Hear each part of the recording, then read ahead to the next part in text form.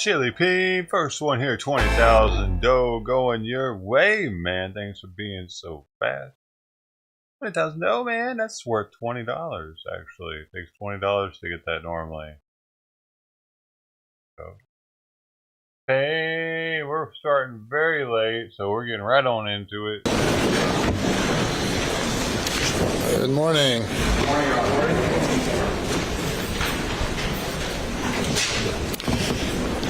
First off this morning, we have to deal with the issue involving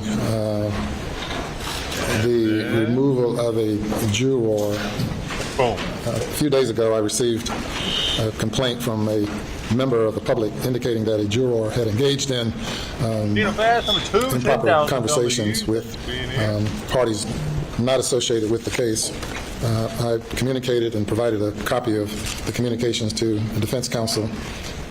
After court, we then met with the juror on the record, and the juror denied discussing the case with anyone not on the jury or with anyone on the jury. She provided information that led us to the court to contact the persons that she was suspected of having conversations with concerning the case. Those individuals were interviewed and provided an affidavit regarding the contact that the juror had with them. We then also brought those two individuals in and had a hearing in chambers on the record in the presence of counsel yesterday, in which both of those individuals waffled on the nature and the extent of the contact. They also provided a recorded interview, or the state provided a recorded interview with the jurors, and I reviewed that interview last night. So the juror has had contact or discussions concerning the case with at least 3 individuals. Though it does not appear that the conversations were that extensive, it did involve the juror offering her opinion regarding evidence received up to that point in the trial that the conversation took place. And in order to preserve the integrity of the process and the interests of both the state and the defense in a fair trial, that juror will be removed and replaced by another juror. I will make a part of the record under seal because of maintaining the confidentiality of the identity of the jurors. I will place under seal the recorded interview, affidavits received, and both discussions with counsel have taken place on the record, and all of that will be made a part of the record in the case. And we'll bring the juror out to inform her that her services will no longer be needed. We will then replace her with an alternate juror. Any additional comments by the state or the defense? Mr. Your Honor, we do not accept from your ruling. I've sat through everything you sat through, and it's muddled, but we would defer to your judgment. However, I think it's important for me to note for the record that the interviews of these 2 people were done by SLED agents, one of whom was named as a witness in this case, and the other who was listed in the notes as being one of the investigating officers. Just to note that, again, SLED has made another bad judgment in this case. I'm not accepting from your ruling. I'm just pointing out that this is just a continuum of a calamity of errors. Thank you. And the court has not had any discussion with any SLED agents concerning this issue. All the inquiry by the court has been directly with the suspected parties involved and with the juror. And this is a matter that this long trial with the intense publicity is certainly, it would be certainly difficult for any individual to not have some exposure outside of the courtroom to information concerning the case, and to also be tempted to engage in discussions with others.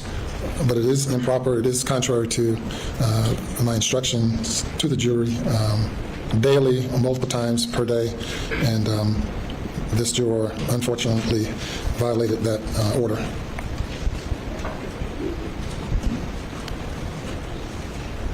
So, if you will bring out juror number 785. Yes. And, sir? He's gone? Let's make sure she brings everything with her. She will, I'm sure. Tony.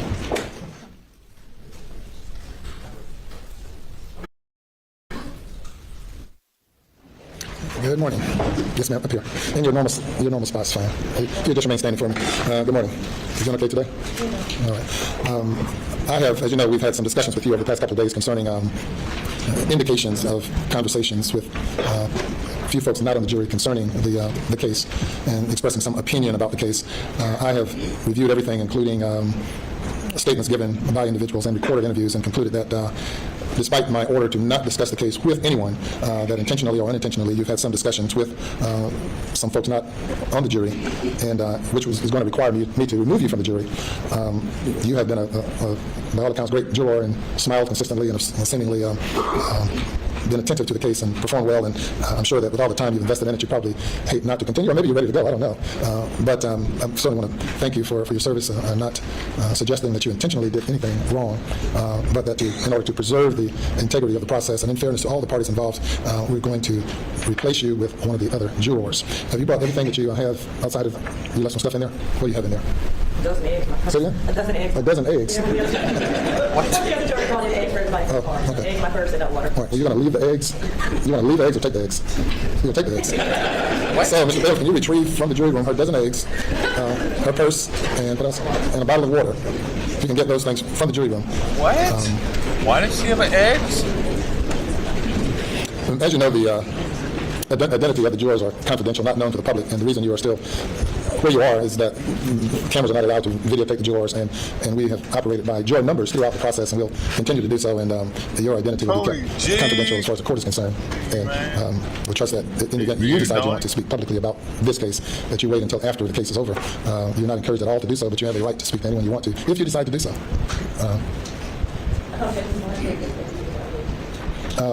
No, I have not spoken with her today, but no, this is not related to, I know we also had some conversation was brought up concerning your ex-husband, but that's not a part of this consideration at all. This is totally independent of any other conversation that he might have had concerning you. That's not part of the order of the court.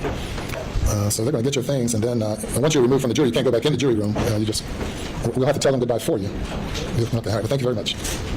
Ed, you can go. Thank you.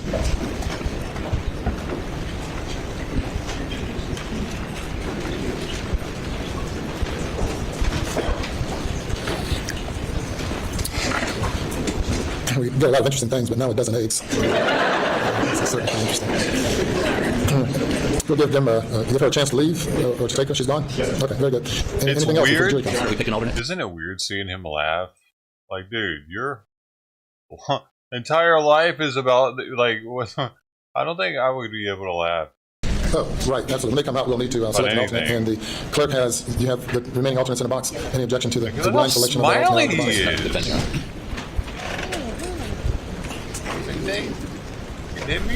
Juror number 254. Juror number 254 will become part of the Can he not get the deliberating death panel at this penalty? point. 254.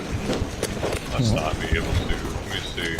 Yes, sir, Mr. Griffin. Your Honor, before the jury comes in, early in my closing argument, we have a blow-up of the photos of Maggie Paul at the crime scene. I'm going to hold it up so that the jury can see, the audience cannot see, but I'm just notifying Court TV that please don't display this blow-up during the proceedings. Thank you. Yes. Oh, sure, I apologize.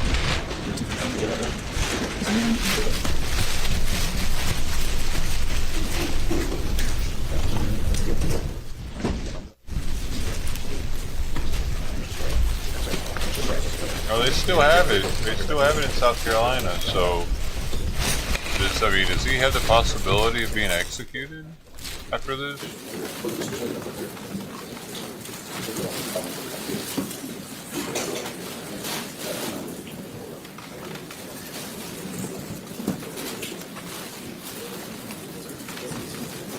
I probably wouldn't know, right?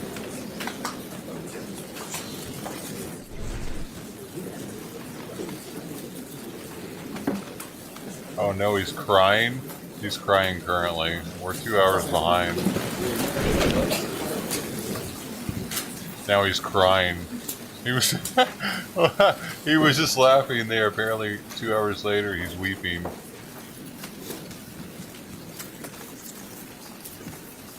Okay.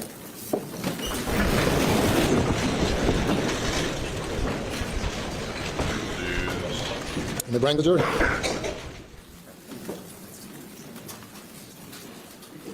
I really can't even imagine being in his situation, dude. Like, he's been in jail already for years, right? And I don't know, he wasn't locked up that whole time, actually. When did they lock him up? When the case started?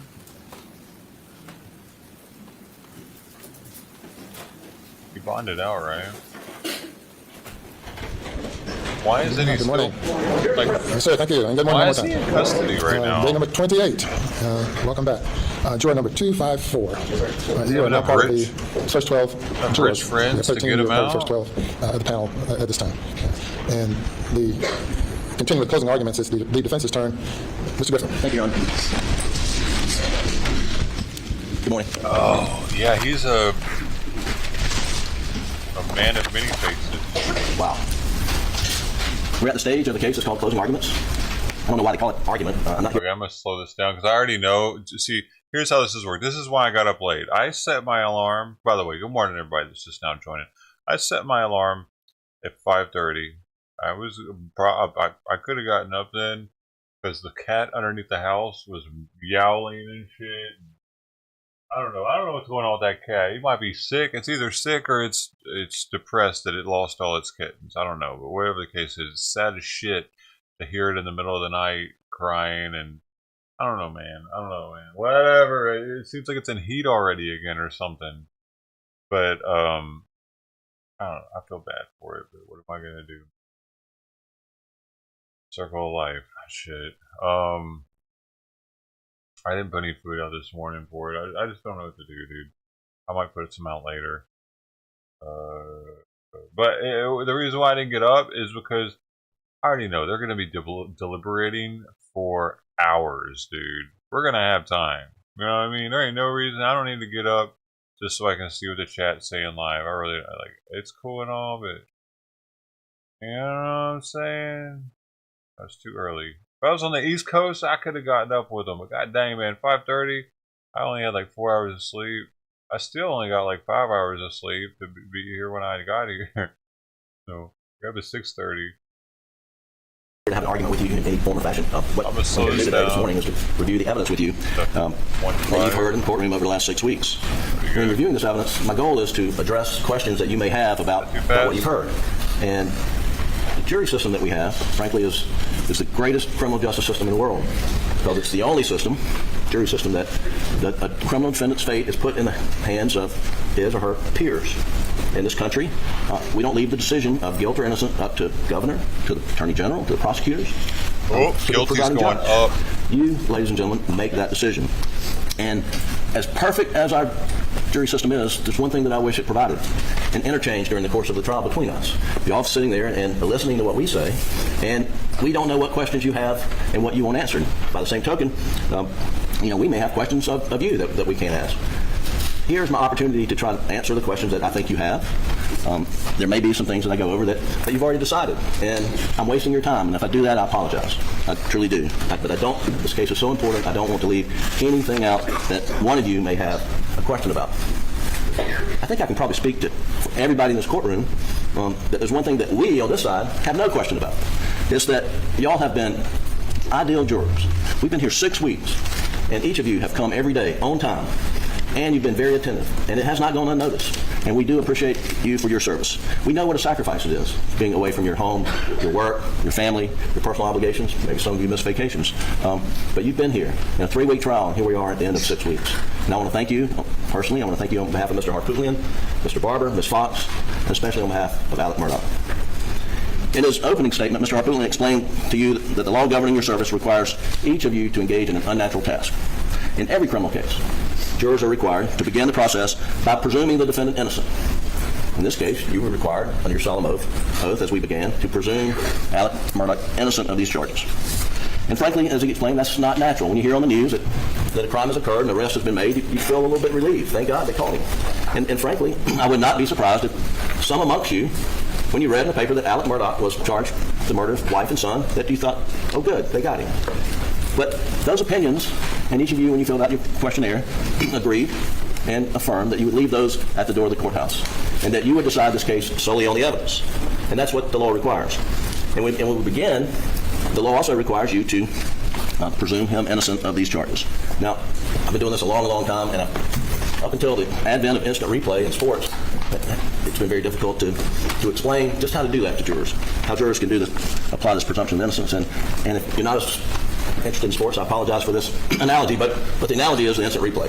Whether you're a Clemson fan or Georgia fan, that on a Saturday afternoon, there's a play called on the field, and then it's reviewed. And under the rules, the call on the field stands unless there's visual, incontrovertible evidence that the call on the field was wrong. We see that every weekend on sports.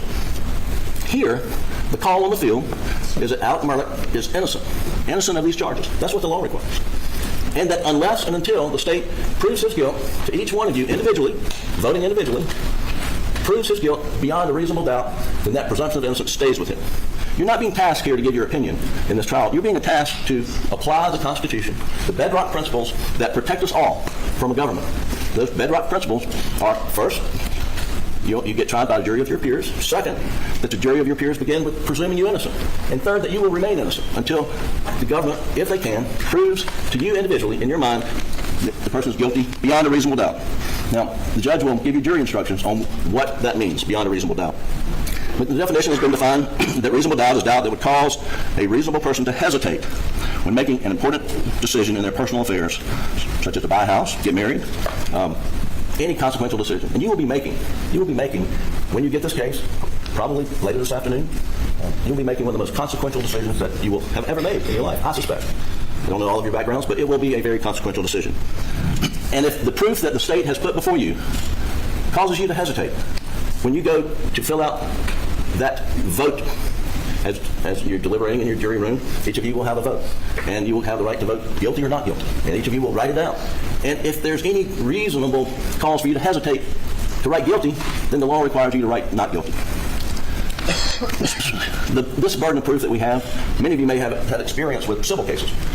And in civil cases, the burden of proof is much lower. And it's called by preponderance of the evidence.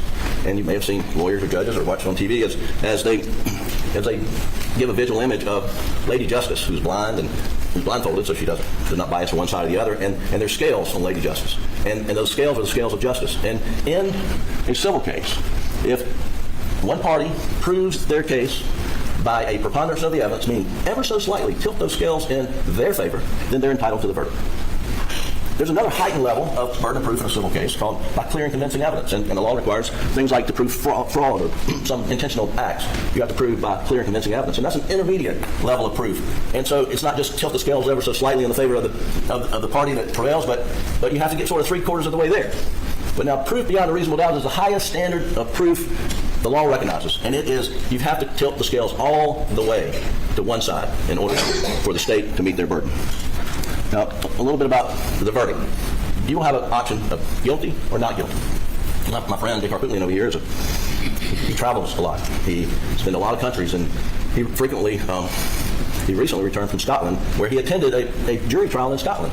And he tells me it's much like this, except the lawyers wear a wig, and I might benefit from something like that. But in Scotland, it runs about the same until it gets time to the verdict in the criminal case. And the jury in Scotland, where we derive our laws from, and they are given 3 options. One option is guilty. Second option is not guilty. And the third option is not proven. Not proven. Now here in America, we have combined the verdict of innocent and not proven into one of not guilty. And so when you go to render your verdict, if it's a verdict of not guilty, it's either you concluded that the defendant is innocent of the charges, or that the government has not met their burden of proof, their heavy burden of proof beyond a reasonable doubt.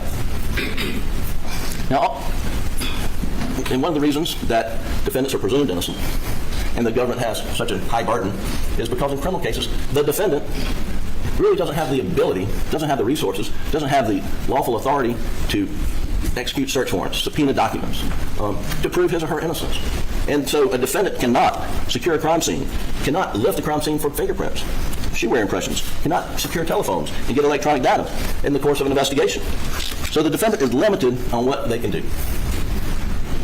In this case, on June 7th, 2021, Alec Murdaugh called 911, and Officer Deputy Green and then followed by other deputies rolled up on the scene. And he is standing on his property.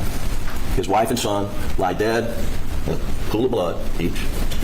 He's within yards of him, and he just put a shotgun down. He just put a shotgun down. And what would that look like? 90 out of 100 cases when an officer rolls up, it would look like the person who had the shotgun and 2 dead bodies may have done it, probably have done it. Certainly is someone who should be strongly considered. And all the officers in this case told you that. Deputy Rutland said, yeah, Alec Murdaugh was a suspect, but there are a lot of suspects out there. Everybody was a suspect. Fair enough. Agent Owen says, well, we had a circle, investigative circle, and it starts with immediate family members if they found the deceased, the victims. So he's in the circle by virtue of calling 911. And that's fair enough. But what doesn't strike us as fair is that the next morning on June 8th, after the gruesome murders of Maggie and Paul, this is what is issued, a joint press release, Colleton County and SLED, that says, at this time, there's no danger to the public. At this time, there's no danger to the public. We have 2 people who have been executed within a yard out there. I don't know, is it 100 yards, 200 yards from Moselle Road? They've been slaughtered. And at this time, there's no danger to the public. Does that tell you that on June 8th, law enforcement had decided it had to be Alec Murdaugh? It's a fair question for you to ask yourselves. It's a question that's not been fairly answered in this trial. We know from June 7th to June 8th, Alec is a suspect, and he's in the circle. And from that day forward, he is at the mercy. He is at the mercy of the ability of SLED to exclude him from that circle. They have the ability to do the forensic work, they have the ability to interview witnesses, and they have the ability to gather electronic data.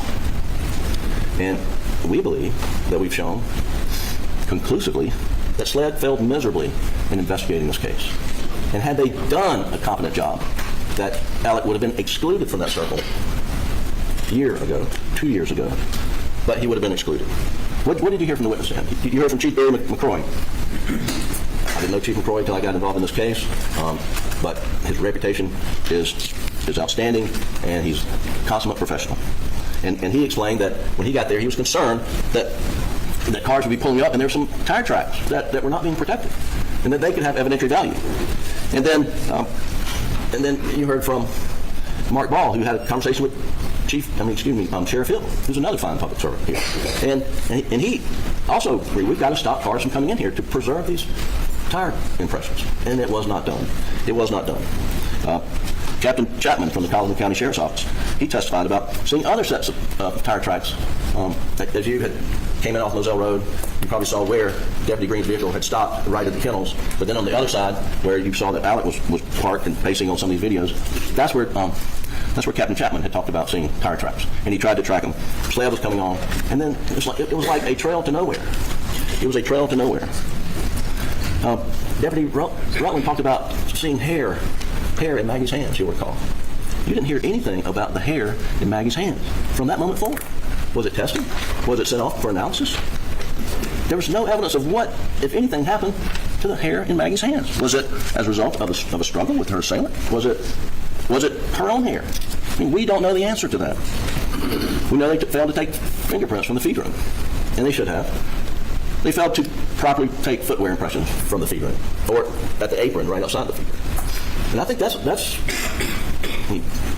I don't think that's uncontradicted. The Agent Worley, who doing the best she can, did not go there to document footwear impressions.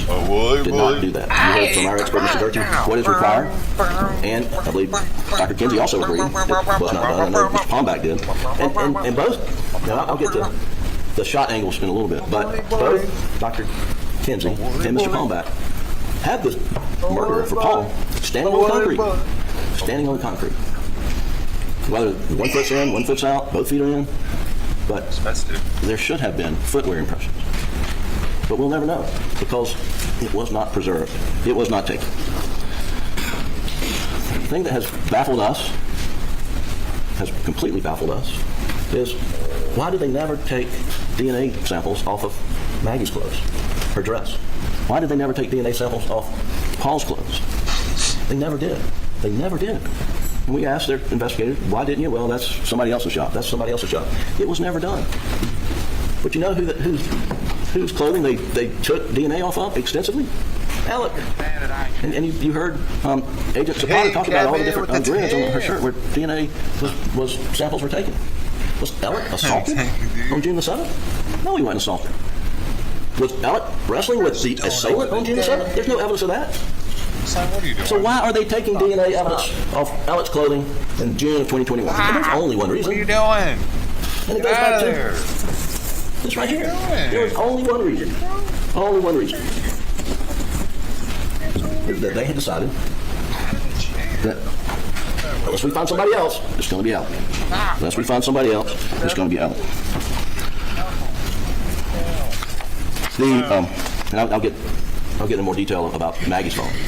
And Maggie's phone was not secured properly. Maggie's phone was, let me just go right into it. Maggie's phone was found on the side of the road in the morning or early afternoon on June the 8th. Whoever killed her threw that phone on the side of the road, without a doubt. Without a doubt.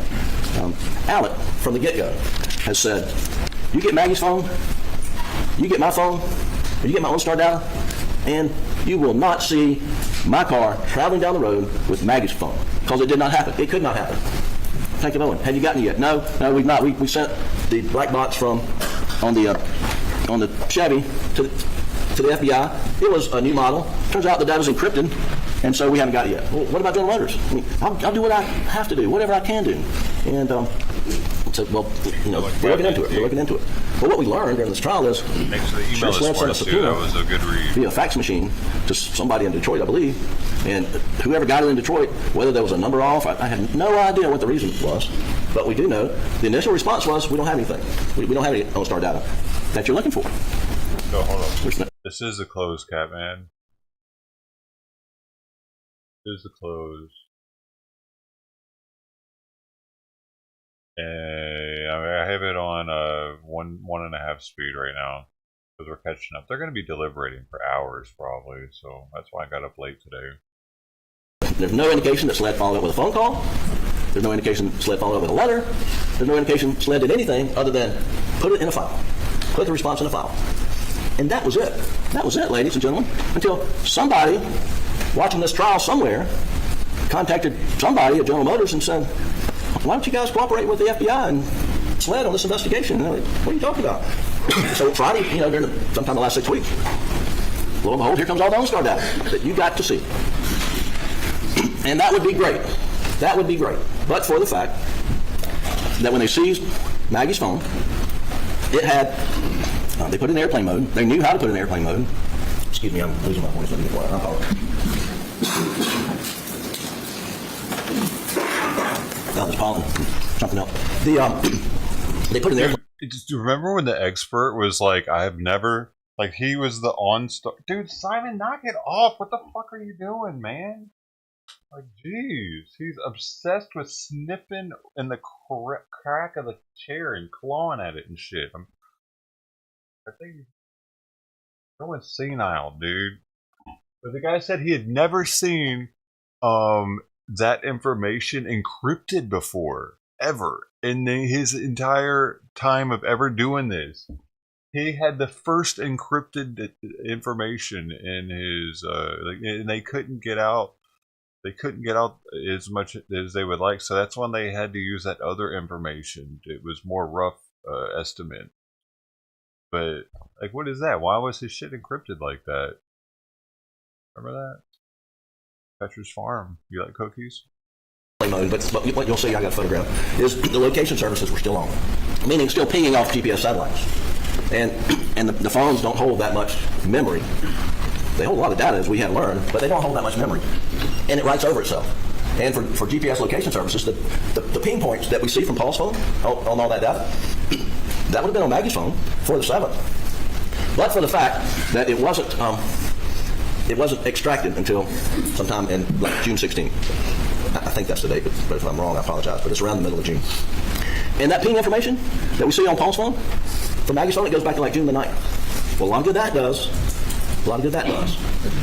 We don't have it. We would have had it had they extracted it earlier. Now, Agent Dove says we didn't have an upgraded software that would read it. It took us a while to get it. I don't know why it took them a while to get it. There's really no explanation about that. But you heard about Faraday bags. Put it in a Faraday bag. So it's not pinging against satellites, not overriding. They didn't do that. And it's lost. Had they done it, I hope we wouldn't be here. I hope. Because I know it would say, because we have enough evidence in the record, and we have to go around our elbow to get to our thumb to get there, but there is sufficient evidence in the record that shows Alec Murdaugh not driving down the road, Moselle Road, with Maggie's phone in the car, and tossed it at whatever time. When he went by at 9:08. I don't know what time they think it's tossed, but that would have gotten him out of the circle. I would hope, but probably not. Because they've been so focused on him. Now, as I mentioned... Dude, hold up. Is that true? They took, his phone too? They didn't take the data soon enough, and it overwrote itself. He's saying if it would have been in a Faraday bag, it wouldn't have had satellite communication, so it wouldn't have overwritten itself, I guess is what he's also saying. That's another way they could have kept it from happening, even though they took too long to get the data. Or was it just Paul's phone he's talking about? Was it his phone they didn't get the data out soon enough? That seems a little crazy. Did that really happen? Because, man, SLED be dropping the ball all over the place on this case, dude. But I still think he's guilty.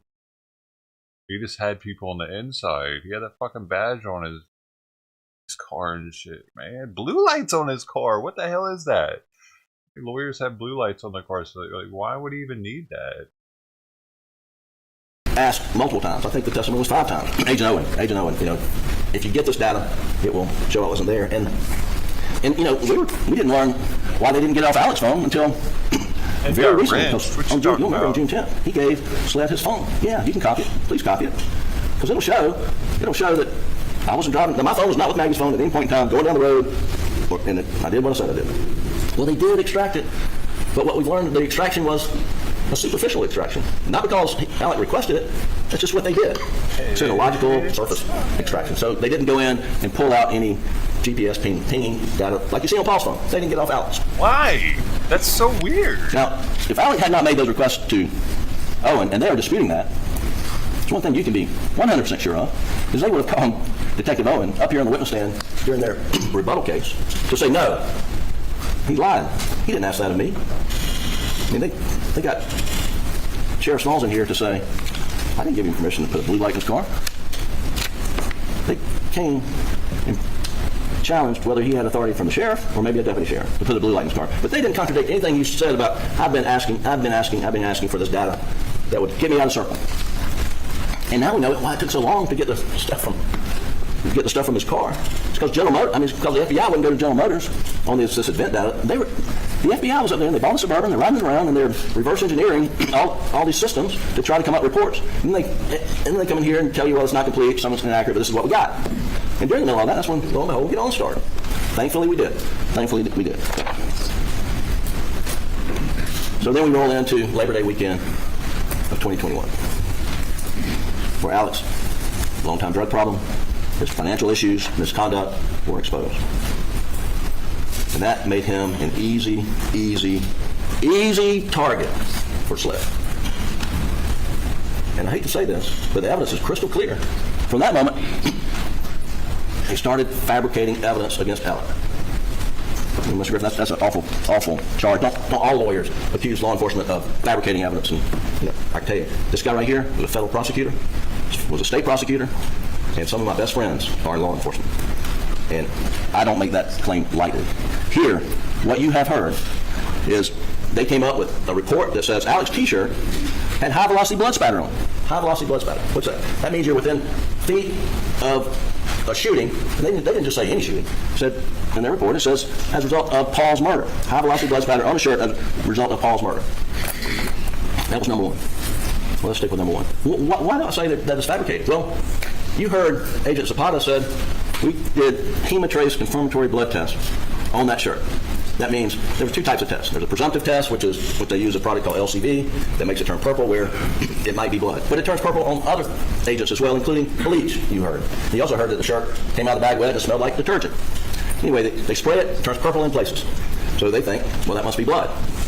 Next thing they do at the Sled lab is they do a confirmatory test to see if it's blood. 0 for 74, not blood.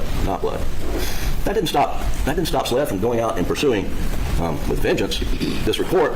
They didn't give the no blood test result to the guy in Oklahoma, and when it surfaced, they had a problem on their hands, and they were pushing it up until this trial. And you heard the testimony from the stand that they went from Mr. Bloody Shirt leading up to this trial to Mr. Clean during this trial, and they asked him. And they raised issues during the trial with Blanca.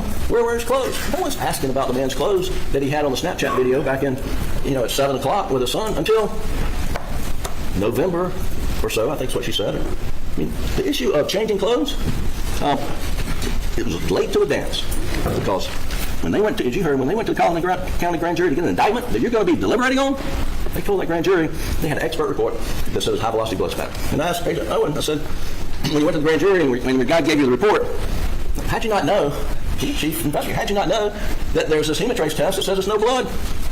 Well, I didn't get the email. I say it in somewhat jest, but, could the dog eat his email? I mean, how does the lead investigator in the case not get the lab report that says there's no blood on the shirt? Now, ultimately it was produced to us, and we were raising Cain about it and saying, how can you say this on one hand and that on the other hand? And here we are with a Mr. Clean theory, that he washed off after brutally murdering Maggie and Paul. He takes a hose and washes himself off and gets in a golf cart, butt naked, I guess, and drives to the house. So that's the blood spatter. fabrication. The other is this blue raincoat with GSR, and you remember that testimony. Shelley Smith, who worked for Ms. Libby and Mr. Randolph, had told SLED after September, after Alec problems had been exposed, after she had a conversation with a Allendale police officer following an accident investigation in which she was in an accident, that on the morning, she said here, as she told you, on Wednesday after Mr. Randolph's funeral, and that turns out to be, I think, June 16th, that Alec shows up at the house at Alameda at like 6:30 in the morning, knocking, trying to get in, and he has a blue tarp. And in this blue tarp, she lets him in. He goes upstairs with this blue tarp. He comes back downstairs. He lays this blue tarp out on Miss Libby's retirement rocking chair in the living room, and then he leaves. And then she leaves to go to her day job. And then when she left, the blue tarp was laying out on Miss Libby's rocking chair. That was her testimony. And so SLED gets that, gets a search warrant, goes to Alameda, and they seize a blue rain jacket. And when they do, they take that blue rain jacket and they show it to just about every family member. Let me get it right quick. That they can think of, and it's Defendant's 87, Doug, if you can pull it up. But they show this blue rain jacket to as many family members as they can get in contact with. And the rain jacket is, and no one recognizes it. No one sees it. No one said Alex ever worn it. No one said Paul's ever worn it. No one said Buster's ever worn it. No one said Maggie's ever worn it. Have not seen this blue rain jacket. Have not seen this blue rain jacket. One more thing about this blue rain jacket. When they did the search at Alameda, John Marvin was there. And John Marvin asked him, "Did you find anything?" And they said, "Well, we found the blue rain jacket back on the property. And he said, "Well, my dad drives a buggy around, and maybe it fell off the back of his buggy." Clearly, John Marvin was understanding that it was back on the property. And then they asked him to come look at the blue rain jacket, and he was told it was found in the closet. And he said, "That didn't sound right," and they never clarified it. Now here's a picture. I'm not going to put it up, but I'm going to. 411 is a picture of this closet, and you can see the blue rain jacket is just sort of folded up and stuffed down here at the bottom right. That's the blue rain jacket. And apparently right before this trial, they showed Shelley Smith this picture and says, "Does that look like the blue tarp you saw?" She said, "Well, yeah, sure, it looks like it." They never showed her this. And she said, this is page 87, it's on the screen. She'd never seen this. But they did GSR testing on this. He says, "Whew, that's hot. It's hot." A lot of GSR on that. Manufactured up, ladies and gentlemen.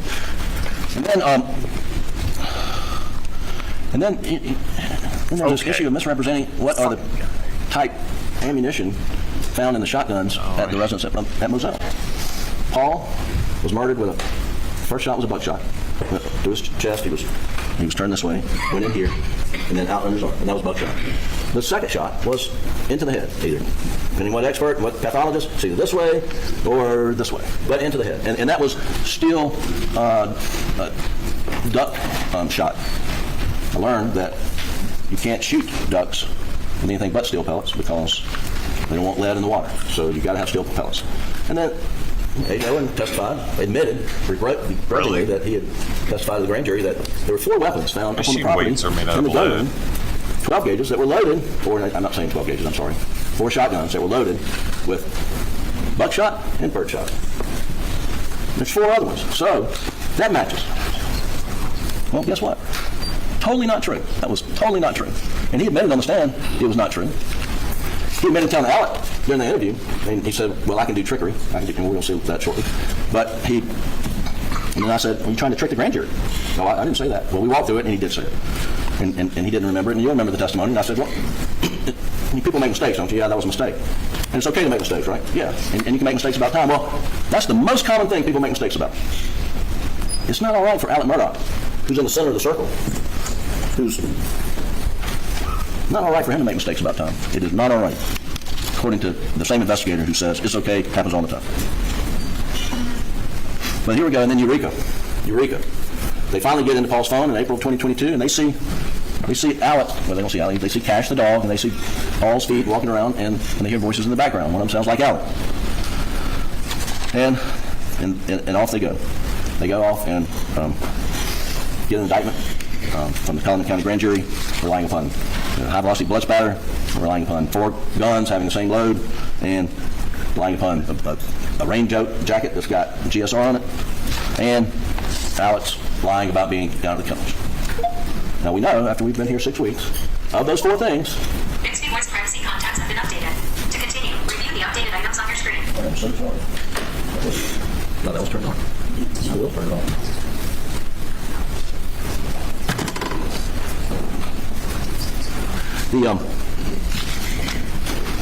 What we know is 3 out of those 4 things that was presented to the Collin County Grand Jury that you're going to be deliberating on for the indictments that return aren't true. No blood spatter, no GSR rain jacket that's ever been connected to Alex whatsoever, and there's no loaded gun. So we're left with the lie. We are left with the lie. Now, Alex lied about being down at the kennels in Almeda. And why did he lie? And that is certainly a fair question. And that's, and frankly, I probably wouldn't be sitting over there right now. He had not lied. But he did lie. And he told you he lied. And he told you why he lied. He said he lied because, I'll tell you, he lied because that's what addicts do. Addicts lie. He lied because he had a closet full of skeletons, that he didn't want any more scrutiny on him, which is the most ironic thing in the world because depending on which day of the week, their theory is that he slaughtered his wife and son to distract from an impending financial investigation. But he puts himself in the middle of a murder investigation, and he puts himself in the spotlight of a media firestorm. That's their motive evidence, so we'll get to that. But he lied. He lied because of his drug paranoia kicked in, and he was clearly in the throes of addiction. He lied for all those reasons. But what he didn't lie for is because he was covering up the fact that he killed Maggie and Paul. Oh, he lied. That is not the killed reason. Them, bro. He did it. Fucking weirdo. Doug, will you play the dog kennel video, please? He's got to know I'm he's going to play the dog kennel guilty, video. right? Please listen to the voice. I think defense lawyers just play stupid so that they don't feel as, I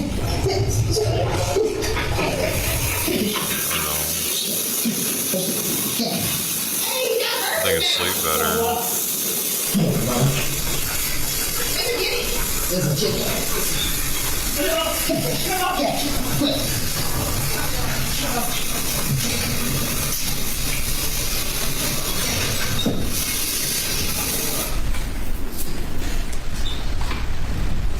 4 minutes later, the state would have you believe that Alec Murdaugh up and blew his son's brains out of his head. Was it really 4 minutes later? After having that conversation about Bubba having a chicken or guinea. 4 minutes later.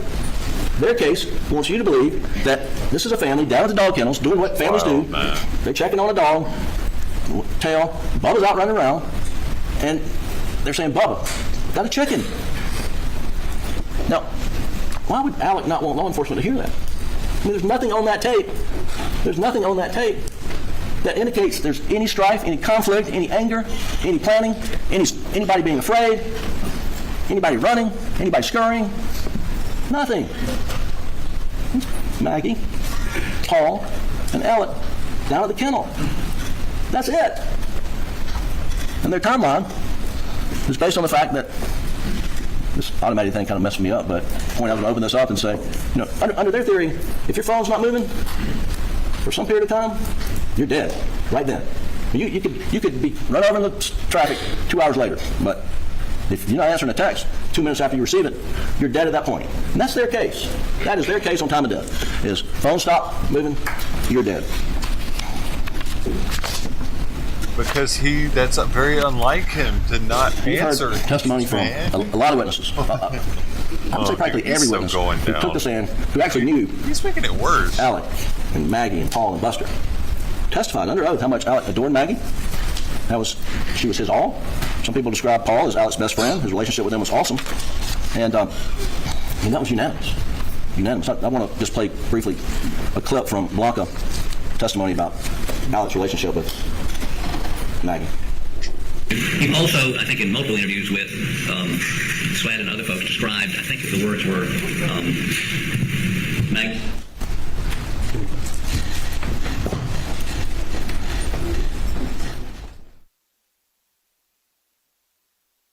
Did you hear about one of his housekeepers fell and died while he was waiting on this case to start too?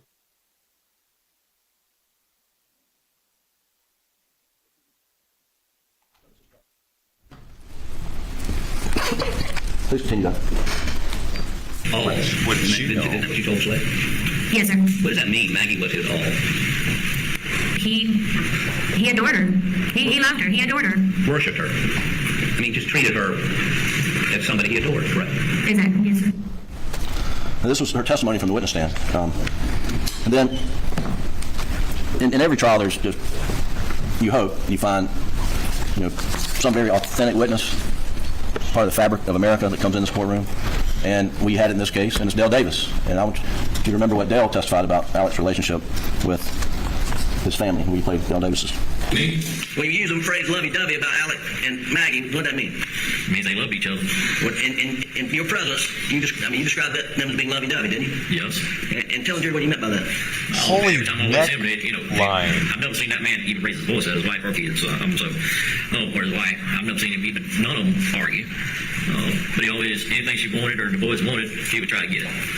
And what was your observation about the relationship with Paul? They like to hunt and fish together. I mean, they drink beer together. Okay.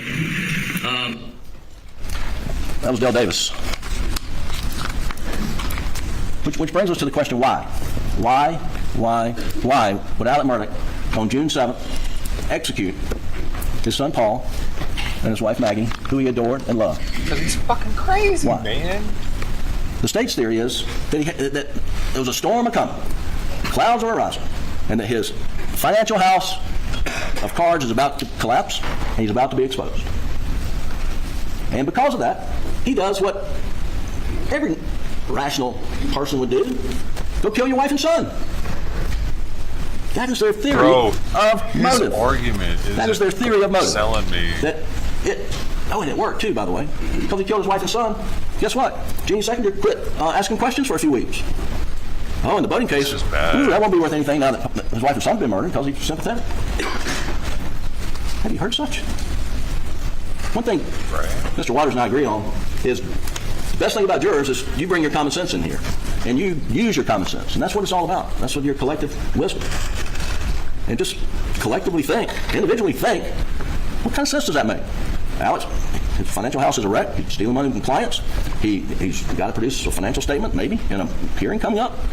And his dad goes back in the hospital that day. His dad goes back in the hospital that day, and he hopefully dies a few days later. Okay, so I get a call. Jeannie comes in. My dad's going to the hospital. Paul's coming home. That'd be a good time to kill Paul, wouldn't it? That is their theory of the case. And if you don't accept that, beyond a reasonable doubt, ladies and gentlemen, I submit the verdict has to be not guilty. Because there's no reason for him to do it. No reason whatsoever.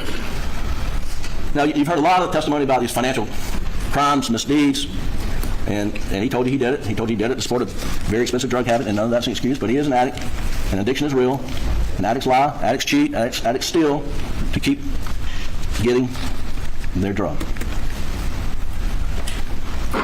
The evidence was permitted in this case for you to hear solely to consider, did he murder his wife and son because he had this storm a-coming, that he was going to be exposed? Is that why he murdered? That's what they say. That's why he murdered, and that's why you're allowed to consider it. Now, Judge Newman in his jury instructions will tell you that's all you can consider it for. You can't consider it by saying, man, I never knew he could do that. So if he could do that, he must be able to do the most heinous crimes in the world. Kill his wife and son, execute him style. I mean, that's a no-no use of that evidence. The only permissible use of the evidence is that sufficient provocation, motive for him to kill his wife and son? Was it sufficient motive, not provocation? And the evidence in the case is that there was no impending financial doom on June 7th. June 7th was a day which, frankly, was no different than any other day in the frenetic lifestyle of Alec Murdaugh. He had so many balls in the air, and even I forgot his paralegal's name, and I apologize to her. I think Christy. She said he would come in like a Tasmanian devil. I mean, he was frenetic.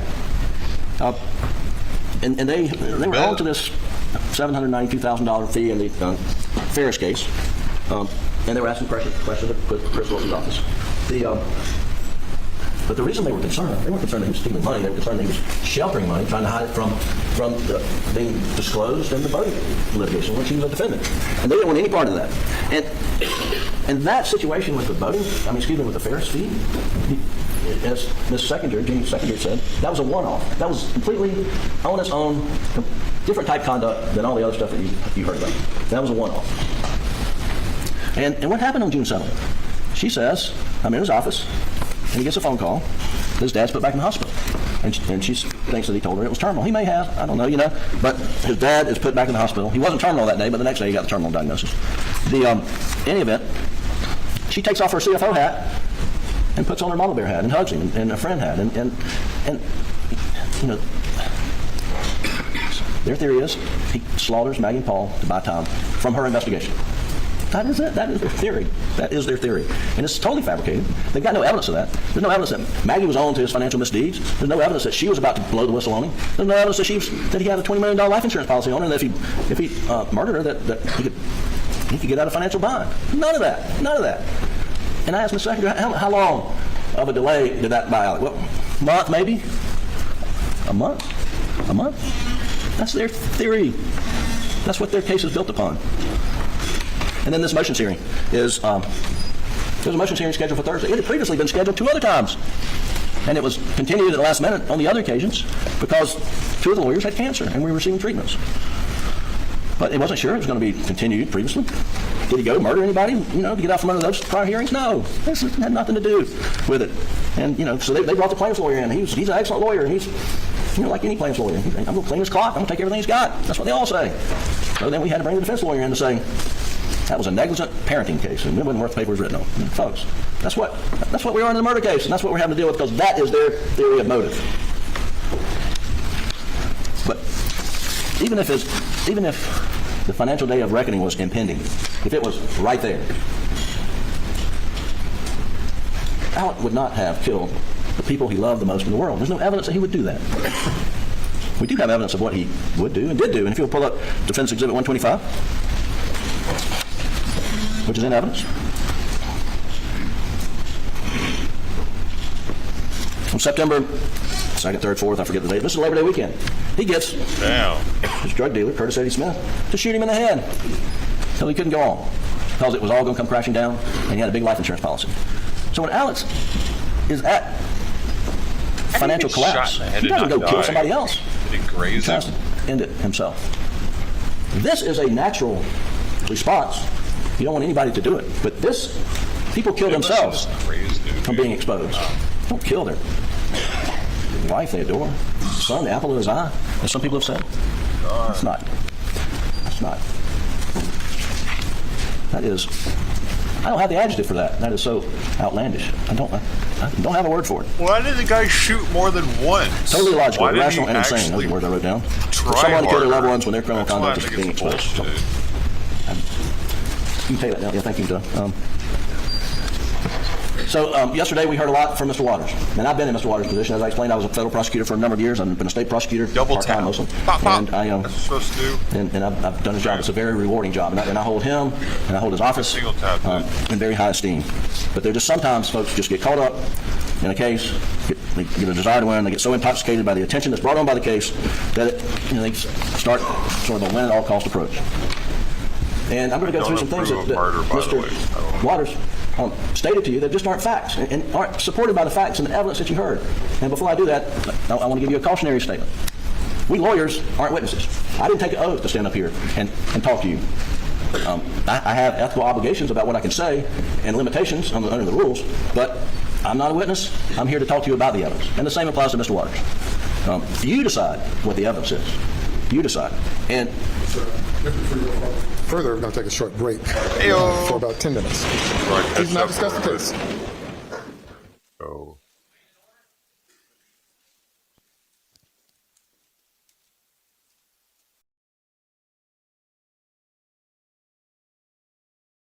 You do this. June 7th, the question why. To Jim Griffith questioning as to why Alex would lie. Why he did this. It brings us to the question.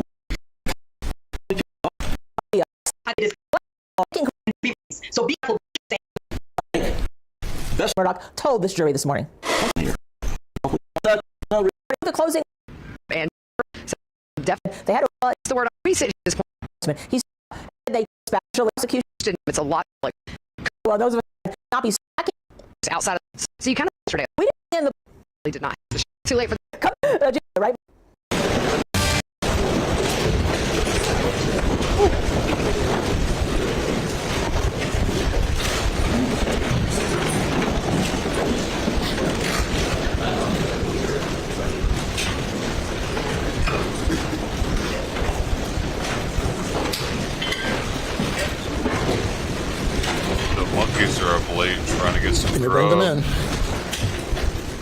time is it? 3 in the morning. This Bucky's still trying to get treats out of that thing. Midnight snack. Early monkey gets the treat.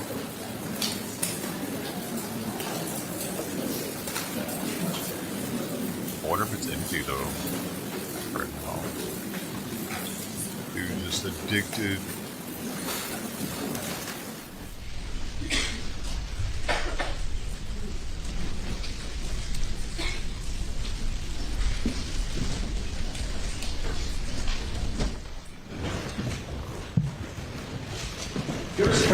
All right, thank you. You may continue. Thank you, Your Honor.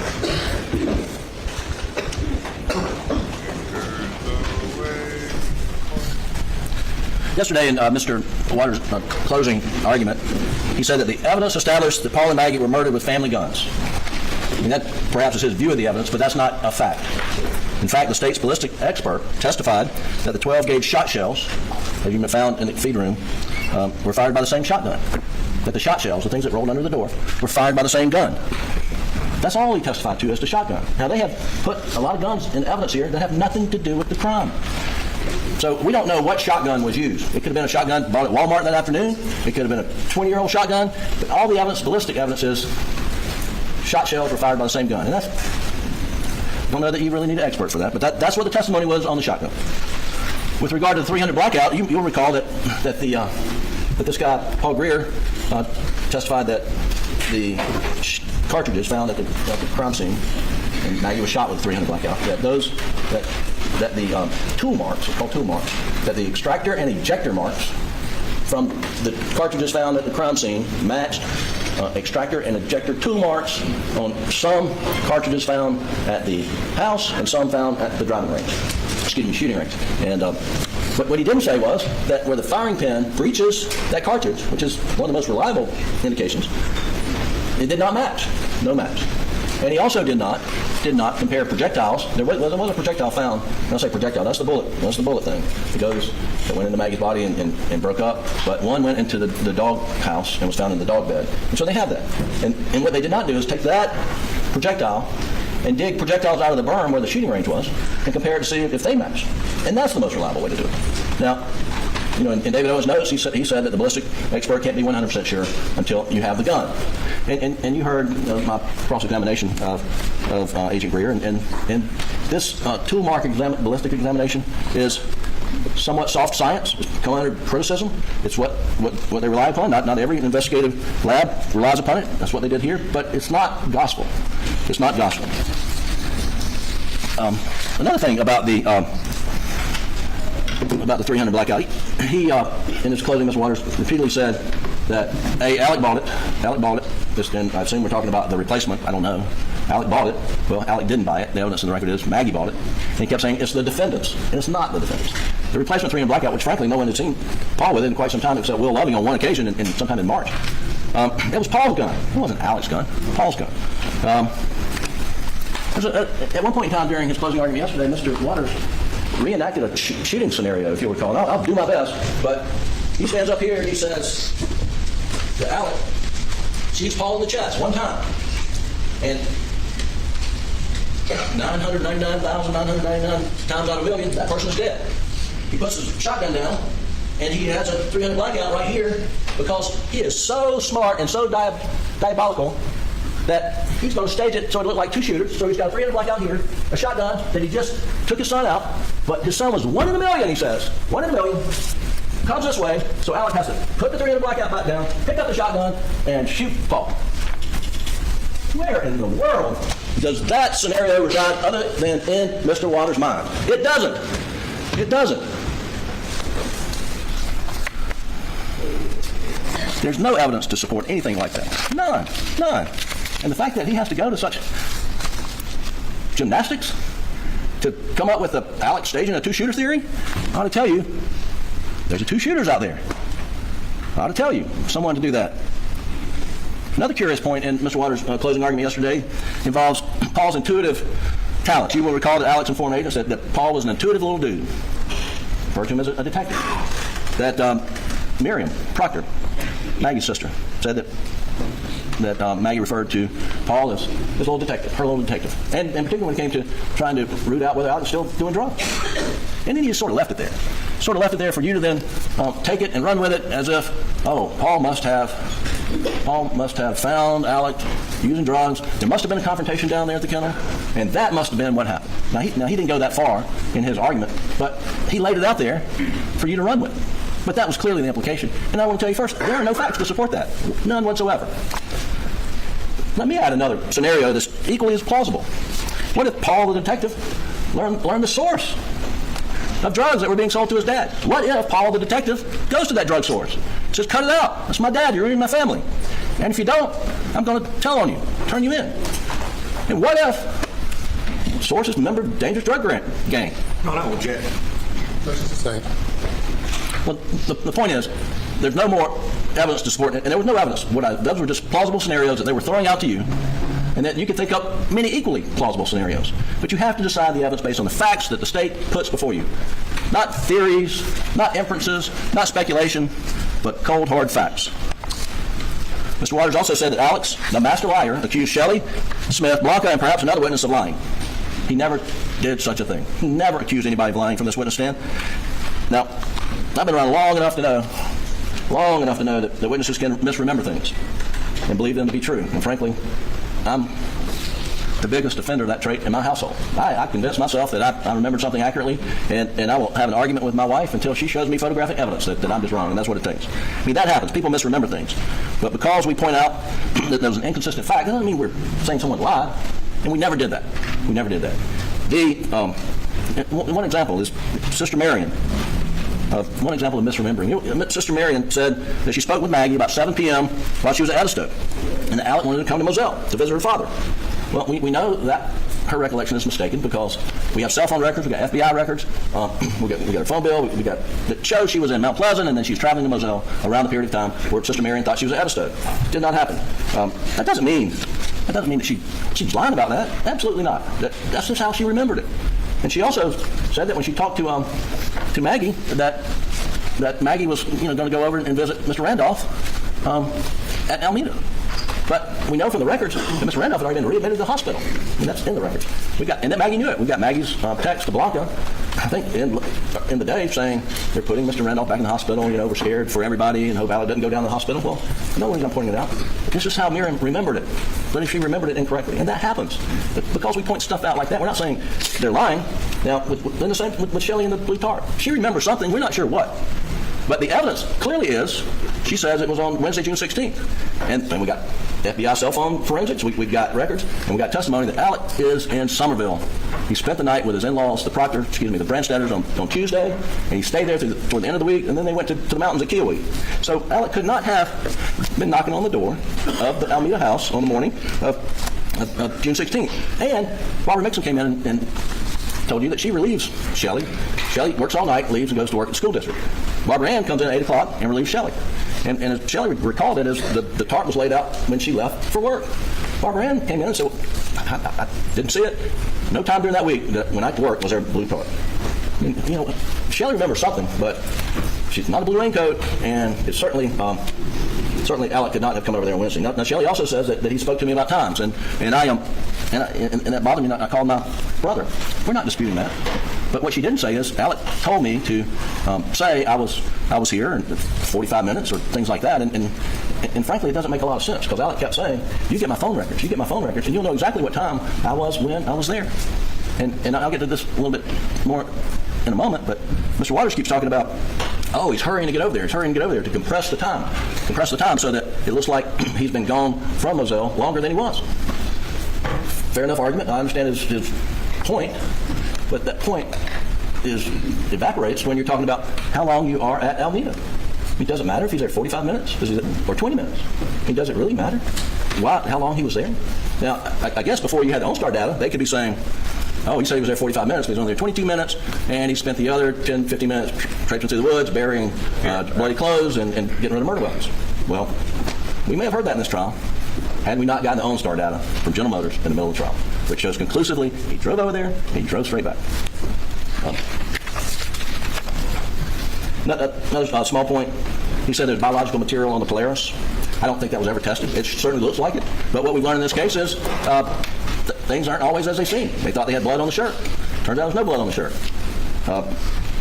And that this biological material showed that Maggie was running toward her baby. Now, I don't know that there's any evidence which way Maggie was running or what she was running to. There's not. I mean, it's a fair inference.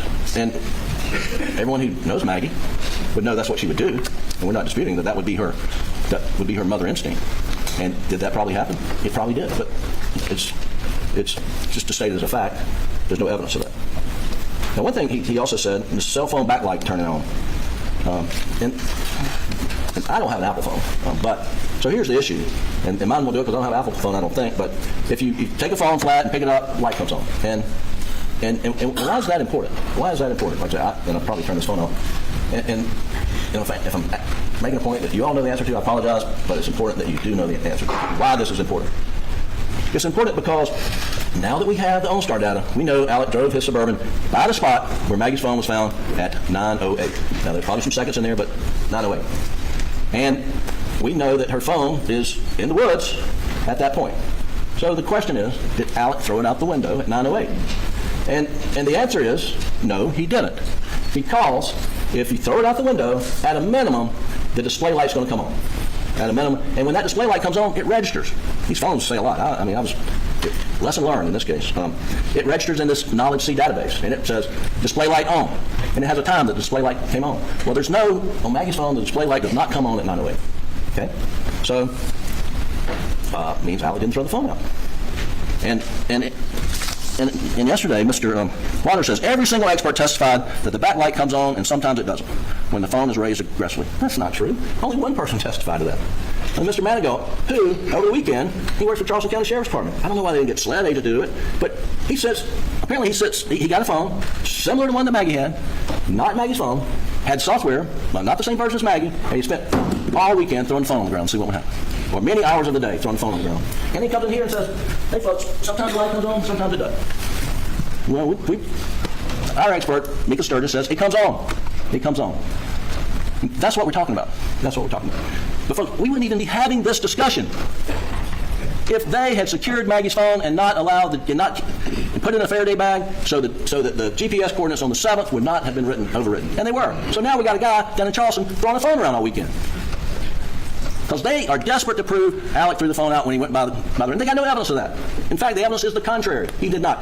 And the evidence supports everything that he had said from the day he had that interview, or a couple of days. You get the OnStar data, you get GPS data, you get my GPS data, and you'll know I'm not traveling with her phone. Never got it. Wrote over it, and now we've got a guy tossing a phone in an office. Doesn't even work for SLED. Not every expert says that. The guy, Stephen said that's not his area of expertise. So, let's see if I did all.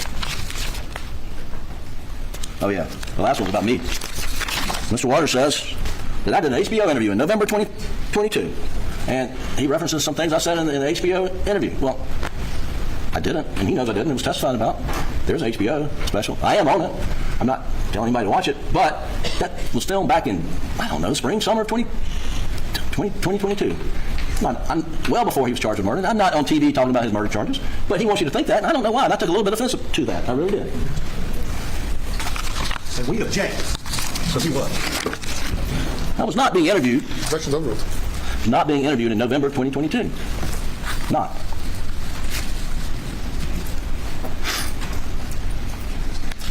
So I've asked why. They can't answer that. They don't have an answer as to why. Now how? How could Alec, in the time period we know, we're going to get to it, but how could he have butchered Maggie and Paul without leaving a trace of evidence within a matter of minutes? How? We went from why, now how. And the answer to the how is he couldn't. But this is the wrong question to be asking yourself. Because the question that you are tasked with answering is, has the state presented evidence that proves beyond a reasonable doubt showing that Alec butchered Maggie and Paul without leaving a trace of evidence, all within a matter of minutes? In a matter of minutes. Have they proven evidence? Do they present evidence of that? Proof beyond a reasonable doubt. He was able to make bloody clothes, bloody guns, who knows how much, whatever, disappear in a matter of minutes without leaving a trace. Without leaving a trace. Of course they have it. A reasonable doubt is doubt that causes a reasonable person to hesitate in one of the most important decisions of your life. And here, the There's no direct evidence of Alec doing anything other than he's at the kennel, 8:44, and it's just pleasant family talking about Bubba the dog getting a chicken. So the state's trying to weave this story of his guilt based upon circumstantial evidence. And the judge charged on circumstantial evidence, and I have no dispute with what the state put up here yesterday, because that's the law, and you're going to get it. He's going to give you the written document with the charge. And you will see in there that when they rely upon circumstantial evidence, it's as good as direct evidence, but there's some things that it has to do to be as good as direct evidence. And what it has to do, the circumstantial evidence, is that the circumstances must be consistent with each other, and when taken together, point conclusively to the guilt of the accused beyond a reasonable doubt. If these circumstances portray the behavior of a defendant as suspicious, the proof has failed. That's circumstantial evidence. So what are the circumstances that the state relies upon? Well, he was at the kennel at 8:44. Paul last used his phone at 8:48. He replied to a text with a friend about a movie recommendation. Maggie's phone locked for the last time at 8:50. Actually, it's 8:49 and 50 some odd seconds, but 8:50.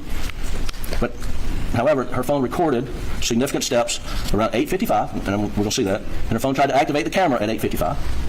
And it registered an orientation change at 9:06. And I think you pretty much understand orientation change, but when the phone goes from landscape to portrait or Mrs. That beats me, but goes from that to that is an orientation change. And the phone will tell you. So it did that at 9:06. And they've got 300 shell casings, extractor and ejector markings matched with casings found around the house and shooting range. So that's pretty much it. And then of the circumstantial evidence of his guilt. Now they want to say, well, he lied about it, so it's consciousness of guilt, but I'm talking about what evidence they have, put all the circumstances together, prove he shot and killed Maggie Paul, and that's pretty much it.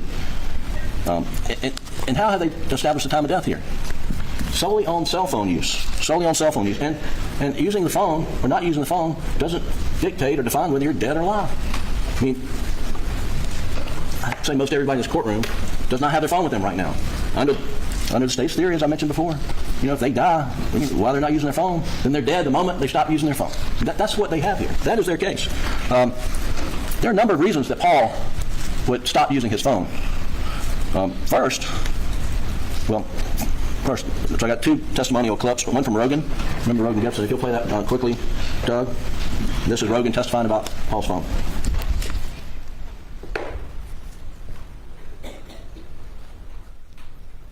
You were asking a little bit about Paul's cell phone usage. He was on a lot.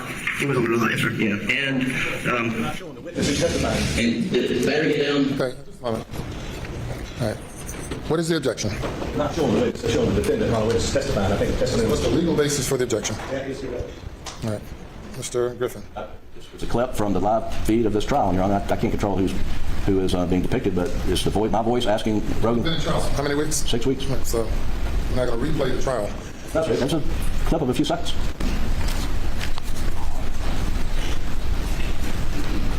I sustain the objection. All right, down to it. So you will remember that Rogan said that when Paul's phone, and by the way, if you don't remember and you have questions about it, when you're in jury deliberations, you can always ask to have testimony replayed for you. Can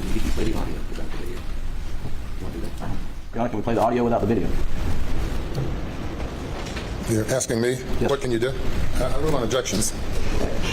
Can you play the audio then, please? You asked a little bit about Paul's cell phone usage. He was on a lot. He was on a lot, yes, sir. Yeah, and did the battery get down low pretty regularly? Yes, he would let his phone die sometime where he would lose it. Well, and when it would get down low, did he have a habit of not using it to try to keep him going all the way out?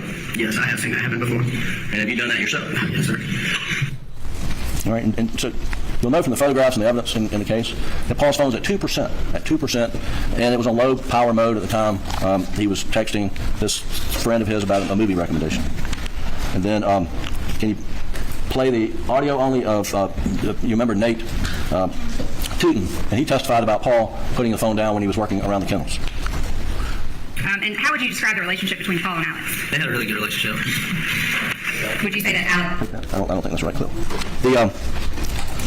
So Mr. Tootin testified that when Paul would work, he would put the phone down, forget where it was at times, and that it was pretty common for him to put the phone down at the kennel so he wouldn't get it wet. And you recall Dale Davis, they brought him to the stand. I think they brought him to the stand to make it seem like the hose was unraveled and then it was used and put back. And we know from the video, and you can see it again, the dog kennel video, we pointed out the hose is on the ground outside Cash's kennels.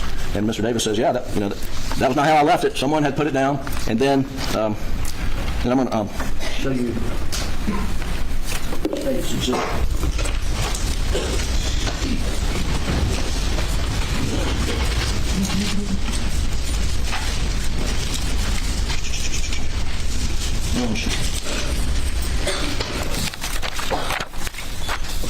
Got it right here. Doug, can I have the Elmo, please?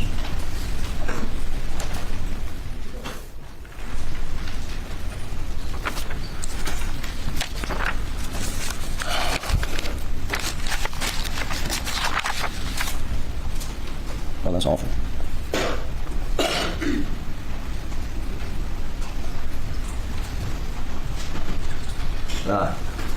Just give it to me, please. Ladies and gentlemen, you'll have back in the jury room State's Exhibit 503, which is a picture of the dog kennels from the murder scene. And what I'm pointing out on top of these two kennels are dog beds. You'll see Exhibit 503. The dog beds are up here on top. And you recall Dale Davis says that when you clean out the kennels, hose it down, you put the dog beds on top. On top. So it's pretty clear from these photos, this photo, that Paul and or Maggie had sprayed out those dog runs and put the dog beds on top, and put the hose away. Alec testified that Bubba and Grady had on collars, and we see the collars in State's 45, and so their collars hanging here, but their collars hanging here, and then there's collars here, and the dogs don't have collars on them in the dog picture. So it's a fair conclusion that after Alec left, when he said he left, that Paul puts Bubba up, Paul puts Grady up, after cleaning out the kennels, and then he goes back into the feed room to get his phone, where he was confronted. Or sometime later it happened. I don't know. But they were relying upon cell phone usage for time of death. The coroner said he did the armpit test, which is no test at all. It's just a guesstimate. Can you pull up in evidence? Now I want to talk about Maggie's phone and Defendant's Exhibit 158, please.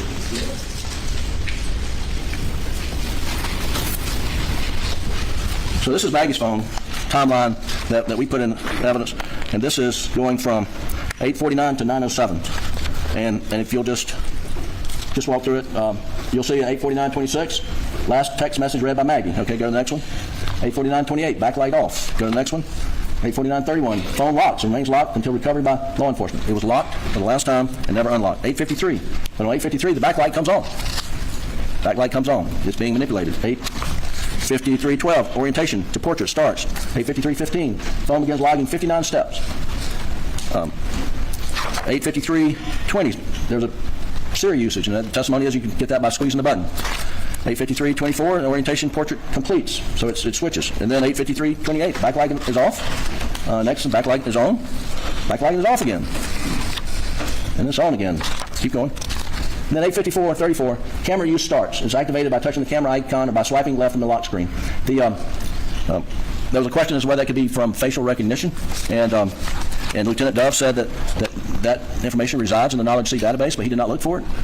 Michael Sturgis, our expert, looked for it, found it, and came and told you that was not a facial recognition miss. It was from intentionally activating the phone only for 1 second. Go to the next slide.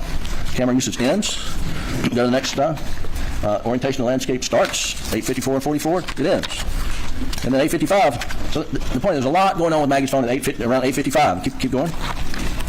Keep going. And then at 9:03, the backlight goes off. And at 9:04, there's a missed call from Alex. And at 9:04:23, the backlight's off. And 9:04:41, the missed call from Alex ends. So let's back up to, let's go to 9:04:23, missed call from Alex. Okay, and this was the testimony on 9:04:23, and it's important. Alex calls Maggie. And when that happens, you would her backlight was on. Go back one more. So her backlight is on at 9:03:52. At 9:04, missed call from Alex starts. At 9:04:23, and instantaneously, the backlight goes off. Now, you heard the testimony of that means when that call came in, someone pushed on the side to stop the call. Now was that done by Maggie because she was over on the other side of the workshop where we see those footprints that we heard about that were never really analyzed, and that she didn't want any noise coming through? Or was that some bad guy or bad person has Maggie's phone and stops the call? But something's going on with her phone at 9:04, I'll tell you that. And then at 9:04, the next one is missed call from Alex ends. 9:05, backlight on. 9:06, orientation changes to portrait. 9:07, incoming call from Alex. 9:06, 14. Keep going, Doug. And 9:06:52. Keep going. And then at 9:07, her phone stops. We're good.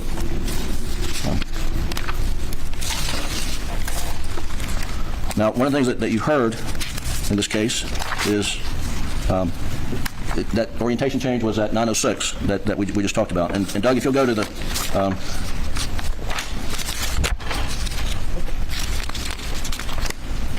if you go to Defendants 156, please. And so these are Alex steps on his phone that were registered during this time period. And if you'll go to entry, if you look at entry 28, and if you'll pull that out, Doug. All right, so 28, this is between 9:02:18 and 9:06:47, and this is the time period that Mr. Waters in his argument said was scurrying around because he took, can you just bring it back a little bit more, please? So can we do it so we can see the whole line? Just that's fine. So that so here we see line 28 between 9:02 and 9:06.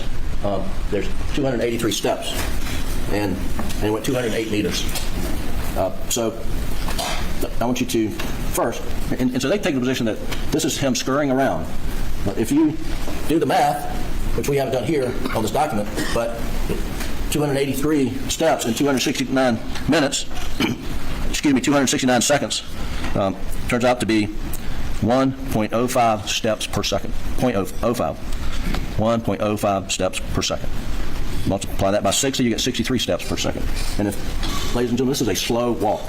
1 step per second. 1001, 1002, 1003, 1004, 1005. This is Alex scurrying around, according to the state's case. And if you look at the distance in meters of the last, when he gets, I guess, to the house at 7:55 to 8:55, he goes 203 meters before it stops registering.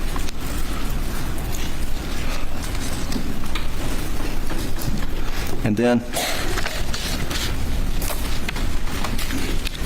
one thing you will remember during this time period, between 9:02 and 9:06, and 9:06, Maggie's phone has an orientation change. Her phone has moved from here to here, but what her phone doesn't have, go to the second page, what her phone doesn't have are steps. Are steps. And Lieutenant Dove testified that, yeah, it doesn't look like anyone, like, that her phone is moving at 9:06, but there's no steps being registered. Alec is walking from 9:02 to 9:06. So, there's the reason that Alec is not walking with Maggie's phone. That's the timeline data that I wanted to review with you. The if you'll go to Exhibit 524, Defense Exhibit 524, please. I think it's, yeah, State's 524. I'm sorry. Do you have that? So if you'll go to the slide where no, sir, not 38. Do you have the whole document or you don't? Okay, we'll drop that. Okay. Well, I mentioned earlier, and so State's Exhibit 524 is all the OnStar data. You will see there that he goes by the spot at 9:08 where Maggie's phone was found, and there was testimony that he sped up after he went by there. He sped up to like from 42 to 45 and went back down to 44 miles an hour when he went by there. He's not speeding up when he goes by the area where Maggie's phone was found whenever it was tossed. And then they have chart or slide that talks about how long it took him to get over there and the speeds that it took. And Mr.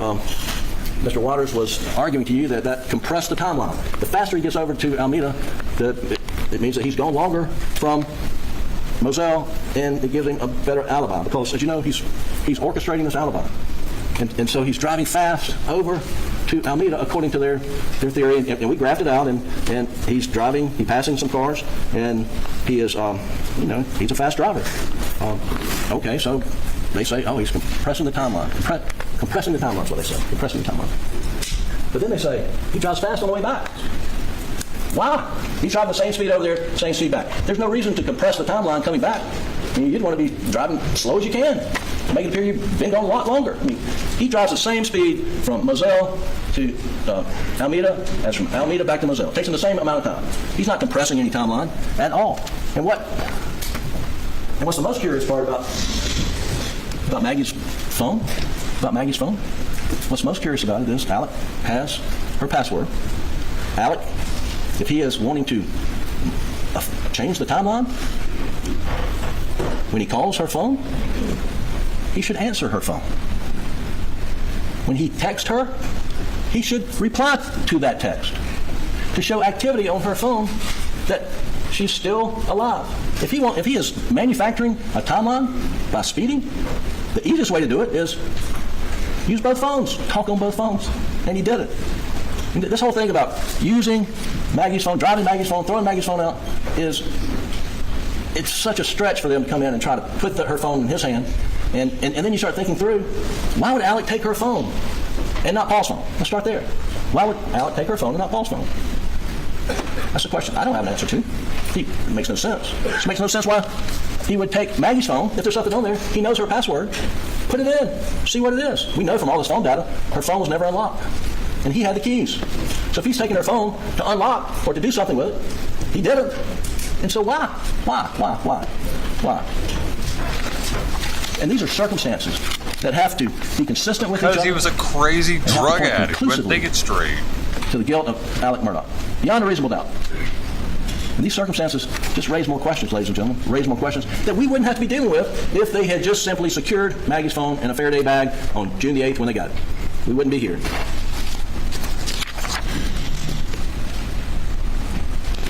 So we do know from the timeline that Alec left the property at 9:07. Were they killed before he left?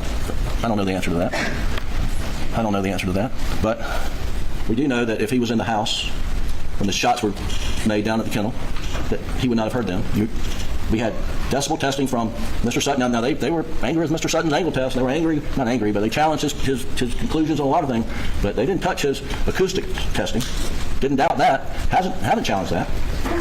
And so if he's in the house and the shots are ringing down at the kennel, he doesn't hear it. Now, they say that sometime after 8:44, and they peg it 8:48, 8:50, because that's when Paul last responded to a text from this friend of his, but they ignore the fact that it had to be cleaned up, and I think Buster testified that takes 10 minutes at least to get the dogs in, clean up, et cetera. And then there's all this 8:55 stuff going on Maggie's phone. But let's take him at their theory at 8:50, after having a pleasant conversation, talking about is it a guinea or is it a chicken, and Bubba, all right, so 4 minutes later, let's go ahead and kill my wife and my son because I got questioned at the office today by Jeannie Second. Okay, that's their case. So let's run with it and see where it takes us. Well, it takes us that he leaves the property at 9:07. So from the moment, if he's got, if it happens at 8:50, he's got 17 minutes. 17 minutes. He would have to be a magician to make all that evidence disappear. As you heard, under either Dr. Kinsey or Mr. Palmbach, Dr. Raymer and Dr. Kinsey, Mr. Palmbach and Dr. Eisenstadt, either way, the shooter's covered with blood on Paul's shooting. And that's what all that testimony was about. It wasn't about trying to figure out who's got the right angles. The whole point of that is, while we end up having to get our own experts, is to prove the shooter is covered in biological material, covered in blood, covered in everything because of the blowback. And it wasn't until on reply that Dr. Kinsey said, there'd be blowback under my version too. Blowback meaning blood, biological material from killing Paul. So the shooter's covered in blood. The shooter's gun is covered in blood. And that there's not sufficient amount of time to clean all that up. make all that disappear, and then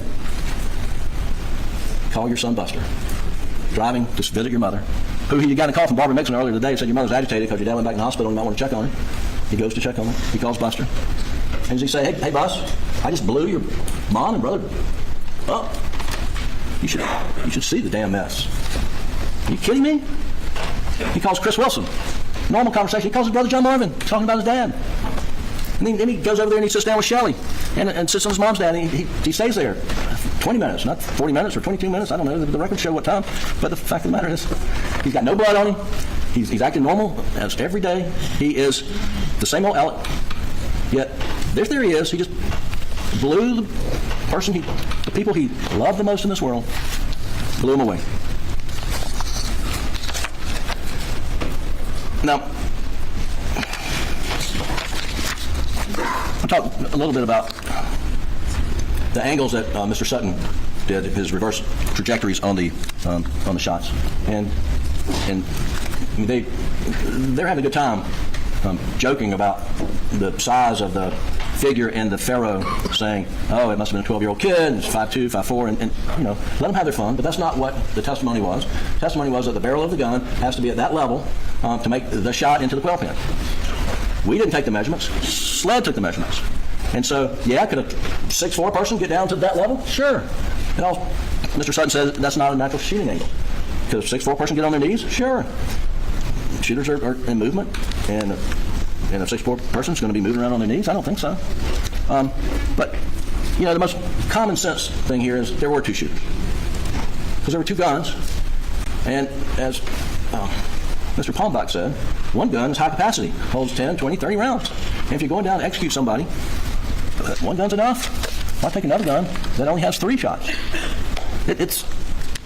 And Dr. Kinsey agreed with the angle coming out of the quail pen, so that the angle puts it pretty far away from the door of the feeder in where Paul's killed.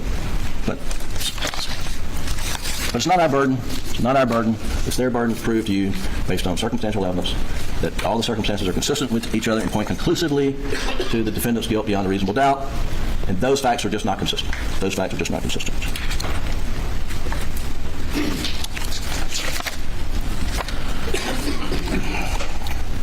I want to say a word about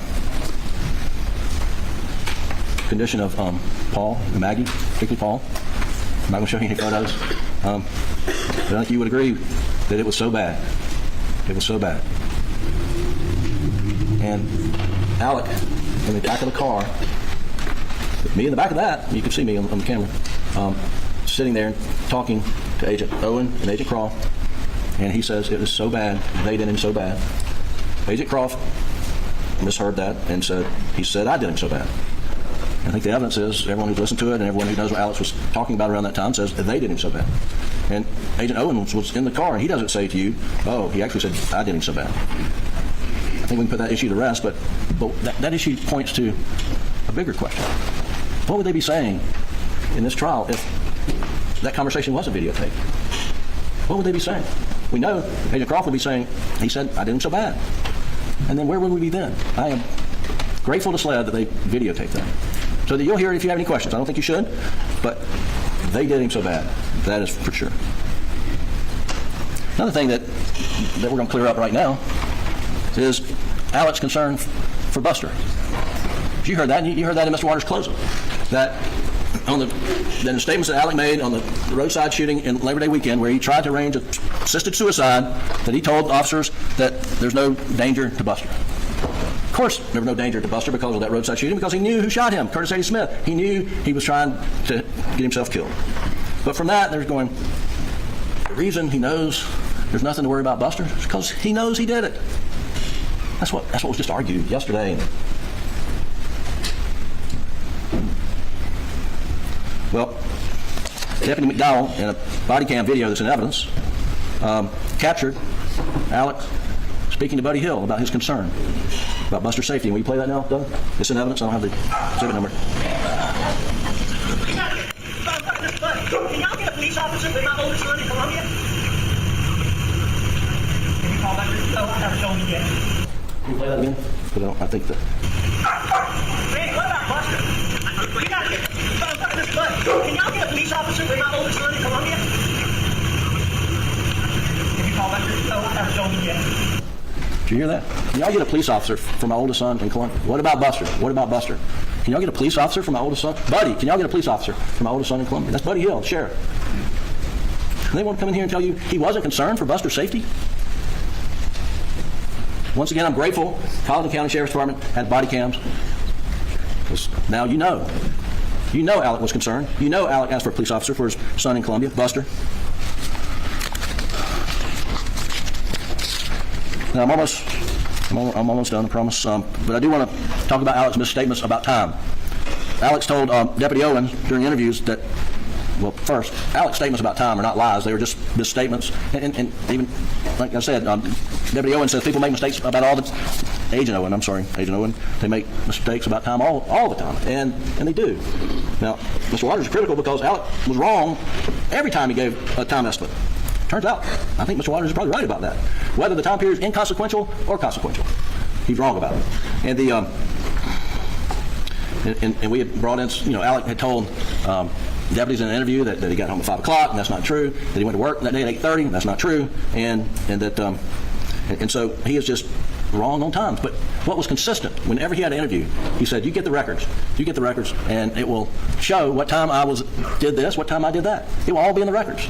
And guess what? They are in the records. And when the records show that his time estimate was wrong, they jump up and down.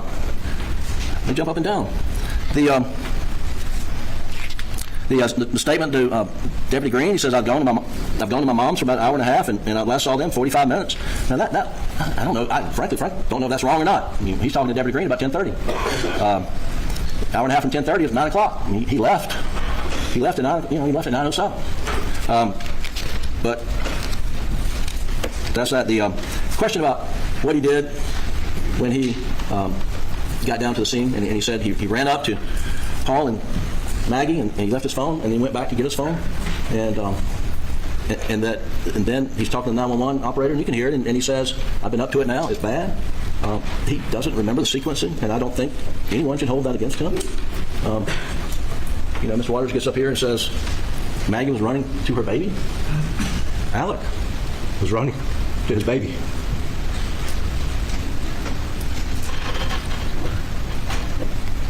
And can you imagine what he saw? And is it evidence of guilt that he doesn't remember what the sequencing was in that moment? Is that evidence? Is that evidence of guilt? Or is that evidence of trauma? This is a guy that then went to get a 12-gauge shotgun, and he put 16-gauge shells in it. He knows the difference, but he didn't know that night. And I'm not quite understanding what the state makes of this. Did he not go up to their bodies? Because the forensic evidence sure speaks to the contrary. What we have is Maggie's DNA all over his T-shirt, and you heard that from Agent Zapata. We have Paul's DNA on his T-shirt. How did he get Paul and Maggie's DNA on his T-shirt if he didn't touch them? If he brutally murdered them, hosed off down there next to their dead bodies, got in the golf cart butt naked, drove to the house, changed clothes, went over to his mom's, goes down, calls 911, then searches for Whaley restaurant menu and checking emails, waiting for the police to show up. How does he get their DNA on his body? Because it's on there. The forensic lab tells you that. Because he went up to them and touched them. And then there's a spot of blood on the Suburban steering wheel that was Maggie's. And we know that the Suburban was never down at the kennel, thanks to the OnStar information. I'm not sure that was an accepted fact until OnStar sent their stuff in, but the Suburban never went down to the kennel until after he returned back from Moselle. So we know the blood got on the steering wheel after he checked Maggie like he said he did on the 911 call. And then there's a spot of blood on the gun that he went to get. And then there's GSR. There's GSR. There's 3 particles of GSR on his shirt, 3 particles of GSR on his shorts, and 1 on his finger. And the SLED agent testified that's consistent with transferred GSR when you pick up a gun.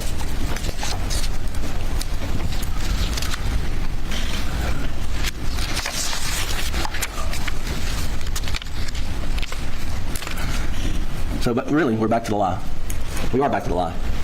Because that's all they have in this case, is that Alec lied to them when he last saw them. And he shouldn't have. And he said, what a tangled web we weave.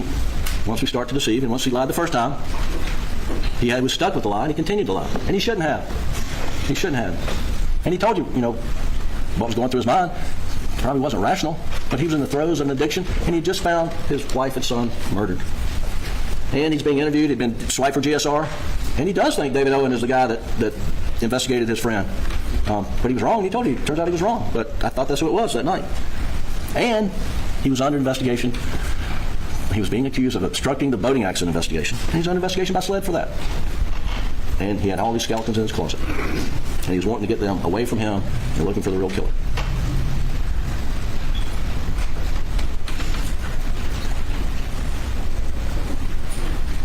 The state in this case has gone to lengths trying to, through a sleight of hand, convince you of this and show you that, and without convince you of guilt, without showing evidence of guilt, convince you that he murdered his wife and son because of his financial misdeeds were going to come out, which is about the most illogical thing imaginable, and there's no evidence of that.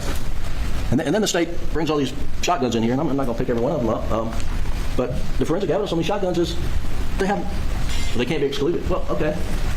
They can't be included either, so you know nothing more about these shotguns than you would have the day you showed up for jury selection. Because there's nothing to know about them. Can't exclude them, can't include them according to them, but we do know there's no blood, guts, brains on any of the guns that would have been there from the shooting under everybody's interpretation of how Paul was murdered.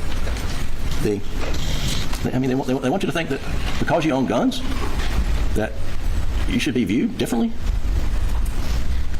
I don't know what else to make of that. When this trial began with opening statements on January 25th, Mr. Harpootlian asked why. Why would Alex execute his wife and son in cold blood? And here we are, 6 weeks later. And you've heard weeks' testimony about Alex's financial crimes, drug addiction, and lies. But after all that, the state has failed to provide a satisfactory answer to this question. Why? The state cannot provide an answer to this question because the answer is he would not, under any circumstances, murder those that meant the most to him. Your oath requires that you hold the state to the exacting standard of proof that the state must prove the defendant's guilt beyond a reasonable doubt. And when they rely solely on circumstantial evidence, these circumstances must be consistent with each other, and when taken together, point conclusively to the guilt of the accused beyond a reasonable doubt. And if they merely portray the behavior of the defendant as suspicious, you must find him not guilty. The state's evidence fails to meet these requirements. Circumstances don't point conclusively to Alex's guilt. Far from it. Mr. Waters wants you to believe that Alex slaughtered Maggie and Paul on June 7th and repeatedly lied and changed the story to fit the timeline and evidence. As it turns out, in fact, the state is the one that's been manipulating evidence to fit their theories of guilt, which changed over time, from the date of these murders until yesterday. In the absence of forensic science, a reliable investigation, the guns, blood spatter, the time and opportunity to have committed these murders, you're instead left to make inferences about all sorts of interactions and behaviors. The prosecution wants you to view the evidence through the diabolical monster lens that they have tried to paint, but the law requires you to view it through the lens of innocence, where none of these things, individually or taken together, prove conclusively to Alex's guilt beyond a reasonable doubt. Up until now, you've not been able to say a single word. Can't imagine how frustrating that must be. But soon you will have the most powerful voice in this courtroom. With your words, you can let everyone know that in a court of law, only evidence and the burden of proof matters, not gossip, innuendo, opinions, and most of all, not theories layered on top of speculation. With your words, you can let the state know that they don't get to obtain an indictment by misleading a grand jury and then bring you before you a case built on theories, speculation. There are two words that justice demands in this case, and those two words are not guilty. The oath you've taken in this case is to follow the law, to follow the Constitution, and to hold the government to the burden of proof. And it requires a verdict of not guilty. On behalf of Alex, on behalf of Buster, on behalf of Maggie, and on behalf of my friend Paul, I respectfully request that you do not compound a family tragedy with another. Thank you. The hell? He was able to make it sound like we'll send you to the jury room for a break. Please do not discuss the case. the lawyer was gonna cry. That's sweet. Wish my lawyer would cry for me. I never had that happen. Have you? Huh. I've never had my public defender cry for me. Asshole. Everyone will be seated. Cry for me, public So, Mr. Meadows, are you closing on behalf of the state? Yes, I am. Do you have an estimated length of time that you might go? No more than 40 minutes? You ready to go? If you give me, I just need to go to the bathroom. Sure. All right, we'll take a 5-minute recess. He's gonna touch his penis. Fucking bunch of weirdos. What the fuck was so funny about that? They act like they never got to pee or something. They're like, ha ha, silly idiot. Where's your catheter at, huh? Where's your catheter? Remember, we're going to start that. All lawyers and judges, if you want to do that, well, you got to wear a catheter. And the judge, well, he has to stick a hose up his ass. You have to stay right there. You want to judge it? You need to see everything that happens in that room. At all times. You don't sleep in there. You're like the Matrix. The judge has to sit in that chair forever. If you want to be a judge, you want to judge people? You think you're a fucking judge of people? Yeah. On the official status level of it, hose up the ass, buddy, and catheter in your penis. That's part of being a judge now. We'll bring you your food. You have a servant. Your servant will actually feed you now as a judge. Spoon feed you. I forgot to fast forward this. We'll spoon feed you the food of your choice. You get to eat whatever you want, though. So there's that. Steak and shrimp every meal if you like, or whatever if you want broccoli. And they will even blend it for you, however you would like it prepared. If you want it in a shake, if you would like your hamburger in shake form, they'll do that. You're also allowed to be an alcoholic also, but you could get fired if you're too alcoholic-y up there. No. Okay, now we're back to it.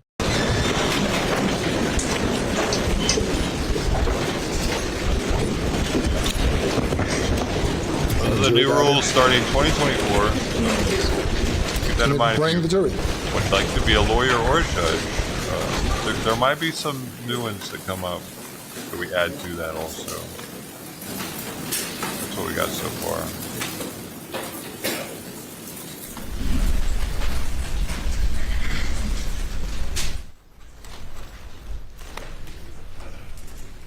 Oh, and the judge has to sit in a chair as uncomfortable as the people that sit in back here. What is this? Why are they in church pew seats? Why don't they get cushions? Isn't it kind of ridiculous that if you want to come watch this, you got to sit in a seat that everyone hears you move? Has no cushion. Like, thank you. The back ladies and on gentlemen, the state gets an opportunity to do a rebuttal. Therapeutic. Mr. Meadows.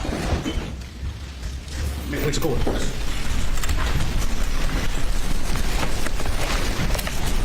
Good afternoon. See? Why do they punish the people more than they do the judge? Attorney General Alan Wilson, Deputy Don Lincoln, Deputy Attorney General Craig Waters, and this entire team. And I want to name them all, but thank you for being here. Why do we get fucking punished? Huh? Why does the judge get to sit up here in a burqa lounger, got his feet kicked up, his shoes off and shit? He's rocking. I'm the judge, bitch.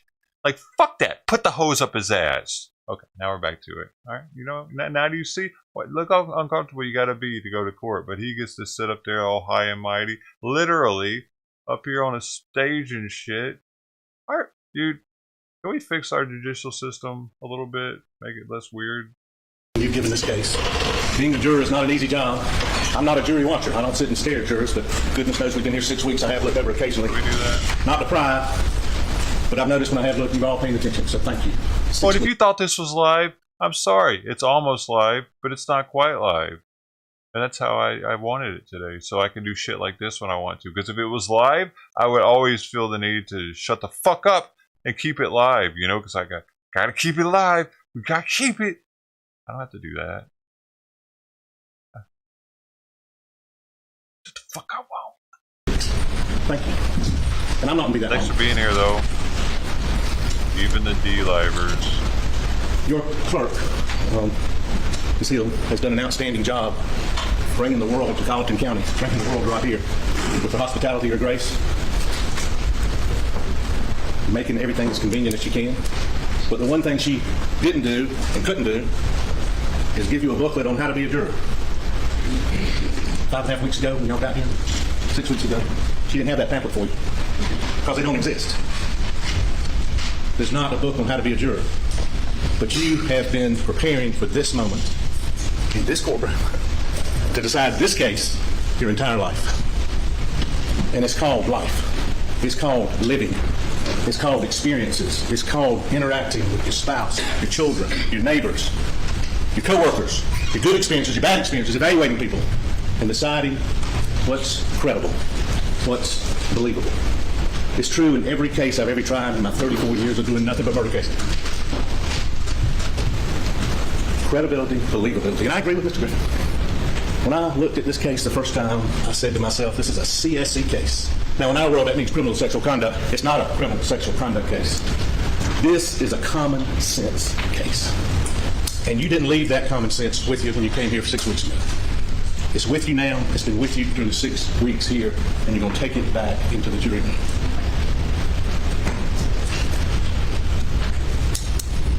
I've been listening yesterday and today, and we all have, about law enforcement didn't do this, law enforcement didn't do that. I think they actually said they fabricated evidence. Putting law enforcement on trial. I once called Mr. Arputney in a trial an automatic smoke screen machine. I think what the defense is doing in this case is more like an eclipse. You remember that eclipse on August 17th of 2017? Where it kind of got dark for a little bit, and the birds started chirping, and you felt like it was dark, and then it cleared, the eclipse went over, and the light came back.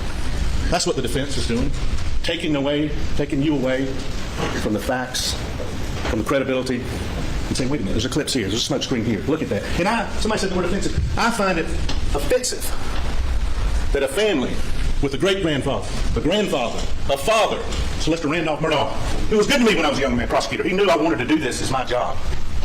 He knew I cared about this job. This is the best job in the world. I tried to be solicitor 3 times as long.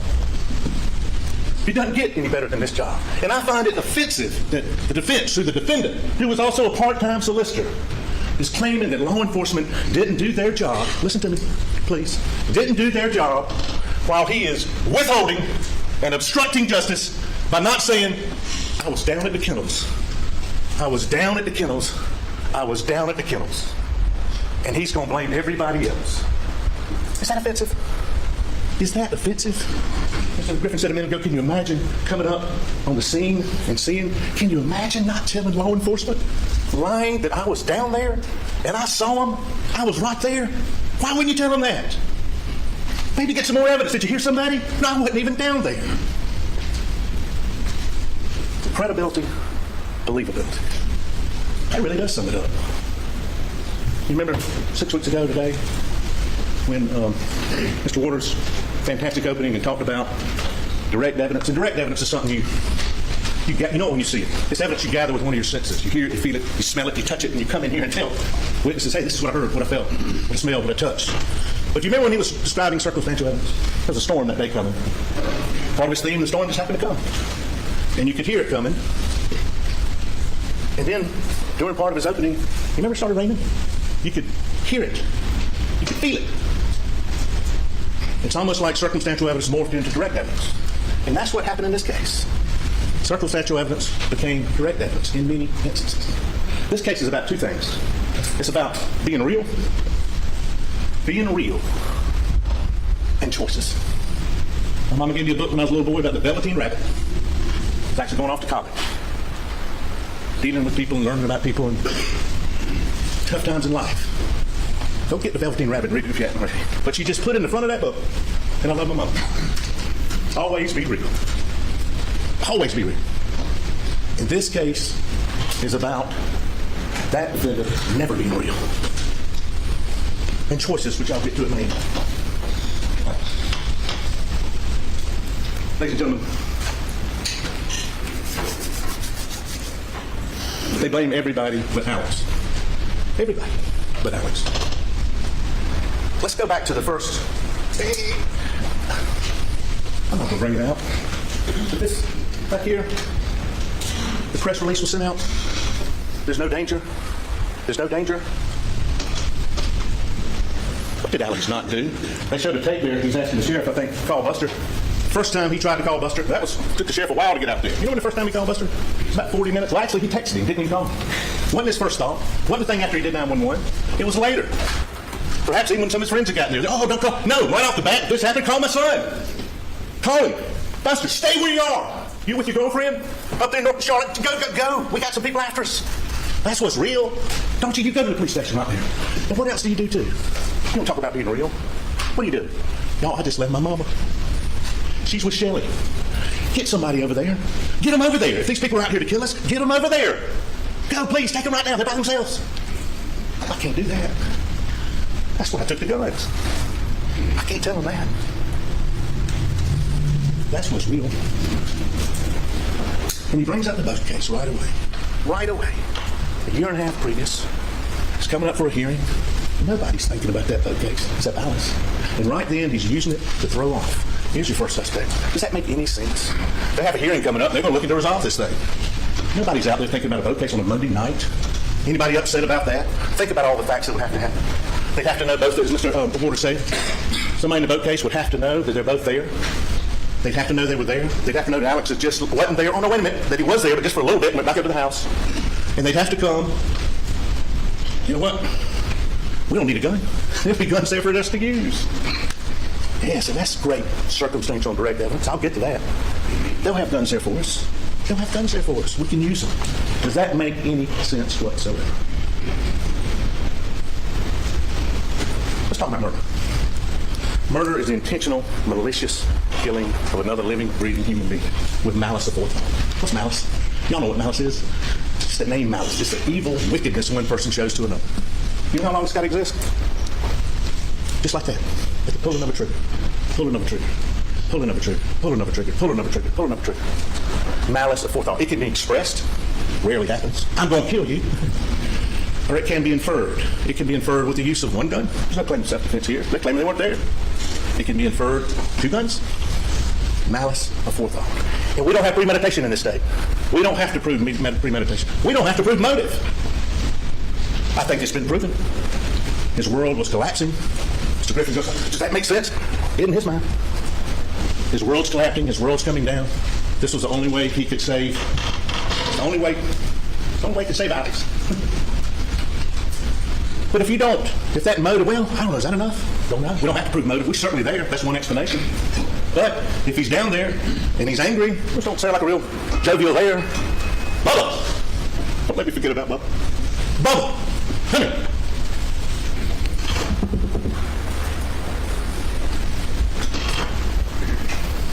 Maybe he just got angry. Maybe he got angry at Paul. Maybe he got angry, you started all this with the boat case. And maybe he just lost it. Maybe he just lost it. Maybe it looked like a suicide, and then Maggie came, and he had to shoot her. I don't know.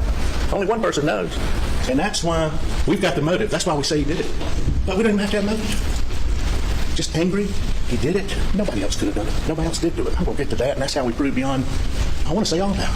But our burden's only reasonable doubt. But losing it, and then you get the question, well, have you proven malice? Well, yes, sir. Yes, ma'am. 2 shots to Paul. Malicious. First one didn't do it, the second one finishes them all. 5 shots to Maggie. Not an accident. 1 shot, 2 shots, 3 shots, 4 shots, maybe 5 shots, depending on whether this one's running through. That's malicious. So if you find he killed him and you get to malice, I don't think there's any dispute about that it's a malicious killing. But I've got to go over that with you. Malice aforethought. And then the burden on us in this case, as in every case that's tried in this wonderful land of ours. That's why this is so great. I agree with you. Is beyond a reasonable doubt. I'm born on these waters if that's okay. It's not beyond all doubt. If that's the case, this courtroom wouldn't have been here historically as long as it had. The law doesn't describe that. And listen to his honor. And I'm not playing up to him. He is the best. He's the law. Listen to him when he reads the law. Beyond a reasonable doubt. It's not beyond all doubt. We can't do that. It's beyond a doubt that would make reasonable folks hesitate to act. I was trying to retrial a case years ago and reading reasonable doubt from this ex-solicitor, Solicitor Wilson, not being correct, describing reasonable doubt, and he said, sometimes, questions are just questions. You can't answer every question, and the law doesn't require it. If after hearing all the evidence, or if you're firmly convinced of the defendant's guilt, you must find him guilty. If, on the other hand, you're not firmly convinced, then you must find him not guilty.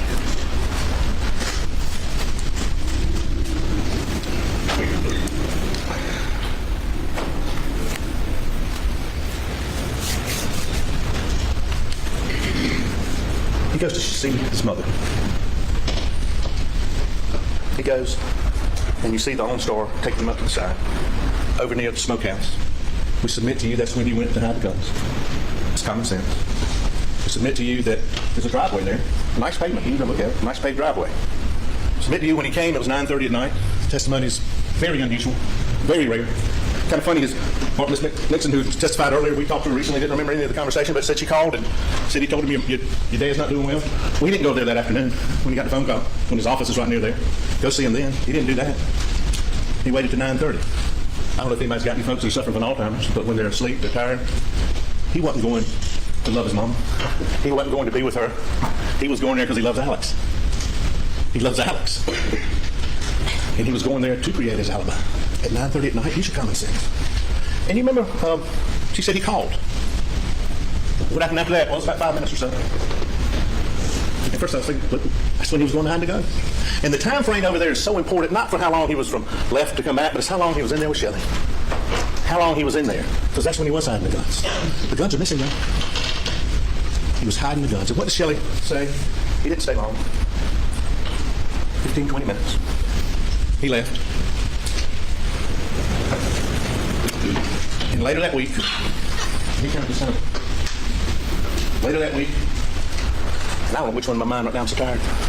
But one of the days she came by, I think it was after the visitation, and he says, Shelley, you remember I was here about 35 or 40 minutes. Y'all remember looking at her up there on the scene? And she got visibly upset. I said, what's wrong? Ask her, what's wrong? What's wrong there? Was he there 35, 40 minutes? No, sir. Why are you upset? It's a good family. You think she knew right then? He's coming back to say, hey, I was here 35, 40 minutes now visiting my mom. Shelley said, no. No, you weren't. So upset that she calls her brother, police officer in Yancey. You think she knew right then? And that's real. That's real. Shelley's real. You saw her. Body language is so important, right? Body language is so important. We're talking about the defendant. All our body language. You see Shelley's. And then one day that week, never before, ever before, at 6:30 in the morning, doesn't call. He didn't need a timeline to create for that one, because it didn't want a timeline, didn't want a record of that. He comes to see Shelley. You ever been on that time before? No. What was he carrying? It was some blue vinyl-like. Remember I tried to try? What? It was like this. What did you think it was? It's hard. I don't know what it was. And they try to gloss over it now. Here's one thing they didn't gloss over. You remember when she was on the stand? I said, well, have you talked to them? Have you talked to their investigators? Yes, sir. Did they record you? Yes, sir. Can I have a copy of it? Then we came back and we got a copy. And 2 investigators, they were worried about it then, went down and talked to her. And talked to her about her times, and ran times by her, and asked her if she'd ever seen anybody in this blue coat. They were worried about it. Because that's great circumstantial evidence. It kind of morphs into direct evidence. I saw him come in at 6:30. You even heard asked one of the experts, could it stay on there for 5 years, 10 years? Sure. This was days after the murder. Shelley sees him come in with a blue. So, well, where'd he go? He went upstairs. Why? I don't know. Did you see it later? Oh, I saw it on the chair. Can't answer every question. Miss Mixon sure didn't see it the next day. Now, actually, was in another tarp there where there was a blue and silver tarp. Picture of it, too. That wasn't it, though. This was all blue. And the only other blue tarp that's in evidence, and I let it go in just so I could argue this right now, is the tarp that they showed Shelley that they got from Kmart. That's not real. This tarp, no. It looked like that. I don't know what it was. He had it bundled up. Well, lo and behold, when we find out this information, and they try to make a big deal about it, I think it makes it more pure. She's at a traffic stop or an accident or something. She tells the police officer, I forgot about this. You can't make it up. So they get a search warrant, and they go search. And lo and behold, crumbled in the closet is a blue vinyl something where you pull it out, and it's this jacket. You see how evidence of a fact and another fact that leads to fact in question? I don't know why he put it in there. I don't know why he killed his wife and son. I don't have to say why. I think he did it to protect the one he loved the most. The one he really loved the most. So he could keep his lifestyle and not be embarrassed financially. He wanted to keep going and loving Alex. I don't know why he kept that jacket. Maybe it was Celeste Murdaugh's jacket. Certainly consistent. It might have been in that truck. I think one of the family said he kept a lot of stuff in that truck. Might have been out in that something else. I don't know. But he brought it back in there and hid it. 6:30, days after the killing. And what's inside? What's on the outside? There's a little bit gunshot here and there. What's on the inside? The inside. Minimum 38 particles. He got so much that Megan Fletcher finally said, we get, I can't remember the term, my bad, we get so many, I just stopped. I'd have been there for days. Gunshot residue. Inside the rain jacket, the blue tight garment that Shelley said, I saw him carrying something like that. He got rid of the guns, and he's hiding it there for some reason. Thank goodness he did. Just thank goodness for Shelley for bringing that in. That's what he disposed of the guns with. And going out town. She said he left, and before that, she thought he left. He came back, and he had moved to ATV. And then he said he was in another truck, and he came back, and then he left. He's disposing and hiding whatever he was doing with that evidence. Only one person does. But that blue rain jacket, that part, incredible circumstantial evidence that we ask you to consider when you go back there. Is Shelley making that up? How could she make that up? How could she know there'd be a blue tarp in that closet? Same closet, same stairs he went upstairs. We went upstairs. I can't explain the tarp on the chair. Don't have to. We can't answer every question. That doesn't mean it's not reasonable doubt. She saw a blue tarp light. It was in that closet. It's got gunshot residue on it a few days after. Maggie and Paul were brutally murdered. And that's consistent with every reasonable hypothesis. And you know the thing he told Shelley? The night when they were talking. You get married, aren't you? You remember saying that? You get married. If you need any money or help with it, let me know. It's incredible time. Oh, and your job. Don't you work in school? You know, I got friends down there. I can help you on that if you need. I was there 35, 40 years old. Can you make up a sequence of facts that lead to the conclusion he's trying to get her to say? I was there longer. I wasn't outside longer. Blanca.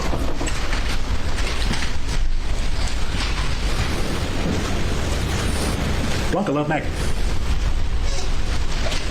I didn't realize that really until I talked to her just a few times. I met her years ago in a federal prison. Remember when I saw her? Remember her name. But you know, even when Blanca quit working for him for a while, and you remember she had health problems and said she saw Maggie on the road somewhere. And they kind of pulled off and just talked. Just called up. Blanca cared about Maggie. Knew her so well, she knew what she wore to bed and what she didn't wear to bed. And that kind of bothered her about the clothes that were laid out. Some undergarments, which she knew she didn't wear. But Blanca's texting Maggie. Maggie's texting Blanca on June 7th. And in one of his statements, and I'm going to get to those, he said, Maggie wanted to come. She wanted to come. Well, no, sir. No, she didn't. She was having work on her data stuff. He tried to say in here today, look, she was in Charleston. She was going back data stuff. Remember the text of Blanca, well, I left the workers there, but I guess it'll be okay. He had said, come. I want you to come. She didn't want to come. We also know that from her sister Mary, who had a little regret in here today. You didn't hear much regret from over there. You know who regretted? It was real. It was Mary. I encouraged her to go. She didn't want to go. They got clutch. You know, it's like siblings. Marshall, James, I had to get my siblings on the record. We love each other. But she had that relationship, when we were closer. Then we got closer as the kids got older. No, we were close. We talked. One of her best friends. And she told her, why aren't you going over there? She regretted that. But she killed her about it. But that refutes his lie. Oh, she wanted to come. She wanted to come. No, she wanted to come. Why? Had he already planned it out? Was his world collapsing? He didn't have to. We don't have to prove he did. But he got her there. She wasn't planning on winning. Blanca's got food ready. She leaves. Let's stay on the real train for a minute. She goes home. She gets a call sometime that night. And this is real. What did she do when she hears? She drops the phone. Remember that? Her husband had to get on the phone. She dropped the phone. Real emotion. Because she cared about Maggie. That's real. And you remember she described that day when she left Alex leaving, and I put his shirt up, got his collar, helped him with his, I assume it was a blue jacket, I don't know. Described the shirt. Remember, he just kind of tucked it in. And now Alex's second interview, when he's confronted by David Owens. And they actually showed him the video of the tree. They showed him that. When did you change? When I saw you that night, you were wearing shorts. When did you change? And you remember what Alex said on that interview? When is that? When is that time was that? And then he told him the time, 7:44, whatever it was. He said, I guess I changed after that. Well, those are the clothes he was wearing when he murdered Maggie and Paul. Those are the clothes. And what does Blanca tell us? That was on August 11th. She said sometime mid-August. I didn't know this. Like you can't make it up. Sometime mid-August he comes to see her. Do you remember that shirt when I left that day? I said, no. I mean, yes. It's a Vinnie Vine shirt. You weren't wearing a Vinnie Vine shirt. I fixed your collar. He tries to get her to tell what he was wearing. He tried to say, no, you weren't wearing that shirt. That Columbia shirt, you got one of those. But guess what? I ain't seen that one since. I have not. Blanca and Shelley. That's great circumstance. Did you ever see that shirt yet? Never saw that shirt. Ever. What's the shirt? You know what? I forgot about Shelley. I don't think this was mentioned. When Shelley sees Alex that night, you remember what she said about his clothes? Shorts, shirt. You know what she said about his shoes? Sperry tape, cloth shoe. You remember that? When Dave Owens and those get there, and when I think I accidentally put some of the dust out on the... Those weren't Sperry shoes. He's changed his shoes again. I'll get to you in a minute why that's important. When one to visit his mom, he's got Sperry type shoes, he comes back and puts on the shoes. Why? Is she making that up? Blanca said, I've never seen the shoes before. When I got there the next morning, there was a t-shirt that like had been pulled down, fell on the floor. Where does he keep his shoe clothes? Those are clean shorts up there. This is where he kept his shorts. Did he wear these shorts much? No, he didn't wear them much, but she knows that family. She knows where the shorts are, where the shoes are. Do you remember the Sperry shoes? Yeah. Did you see those? Never saw them again. Never saw that shirt again that he was wearing in the video. Never saw it. And when he confronted her at the house about what he was wearing, she had real feelings. And told him about that. What the fuck is going on? Is that real? But why is that important? Because it goes back to credibility and common sense. Those were clean clothes that Shelley had washed. Excuse me, that Blanca had washed. And when we get there on the scene that night, you remember Laura? She's sitting in the back. David's in the front. Alex in the front. His lawyer's on the side. And you know something else I don't understand? Your wife and your son has been killed. Dude, what the fuck is Law and Crime doing? This is shit's retarded. Why do they keep doing that? Beep, beep, beep, beep, beep, beep, beep, beep, beep, beep. And you're worried about having a lawyer around? And I said, just agents. We need to have a lawyer around. Really? My wife and son have just been butchered, and I'm worried about having a lawyer. But they did. And that threatening, overbearing, cheating, manipulating. That's no Dave. Put his hand on his shoulder. So did Laura. What are you doing? I got a heart. Is that rushing to judgment? I got a heart.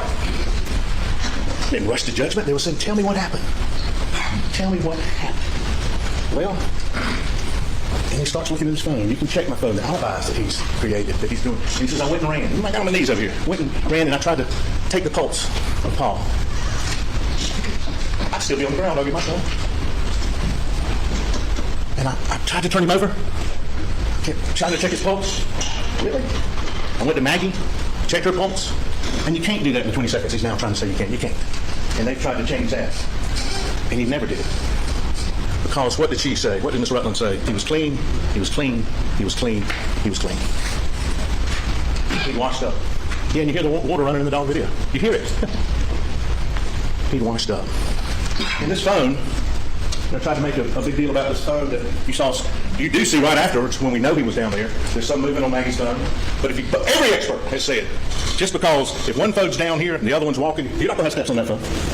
He took Maggie's phone, the golf cart, however he got, drove back up to get those shorts and that shirt. And yes, you can get it and manipulate it and call to see if you made a call, put it down. That's not going to record steps on that phone because it's not moving. But that doesn't mean it wasn't with his phone. Don't fall for that. That's not real. Every expert said that. Every expert said that. And doesn't that make sense? You can grab it, see, make a call, put it down. You keep walking, it's not going to record it. If it's there, if it's in the car, it's in the Suburban. And I'm getting to that. So what happened? And this is why I asked Miss Rupp. And they're bringing in drug use. If he did as many pills as he said, he'd be dead. You can't take that many pills. That's your common sense. But why I ask her this, I'm asking her to look at every one of y'all. Tell me what he was like in that car. You got the video. Did he appear to understand you? Yes, sir. Were his answers timely? Yes, sir. Were they subject matter appropriate? Yes. Do you understand him? He can understand you. Look, he's thinking. He's opened the door. Was he in his right mind? Of course he was. And why is that so important? He says he didn't go down there. Is that enough? Yes. With everything else, that's enough. I never went down there. He's in his right mind. I never went down there, Dave. I never went down there, Lord. I never went down there after supper. I stayed up. I took a nap. He goes from taking a nap from 6-7. The next time they met, 6-10. I took a nap. August 15th. You sure you're down there? All right, there taking a nap. I took a nap. I never went down there. Never, ever, ever. You think he would have taken a stand and said, I was down there, y'all. If that video hadn't come out on that phone. Well, no. Now, under Mr. Waters' cross-examination, I lied. Why'd you lie? I wrote it down. I'm still not clear. I had paranoid thoughts. Usually I can take a deep breath and get through it. But I couldn't, so I just lied. Once I lied, I continued to lie. And he continued and continued and continued until 627 days later when he took his stand, the first time he'd ever told anybody. Anybody. He told his family, he told his friends, he told everybody, and they believed him. I wasn't down there. Why is that so critical? That's the time of death. That's when it happened. That's what the record showed. That's when the conversation, yes, it is important. Paul, who used his phone all the time, Paul was in a conversation about the dogs, interacting. Well, send me the picture. He does. And then it stops. Yes, that's what it happened. And then Maggie's phone. A little bit text. She reads that text. I think she went to her car. Y'all decide. Nobody knows. One person knows. She goes to her car. And she's got some rings there she's putting back on. I think she's got 2 rings there, and she's putting on another in the car. Maybe they've been working the kennels. There's one shooter. There's only one shooter. And she hears that shot, and she comes back around. She hears the shot. She reads the last text y'all have in there. I think she opens the thing about Twister Murdaugh. He doesn't. And then you don't see anything else. You don't see anything else on the phone. So is that common sense? Yeah, that's when they were gone. Yes. Yes. When they interact so much. Yes. That's common sense. And that's why it's so important. You want to help law enforcement? You're in law enforcement? I was down there. Y'all know what I was down there. I didn't take that as long as I did. Did you hear anything? Why would you not give that information? Okay, then the 10th. With his lawyer, Mr. Griffin. In the car. Did you go down there? No. Look at him. Is he coherent? Is he under influence of anything? Is he withdrawing? No. I want to help you. I want to help you. And then on the 15th, here's this video. Here's you in the tree. Now, Rogan says he probably heard you down there. Well, I don't think so. Why not say it then? Think about it. That's just Rogan's word. Does that make any sense? Just Rogan's word. No, sir, I can handle that. He made a mistake, like Shelley did. Like Mark and clothes. No, sir. I can handle that, though. But when the video comes out, he's stuck. He's stuck. I'm going to try to wrap up.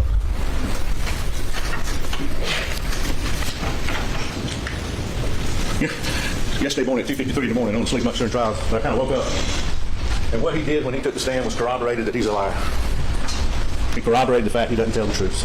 The one thing that was more important than anything. And you know, they're putting these law enforcement on trial, talking about blood evidence, talking about other things that were presented to the grand jury, that blood evidence was investigated, and the state didn't offer it. That's what you do in your prosecution. Didn't try to offer it. Now they're trying to put us on trial for doing our job. Think about that. Blame everybody else. Look, they looked into this, and it didn't turn out to be. So now we're going to blame them. We didn't try to present it. Isn't that ironic? They're now jamming us for doing our job. Jamming us for doing our job.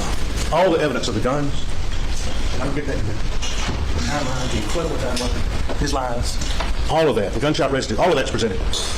And do we make mistakes? Yes. And that happens in life. But you don't lie and misremember being at the scene of a murder when you said you weren't even there, or being at the scene where your family was brutally murdered. Don't lie about that. That's not a mistake. Yep. That's not a mistake. You're done, buddy. This is the state of South Carolina versus Richard Alexander Murdaugh, not the state versus David Owens, not versus Sled. No, I'll tell you something. Sled, Walterboro, Laura Rutland's working with David Owens. Sled starts working with the FBI. They're working together. This is, think about it. Rush to judgment. They gave that man every benefit of the doubt. Oh, what are y'all doing? How's it going? You remember that third interview when he was David Owens said, well, and I submit to you, they're taking those interviews where he's trying to come find out what they got on him. Well, how's this thing looking? How's this thing looking? Well, we've got some shell casings. By Maggie's body, out over there where y'all shot in the range, and some shots out there by the side of the house, the shell casings, they all came from the same gun. All cylinders in the same gun. You think if they didn't, they could find an expert to refute that, they would have? And Alex says, oh, really? So the gun was there? You see his reaction? They all came from the same gun on Maggie. Now, the other one, Mr. Griffin tried to argue. Paul Greer, yeah, it could have come from that shotgun.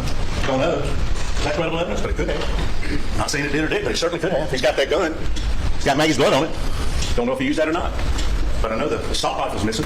And Will Loving comes from a fine family in Columbia, I can tell you that. Says we were down here not in March, it was more like April or May. We were shooting his gun on the side of the house and no shell casings. That's where they found them. And lo and behold, the shell casings match the shell casings around. They were all cylinder in the same gun. They came out of the same gun. They've been in the same gun. Yes, Mr. Waters is right. That's a family-owned gun. And is that incredible, circumstantial, and direct evidence? Yes, ma'am. Yes, sir. It is. That's powerful. You can feel it like the rain. The murderers come in. There'll be a gun there. We'll just use their gun. Does that make any sense?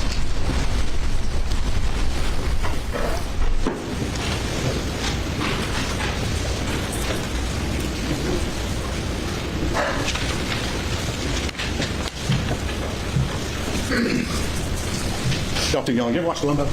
When I first looked at this case, this is an episode of Columbo, except this is real. And you get to see one of my heroes, the detective, didn't always look that good, wasn't all that. But you got to see the crime, and then you got to see him figure it out, and the mistakes they made. And that's what happened here. He killed him. He thought he could get a timeline, but it got him. Within 20 seconds, he's texting Maggie on that phone when he's passing the location of her phone. Is it common sense? He threw that phone out, called her, and threw it, and the orientation didn't go on. They said, if you pick it up, yes. And we had somebody come in here, you throw it rough and done. And what are the chances is anything else? He'd almost had to bump into him. And you take this new story, I was down there till 8:50, whatever, go and take a quick nap, come back, he didn't hear the shots, just happens to come back. It's common sense, don't leave it with you, take it back there with you. I'm down there now, my wife told me this. I'm down there under this new story, and the deal is to come talk, go see my mom at 9:30, and you're right down there, you've just seen them now. When you say, we hadn't even seen them, don't forget that. And you go up to the house, why don't you say, hey, Max, I'm going to go see Mom real quick.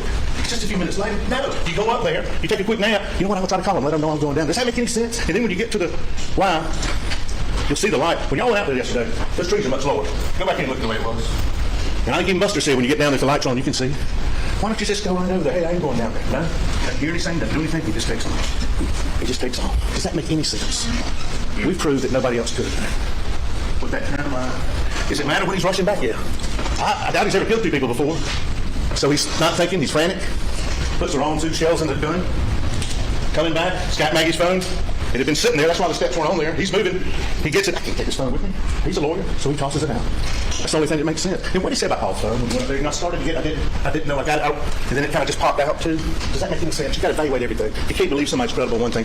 How can you believe them on the ultimate issue when they said they didn't? When the only thing they corroborated for you throughout the investigation, throughout this trial, and throughout Mr. Ward's cross-examination is he's a liar. And that's all you can judge people on. The 3 witnesses that were beautiful, that were uncontroverted. And one was Paul. He didn't testify to you up on the stand, but he testified to Dr. Ringer, and he testified to his time. And they're so beautiful of evidence. It's so pure. He didn't know he took that video. That's why he said he went down there. And this is beyond all that. We respectfully submit. Paul knew. Dad, I got some insurance. Not the kind of insurance you made money off of. An insurance some clients you gave back and some you didn't. I've got some insurance on you. I don't know why you killed me. I made some mistakes. You heard a lot of good things about Paul too. I know I put your life, open your life, your fake life with this boat case. Your finances are coming out. I know that. But if you go lie and say you weren't down here, I got you. I don't know when it'll come out. Maybe you'll go ahead and lie. But this is going to come out. Paul had that insurance on him. And maybe that's why he was worried about that phone. And you can't make that up. Because remember when I asked David Owens, does anybody else in the world know that video was out there except Paul? No, sir. And that's incredible evidence. And it did sit there until law enforcement working together, the states, the local, the SLED, everybody, got it out. And that's great law enforcement. Thank you. Yes, and that's when the case changed, along with all the other evidence. Maggie testified to me. He shot me here. And look at all the shell cases around here. Y'all look at them. They're the same ones that Will Levin shot with Paul. They're the same ones that have been shot down there. Yeah. They came out the same gun. That's great direct interpretation. And finally, and my daughter-in-law sat there. And my Aunt 60 still calls my dad Jack this. My daughter-in-law been married about 3 months, one of the happiest days of my life, because they were happy. They were watching that camera video. She and her dog Tater. And when Bubba started to bark, that's what my aunt calls him, Dad Bubba, Tater bark. And Sally said, isn't it something that your best witness in here are the dog? You know, some people say they got a 6th sense. You think Bubba knew? You think Bubba knew something? You got Alex to say something. Bubba! Thank God for Bubba. DNA, and that DNA, when people live together, you'll have it all over your shirt. That's not it. The DNA, in this case, that dog negates all. Thank you, Bubba. And guess where Bubba is now? Bubba's with Blanca. Bubba's with Blanca. You can't make that up. And that puts him down there. And that's a lie he told and told and told. I went down there. Why aren't y'all doing something law enforcement? Why aren't you telling us you were down there? Why aren't you telling us you were down there?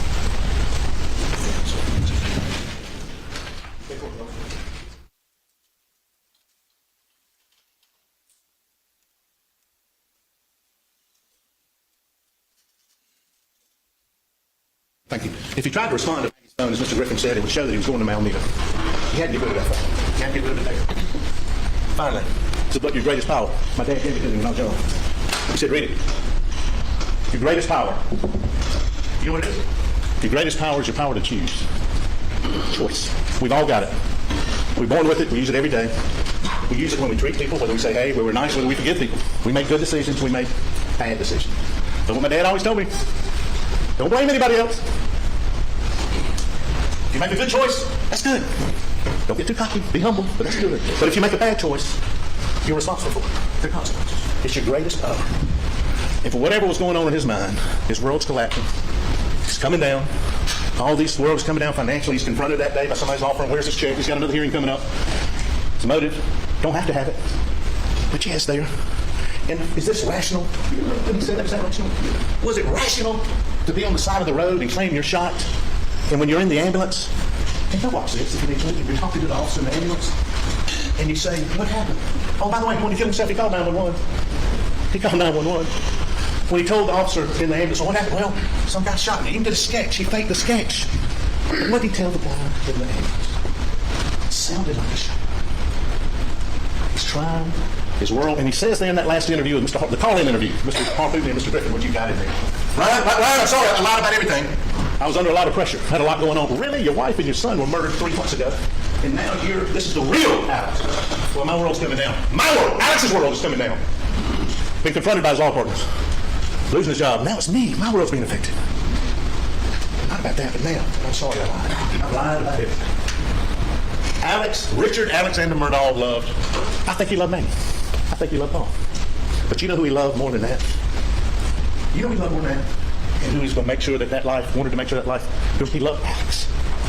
And he exercised his greatest power of choice to make sure that life continued, or try. And he couldn't. And now, ladies and gentlemen, after his honor charges you, you're going to go back there and exercise your greatest power. Based on the evidence you've heard, the evidence you haven't heard, the credibility, the believability of the witnesses, and especially of Richard Alexander Murdaugh, who was lied and lied and lied and lied. And it's been okay. It got you through. It stops here. We respectfully request it stops here today. No, it's not a day. And we're going to exercise our greatest power and find you guilty of killing Maggie and Paul. Thank you. Ladies and gentlemen, you've now heard the evidence and you have heard the closing arguments. Next up will be jury charge and then your deliberations. We're at lunchtime. We're going to take a break for 1 hour and 15 minutes for lunch, and you'll come back. I'll charge you on the log, then you will deliberate. Please do not discuss the case. We're about 10 minutes away from being back. Might be back now. Oh.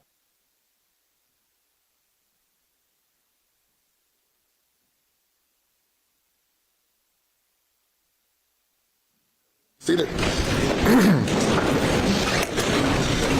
When we resume, I intend to go directly into charging the jury. When I'm charging the jury, no one comes, no one leaves. Before we break for lunch, are there any matters to discuss regarding the jury charge? I think the state emailed a revised charge on the other pending charges, which we did not have any objection to. I don't know if Your Honor. We received it and incorporated that into the charge with correcting a typo here, typo there. Yes. We don't have any additional charges or any objections. And without addition, we don't have any either. All right, we'll be in recess for 1 hour and 15 minutes. All rise.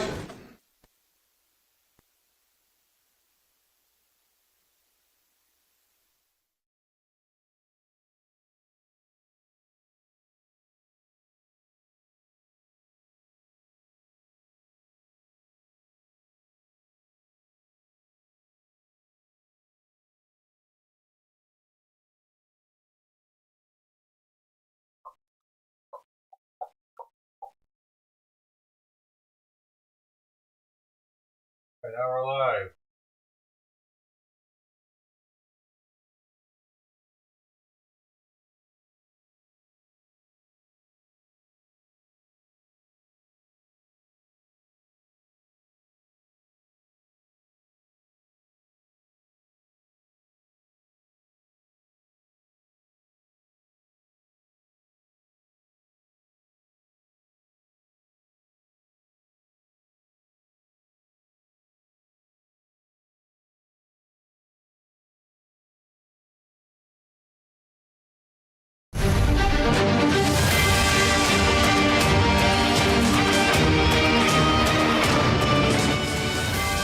welcome back. I'm Anjanette These Levy, people and we are really coming to you live from the can't help themselves with that music, man.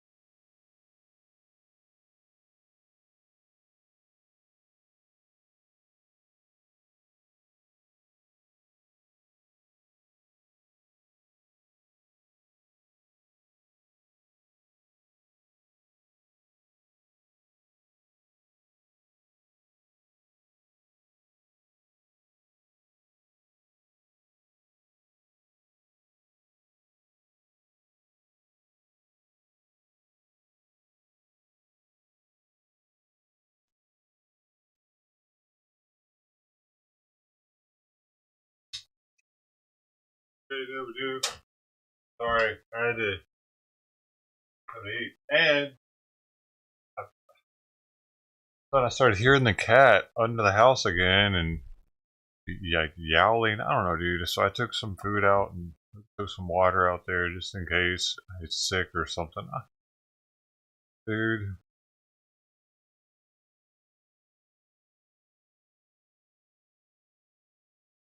That's sick. Maybe it's just sad.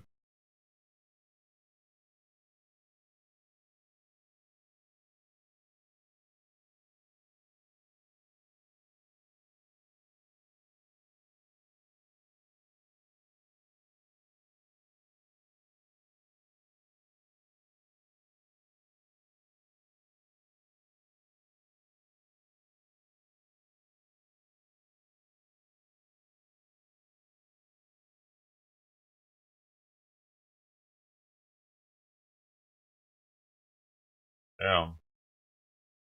Police chase came to a violent end in Alhambra this morning. The suspect was fleeing in a car from South Pasadena police when that car crashed at the intersection. Fuck, it's not letting me Good morning, pop I'm this Leslie out. Whatever, dude. Bro, what tab it is.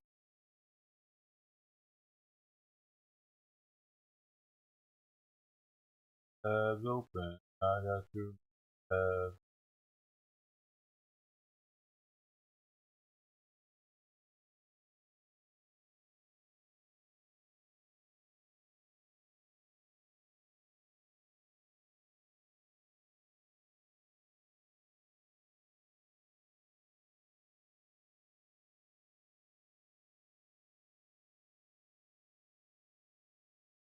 Good morning, I'm Leslie Sykes. A police chase came to a violent end in Alhambra this morning. The suspect was fleeing in a car from South Pasadena police when that car crashed at the intersection of Fremont and Concord near Costco. Firefighters say that 3 people were taken to the hospital. The road is closed while police investigate.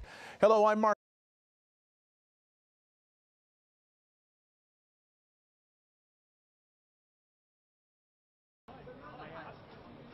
Hong Kong fire.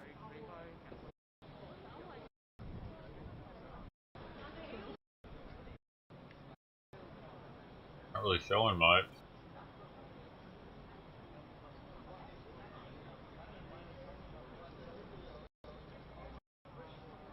Yep.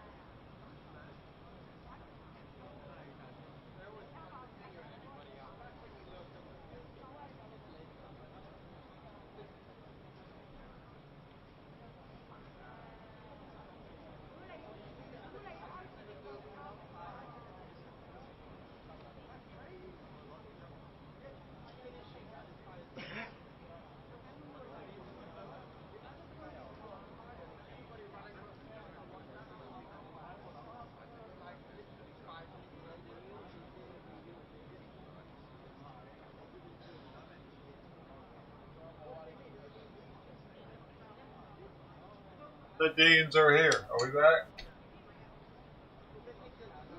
You're going to have leaders emerge. No. The Deans are back in town. Dude, I wonder if he acted kind of different. He wasn't as happy to see me. Or if they yell at him or not leaving the Deans. Alright, bro. You still left the Deans.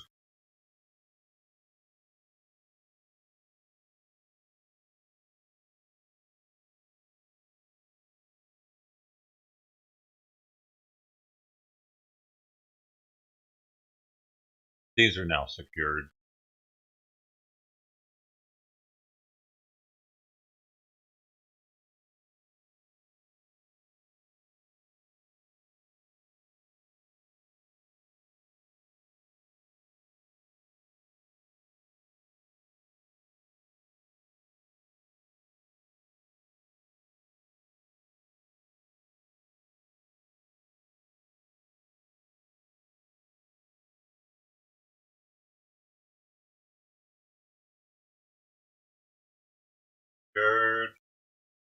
We're back. Awesome. If you will bring the jury. Hey, thank you for being back too.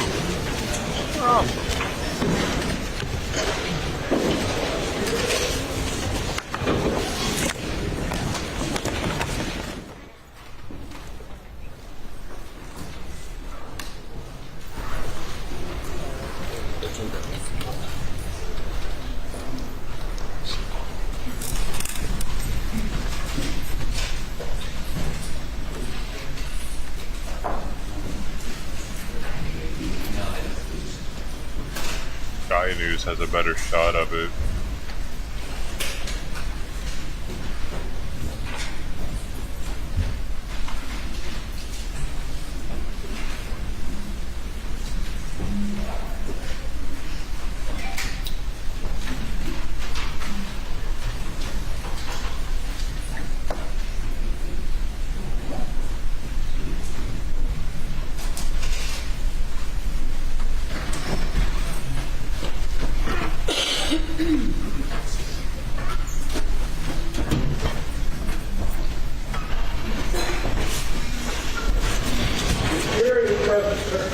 All right, thank you.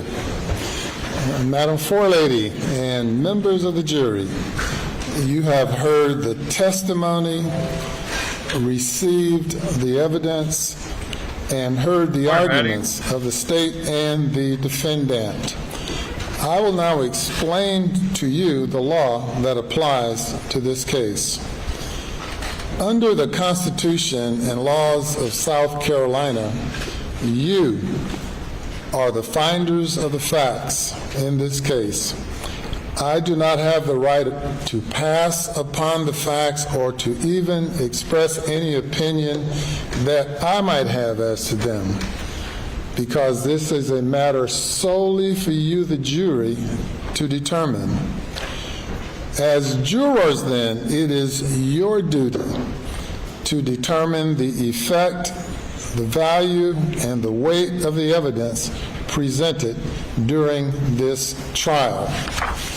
As a trial judge, it is my responsibility to preside over the trial of the case, and I have the duty to rule upon or pass upon the admissibility of the evidence offered during the trial. You are to consider only the testimony which has been presented from this witness stand, along with other exhibits and evidence presented during the trial. Any other evidence or exhibits which have been made a part of the record you may consider, along with any stipulations made by counsel.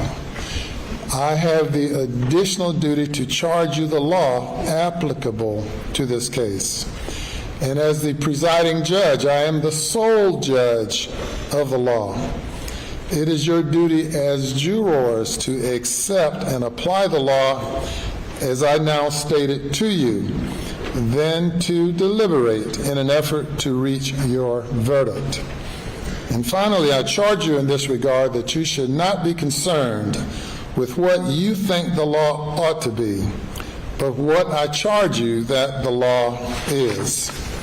You are also the judges, the sole judges of the credibility, that is the believability of the witnesses who have testified and of the evidence offered. In considering credibility, you may take into consideration many things, such as the demeanor or manner of testifying, whether the witness had reason to be biased or prejudiced, and whether the testimony was contradicted on the one hand or supported and corroborated on the other hand. You may believe a small portion of a witness's testimony and disregard the larger, or vice versa. All these things you will consider, bearing in mind that you should give the defendant the benefit of any reasonable doubt. It becomes your duty as jurors to analyze and to evaluate the evidence and determine that evidence which convinces you of its truth. There are two types of evidence which are generally presented during a trial: direct evidence and circumstantial evidence. Direct evidence directly proves the existence of a fact and does not require deduction. Circumstantial evidence is proof of a chain of facts and circumstances indicating the existence of a fact. Crimes may be proven by direct evidence or circumstantial evidence. The law makes no distinction between the weight or value to be given either direct evidence or circumstantial evidence. However, to the extent the state relies on circumstantial evidence, the circumstances must be consistent with each other, and when taken together, point conclusively to the guilt of the accused beyond a reasonable doubt. If these circumstances merely portray the defendant's behavior as suspicious, the proof has failed. The state has the burden of proving the defendant guilty beyond a reasonable doubt. This burden rests with the state, regardless of whether the state relies on direct evidence, circumstantial evidence, or some combination of the two. The rules of evidence ordinarily do not permit witnesses to testify to opinions or conclusions. An exception to this rule exists for witnesses we call expert witnesses. An expert witness is a witness who, by education and experience, has become expert in some art, science, profession, or calling, and may state an opinion as to relevant and material matter in which the witness claims to be an expert, and may also state the reasons for the opinion. You should consider any expert opinion received in evidence, and like any other evidence, give it the weight you think it deserves. If you decide that the opinion of an expert is not based on sufficient education and experience, or if you conclude that the reasons given in support of the opinion are not sound, or that the opinion is outweighed by other evidence, you may then disregard the opinion entirely. An expert witness's testimony is to be given no greater weight than that of any other witness, simply because the witness is an expert. Further, you are not required to accept an expert's opinion, even though it is not contradicted. In regard to evidence of other crimes and evidence of alleged bad acts on other occasions, this evidence is limited to consideration by you as it relates to the motive of the defendant for the offenses charged in this case. This evidence cannot be used for any other purpose. This type of evidence must not be considered in any other fashion. In particular, the South Carolina rules of evidence provide that evidence of other crimes, wrongs, or acts is not admissible to prove the character of a person in order to show action in conformity therewith. Put another way, evidence of other crimes or bad acts cannot be used to show that the defendant is a bad person and therefore is more likely to have committed the crime for which he is accused. You may not consider evidence of other crimes and bad acts for this purpose or for any other purpose other than it as it relates to the motive of the defendant. In addition, While you may have heard that other crimes and bad acts of the defendant have resulted in other charges or indictments not before you, the fact that the defendant was arrested, charged, and indicted in these matters is not evidence and cannot be considered by you as evidence of guilt in this case, nor do these indictments create any presumption of guilt. As to any other pending charges, as is the case here, the defendant is presumed innocent until proven guilty beyond a reasonable doubt by the state in a court of law. The function of the jury is to determine whether a defendant is guilty or not guilty, and the consequences of a conviction in this or other pending matters is of no aid in determining whether the defendant committed the offense. You should not consider nor speculate about sentencing consequences for this or any other crimes, as those issues are not before you. The fact that the defendant was arrested, charged, and indicted in this case is not evidence and cannot be considered by you as evidence of guilt, nor does it create any presumption or inference of guilt. The indictments are simply the formal written instruments which contain the charges made against the defendant. The indictments are the formal documents by which this case is brought into this court. The defendant, Richard Alexander Murdaugh, has pled not guilty to the indictments, and that plea puts the burden on the state to prove the defendant guilty.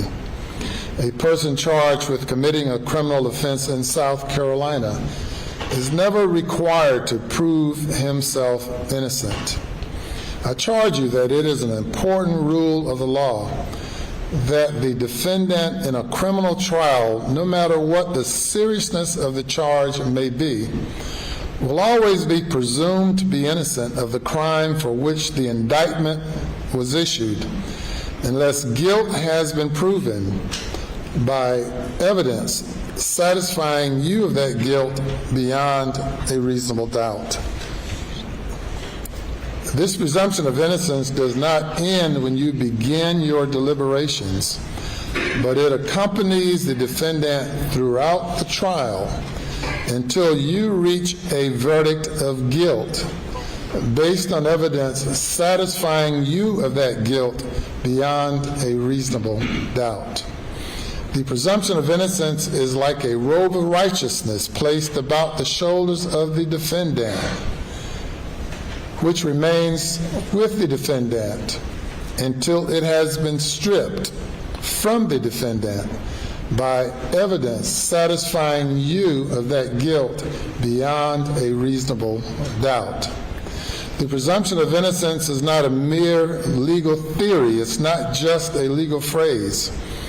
It is a substantial right to which every defendant is entitled, unless you, the jury, are satisfied from the evidence of the guilt of the defendant beyond a reasonable doubt. The state must prove the defendant guilty beyond a reasonable doubt. So what is a reasonable doubt in the law?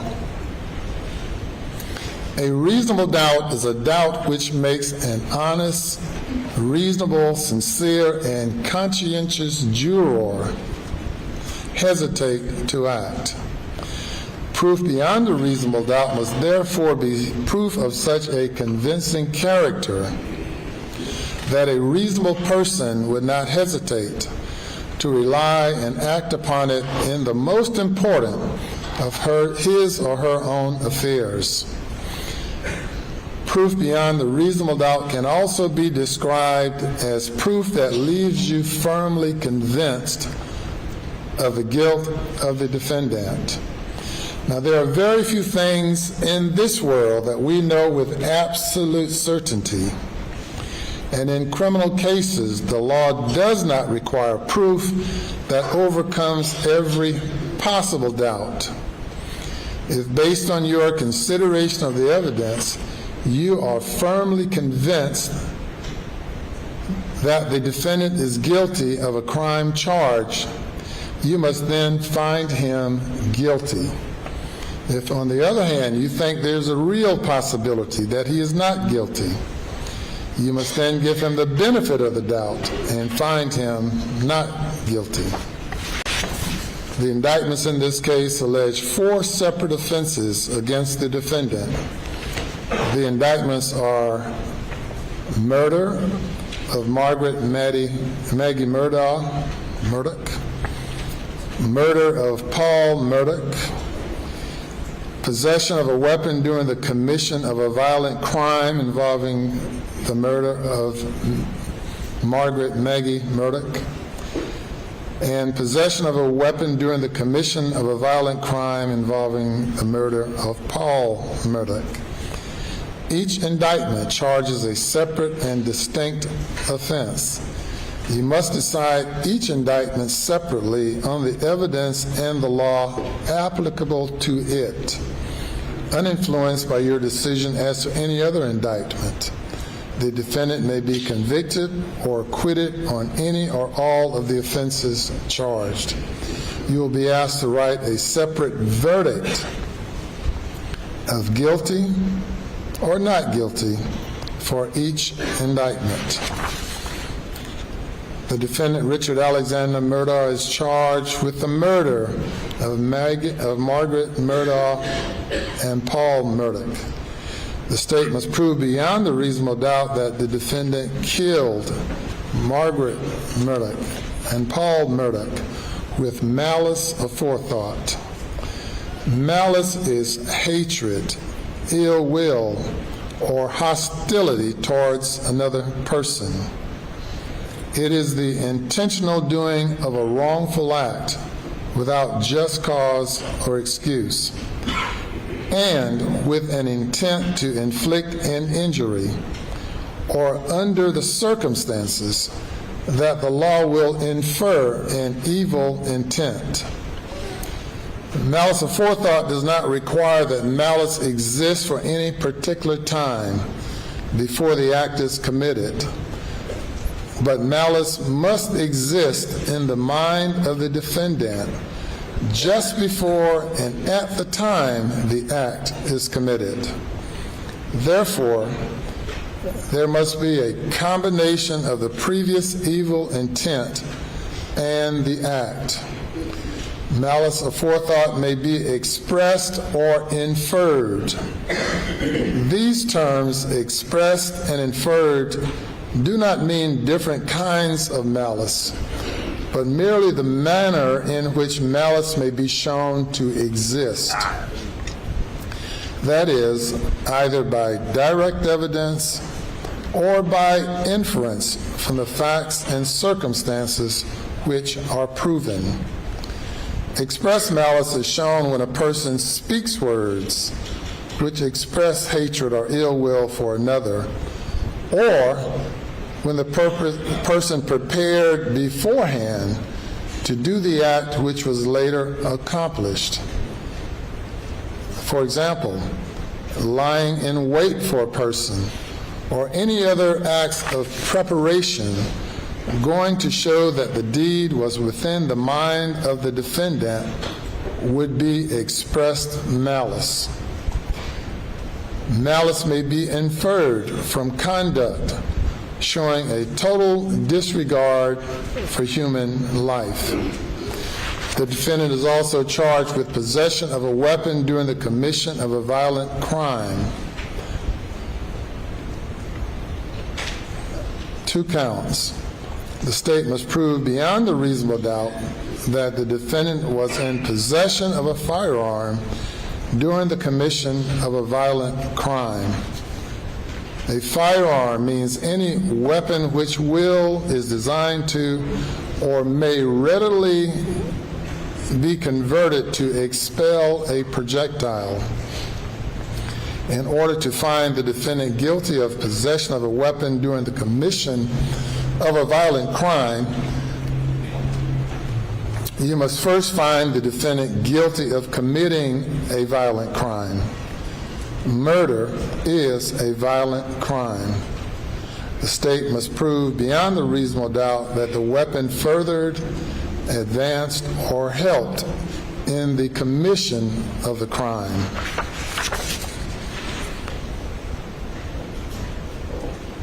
While the arguments of counsel are a beneficial part of every trial, you should remember that the statements made by counsel are not evidence. In presenting their arguments, counsel often have referred to the evidence. However, you should base your verdict on the evidence as you remember it.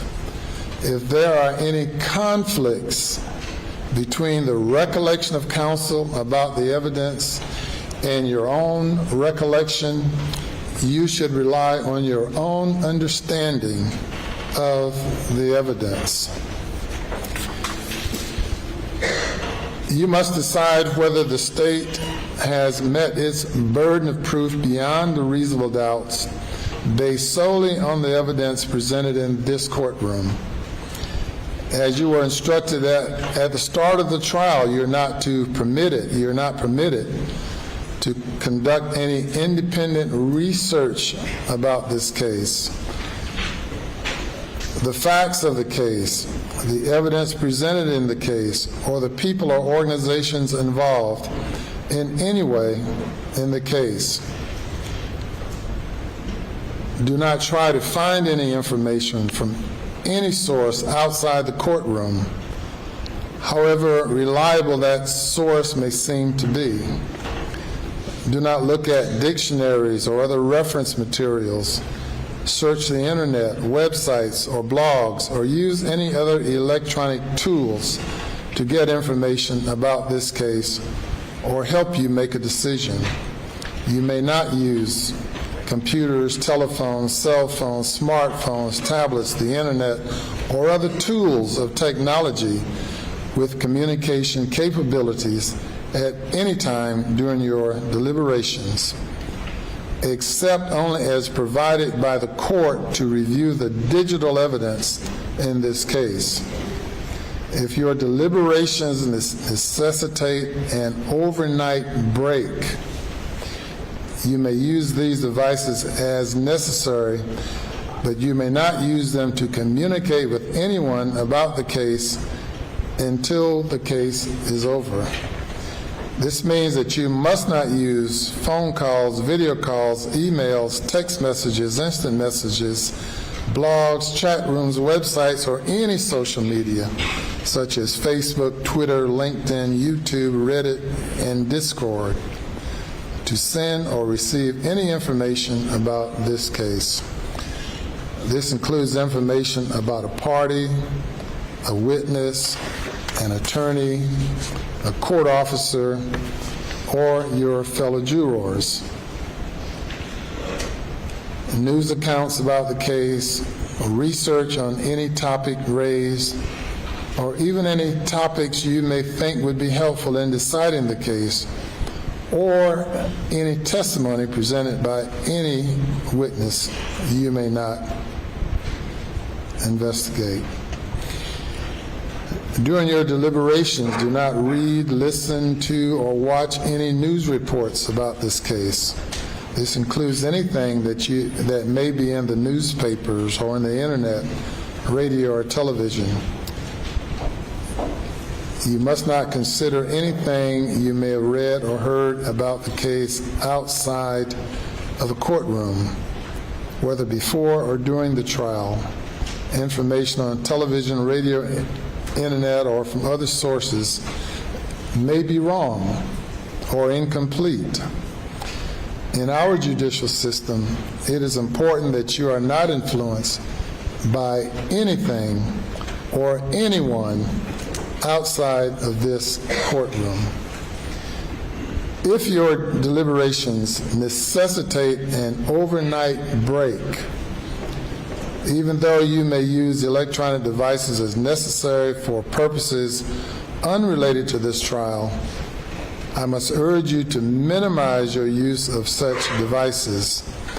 Many internet browsers, smartphone apps, and social media services, as well as traditional media like television and radio, will provide information and news that you do not seek with little or no prompting. It is a strong possibility that information about this case may be thrust upon you every time you use an electronic device. You must therefore use these devices only as absolutely necessary. You must ignore and avoid uninvited information about this case. No matter for lady and members of the jury, I am required to charge you the law as I have done through these instructions now I'm being given, to help guide you to a just and lawful verdict. Whether some of these instructions apply will depend upon what you find to be the facts. The fact that I have instructed you on various subjects must not be considered as indicating an opinion of this court as to what you should find to be the facts or what your verdict should be.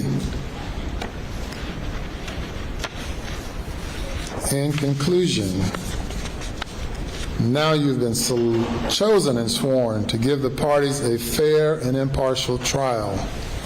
When you have done so, you will have completed your oath, and no one will have a right to criticize your verdict.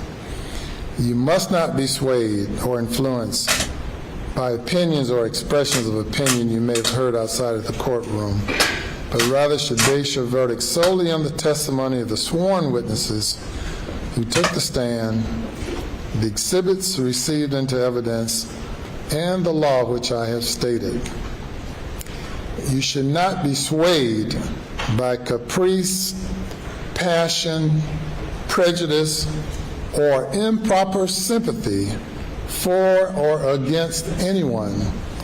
Remember, you have no friends to reward or enemies to punish, and all parties are entitled to a fair and impartial trial.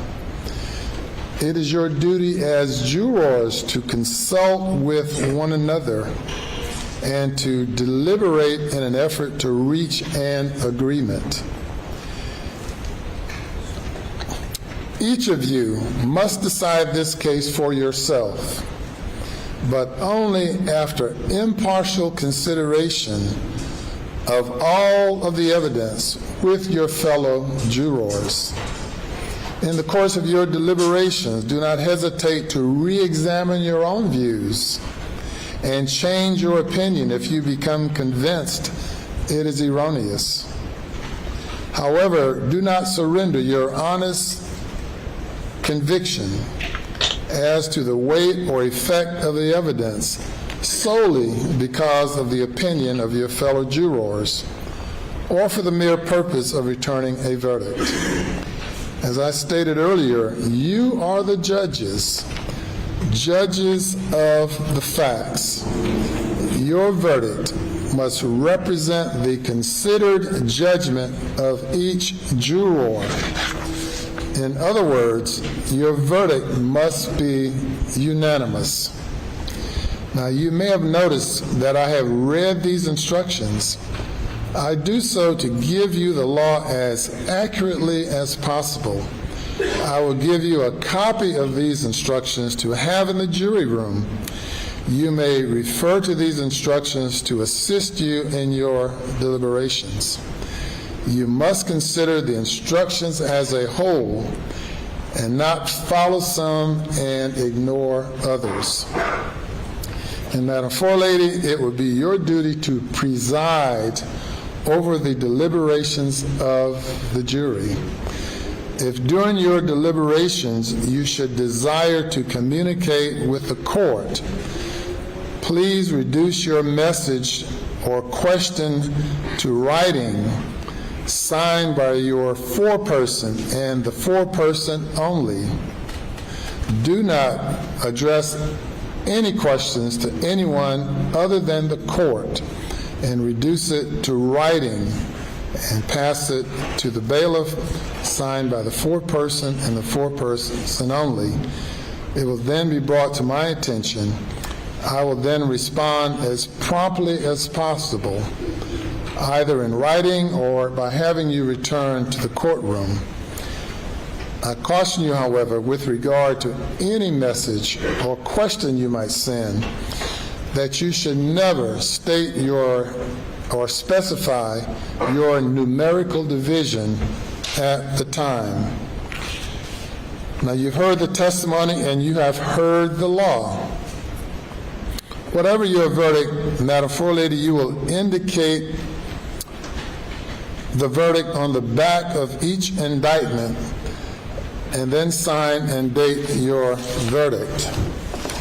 You will have these 4 indictments, and on the back of each indictment is a place for verdict.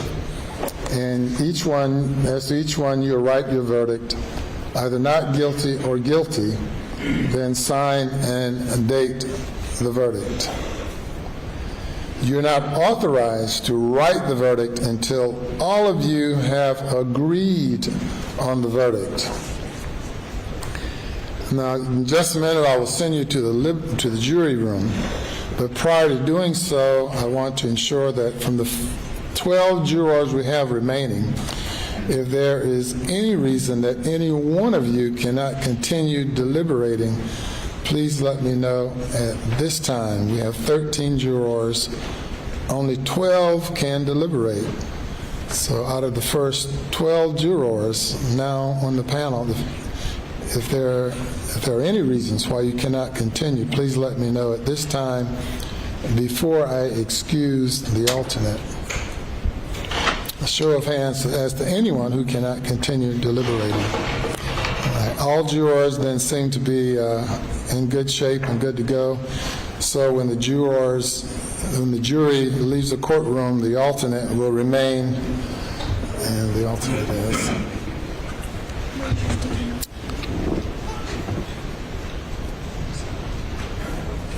I will send you to the jury room, all of you, except for the alternate, but do not begin deliberations until you have received a copy of this jury charge, the indictments, and the exhibits.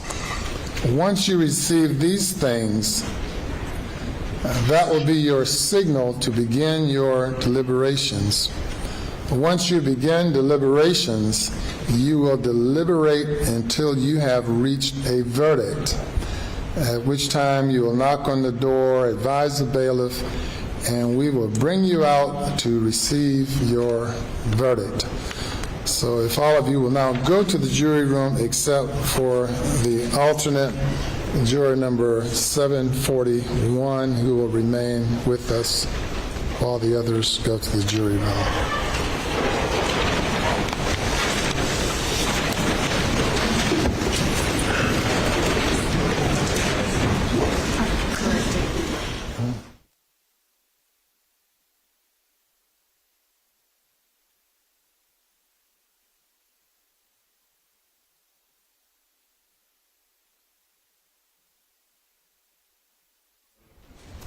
Stated for the record, whatever it is.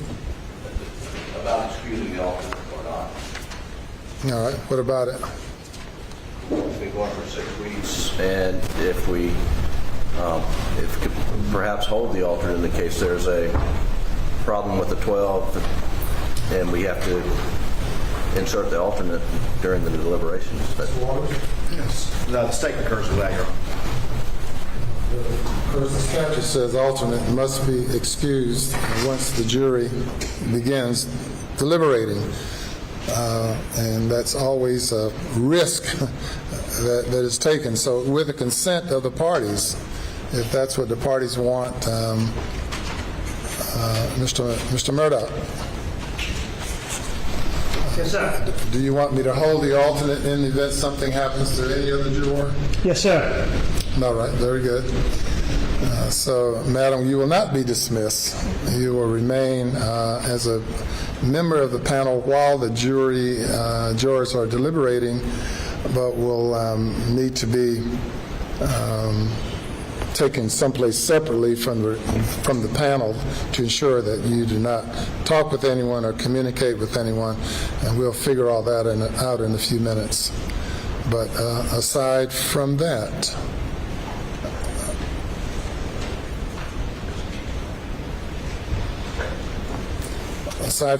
if you all will review the exhibits with the court reporter and the bailiff, you can take the charge and the indictments in, and the jury may begin deliberating. Your Honor, for the record, we have no additions or exceptions to the charge. Okay, thank you for reminding me on that. Any additions or exceptions to the charge? Voluntary intoxication, Your Honor. Yeah, voluntary intoxication was not charged. It was not raised. I cited with the fact that it was not raised as a defense and would not be appropriate to charge. Yes, sir, Your Honor. Okay. Why is everyone standing?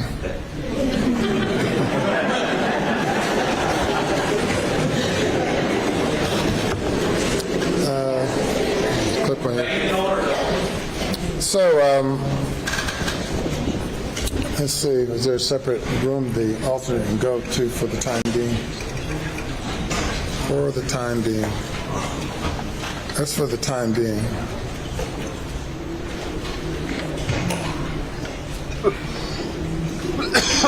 Ted, are you here?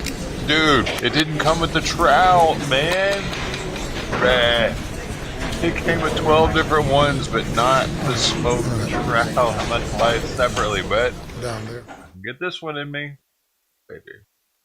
741, if you will follow court officer to a place.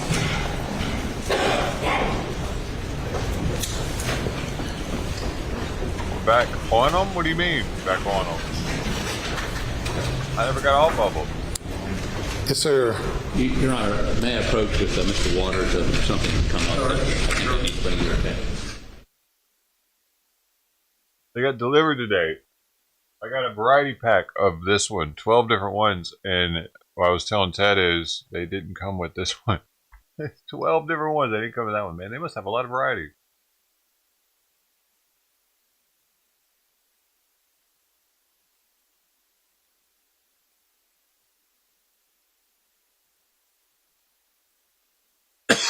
What are you talking about, Patty?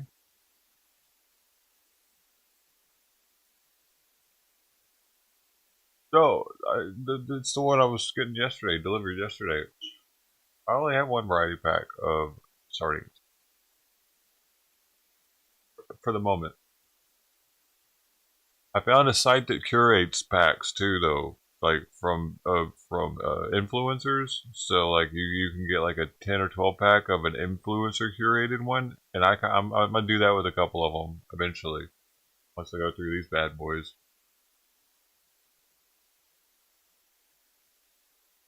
We're gonna try all different kinds of fish on the channel. That's biblical food, man. Sardines.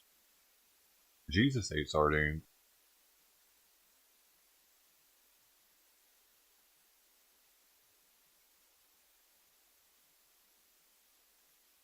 In America, we don't really mess with them that much. Compared to other cultures, man, America is really lacking on the sardine consumption. I mean, it would kind of make sense. We don't have sardines here, you know. We're not the Mediterranean or Portugal. We're not near a sardine-laden waters.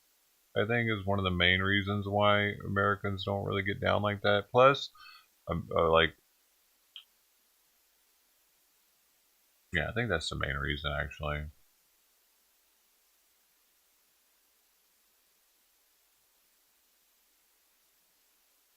Catfish, that's American.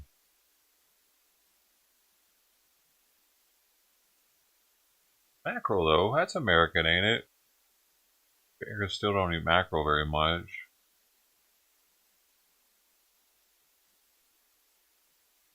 Hey, what's the term holy mackerel come from?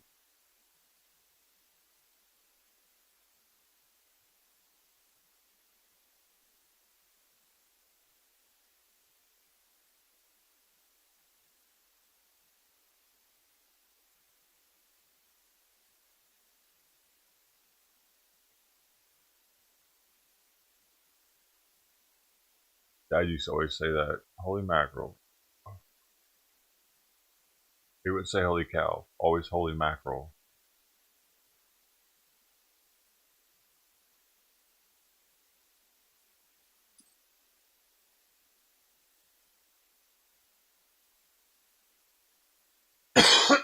Man, I wish my lungs didn't feel weird, but I'm only saving like the thing that's got me. So I'm just like, fuck it, dude. I must be all right. Because I've had 2 CT scans on my lungs, and they're not like red flagging anything really. So I'm just like, well, all right then. I have cut back a little bit. I don't know if y'all noticed, but I've cut back a lot compared to what I used to dab years ago, or within the past few years. This thing's helped with that though, but I don't know, maybe I did damage before and I'm just like feeling, man, I'm nervous. One day it's going to turn into something.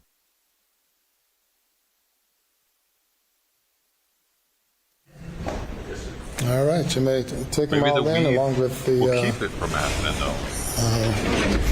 If I put quit, this on top. That's what it'll break. I must keep smoking to stay healthy. Yes, sir.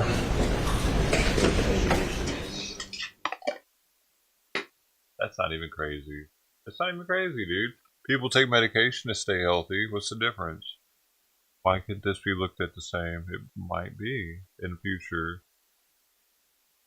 that people have to. Right, we'll be in recess waiting for the verdict. Have a weed regimen to be more healthy, actually. Specifically now that vaping is more predominant, low temp vaping be more healthy, or a more precise homeopathic medication administration technique, being able to keep it.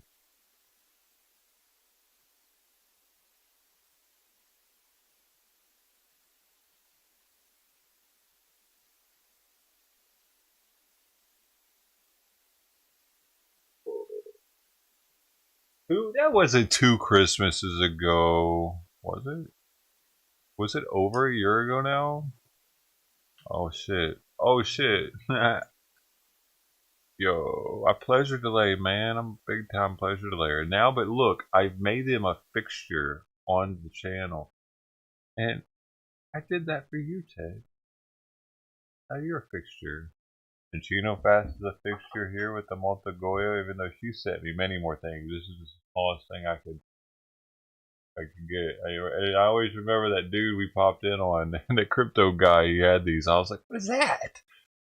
That stuff. You got me a 6-pack of it, man. That's a trippy tasting though. I kind of like it though.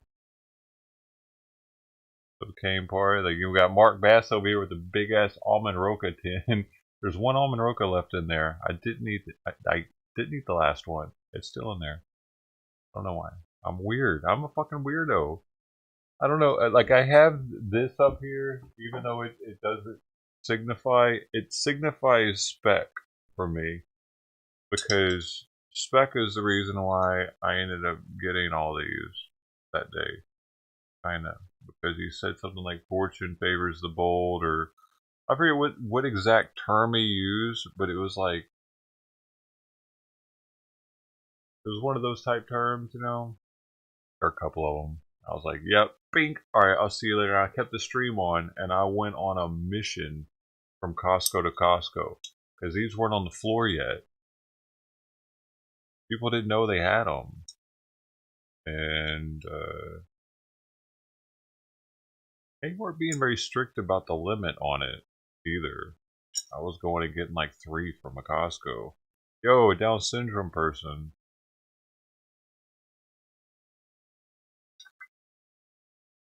I take a spec whenever I see this over there. I don't know what I'm gonna do with these things, man. Whatever. Investment.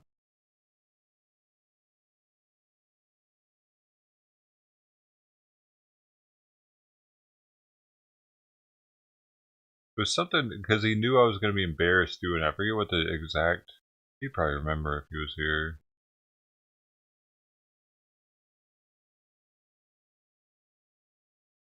Because it was embarrassing. Like, because I had to keep going up to the liquor gate a couple times, like 2-3 times for the same store over and over and over. And I'm just kind of like looking at him like, you know, because you could go to a different register. And it's like, dude, sometimes this shit will be in the system to where a manager has to go. Like the Yamazaki was like that. That shit was annoying.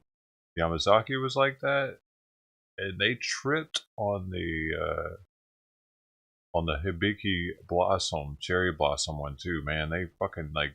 I will try to get a second one on that one, and they stopped me in line. They're like, that kind of shit's always embarrassing when it happens. I'm nervous of it gonna happen. Because I got people behind me and in front of me, and they're going to be like, "What the fuck is this guy doing?" Got the manager talking to him and shit. Must be a bad guy. What's he doing? Is he illegally in here? Is he trying to buy too many? No, I mean, no one probably even cares, though, really. Oh. What else I got up here? Oh, yeah, we got Barber right here with his patch. We got SHG right here with his pipe. Fish pipe. That. Kind of out of frame.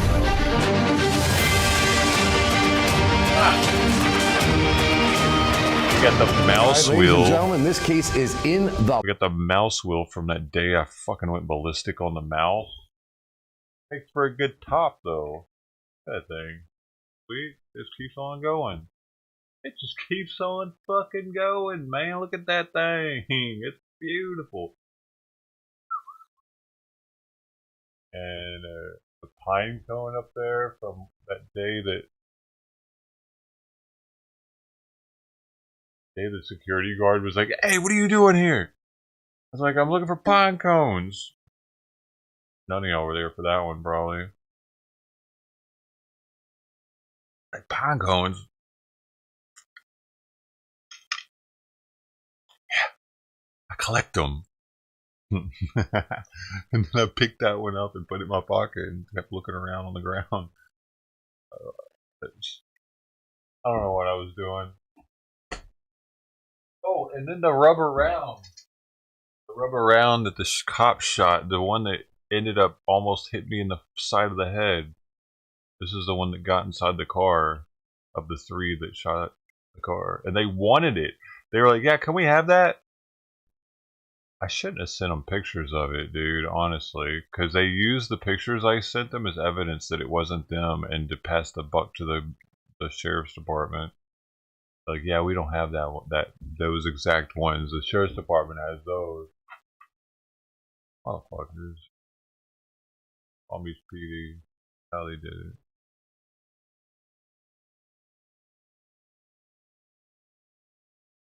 They used my evidence against me.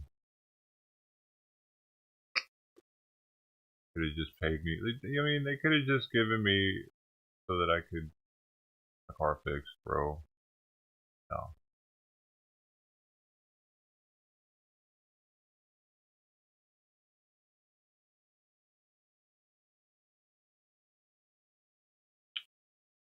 So now we wait. Dude, they're probably going to be in their hours, maybe even till tomorrow.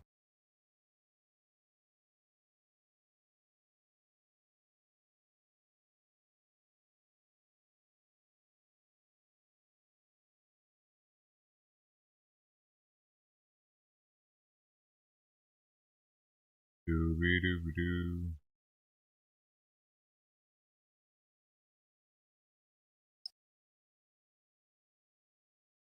It's weird, man. I got this pain going on the left side now.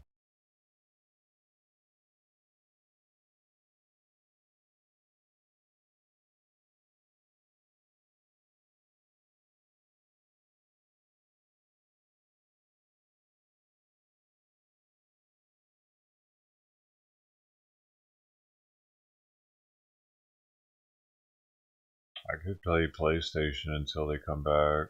Actually, do that.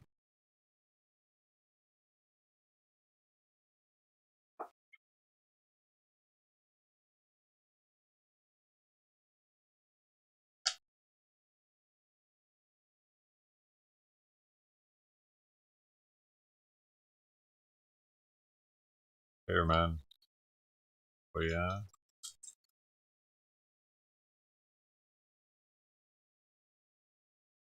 Do that.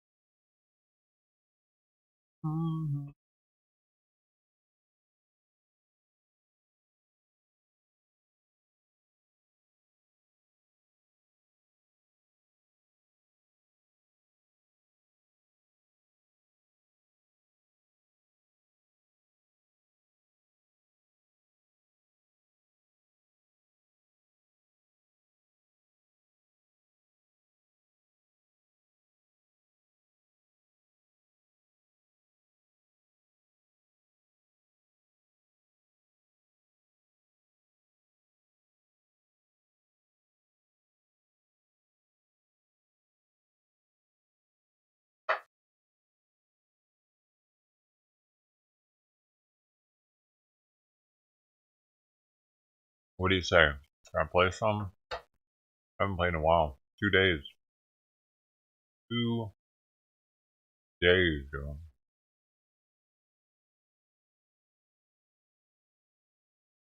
Are y'all reading that?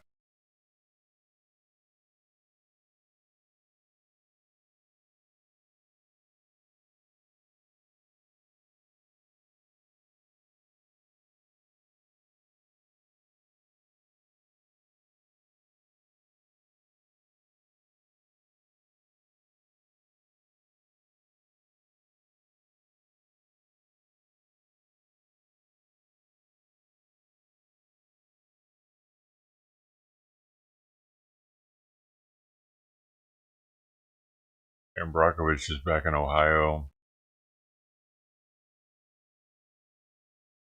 Talking about the maid.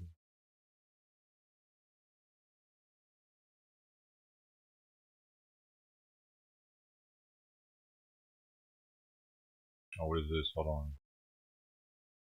Pre-dawn raid in late December, law enforcement arresting Brian Kohlberger at his parents' Pennsylvania home, taking the suspect into custody after a 6-week manhunt. Brian! Now in a newly unsealed search warrant, we're learning what else authorities took from his family home that morning. Among the items, a flashlight and medical gloves, an assortment of clothing, including a black sweatshirt and black and white Nikes, and a cheek swab, presumably for the suspect's DNA. According to 2 sources familiar with the investigation, NBC News learned investigators used forensic genealogy to zero in on Kohlberger, possibly using DNA recovered from a knife sheath found near the body of one of the victims. In a previous search of Kohlberger's apartment in Washington state, investigators also gathered possible hair strands, chemical-resistant gloves, items that had red and brown stains, and a computer tower.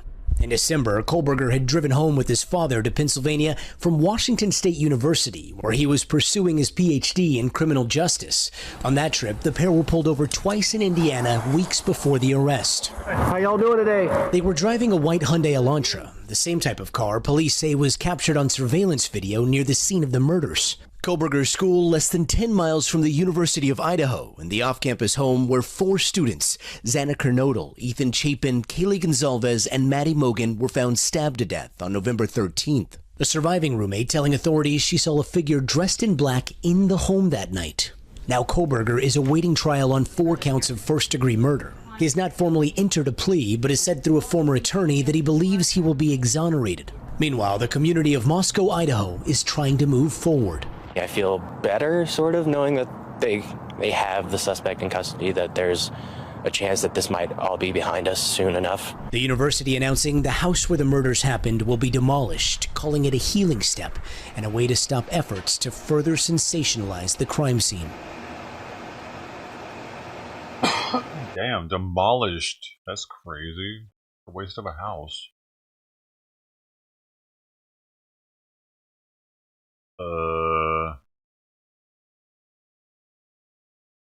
Damn.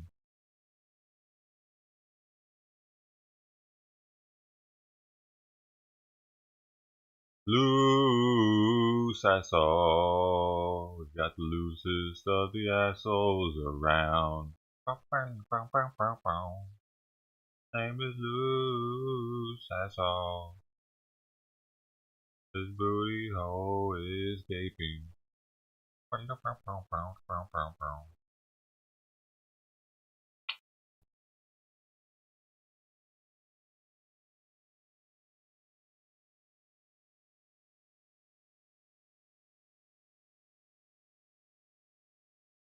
Stop talking. So I guess, what's this? Rapper arrested for murder. Was a rapper arrested for murder. Go figure. You don't say. How could that happen? Whoa. What was this? All right, tonight's other top story, new insight into a second arrest in a gruesome dog attack. Tonight, this couple is behind bars charged in the death of an elderly man, and 3 others were also hurt in the mauling last Friday. The dog's owner, Christian Moreno, was taken into custody the night of the incident, but his wife, Abilene Moreno, was arrested today. KENS 5 reporter Hannah Tita joins us live. And Hannah, why did it take investigators this long to charge the wife? Yeah. Sexist. Well, Henry, I spoke with Animal Care Services tonight. They helped SAPD in this investigation. Tonight, a spokesperson with ACS told me it was new evidence that recently came to light showing Abilene Moreno co-owned the dogs with her husband. That ultimately led to her arrest. And we're told that we actually spoke with her over the weekend, and she actually told us on camera that they were her dogs as well. Oh my goodness. I have 4 kids of my own, and I would never raise my dogs to be aggressive. That was Abilene Moreno on Sunday, speaking with us after her husband, Christian Moreno, was jailed in connection to a fatal dog attack. Friday afternoon, a pair of Staffordshire Terriers escaped from their yard and mauled an 81-year-old man to death. The victim's wife was critically injured. 2 others, including a fire captain, were also hurt when they intervened. It's traumatizing to see that one of my puppies, my dogs that I raised since they were puppies, did that to somebody, because it's very hurtful. It wasn't the first time the dogs had escaped. According to Animal Care Services, they were involved in 2 bite cases prior to the deadly attack. Today, Abilene was taken into custody. According to the arrest affidavit, she referred to herself as Grandma on social media after her dog, Snow, gave birth to a litter of puppies. Snow was one of the 3 dogs put down by animal control after the deadly incident. The affidavit states police received tips that she and her husband were breeding dogs and training them to be aggressive with meat. The document goes on to say she had conversations with her husband about how dangerous they'd become. And the couple is facing criminal felony charges of attack by dangerous dogs causing death and injury. If convicted, they could spend up to 20 years in prison. Reporting live, Hannah Tita, KENS 5. He would like starve them. He would hit them with belts and shit, and then he would I think feed them raw steaks. And he came home one day from work. He was a coworker, and he said he got home and the dog, one of them killed the other one. Oh, we're making the dogs crazy, dude. Intentionally. What is this? Why is this counting? Oh, it's counting up. Verdict watch. Oh, Billy.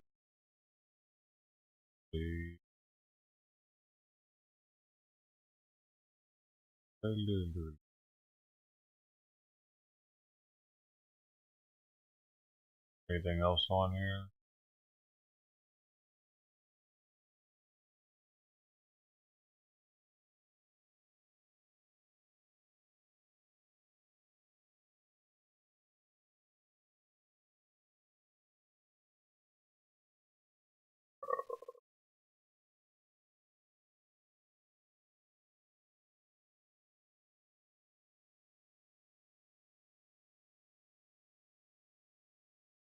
Iran to investigate poisoning of schoolgirls. Wow.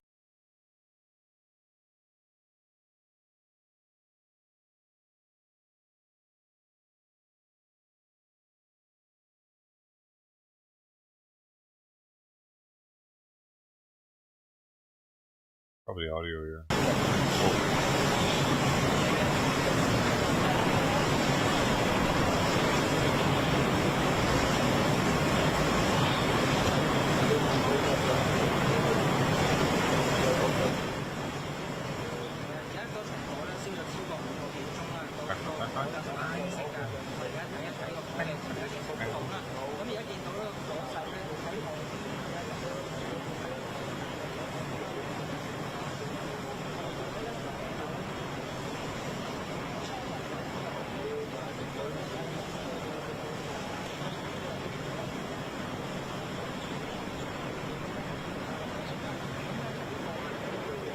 Poland delivered tanks to Ukraine.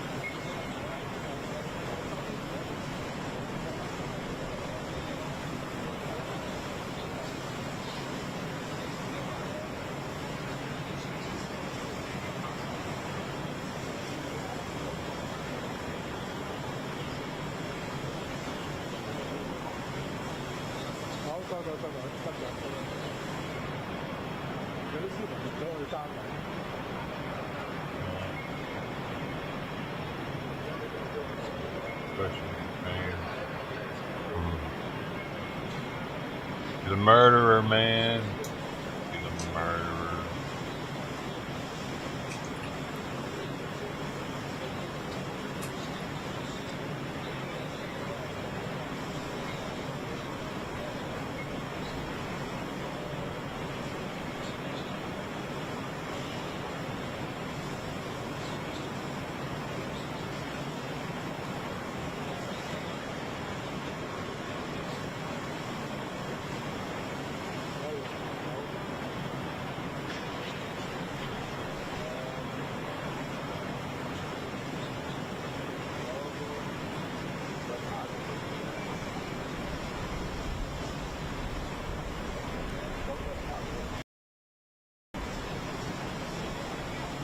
I'm a maniac.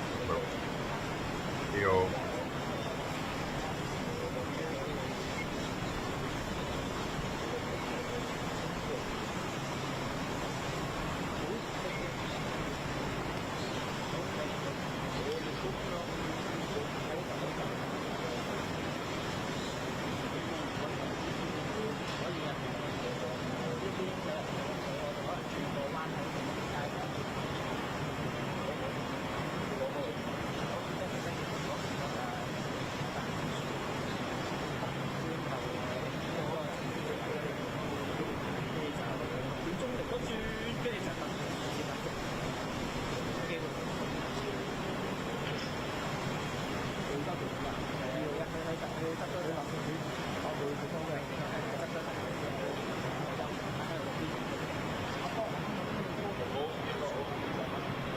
Oh, big ass flame coming down. Look at that.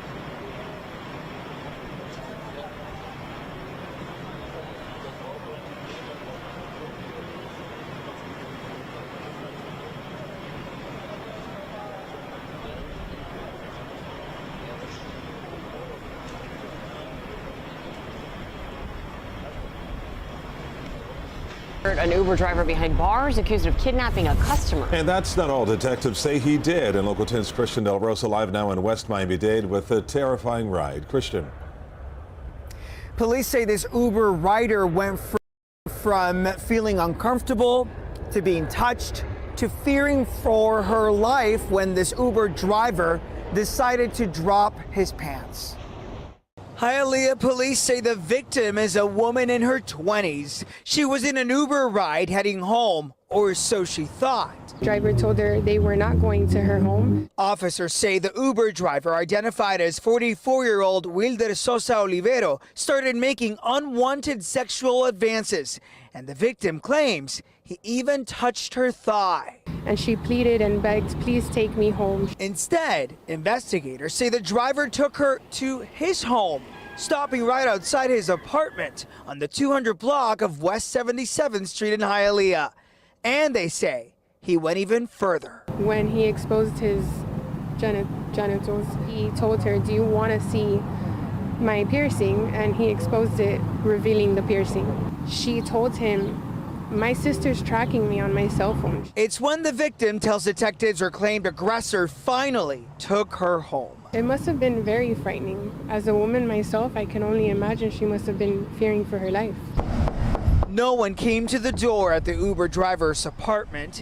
Neighbors say they cannot believe what he's accused of doing. Definitely out of his character. It's not something that I would expect from him. Oh, man. He seems to be a very hardworking person, honest person. His wife is also a very pleasant person. Sir, you were arrested for kidnapping, battery, and indecent exposure. Count one kidnapping is no bond. Fucking wow. So no bond, that means the suspect is still here in jail. A spokesperson for Uber tells us the company is disgusted with the allegations in this case. They say they've already banned the suspect from their app and will assist the Hialeah Police Department in their investigation. By the way, if you have any information that you think can help detectives in this case, you should give them a call. Live in West Miami-Dade, I'm Christian De La Rosa, Local 10 News. I get raped riding Uber nowadays, man. That's crazy shit. Remember that one dude? I don't know if he was an Uber driver or not, but he got sentenced already. He got murder, stabbing that girl with a Leatherman. He opened up both of the knives, and that's how they knew it was his Leatherman, because of what the stab went. Remember that dude? Wasn't he an Uber driver? Or was he just, I think he might have just been mimicking, acting like he was the Uber driver for her. Remember that case though? It was like 2 years ago. Stabbed her to death in the back seat, even.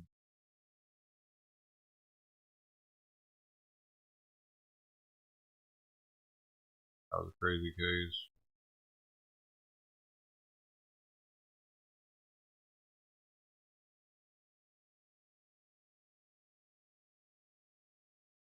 Might have had help too.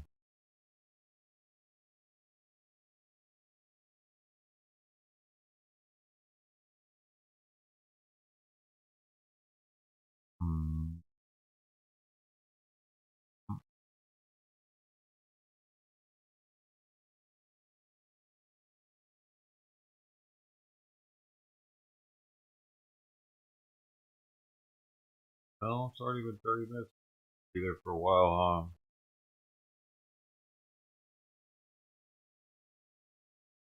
huh? Could get a couple games in and come back over here. Unless y'all are watching the word. Are y'all? Is anybody looking at the words and reading them? And that's what they're doing right now.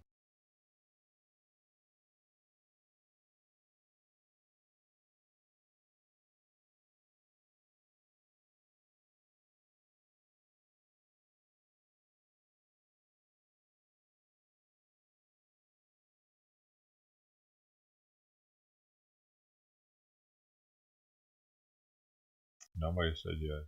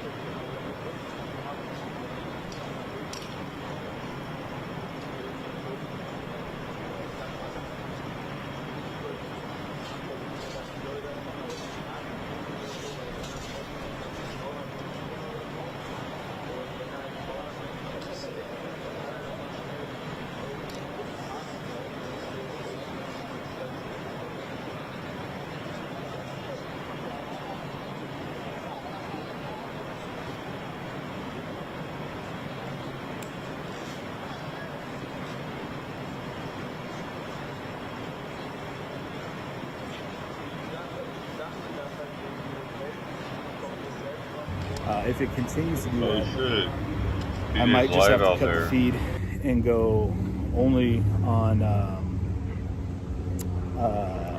Facebook. So in the comments, you guys let me know how it looks, and we'll take a look around here real quick. He's in South Carolina. And then we can, we'll go from there. So, but I need you guys to kind of, you got to keep me keyed in as to, and the comments here as to what's the what. Oh. I'm not used to carrying a tripod around, man. And there's usually tear gas when I'm out in the streets, so this is a trip. Looks fine, okay. As long as there's no buffer or refresh or anything's going on with that, it's crazy. Let me flip the camera out here so you can see what's happening. Kind of like the new, you know, outside the courthouse. Better now. You retract your statement. All right, cool. So on the far side over here is where Alex Murdaugh comes out of the courthouse. That's where they escort him off to his the county holding. And swinging around here, these are all different news outlets. Probably, I believe over there is the LNC, Law and Crime, and I know that these folks over here are really actually on the other side of it right here, I believe is the Law and Crime. And what else we got going over here? Let me take a look around the way. It was a wild drive in. It was stormy. It was kind of apocalyptic vibe. Everywhere that I went, everything that I saw was really like this is an incredibly small area for such a high-profile case. The watermark. Need a watermark in here? Do we not have one? Let me throw one in here for us. Appreciate that. Only one out there, man. Hopefully that sticks around. If not, we'll adjust and correct.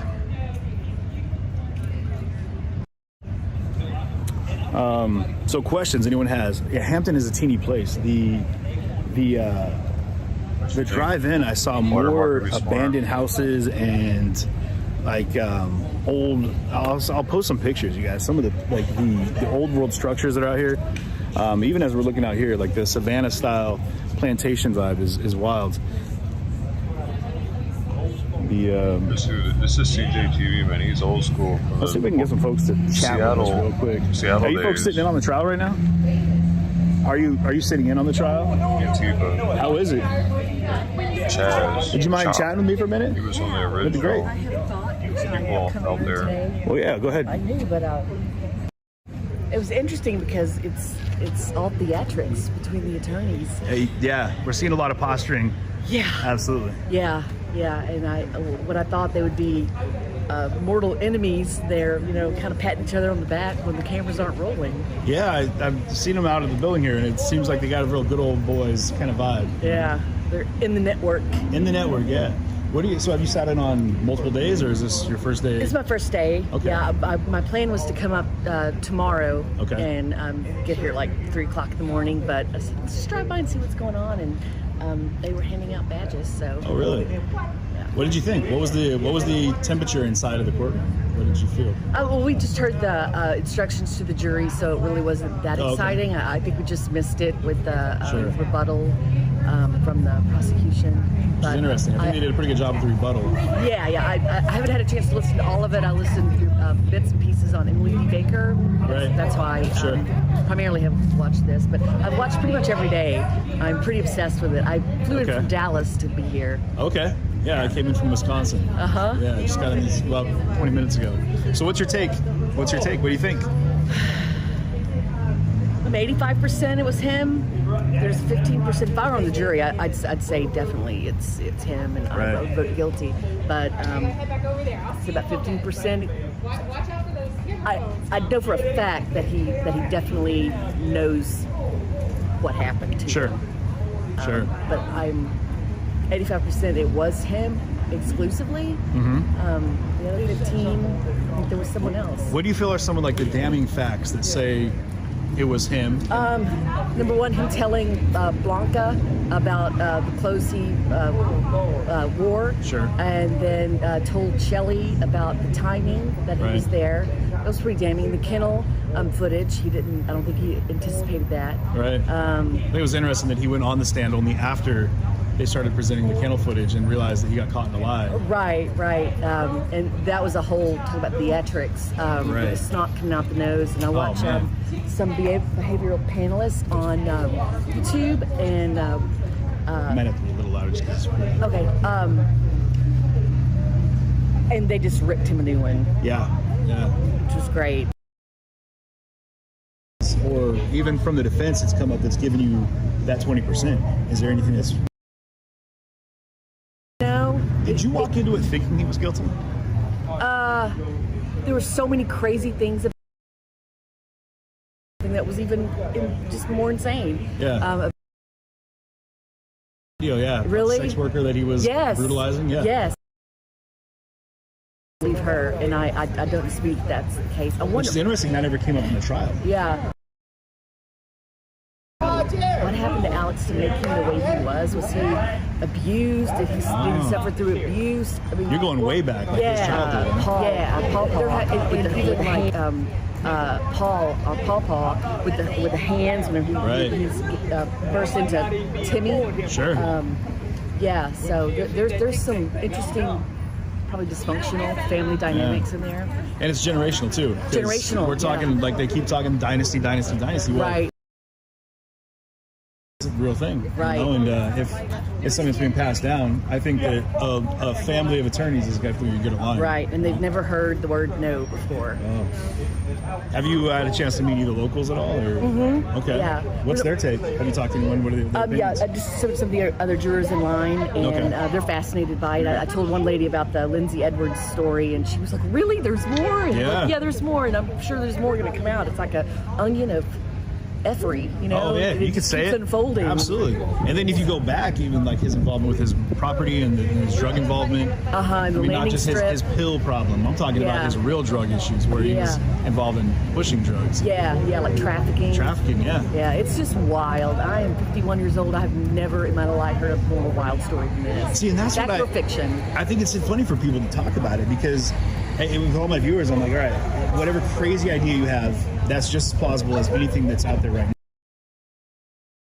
Cartel hit. It could have been, whatever. It could have been him with two guns wheeling around, or Cousin Eddie, who, if he's willing to hire him to shoot him in an attempted suicide murder plot, it's not far-fetched to say, hey, cousin, I need you to go ahead and shoot my wife or my kid. Yeah.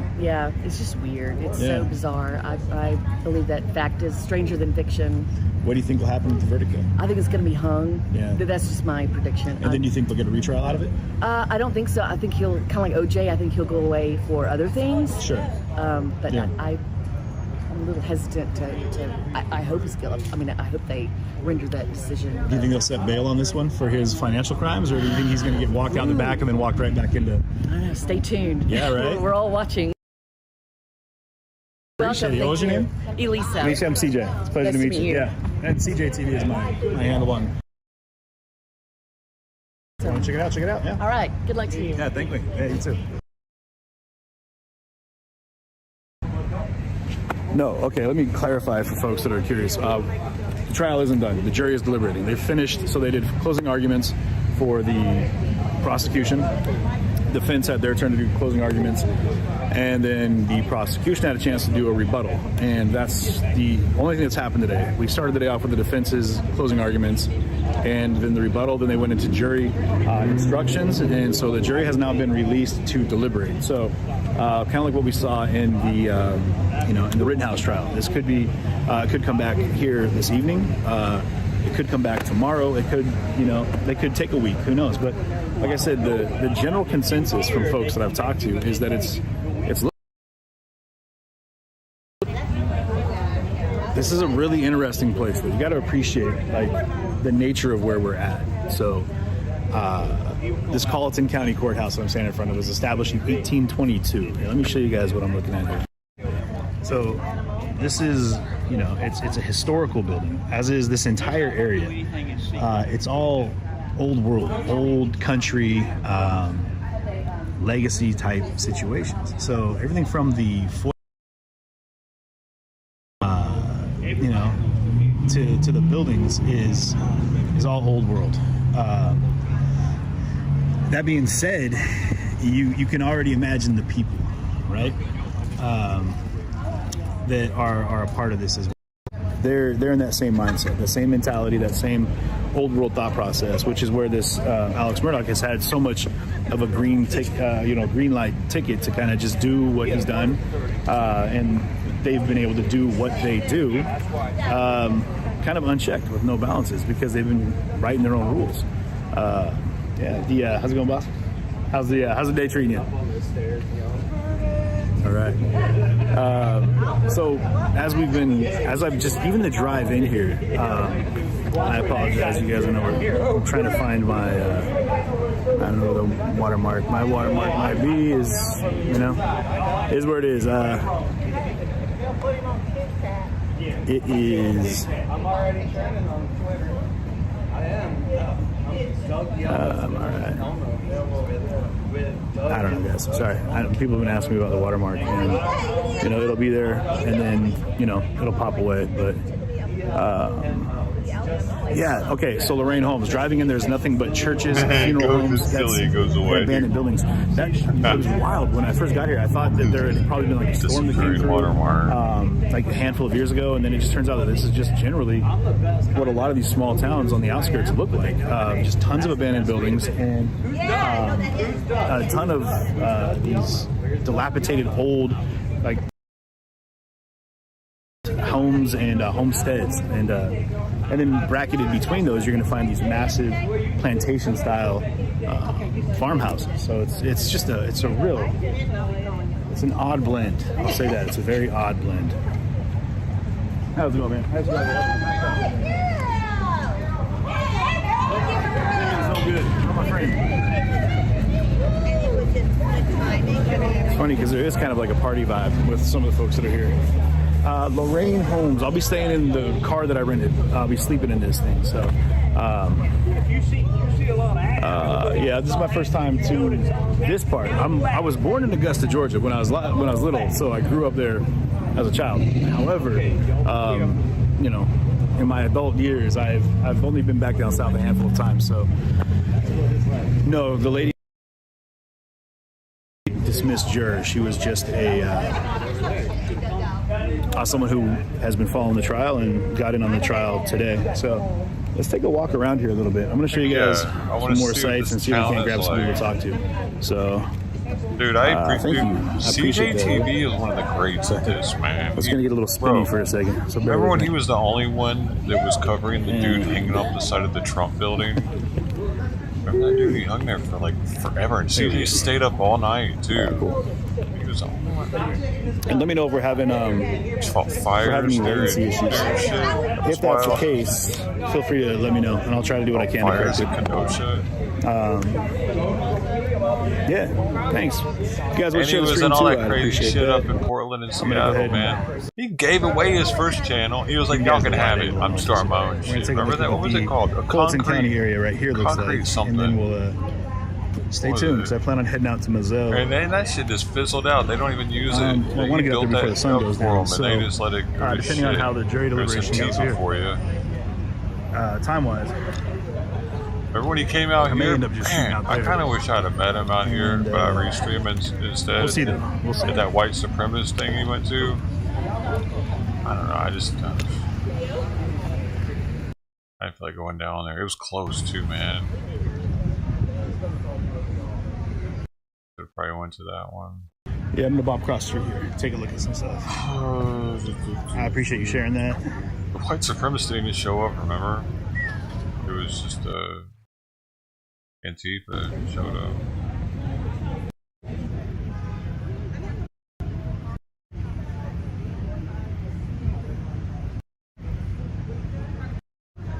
He even bumped into Richie the Barber on that one too.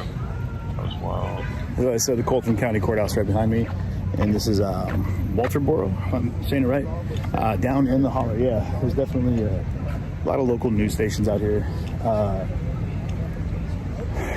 but in some of the major media, like this dude has on his face, man. We love bright-ass faces, don't we? Known as the front porch of the Low Country. Let me show you guys that one. Dark. As it says in this sign. There you go, guys. Not more professional. I need a better camera, though. Actually. Front porch of the Low Country. Camera's a piece of shit. Slow. Go find some folks to talk to here and see what the what is. You didn't know? You never saw that one? It's on the channel. Just look up CJTV. Definitely has a like I said, it's kind of like a party vibe almost. That's all you gotta look. You got people in their trailers and their tents, just kind of chilling out. But the on the other side of it, there's, you know, it's 26 days into it, 29 days now, 28 days. So you're definitely going to see a lot of the Court TV brought in their own mobile home. These guys are getting it done right. It says it's one with a historic downtown. Oh, it took it to a different one. And again, let me know, you guys, if there's any issues. There it is, though. It's the second thing that comes up. Like I said, there's a lot of live view packs. All of these things over here, they suck up all my bandwidth. And I'm just at a low. Oh, so this is great. This is Fitz News over here. These are the guys that that dropped that story about Lindsay, the sex worker that was abused and roughed up by. Yeah, I know the watermark's missing, guys. I don't know how to add that in there. So, you know, maybe I'll work on getting that. Bear with me. I got to get to a spot where I've got a decent transmission. Dealing stuff. Like I said, live view stuff. So 11th of April, 2021. That's when it was. This is the back end of the courthouse here, where Alex Murdaugh has been coming out. They got the Colton County Special Operations over here, and they usually have like the van parked right here. His link is a pinned link on chat if you want to go give him some love, give him a like. Look him up. Courthouse here. Look him up. He needs help, man. He's hurting right now. YouTube's Kelly Vanderpool Lutz. Go to the Facebook page. You'll see the video.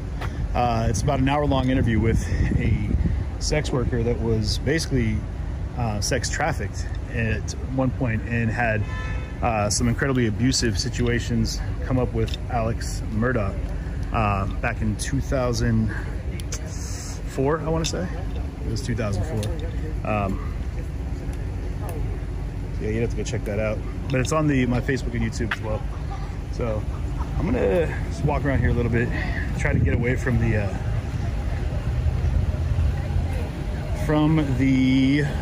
live views so we can get a better reception here. How are we doing on the... Oh, shoot, he's got a live view. On the feed, does it look okay? A little bit glitchy, bro.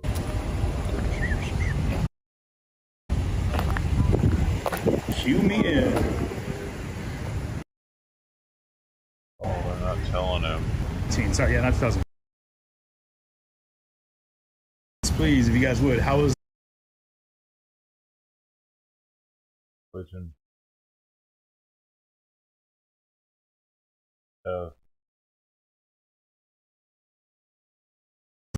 Are we doing? I mean, we're pretty remote out here. I think the spot that I was standing was probably the best feed location, so I might just head back there and post up for a little bit and see if I can't get better bandwidth off that.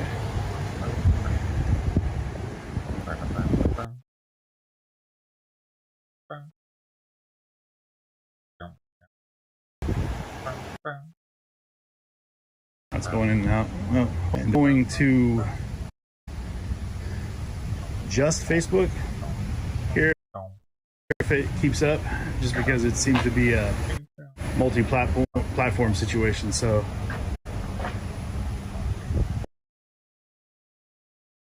and I'd rather not lose. That doesn't make sense. Why? Because they're both glitching. I'll check. Heck, they both put the same spot and everything. But I don't think. How choppy we talking, guys? Is it pretty bad? Yeah, it looks like the feed's gonna be running pretty rough. So, that being said, I think I will. Here's what I'll do. So, you guys will be able to get some kind of uninterrupted feed. And it might just be over on Facebook. So if you're on YouTube, bop on over there, and we'll see if we can get you game for the better feed on that side. PlayStation VR, dude. So between now and then, you guys, I'll be back here in just a moment. I might have to hook it I'm up. gonna end this right now, and then we'll come back in.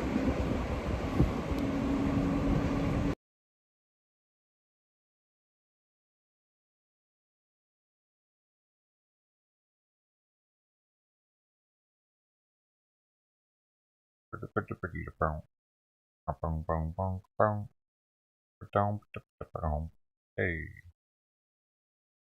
this is what I was talking about the day that.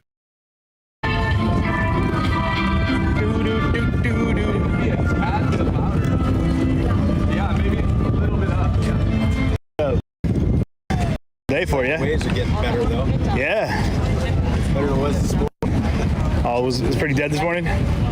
Yeah, just small and bumpy. It's getting a lot better now. Nice. Oh man, take it easy. I feel like he was going to engage in a conversation about surfing, of which I know nothing, so I had to kind of bail out of that one quick. He had like a professional surfing thing on, or some type of pro something on, and I figured that I have no idea what that is about. But legit, look at these beach volleyball courts here. This is good stuff. Good morning, Kenosha. Where's everyone tuning in from right now? 1080. Wow.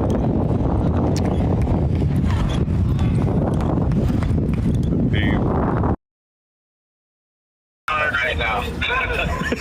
I don't know. I think there's a couple parking structures down here that might have some vacancies, but dude, it's not if Hollywood. You park probably like 3 or 4 or 5 blocks off of the street, or off the beach line. I mean, there's spots in the neighborhoods, residential. It's like Hollywood's different. Like Hollywood, you can't park in the neighborhoods. There'll be signs. You can't park here.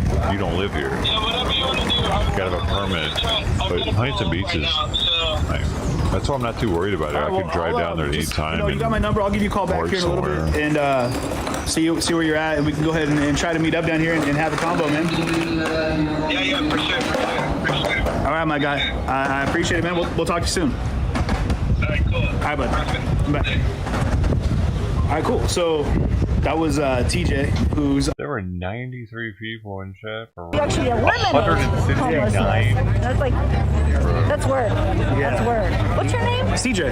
The audio and WYSIWYGs. I have your information. Please check me out. Yeah, and I have yours. On this stream. Personal as well. Please do. Is that a scene? It's really good. I'll let you go back to recording, but why I'm not I using think it. your questions are really good. And Thank you. Okay, so I started this. I get a lot of grief because they say that I'm either too right or too left. It's gonna be out of sync. This is gonna be wrong. One second. I gotta watch CJ.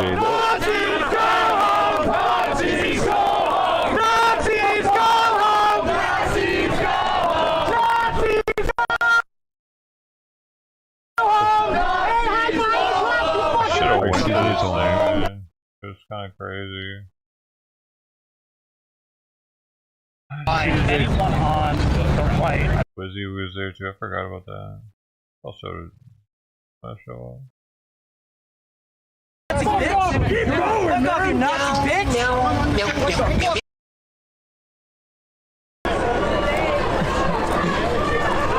Did somebody do that back then? No. There's 436 people in chat. What? There's 436 people. Right now, he's getting spit on. He has, if you look at his right hand, he has brass knuckles. Got brass knuckles in his right hand. Hey, bro, let me get up there. He's afraid to get his fat ass beat up. Hey, you want to get your shit rocked up, that ass. You want to get your shit rocked up? Hey, I'll just teach your ass to pick the fucking knuckles. How about that? You doing? Tired? Yeah. That shit's annoying. There's nothing else here from last night that was. Like young people do, but he was a good guy. He had a good heart, and he wasn't out here harassing the police. He wasn't doing that. He was a good person. He was a very good person. He didn't deserve the. That's on. Remember that guy? That's him.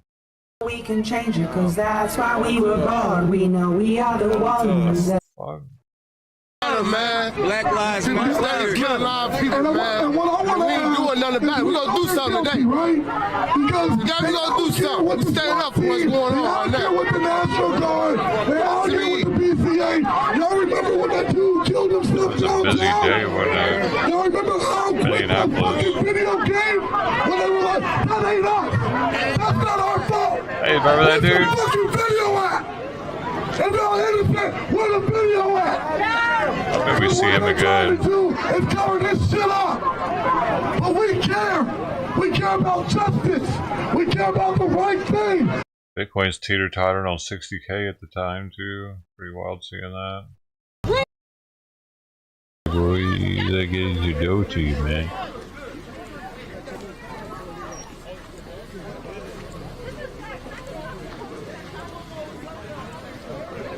What's your favorite movie, man? What we know so far is a 20-year-old male, Dante Wright. He had a child and possibly his girl in the car with him. So, you know, this is good. Y'all getting a little history. The brothers and sisters are laying out some stuff. So, you know, at some point, y'all, we got to know, you need to know the truth about what's really going on.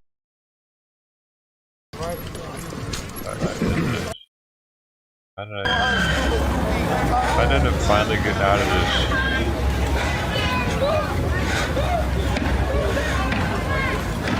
I ended in 2 minutes. What the heck? Why? That's weird.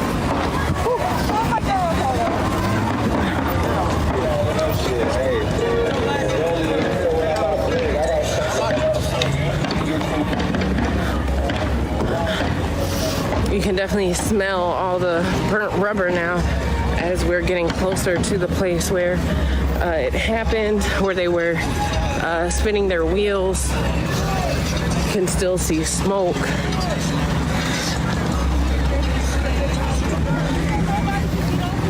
All right, good. Hey, keep going.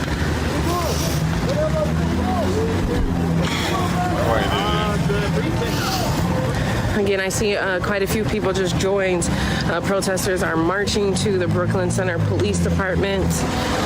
We have now walked well over, I'd say about a mile, and have a little ways to go. There's a combination of people walking and people caravanning in their vehicles, taking both sides of the streets. Some vehicles are trailing behind the protesters to make sure that they stay safe.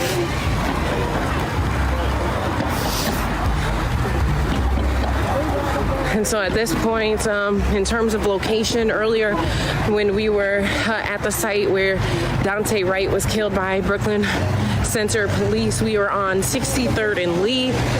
And if you're familiar with the Metro Twin Cities area, we are now crossing over, I believe this is Interstate 94, right by Motel 6, not too far from the Brooklyn Boulevard exit. And so here, I think that is private security that has the light there in their vehicle. It is starting to sprinkle a little bit, not too bad, but we are crossing over the interstate here. I wonder why it cuts off there.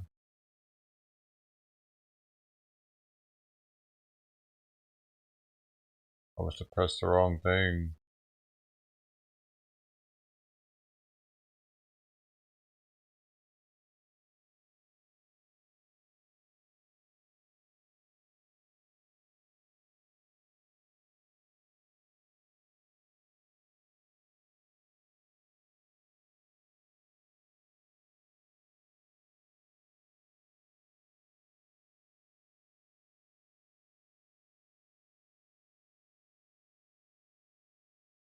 I guess take them a while to get back up.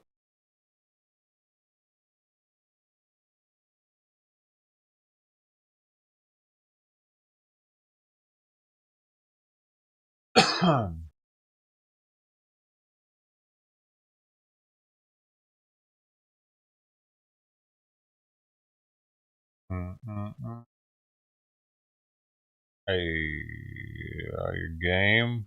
What game?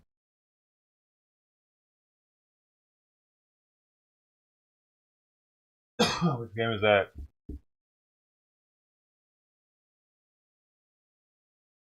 VR? No. Oh. Not ready.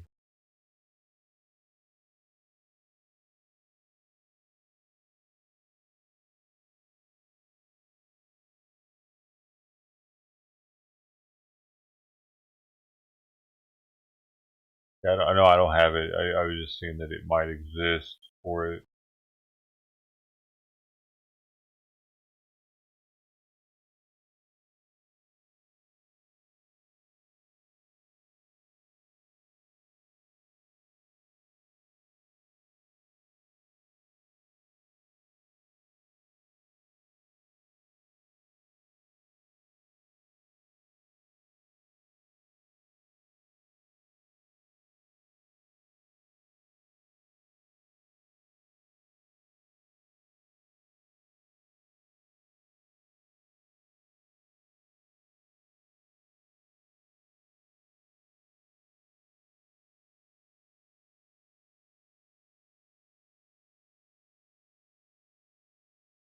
I mean,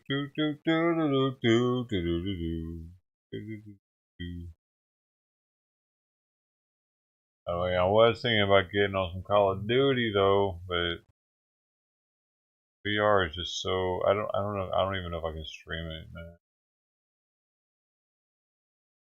I might need to get some more equipment, possibly. Hi.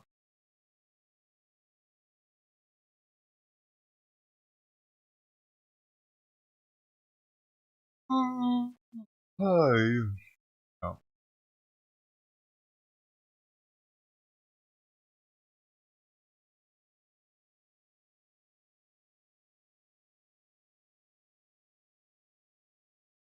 Late, Betty.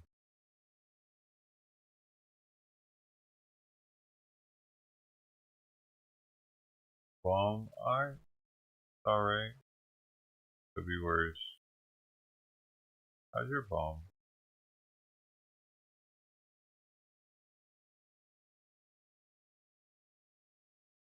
I gotta put Simon's food and water and stuff. He just reminded me.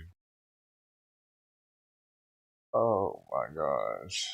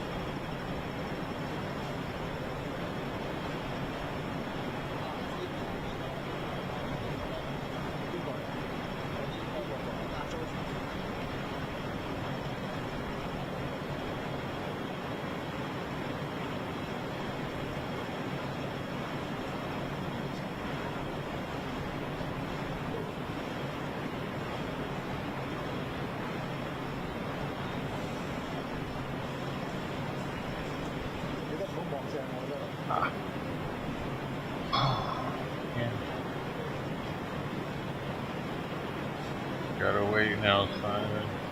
This is what it came with, Ted. This is what we got. The takeaway. Have you gotten this one before? The JoseGourmet.com.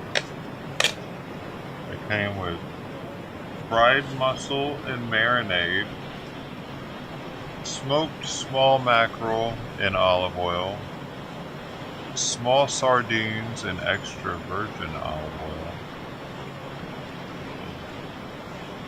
Kind of hard to read. Mackerel fillet and olive oil, smoked small sardines and extra virgin olive oil, spiced calamari and ragout sauce, sardines and tomato sauce, codfish in olive oil and garlic, sardines with lemon and olive oil, spiced small mackerel and olive oil, small mackerel and olive oil, sardines and extra virgin olive oil.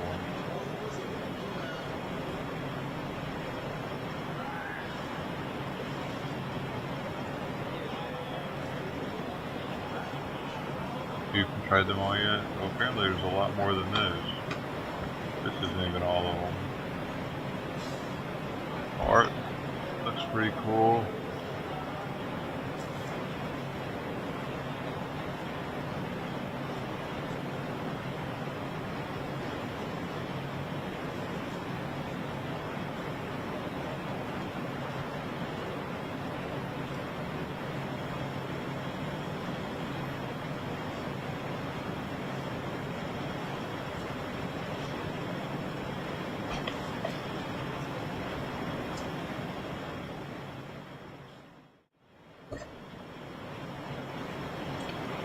Oh, bro.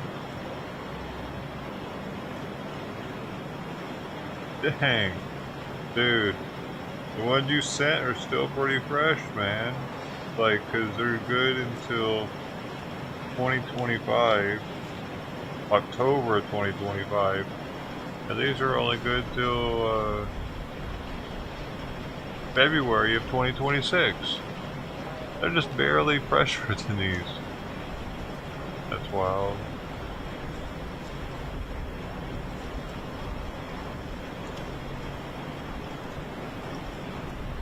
Different sticker though, like a slightly different sticker. Interesting. The marking is in a different spot. Top versus bottom.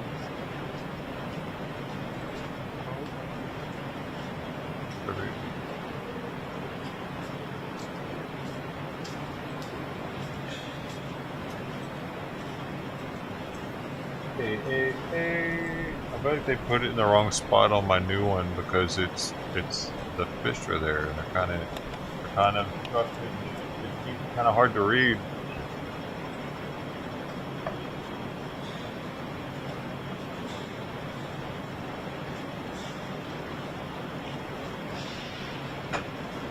Package matters.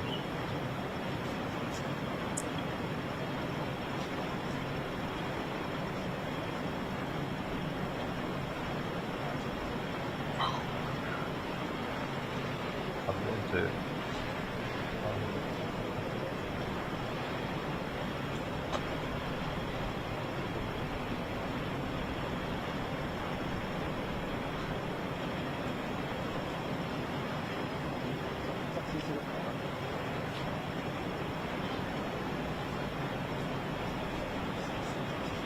Very fancy.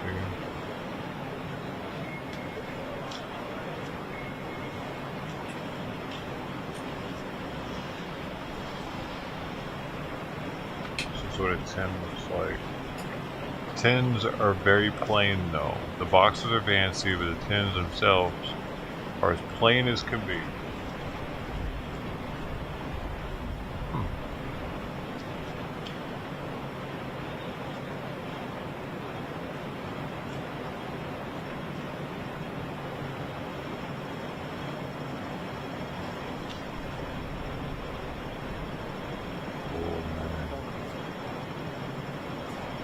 Nice quality 10 though.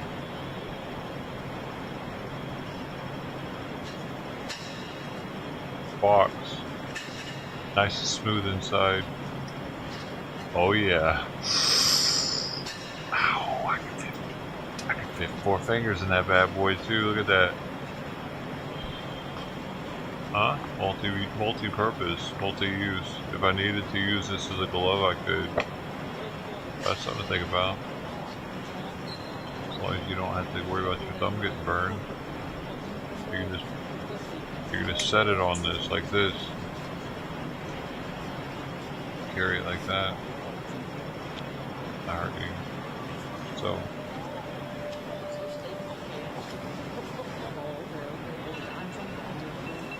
With smaller hands, you could put both of them inside of here and use it for a prayer holder. My hands are too big.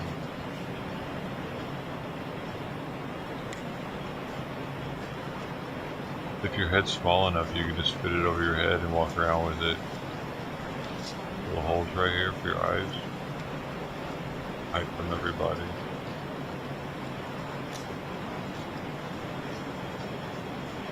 Wait, is this new? Of a jewel. No.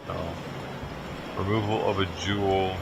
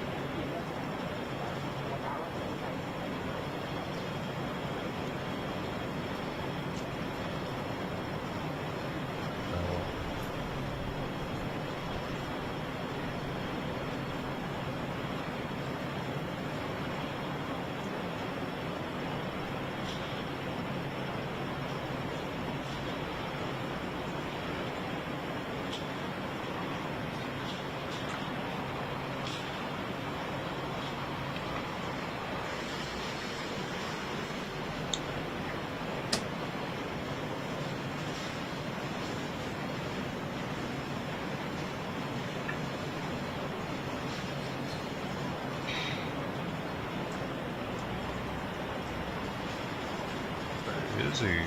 Need him to come back. He was awesome. He can hear it.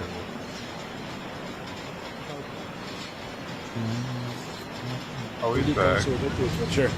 So if there's one of them in the old school, you know, it's a very I would say traditional, if you will, and the fact that it's got connections to mythology of history really. Yeah.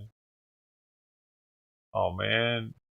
Damn, he shut YouTube off for nothing then. It's kind of still glitching on Facebook. True here, you know, and I think that to kind of give you a nod and a pass based off of history, as opposed to a lot of the world is outside of that is very judgmental and quick to put you to the flame. So I don't know. Him Joe Rogan. Do you think he's guilty? Right. Yesterday at 4:30, and the lineup, okay, that's the people of the low-income people, let's say regular people. Okay? I totally forgot on him sounding like Joe Rogan, dude. But what they think is, even if they think he's guilty, they're scared of a mistrial because of one of them. Okay. You know what's interesting is I met some women around the corner here that are from here that grew up with the family, and they said that it's a scary family. The intimidation factor may not be something that they push, but it's always present. You know, they were always nervous about, they can kind of do what they want. They walk on water, so to speak. And I thought that was just kind of hype propaganda, but just in passing, these three women, they were laughing about it, but they said, they're an intimidating family because of their long, straight ties to the community. And Sure. Since the grandfather of the grandfather. Great grandfather. Come from really a long time ago. And there was a picture of one of them inside on the wall. Oh, okay. And they remove it. Oh, really? Yeah. Okay. Interesting. Maybe they won't put it back anymore. It's going to be like the pharaohs of old. They're just going to try to erase any sign of Alex Murdaugh, probably because of his. At some point, just burn the family. Yeah, I mean, Grandpa and great-granddaddy got to be rolling in their grave, I mean, but who knows? They might have been just as crooked. Who knows? Exactly. That's the tree and the apple, Exactly. Yeah. His father, he raised this kid. Yeah. This kid is a monster. Okay. And what the role of it? The father is in it. And look, even at what's the name of the kid? Boba? Buster. Yeah. Okay. And the one that died, Paul, he was alcoholic. Yeah. He was raised by his dad. Everybody that I know from here said that he was kind of an a-hole of a kid too, kind of a jerk. And I'm not trying to disparage the dead. I just know that it doesn't mean we can't talk about the reality of things, right? Exactly. That's what we see. Yeah, absolutely. That's the way he acted. Absolutely. Yeah. Okay. Yeah. It's the apple in the tree. It's fall close to it. Yeah. You're not wrong. The apple in the tree. Yeah. And this would be the place where the tree is the courthouse, and I think that you're right. The generationally speaking, they've been able to get away with a lot, and who knows if that's going to continue? This might be the big end to. Well, we already know it is. No matter what, he's going to spend the rest of his life in prison, either for this or the financial crimes. So. And he still feels like he's Al Capone, I think. Right. He's untouchable. Yeah. Okay, and I was looking. It hasn't. Yeah. So what? Okay. Right. Maybe I've done something wrong, but they cannot do anything. Okay. That's it. That's the way I feel that he think about. Sure. A bit like it's not fair for the guy. Sure. Who was rich and famous. Tiger Woods, in his time, he was untouchable. Right. He's done some wrong things. Sure. Okay. He knew it was wrong, but he maybe thought that nobody will care about it. Right. He's the same, this guy. Yeah. Okay? Yeah. At a different level. Tiger, it was. He's done such an amazing job of just demolishing any idea that he's a good person.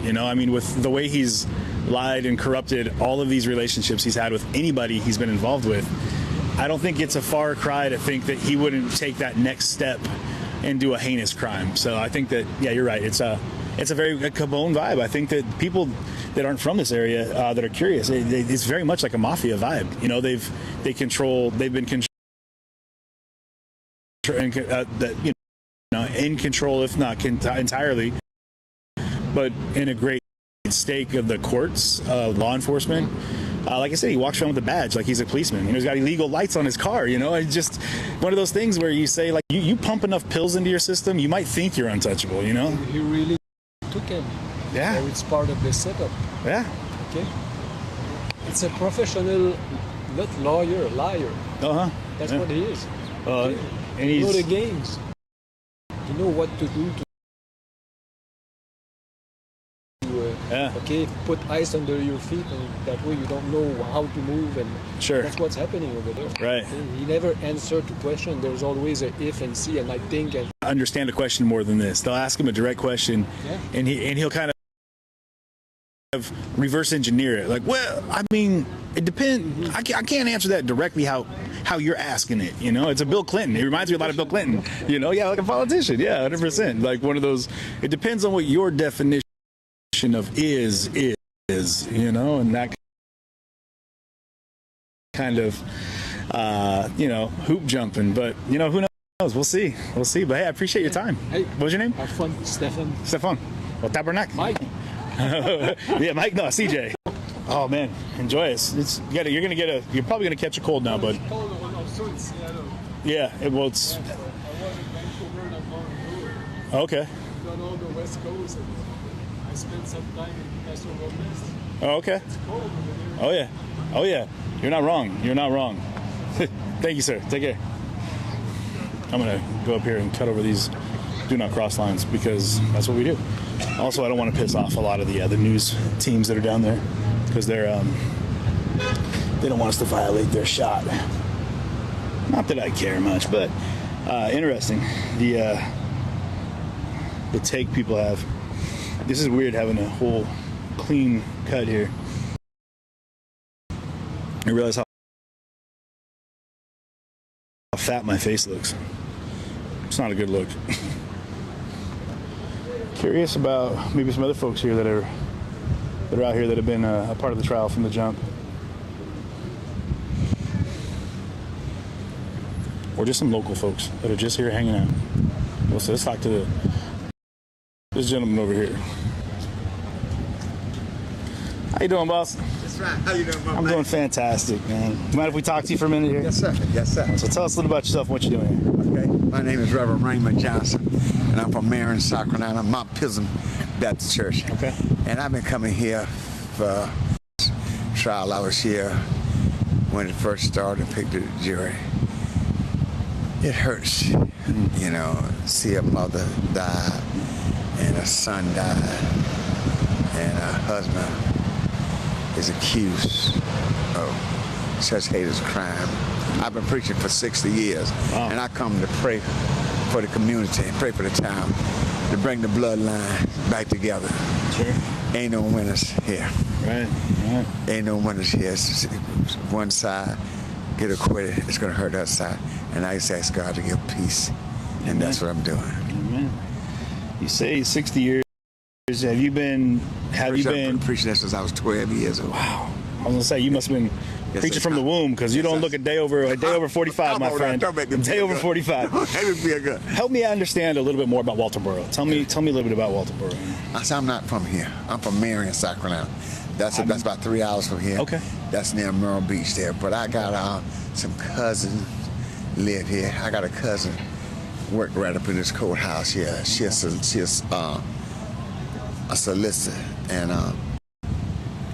Alice's daddy hired her. She's been here 20 years, and some of the other gentlemen here. And I just pray for peace. I know they had a bomb threat here before, and I just hope that the bloodline connect again. That when it's over, that people won't connect. Whatever the jury side, I want to live with it. We're gonna go with it. Sometimes the jury can make the right decision, sometimes make wrong, but we've got to live with it. Let me ask you, in the eyes of God right now, if you were to be so bold as to speak on that, Alex Murdaugh's on trial for murdering his wife and his son. Yes, sir. What's the takeaway from that in the eyes of the Creator? You know, it's bad. See, God gave us life, and no man should take away any lives. Now, this trial is going on. Alice knew what happened. Sure. God knew what happened. Sure. So, I'm going to trust in the Lord. Sure. And whatever come out, that's what I'm going to live with. Yeah. And I'm going to leave it like this. Sometimes we got to lay our thoughts aside. Sometimes our 5 senses don't calculate what God do. That's right.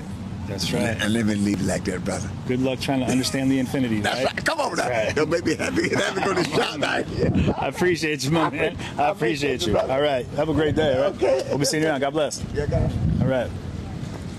What about you, boss? What's your story?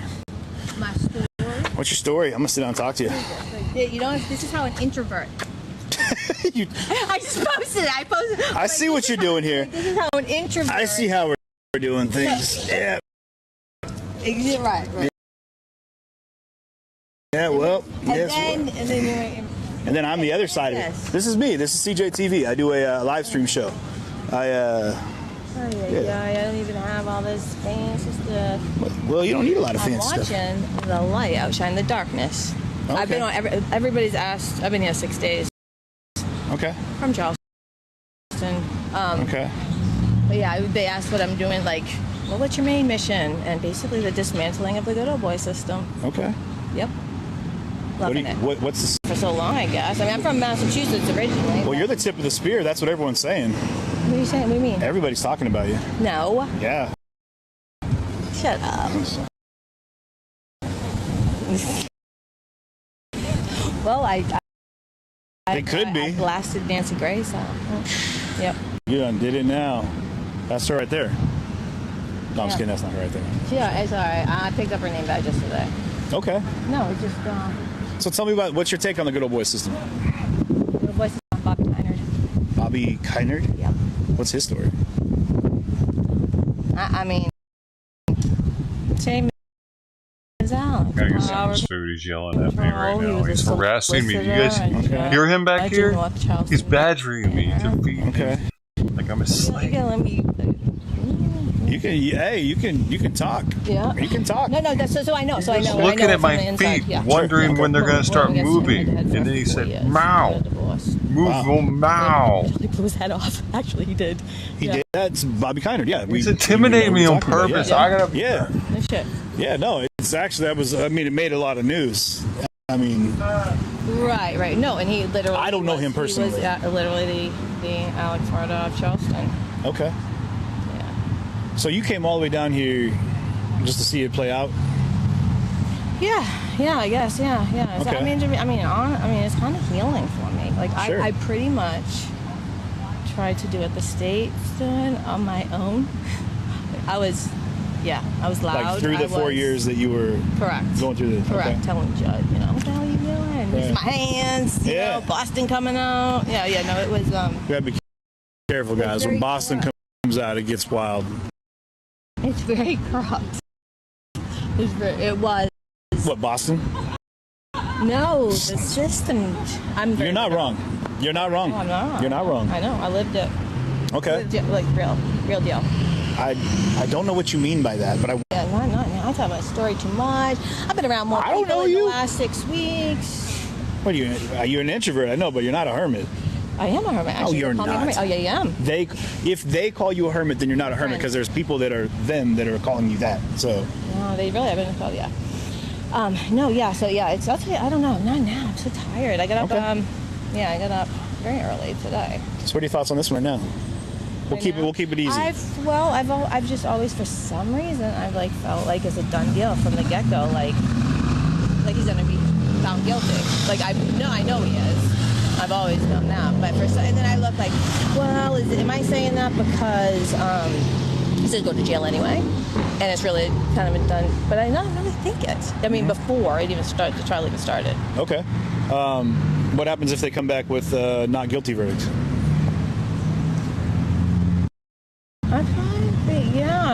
I actually have steaks marinating at my house. My son's gonna come over. We're gonna either have a celebration dinner, but now I'm staying here, or a disappointment. And I don't know. I probably should have a tear either way. But you're eating dinner regardless. That's happening. I don't know though. It's like, what time is it? It's 5:17. It's not late. It's not late. You had to clean the grill off. All this falling. So you live here now. This is Charleston. Okay. Charleston. How far away is Charleston? I'm from Seattle originally. So. An hour. No, that's not far. Okay. Yeah, is that what that is in all the gutters over here? Is pollen? I thought people were dumping paint. No shit, right? Looks like paint. I thought it was going to be toxic. It's legit. It tasted like pollen. It's crazy. It's crazy. I didn't actually taste it. Yeah. So what happens? I'm thinking, from what I've gathered, I mean, the consensus that I've gotten is that it's going to be a hung jury, or he's going to get an acquittal. It only takes one, right? To be a hung jury. I know, but I don't know. What are people like? Would you compare people in the South down here? Like, I know you've got your Beantown folks that are hardcore. I'm really from a small. I love Walterboro, actually. I love Walterboro. Okay. I hate Charleston, but you get the resentment against what you went through there. Sure. And so, but I'm from a small town. And I do love Walterboro. I tell them all the time. This courthouse is so fun. Is it? It is. Yeah, so you got Smoke, and we know all their names. You got Smokey. Yeah, okay. Trip now. That guy's a trip. That dude right there? Yeah, Smokey, yeah. The guy, Yeah, so he doesn't know. He calls it TikTok. Well, I don't have TikTok myself. All I have is Facebook, right?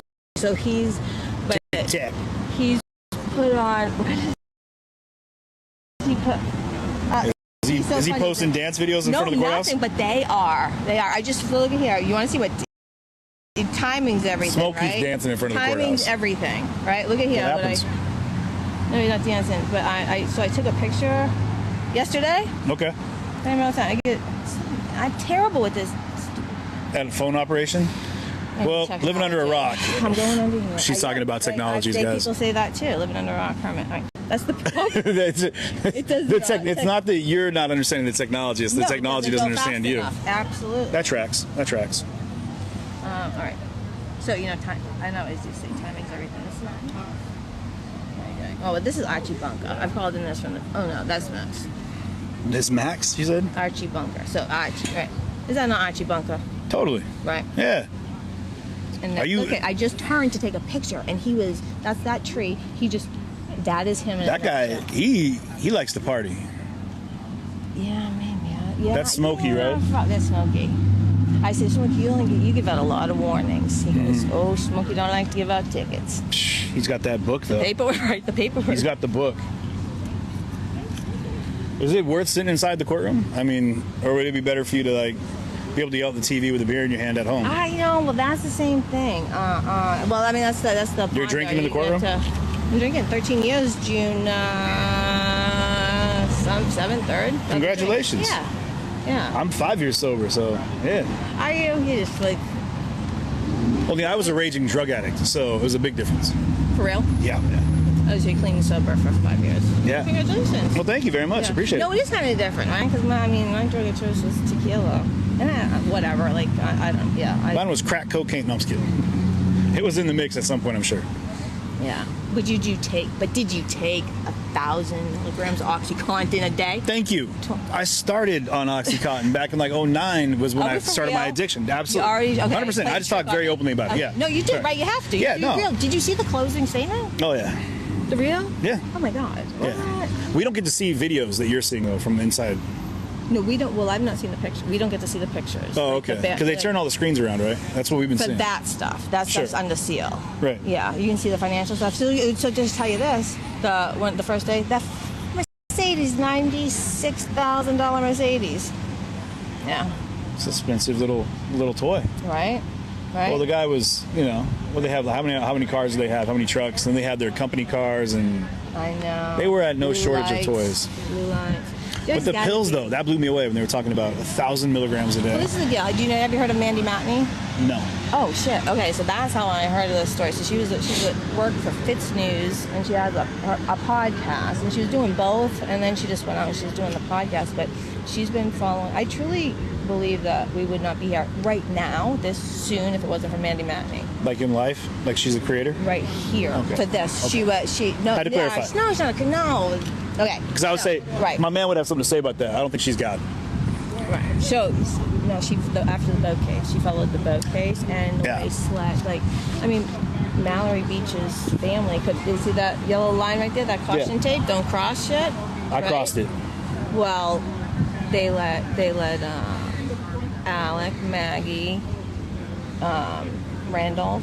Oh, you mean at the scene? And Mallory Beach's family couldn't even go down. I do recall that. Yeah, which is crazy. She was Mandy Matney. She's the one that discovered the 500,000 Satterfield. That's right. Okay. Yeah, that's her. Now it's ringing. That's her. What's up, Gigi? Come here. You're the okay. Look here. Say hi to Gigi, She's everybody. awesome. We've been watching you for the last 3 weeks now, all over the country. Yeah, 6 weeks. No, well, I'm counting, man. 20. I'm saying on days. I'm going. I was just lumping them together to keep it easy. What's up, everybody? This is Gigi, guys. She's been doing all the in-court corresponding for the trial for the LNC. Yeah, and also my podcast, Pretty Lies and Alibis. What is it again? Pretty Lies and Alibis. That's my podcast. That's a kick-ass name for a podcast. It is good, right? Doubling down here. So I'm trying to find out. I just heard we may not be deliberating over the weekend. Really? Yeah, Jim and Dick were in there and said that they were not deliberating over the weekend. Okay. So I'm trying to go confirm. And also tomorrow, I think cutting out at 4 because Judge Newman's got tickets to a basketball game because he does. justice and hoops. It's like which was more important. We've been talking about this for a while. No. Is he bringing all of us though? That's the question. I know, for real. I'm gonna go ask him. Where's my ticket, Judge Newman? If you don't judge him, if you're not bringing Gigi, then you're not doing it right. All right. Word, y'all. Let us know. Do you know that she just started, her main gig is podcast, but she just started doing that law and crime? Would you call corresponding? I had no idea. Just started. She's good. She just really kind of has a I don't give a shit mentality. Like, this is what it is. Yeah. You can tell that's her and Smokey need to go. They've been burning one behind the building.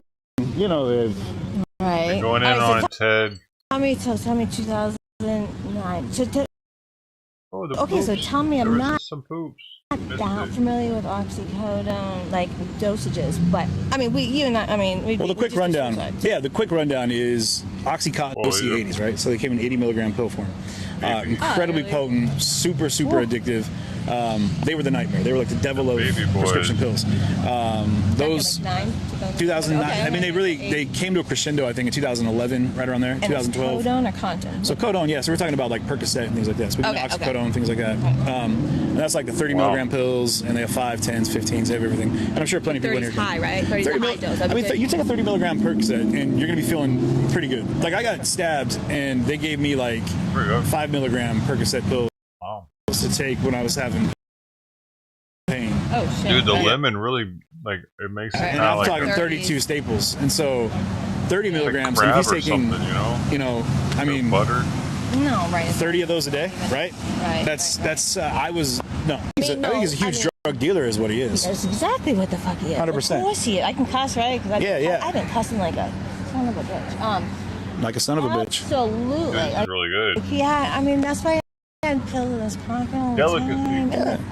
Well, he was. Look how much money he has and where he lives. You guys are in an arterial feed between New York and Miami, and then the waterways, and then his property locations. I mean, all of it adds up, and you guys will watch documentaries. But if you're down here, I mean, everything you've seen, like on the drive-in from Atlanta, it's crazy. Like it's either nothing or everything.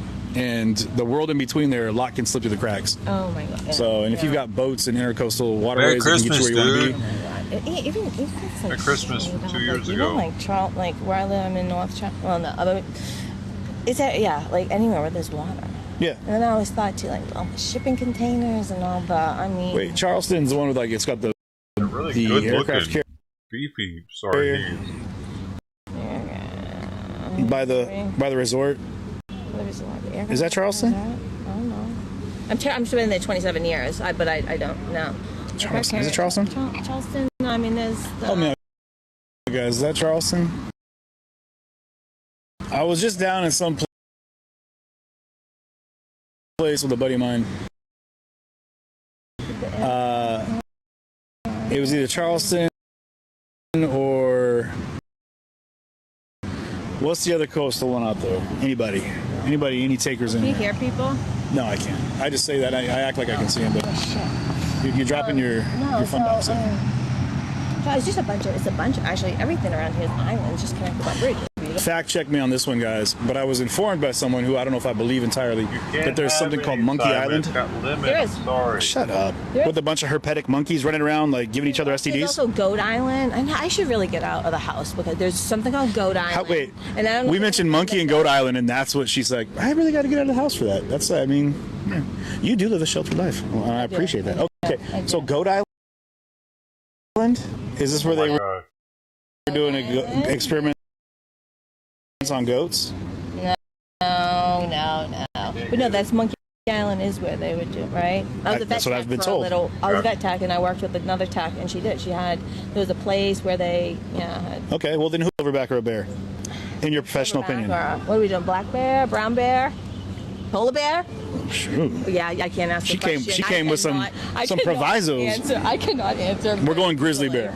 Grizzly. All right, what are we going again? A juvenile grizzly bear. A juvenile grizzly bear and a what? I'm ready. And a crotchety silverback gorilla. Oh, yeah. I know who's gonna win. Gorilla. I don't know. Gorilla. I think that's what the. Yeah. There's a reach. And they got thumbs. Right? They could right in the right. That's what they. Yeah. A bear could swipe you. A gorilla could poke your eye out. Right. Your son fought a bear? No, he's a boxing. Boxing. Has he ever boxed a bear?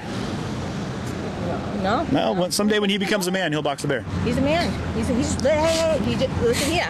I'll put you in your place right now. I don't want your son to be a man. Just graduated the Citadel, Summerall Guard. The Citadel's a military college. Okay. Badass, and he was. Congratulations. Don't take this the wrong way. So nobody, which there was no great granddaddy that knew that great grandson was going to graduate in 20. too, because that's Citadel is huge. Okay. Yeah. I won't take that the wrong way because I don't know how to take that. It's badass. You should have ordered around. Sounds badass. Austin, go stop by the school. Anything called the Citadel sounds awesome. I'll take that. Yeah. That's just a cool name for anything. I would go there if it was a dance club or a church. Either way. Right. If it was a church, or vice versa. Durango, a Dodge Durango called the Citadel. I remember seeing the Citadel in the car. Yeah. I'd party with that one. Yeah. Yeah. The Citadel. That's awesome. So how long are you here? So through tomorrow, and then I got to drive back up to Atlanta. Spent a lot of drive. I flew in this morning at from Chicago.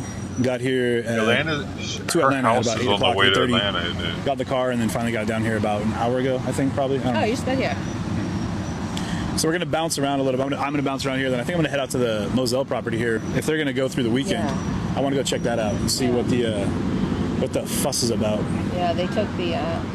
Well, you know, he bought it from a known drug dealer for $5. The property. The Moselle property? Yeah. Really? Yeah. Okay. Yeah.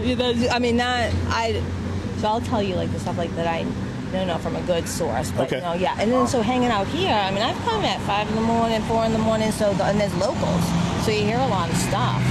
Seems like a shady place to hang out at 4 in the morning. I'm just going to tell you that. Was in here with them. I'm not going to say this. Don't take this the wrong way. I'm questioning your life choices right now. Right. Wow. Just saying. Well, I came one day. Yeah, I came one day with us. Someone local. We were on a podcast.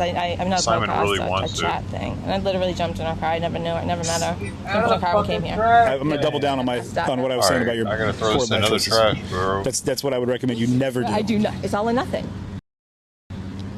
It's all or nothing. I can tell you right now, it's gonna be all of nothing. No. You keep that up. You don't hop in a car with strangers. No, I hear you. Well, they look like a likable guy. It was female.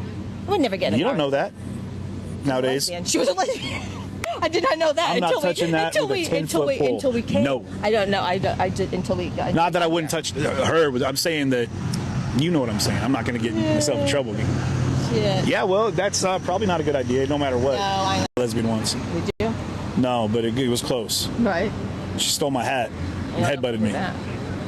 Seattle. Steal his hat, guys? Just don't headbutt me. We don't want that action.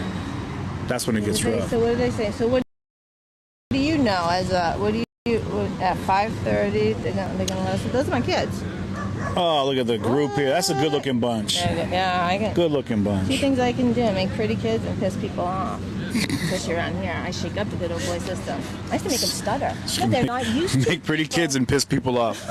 You can't listen. Yeah, they never spoke to like. Not eating his I mean, I was fucking lunch, man. What are you doing? Yeah. What are you to a judge? Get her out of my courtroom. I was the craziest thing. I'm at court I voluntarily. was Thanks again, Ted. In Charleston.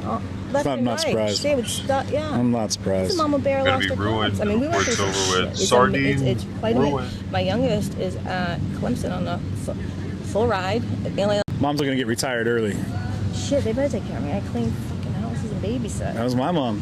She told us regularly how many toilets she had to clean for us. So I'm pretty big on keeping them all clean. I'm like, all right, mom. We got to take care of our moms.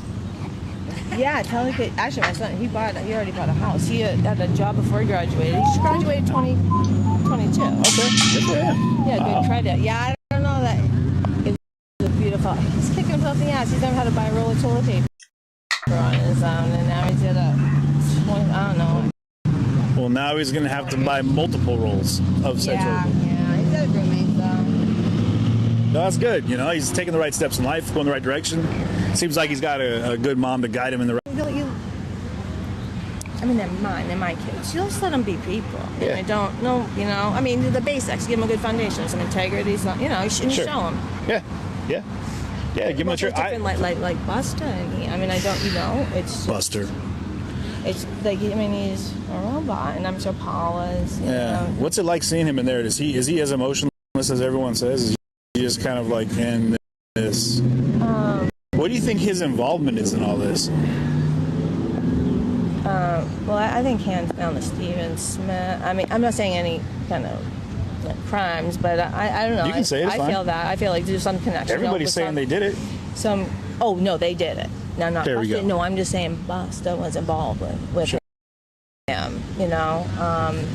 But you want to hear the craziest thing I heard at 4 a.m.? They were making naughty. What I heard at 4 a.m.? What's that? So, I mean, I don't know if you follow this story. So, now Stephen had a twin sister. And Stephen and Miss Sandy, she's amazing, right? This is good. His twin sister messing around with an older guy that would, very prominent, which would... Sure. So, well, Alan told Randy, because brother Randy showed up at the crime scene, right? Right. So I'm over here, and it was Stephen 2015, 2016, and my hair stood up when they said this. I don't know that I know, but sometimes you just know something. You got to go off your instincts. The grandfather. Likes little boys. And they call him handsome, remember? I don't know if you heard that. They call him handsome, the grandkids and the kids' friends. Yeah. Ooh, so we're saying that Grandpa Randy... Listen, hey, Bobby kind of didn't kill me. I still got some fractures and shit. Legit. Jesus. I ain't going... No, I think I know.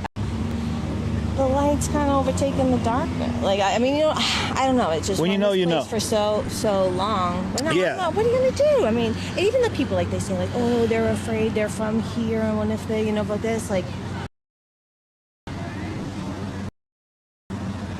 it's there's time to get out. Time to stop being oppressed. Well, I mean, at some point, it's if it's ones and twos, but when everybody finally just says, "Hey, we see it, we're tired of it," enough is enough. Right. Moving up the guard here, we got to change that out, and I think that's what's happening here. It's definitely the Murdaugh dynasty is dead and gone now. I mean, literally. I know Judge Newman. So they had to vote out the picture to take on the great. That's what my guy from Ontario was telling me, that they took the picture. Yeah, they had to do a big I don't know, vote or whatever for that. And whiskey and cigars in the back room. Right, and if Alan had to come in with shackles, but he doesn't even have cuffs on. Right. So if he gets acquitted, or if he gets they get a hung jury, he's got all these financial crimes, right? Is he going to walk out of here on bail, do you think? Or is he going to walk out on... No, nobody's ever brought this up, but wouldn't you say, and I don't know either, or wouldn't they went so fast with this? Because, I mean, it shouldn't be hard to get one juror to not agree. Sure. So he'd go to state prison. He wants to federal, everybody wants to go to federal prison, right? That's what I've been saying from the jump. He's going to do life. Why don't they say that? Why don't they say? People are just dancing around they're dancing around the... I mean, you can say anything. Man, they need to hire me. I'll be like, listen here, motherfuckers, this is exactly why he's doing it. Oh, but... There you go. Did you hear Creighton Waters, when he said how it happened yesterday? In Clinton's statement, and it's totally true. So, I mean, without a doubt, I always knew he did it, but I've seen him, and I know narcissists and a sociopath. They're fucked up. But, so, about 7/8 have been fake and gets himself crying, but when they first, I think he's out of tears now, Eric Bland said that last night, that's what it is, but when they first started talking about Paul, I mean, he was upset. So I was thinking, I didn't think he not did it, but I'm he just didn't expect to respond the way he responded, just seeing your kid's brain, Yeah. But, so this explains everything, it brings it all together. And for me, the stuff that I know somehow, and then the stuff that I do know with evidence. What I know. So, he's in the future. No, who the hell takes a shotgun, a blast to the chest, and doesn't fall down? He didn't even fall down.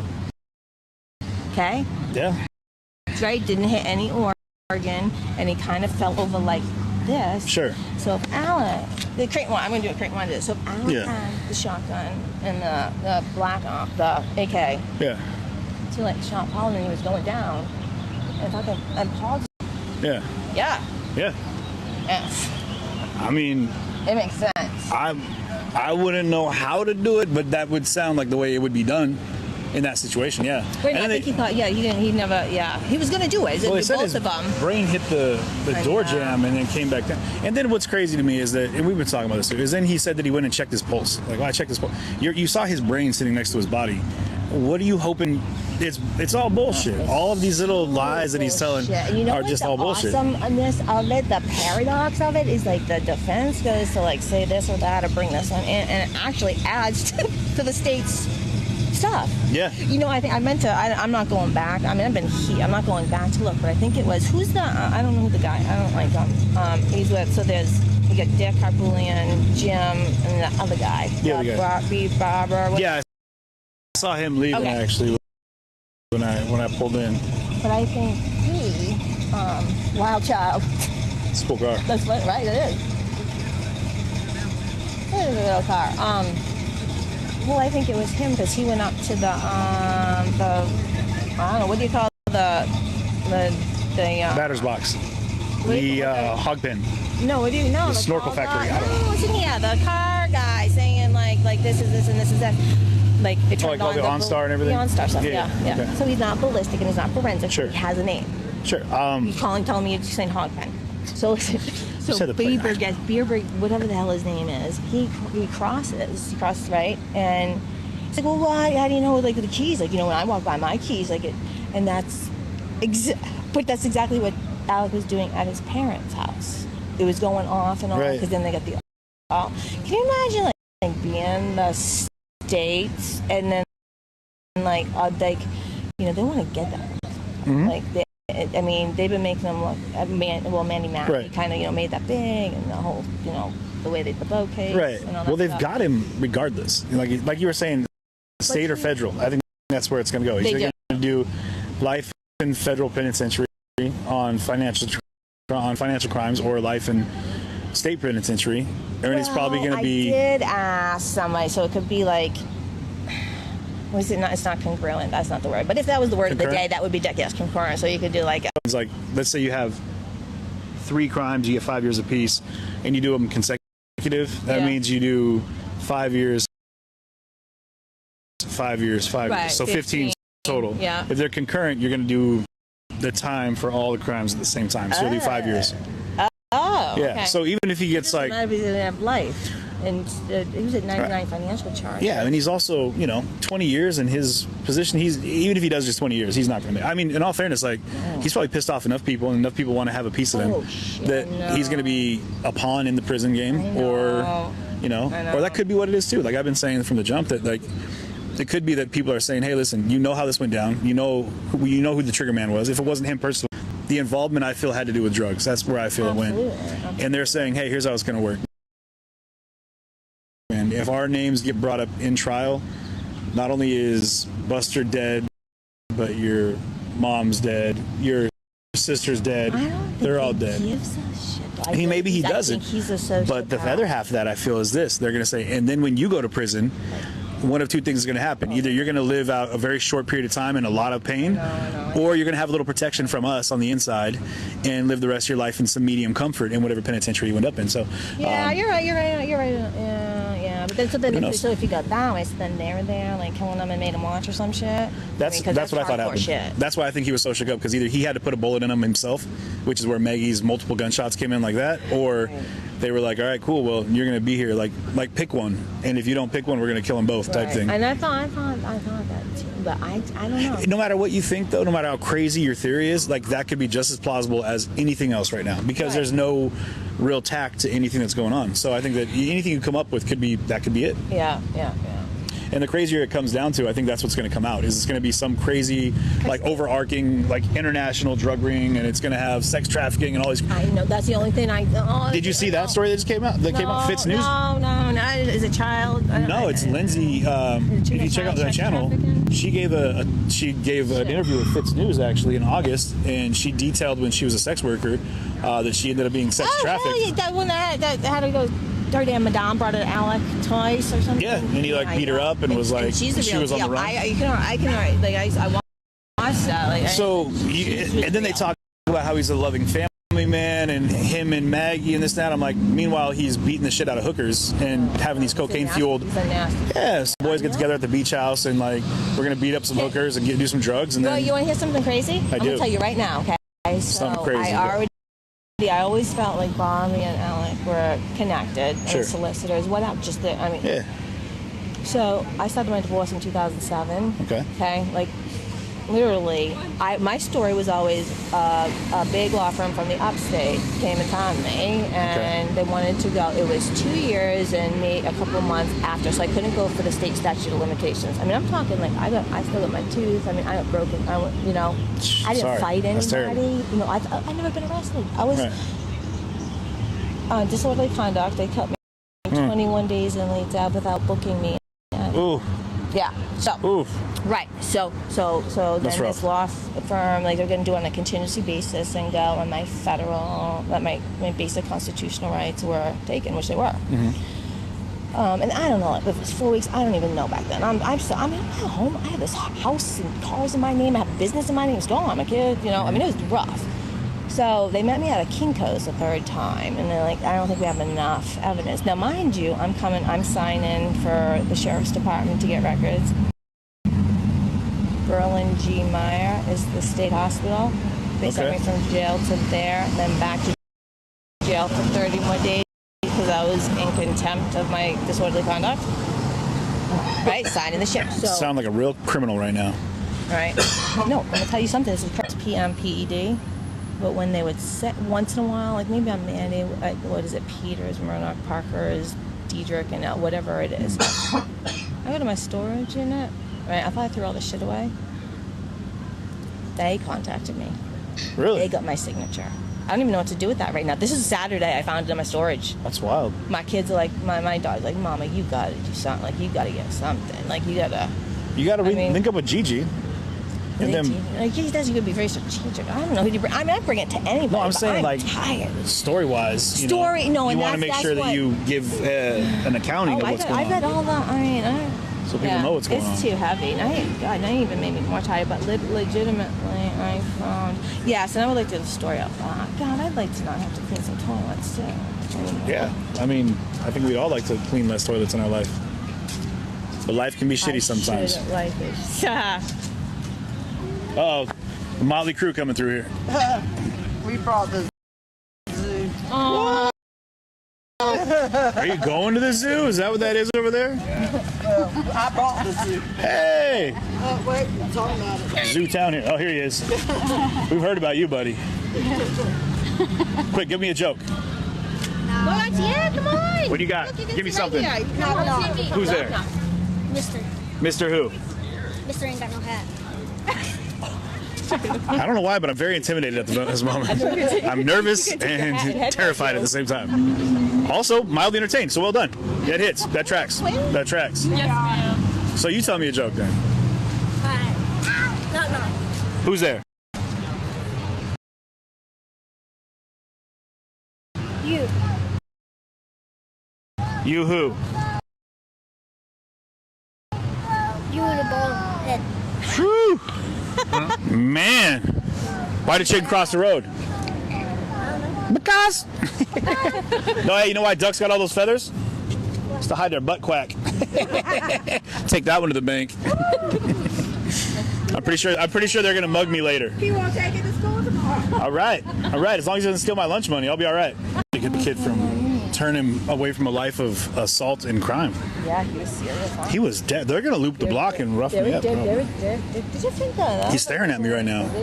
Yes. He's up. He's that 6'4" shooter, not the look at him. 5'2". You guys see that guy? He looks like a dangerous type. That's a surly kid right there. He's up to no good. I don't trust that. I don't trust that. Not for a second. So to keep everybody cued in as where we're at right now, we're down here at the Walterboro at the Colton County Courthouse for the Alex Murdaugh murder trial, which we've been covering for the last handful of weeks. And at the same time, I've made the trip down here to talk to some fine folks. I didn't get your name. What was your name? Jen. Jen. They call me Boston now. Jen. You gave me your name like in question form. Jen? We'll go with Jen. We're going to this episode. And this is Jen. She's been... I get pegged off tonight going home. But look here. Look. I just want to show you this real quick. Oh. Look, because look what I'm talking about. But look here. Okay. Oh, yeah. Like, they literally, that was them that found me in 2000. They came to me out of, like, they came to me in Charleston. Well, they were trying to get a hold of the lawsuit. They wanted to be a part of it. No, Because that's their jam, is to get people that are in these class actions or people that are looking for big settlements. I think it went the opposite, which is they'd have to start looking at all the cases in a total different way. I think they got me to sign so they could cover up that evidence. I wouldn't stop running my mouth. No surprise there, but No, I mean when it comes to that, justice. I mean it was. I think Bobby kind of was literally scared of me. I played so much into their hand. I played too much into their hand. They were like, "What the hell?" I didn't know it. I'm just a mom. Like, how the hell does this happen? I'm just a normal mom. I am. She's a normal mom, introvert hermit. You don't recover from that. You're changed. The whole trajectory of my children's life were changed, and it's nothing short of a miracle that we're not on a bridge, with the bottle. Right. No, that's. The girls don't have 5 kids from 5 different dads, and my son's, slinging pills like. No, it sounds like all the babies are doing good things and big things right now. That's fantastic. That's good to hear. We were talking a lot about right now about the legacies that you leave, right? And I think that one of the things that's really sad about this Murdaugh dynasty here is that the legacies that's been left behind is one of corruption and Right. Buster was kind of this thing came on. I felt heat in my back, but the kid, he got caught cheating in law school, and now he's sitting down. He's probably going to cash checks, but looks like a class act prick. So bad that shit had to be put to it had to be put through the earth, dead, gone. Because I think so when it's generational, it's not like you go from great grandfather to grandfather and it's doubled. Sure. It's squared. Sure. And then cubed, not tripled, cubed. It's that kind of, you are kind of like what you're around. So imagine, I don't have a big family. I made my family. It's they already know this. The only thing they have to inherit from me is Cutco. I get some good Cutco knives. Ever mess with Cutco, guys? If you cook, get some Cutco. No, not gonna lie, they're sharp as hell. They are a solid blade. Not that I'm sponsored by Cutco, but Cutco? They tried to wrangle me into selling them one point, and I would have been okay, but they tricked me, and I was not happy about it. Well, they tricked me into an interview, and I was like, wait, this is not what I signed up for. Dude, I bought from a young girl. She was a daughter. I got the ultimate set. I had the silverware. I'm the girl set. Yeah, I got that back. After the karma come around, and I got my kids back and all this. Sure. Yeah, my knives. My knives are right there, kids. Cutco. Well, it's also scary to think that you've got a litany of different knives laying around the house. No, that is right. That's what they're going to start with. It was mama. They call me, and that's where it starts. Sure. I make it starts with me. Yeah. That's it. It's just me. They didn't talk to their right. Part, and I don't know how they really made it out the way they did. But I think that it gets so bad. Yeah, it's a tip of the hat that you did something right. You instill good moral and value, and then show them a North Star that's one that they can move towards, and then let them fly. I think that's the best way we can rear children. And it's early on. We're 7 years. But it really is. I was listening to a podcast on the way here, but it's not. But then okay. So say we can't grow up shitty. I didn't have the best life, but then you realize, you know right from wrong. I don't care how. I don't know. About brainwashed. I felt like Boston, just get out. Get out of here. Just get. No, it's not. He's. Yeah. He doesn't even And I'm telling you what, his girlfriend's parents, they should have sent her on a 6-week excursion, country to country to country. Well, they're busy trying to figure out how they can find someone else to blame for it. Not to say. No, her parents working together. Can you imagine? If you had a daughter with Buster. Oh. Right? You could send her on send her out of the country for 6 hopefully she meets a nice young Italian boy and never comes back. If Buster's your option. But so I'm gonna hit the road because I want to check out Moselle before it gets dark. I heard the deer out there. Go. What time is it right now? So it's like a 25-minute drive, they said. So if I can get there by 6:30, I think it'll be twilight, which will be perfect. Yeah. Be perfect. Yeah. Jen, it's good talking to you. Don't run into the cowboys. The who? The That's a game. That's the drug game. Oh, them, yeah, no. Yeah. Jesus. No, you won't. Some of that, or snakes. I got all these things to worry about now. Ugh. No, snakes, I know. No, but then you just don't worry about it. Don't think about it, and it'll be fine. I'm soaked. I told you this is how an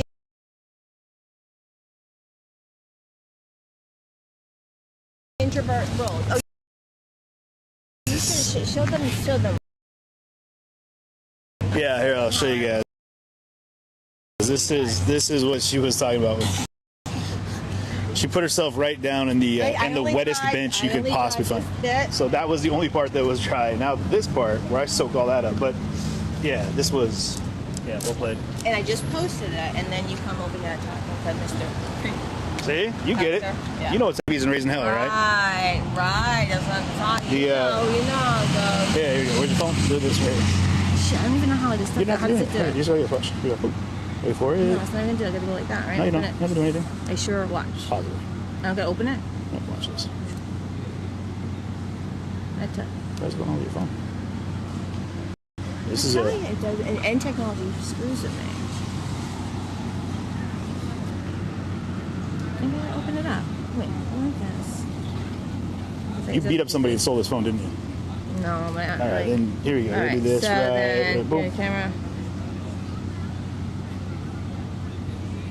Boop. You already did that? You didn't even like go cha-ching. No, there you go. All right, and then what do I do? Well, this links you to everything, like all the channels, information, all contact info. This is live. There's no going back and nope. taking anything You're out. cooked. 100% cooked. You need to let people know that first. I'm always live. Everyone knows that. I know, but I don't even know what it is. You got to grow it. You can lodge a formal complaint. Complaint department.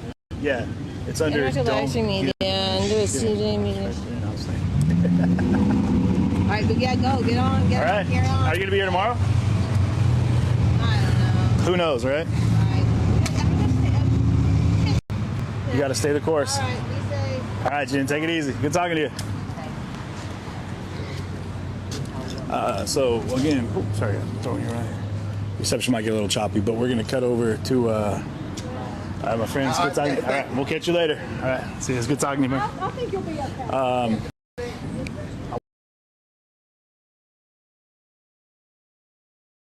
I want to go check out Moselle. So we're out here in front of the Colton County Courthouse in Walterboro, and hey y'all. Hey. How's the day going? It's going. You getting ready to go back in, or what's going on? When are they going to go back in? When are they going back in? Have they decided if they're going to deliberate through the weekend or not?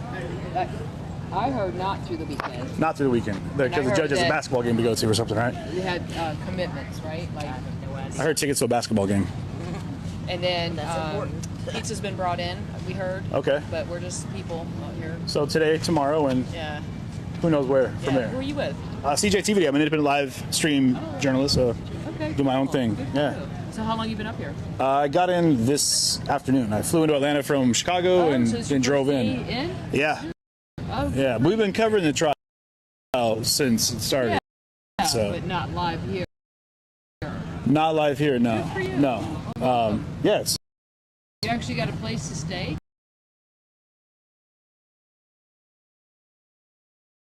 No, not yet. I got an SUV though, so I'll probably just crash the backseat of I was that. gonna say, well, you have your car. I'm not above it. I've spent many a time sleeping in the trunk of my car when I don't think covering there's Planet stories. Fitness here. Isn't that where the? Yep, that's where it went down. Okay, well, I was gonna walk away. You don't have to say nothing. Well, actually, yeah, you do, because I'm gonna ask you a few. Get in quick here, questions. Mama. Yeah, Mama, get in here. No, Mama ain't gonna do it, I'm afraid. All right, well, I'm gonna come down over here. Real quick. We'll talk to you. Oh, goodness gracious! Here we go. I'm gonna kneel down here. And there we go. Okay, so tell me your name real quick. It's Danielle Gerald. Okay. I go by Dee Dee. Dee Dee. Yep. Dee Dee. Okay, so you're from Hampton. I am. Born and And so tell us how is Hampton? Tell us about the Murdaughs in Hampton. So I mean, I don't want to say they rule everything, but they're very prominent. Sure. There's other prominent families as well, but they're one of the bigger ones. Now, I'm going to sit next to you, actually, Yeah. Dee Dee. Oh, okay. Do you mind if I hop in here? It's all right. I'm soaking wet already. Jen over there tricked me into sitting down next to her. So you're already soaking. I'm already soaked. Jen got me. Yeah. Another set of introverts over here, Jen. Sitting in a mud puddle. I'm already soaking wet because of our chat, so there we go. Okay, Dee, there we go.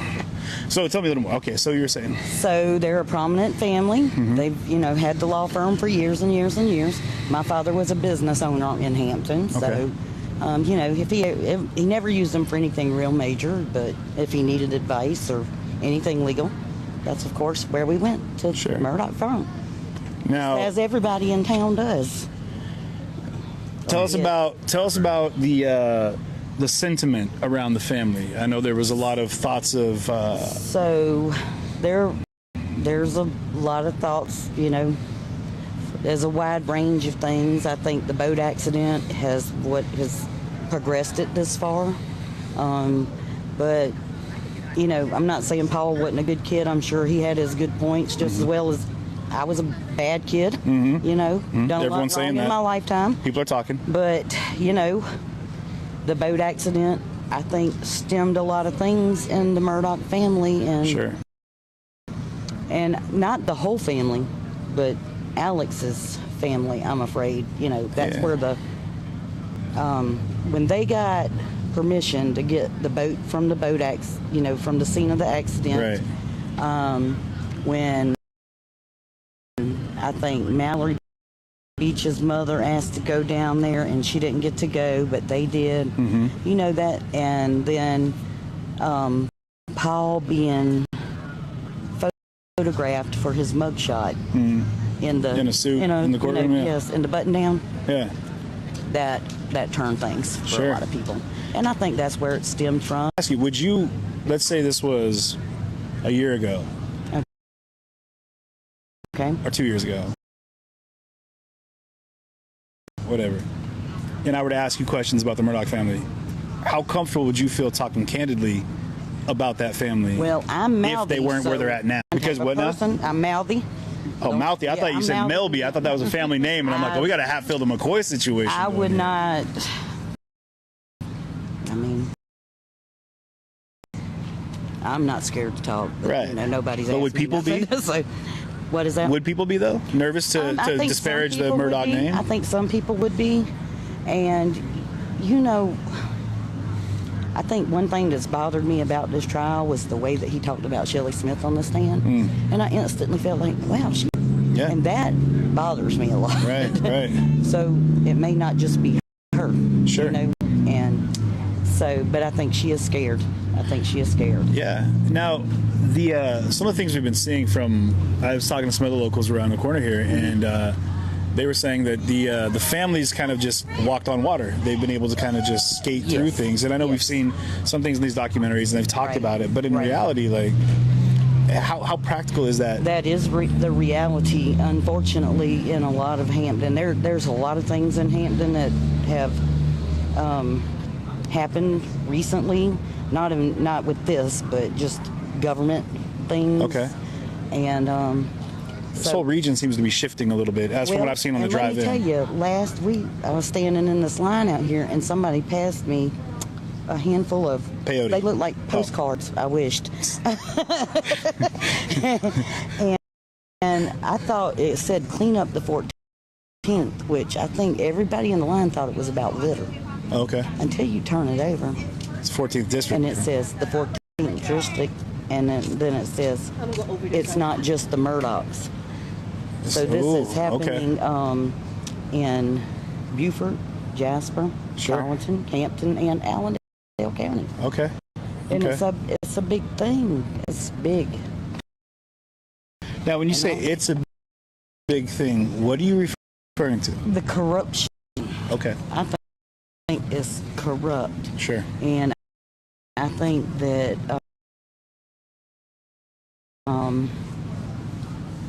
I just think there's a lot being, because I'm from Hampton, I feel like there's a lot being hid in Hampton from us as far as the town politics go. Okay. I'm not saying that's related to the Murdaughs in any way. Here, so. Well, yeah, and see, that's a lot of. I just don't know. Okay. There's a lot going on in Hampton. A lot of people. They just. They don't know how to feel or what to feel or did he do it or didn't he do it, or, you know, I know what I think. What do you think? I think he's guilty. Okay. And that's not just from this part of it either. Okay. I have felt that since the next morning that I heard. That's what I was going to ask you. Like, when you first heard about it, before anything else was said, what was the first thought you had? I thought it was him. You thought it was him, yeah. Because all of us that aren't aware, we all go on these I wouldn't theories, say right? that I know the family well, but my children and their children went to school together. Okay. I know that Maggie chaperoned a few school trips. Okay. And so, you know, I kind of met her that way, but, you know, we don't have each other's phone numbers or anything like that. And then, I don't want to go into no detail, got turned away for something back in the 90s, and so I think that's why I'm here. You know. A little retribution, maybe? Not retribution, but it had to do with, if you're not comfortable with it. Alex turning me down for the suit because the suit was against the Palmetto State Bank. Oh, which is his piggy bank. Gotcha. Okay. And so I was kind of offended, actually. Yeah. But, you know. Yeah. But I think but now that's that you're what's seeing all drawn me this, to come to this. Sure. You're seeing now why, you know. Well, and also that tells me how early on it was happening. Right. Do you think generationally, like Grandpa and great grandpa were? And I do. Crooked? And you know, I don't know anything about the Lafitte at all. I just know that, you know, they've been part of the Palmetto State Bank. And so I think at that time it was Russell's father, I believe, Charles maybe at that time. But I'm not saying he had nothing to do with it. I'm just, you know, that's who was in charge of the bank back then. Sure.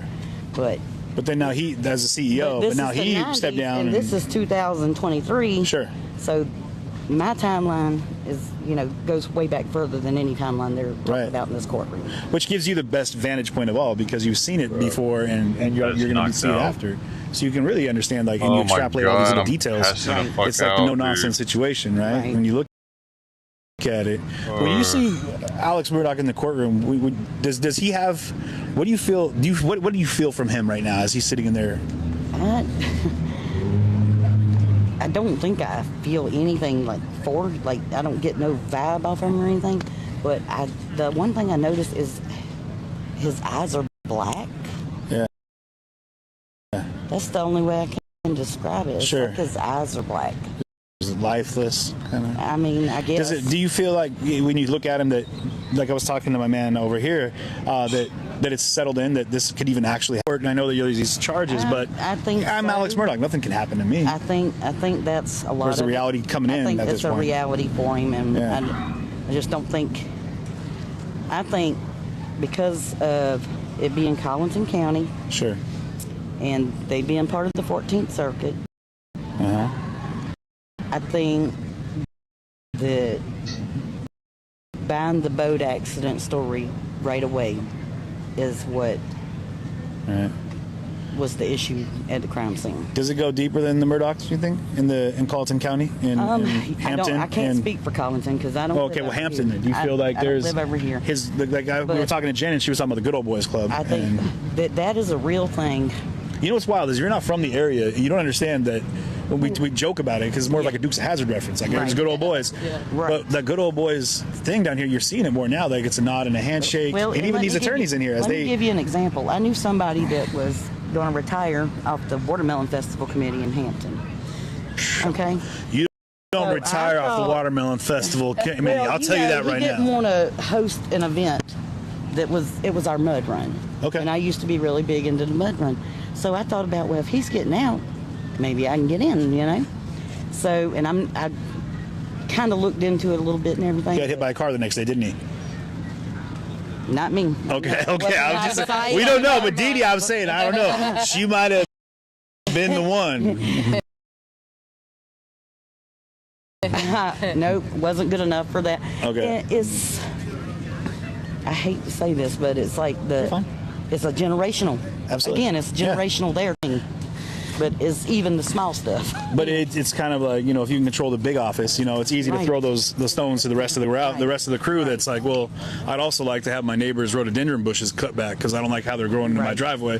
Like, well, your family, okay, I'll make sure that the easement now goes 2 feet into their property and those rhododendron bushes are goner. Yeah, you know, I don't I'm not saying it to be vengeful or anything.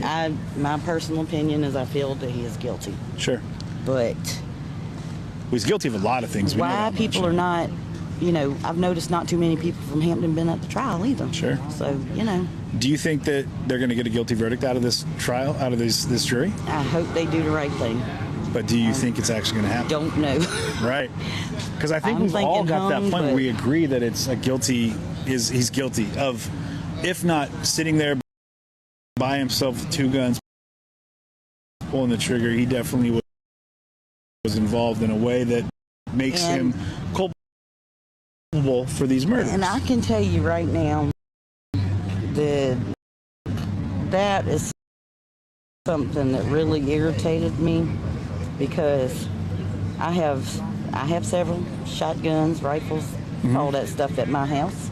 I don't use it much anymore, but I have it. Yeah. And I would take little skeets, little discs that are orange, put them out in the trees around my house, and I would just practice shooting out in the woods right there. Sure. Because they're orange and you can see them. Alex and these guys were hunting like every day, all day. They were hundreds and thousands of pigs and all these things. And I was trying to make that clear. I'm like, guys, he wasn't a foreigner to a gun. They had a gun room. Yes. But let me ask you this: with your guns, do you know where they're all at? Yes, I do. There's the thing. I don't know. I've talked to a couple Southerners, and they all know exactly where their weapons are, what bullets are in them, and how to get to them as quick as possible. Yeah, I know where the guns are, know where the ammo's at. And that's the thing, is I can't imagine an individual that's been so reckless with these firearms. And it's interesting, the first thing that he said was when he talked about how, well, it went missing, we weren't sure what to do, if we should file a report. We didn't want to turn it up on some drug thing or something when he was talking to the sled. And I was like, why would you say that? Why? He's done these things throughout the course of the investigation that I've seen, not knowing him. Then immediately I was like, well, that's a tell. That's a tell. Right off the bat, when they get there to the scene of out at Moselle, and he's like, well, I know it was Paul's threats that he was getting. It had to be that. That's what it was. And they didn't ask him anything. They were just like, well, let's just talk here. And then they asked him where his gun was. Like, do you have any other guns with you right now? Do you have a gun in your vehicle? And he stopped from the crying. He looked around and was like, well, I mean, I'm 99% sure that there's no other guns in there. I'm like, well, how do you not know? You drove all the way to the house apparently to get a gun, and you don't know without a certainty if there's a gun in your vehicle. So, and we could talk about all the details. But what I want from a local, though, is, do you feel that there's going to be a change in Hampton now that the Murdaughs are no longer literally not hanging on the wall in this courthouse anymore? I'm hoping for, and I'll say this too. 3.5. I think the Murdaughs support each other and all of that. But I will say that I think that Alex was the most popular of them, and therefore this is why this has blowed up into what it is. Sure. I mean, he's the most recognized face of them.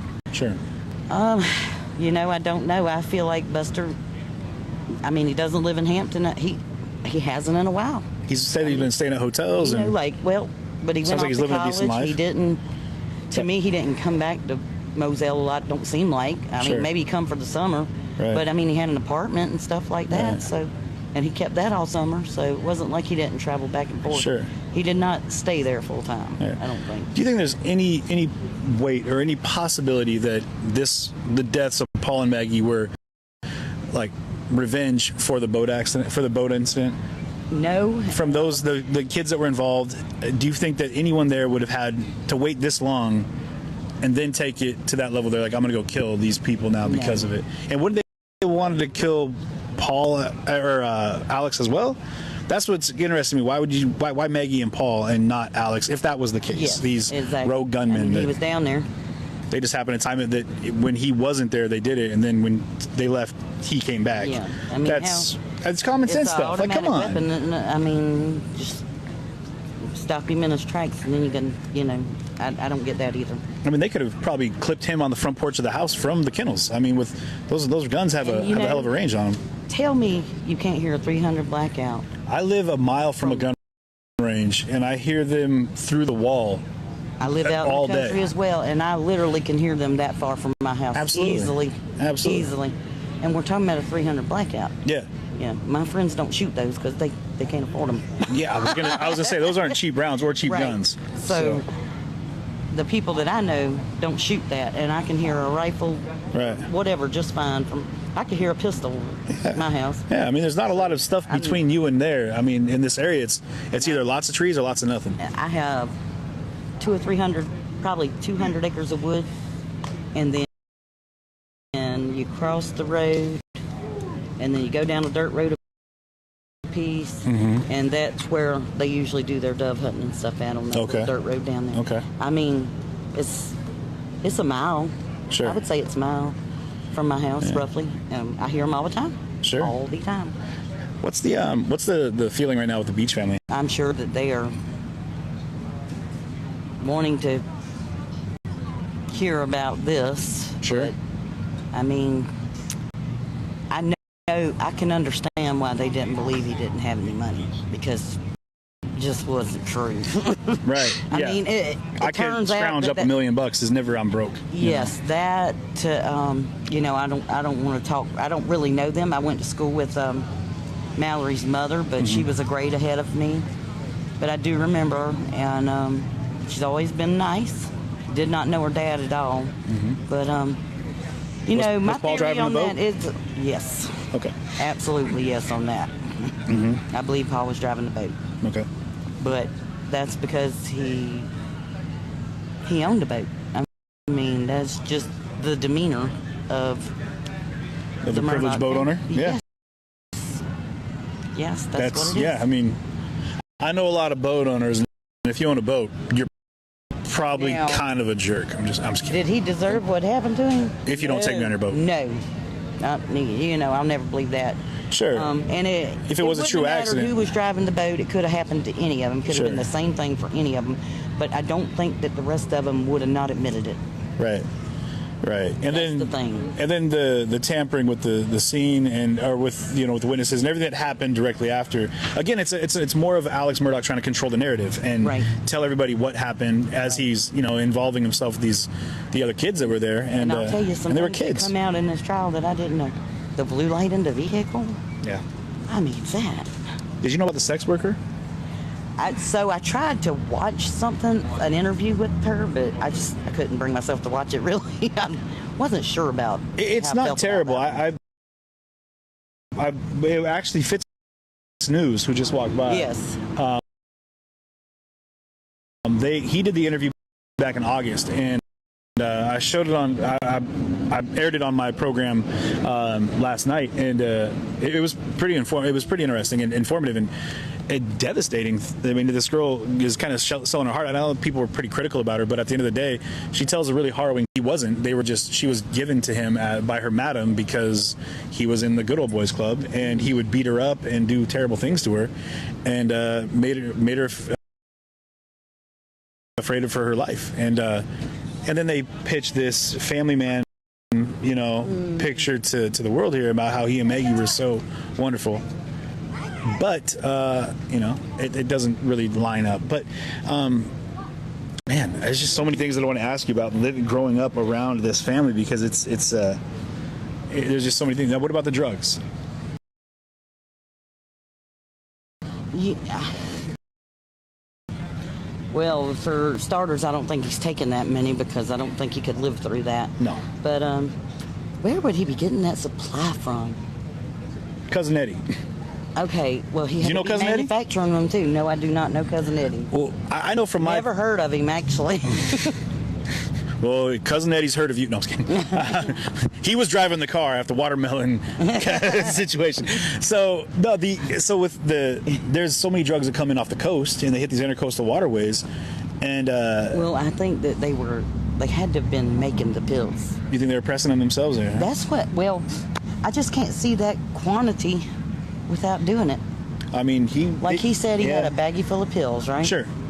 Okay, so any pill addict is going to have their pills on them. Yeah, you're not going to go without them. And he said a bag. Sure. So pill bottle.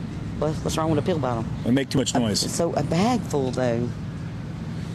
Well, we're talking, and this is one I can talk to. This little piece right here.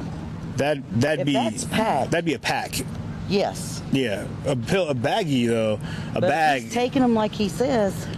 That's the size bag. Well, yeah, that's a solid point. And we, it's funny because it comes back around to this a lot about how he. No, you're good. You can come on through. Did they say anything? What's that? Did they say something? Yeah, but something's going down. Do what? I said something's going down. I think so too. Maybe we should get in line. Ooh. It's going down. Nancy Grace just running out there. Yeah. We saw her. She said something about getting the camera too. I wish that I could see my comments while I'm live right now, but I can't. So Oh, we're live. Oh, did I not tell you right off the bat? No, you did. Oh, I'm sorry about that, Dee Dee. I wish I could see the comments. I know folks have probably got a ton more questions than I've been able to ask you, but well, I mean, like I'm not gonna say I'm best friends with the family or nothing, but I've heard it all my life. Sure. Just different things, and then the personal thing for me, which is I think what draws me to here. Sure. At this point, even though it was 25 years ago or whatever. Yeah, right. I'm getting old. But, hey, what they saying, Fight Club? Even the Mona Lisa's falling apart. I just feel like that. I mean, it started then. Sure. So people don't understand how long. And if you don't live in the good old boy situation, I don't think you can truly understand it. Sure. So. That's a solid point. Dee Dee, you got a lot of sage knowledge about this whole situation down here. I appreciate you taking the time to talk to us. I don't have that much knowledge of it, but I do have my opinion of it. So. Okay. And my opinion is I do think he's guilty, and I would love it if they would just do the right thing. I mean, I hate to be... Do you think if he, let's say he gets acquitted, or let's say they get a not guilty or a hung jury, and he's able to get out on bail, do you think he skips town, or do you think he maybe doesn't even make it to court? I think they won't live in Hampton, I don't think. Yeah, I don't think he's going to be anywhere in the low country. No. How far does the low country go? So... Because I've seen signs for it as far back as... Hampton, Colleton,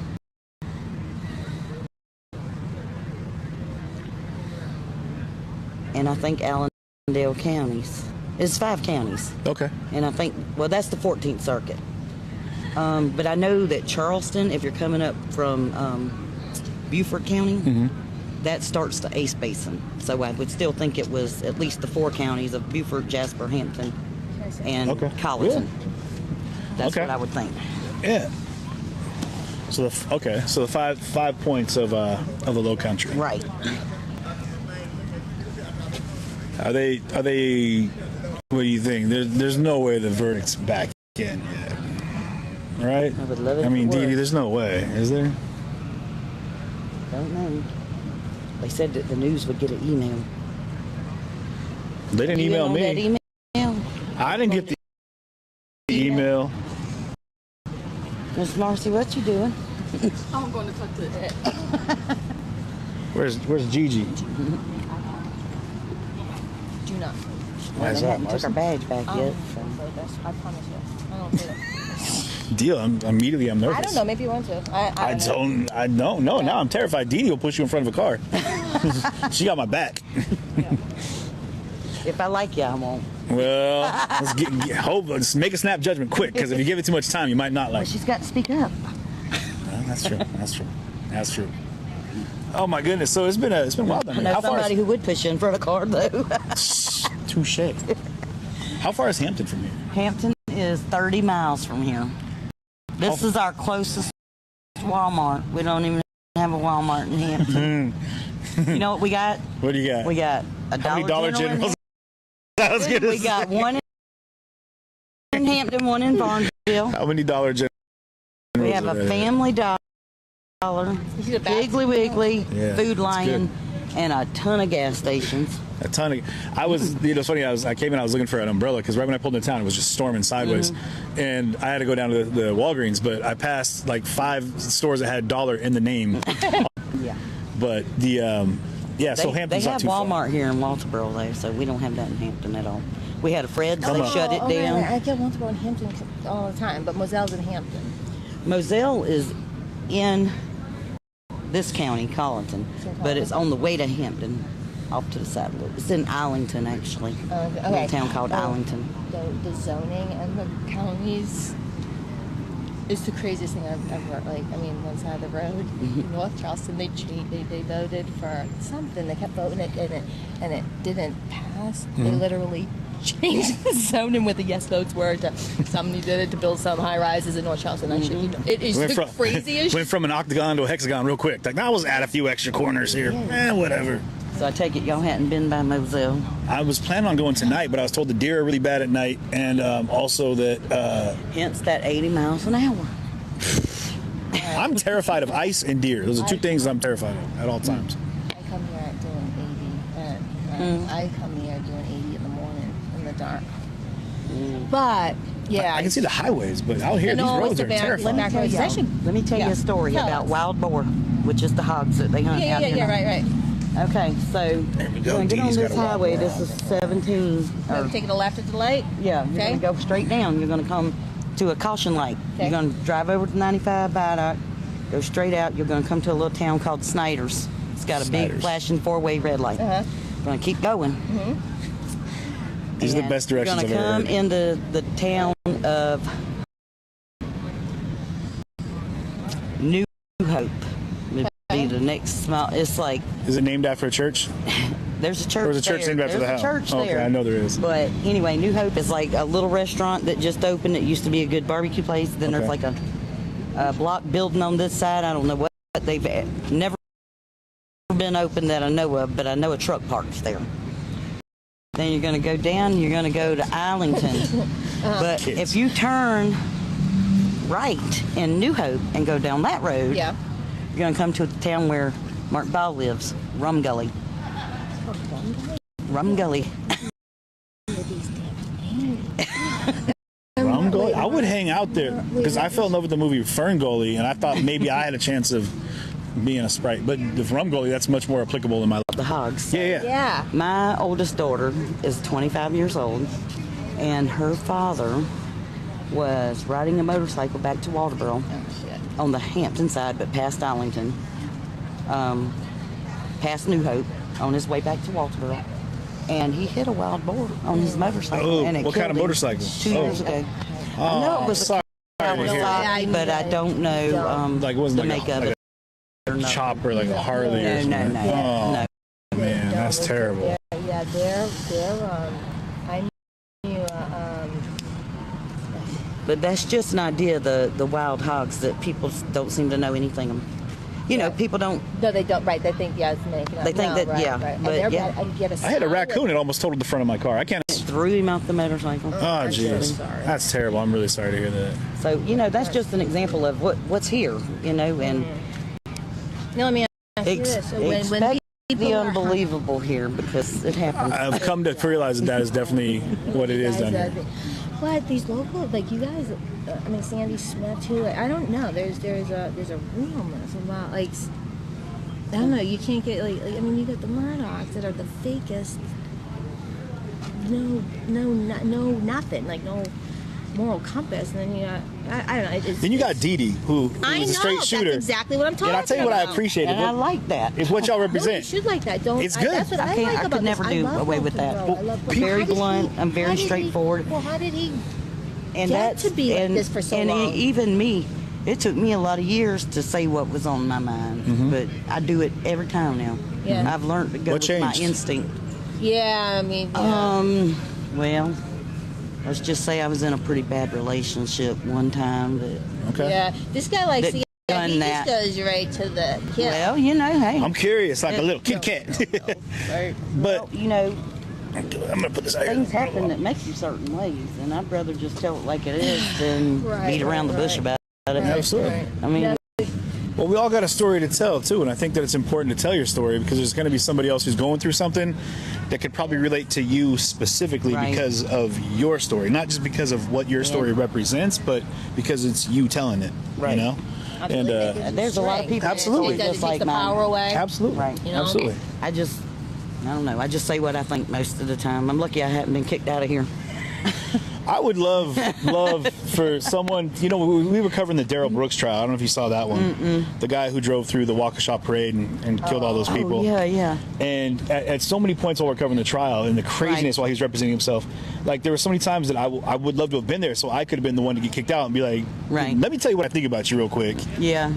And then I'll leave, because everybody was dancing on eggshells with him, like, because he didn't identify as Darrell Brooks. Like, I don't identify by that name. So people were letting him massage them into these weird approaches and conversations, and finally, you know, a guy popped off and he was like, you know, you're a piece of shit, I hope you burn in hell or whatever.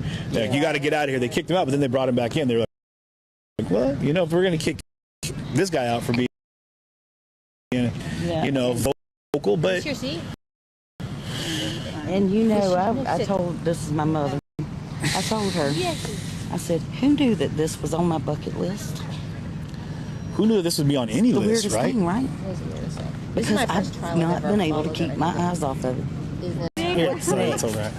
What's next? You know what I'm going to go for next. I know what I'm going to be looking at next. What's that? Lori and Chad Daybell. Tell us, what's that? The two kids in Idaho, Tylee and JJ. They're the ones that think the end of days and there's 144,000 people. That was a while, right. Lori Vallow, but she married Chad Daybell. Oh, this whole cult thing that's... I don't know if it's you that. Sit down, ma'am. This is she ain't gonna get near that camera. It's dry now. Yeah, it's dry. But yeah. Are we going in? I don't know. If you need to get in line, Dee Dee, I don't want to hold you up. I don't know you want to get a front row seat there. That's what you want to do. You want to get in line. Front row. I'm gonna go. So, do you have a card or something? I do, yeah. You know, my cards are either. One second. Let me flip this around so that it can be not just staring at. Are you spending the night? Are you gonna ride to Moselle? Yeah, I'm not sure what I'm gonna do yet. I'm kind of I'm in between. I'm trying to figure that out right now. I was just gonna sleep in my car, but yeah. Let me see if I got a card for you real quick. I'll come over to you. I'll come grab it. What's your name? Vicky. Vicky, I'll come find you in a second, Vicky.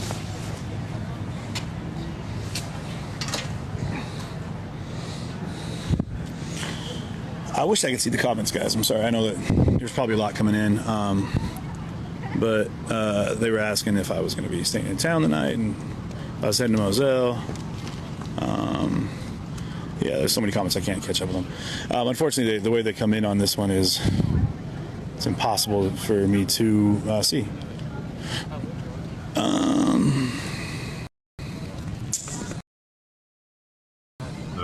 Hey, you know what we're gonna do here? We're gonna Let the lady go. Okay. Well, let me see if I can find some cards here for Ms. Vicky. So, bear with me for a second here. Hopefully, you guys are gonna be able to hear me okay. Disappeared, shocked as I am. Good for her. You got the magic touch.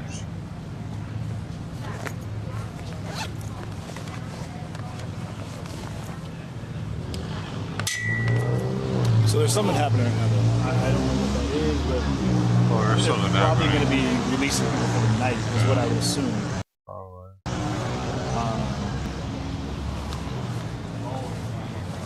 I don't think they're going to hold the jury over any longer than they already have. Make them sleep in that room in their own feces without the hose or the catheter.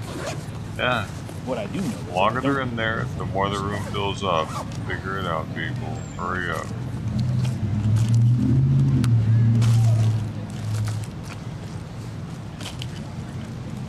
New court procedures now. That's one of them.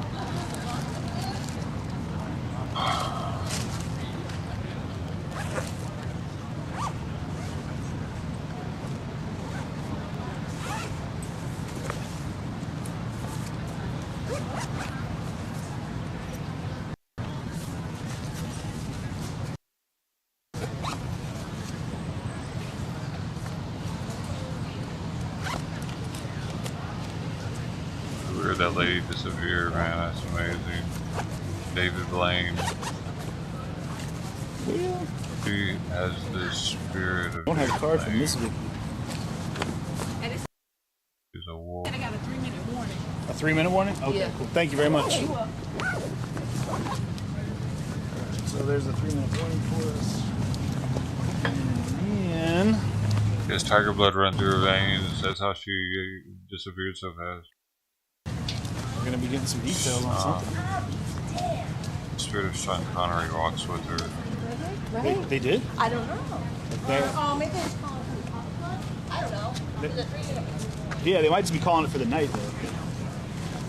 That lady needs some sleep. Yeah. She's just gonna react. With CJTV. Yeah, she's just gonna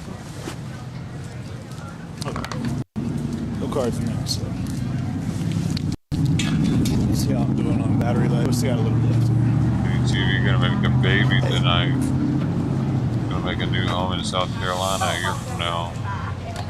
Ridiculous.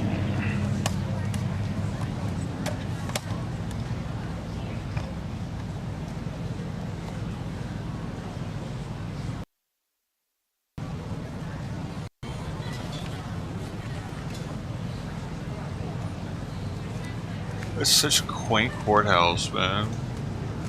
Wow. Little steps. Oh, isn't that cute?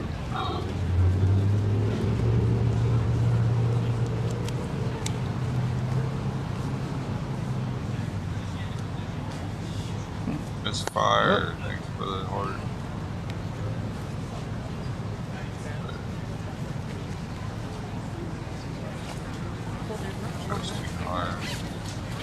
It's like she's stroking it. Huh. She's stroking the heart muscle.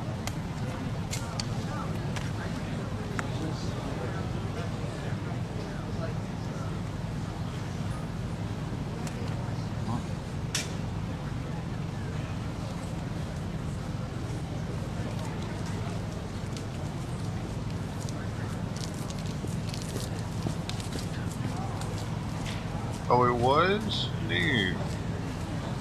Thanks for the information.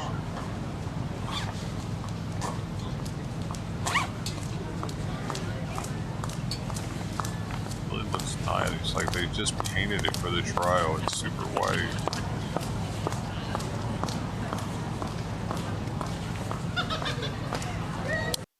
Oh, it's interesting they have a black judge in this South Carolina town.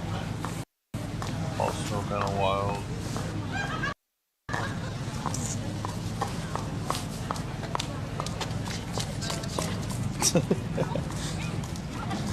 All right. I'll post them over here for a minute.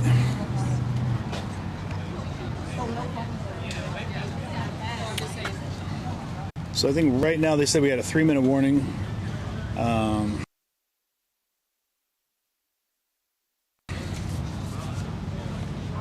I'm pretty sure we'll probably get more information as we go into things here, but we're sitting down at the just kind of waiting on the tent word from inside. Complex, dude. Gazebo complex. Dude. They brought a whole shed. Do you see that orange shed? What the heck? By the way, you're looking at the chat from Law and Crime on the right. That's why it's going so fast. And it doesn't have anything to do with what we're looking at. Anyone in the mods, y'all, in the Discord, if you guys would keep me posted as to what's happening, I appreciate it, because I can see those comments. I'll pop up on screen, but unfortunately, oh,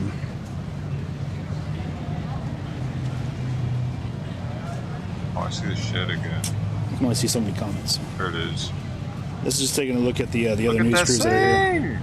All of the news crews that are here. Damn. And if you haven't shared the stream yet, I'd appreciate it if you would. We're going to be doing some exploration, if not this evening, as we move into tomorrow. On the yard of the... I want to go take a look at some of the places that in the some of the spots that have been a part of this trial, where the boat accident took place. Stephen Smith, and also the Moselle property. Can't sleep with that shit, man. Thanks. So, you have the keys for it? I appreciate it. and this is where all the folks are lining up to head inside.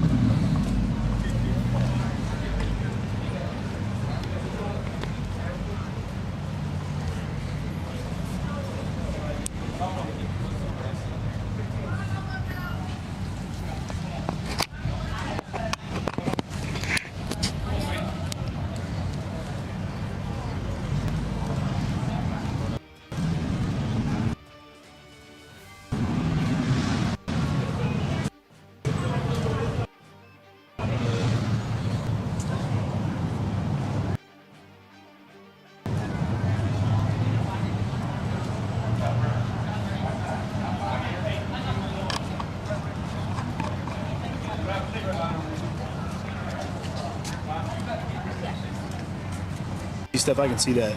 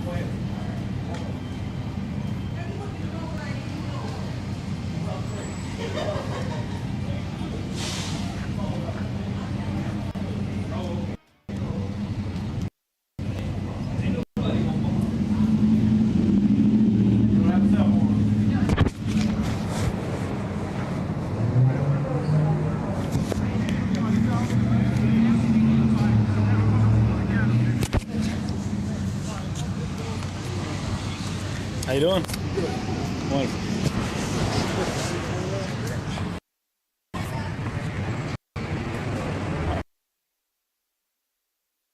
It's my pocket.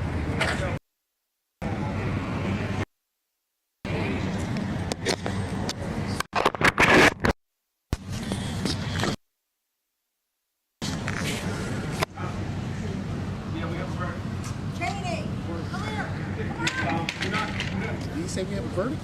No, I don't. They haven't said anything yet. There's a verdict? Yeah. What? Wow. Okay.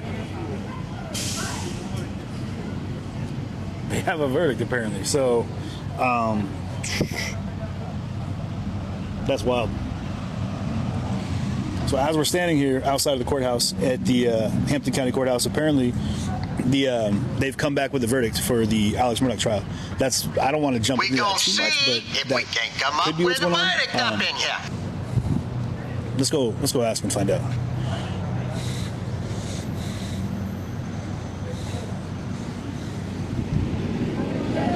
Did they say they came back with a verdict? They're close. They're close. Oh, so they're going to stick it through tonight?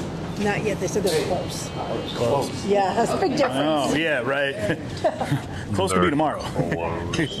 Okay, so that's a smooth move right there, bro.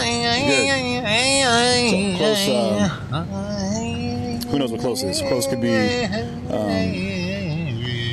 Close could be tonight. Close could be tomorrow. Though, so I don't know for sure. I do know, however, that this tripod is short. Yeah, I do. Oh, there's those pink handcuffs. I see them on the.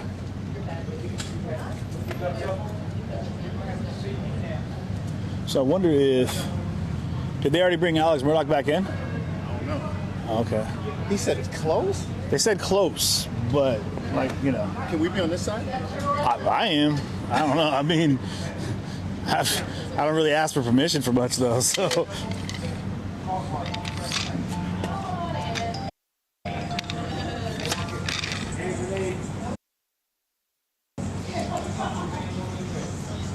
So in Discord, if you guys would let me know if Alex has already been escorted back in, if that's the case. They could just be wrapping up for the night, or they could be, it could be an indicator that they're going to be ready for a verdict by tomorrow morning. I'm not sure just yet, and I don't think that we have any conclusive information as to what exactly it's going to be. So.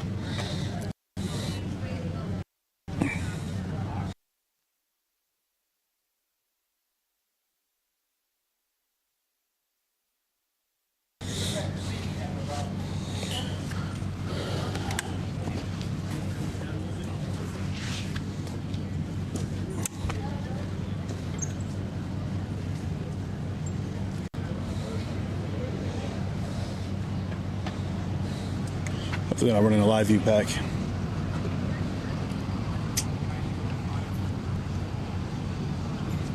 guys with the cameras, I need to do me one big favor. I need y'all to stay off the concrete until we open it up for y'all to put cameras on the concrete, okay? I promise you guys that have been good to me, I'm going to take care of you. I'm going to get things set up. If Yeah, just get right back there, because what I'm going to do is I'm going to push this out until they give me a time on what they're going to do. Okay. So those of y'all that have been here this whole time and haven't been time, yeah, just right there. We're going to give everybody plenty of time to get a good seat. I just don't know what they're doing. What's the deal with you guys? Just give me one lemon. Why do you do that? Stop it. Okay, sorry. I don't want your one lemon. Okay, it's worth like, it's not even worth a penny, is it? Bro, stop insulting me with your one lemon.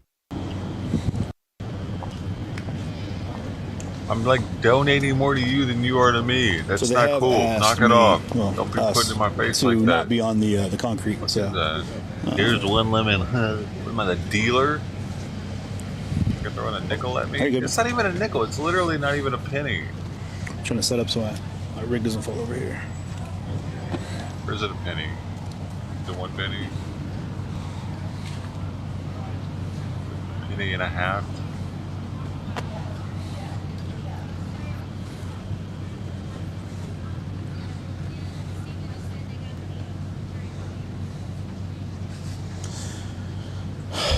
Not gonna lie, I don't really know what else to kind of talk out. What I was saying was talking to Dee Dee was really interesting.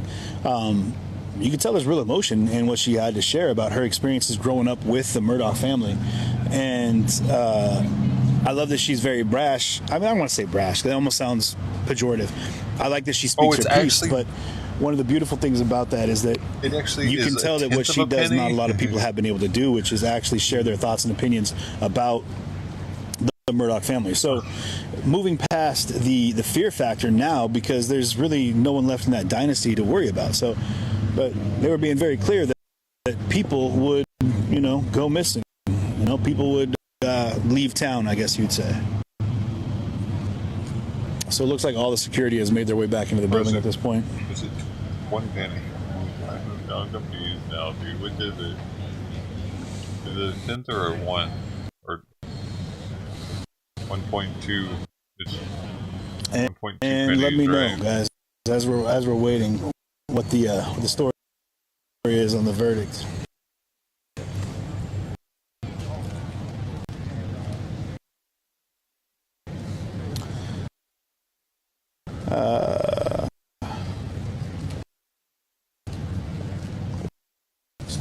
They're saying the verdict stop clock.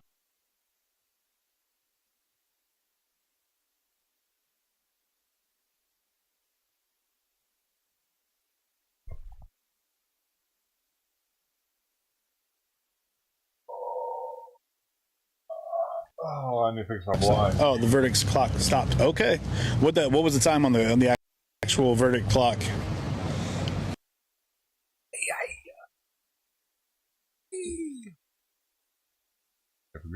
Never gonna give.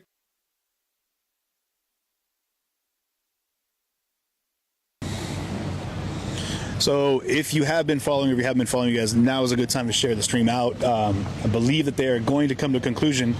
The jury clock has stopped. The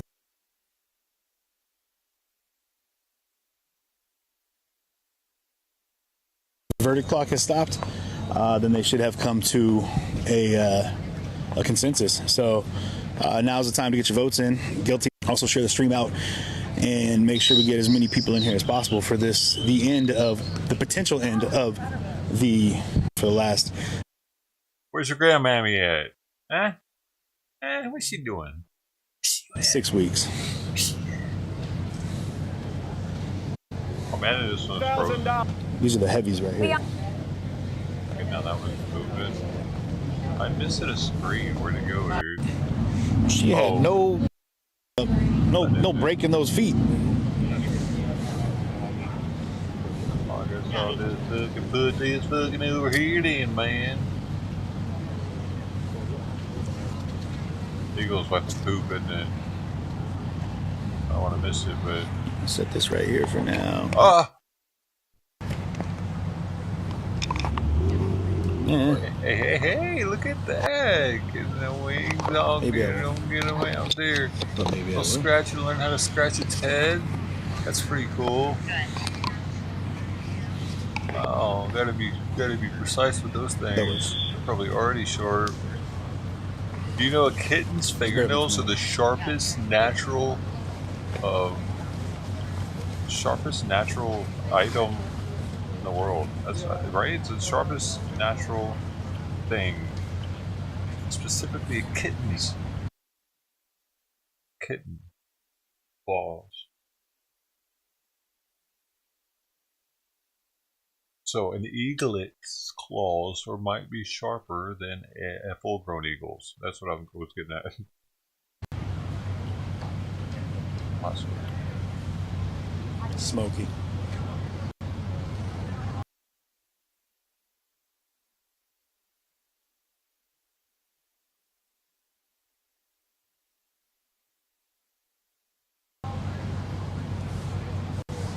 Audio for the eaglet.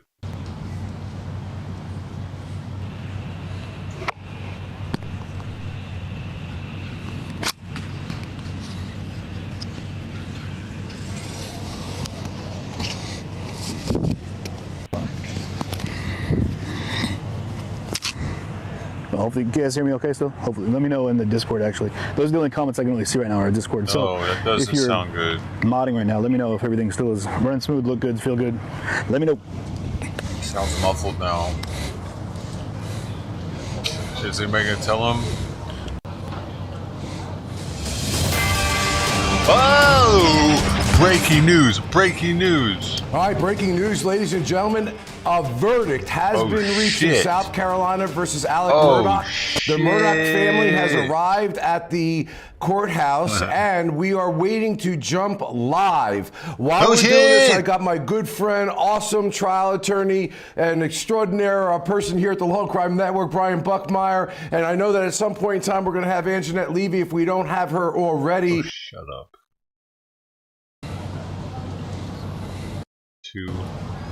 Too excited.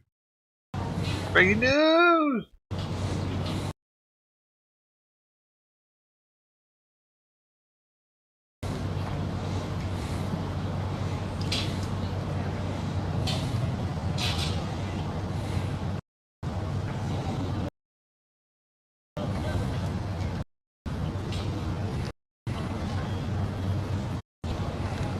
Here we go!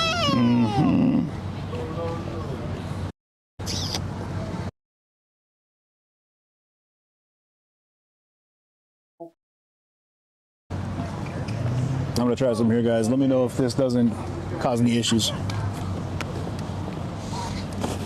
Where'd they go? Oh my god.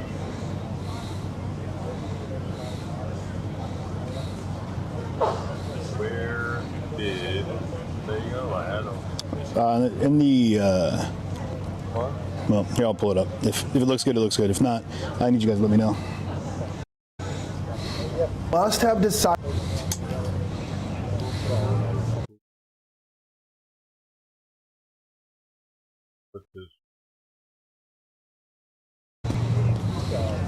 I'll wait a little bit before.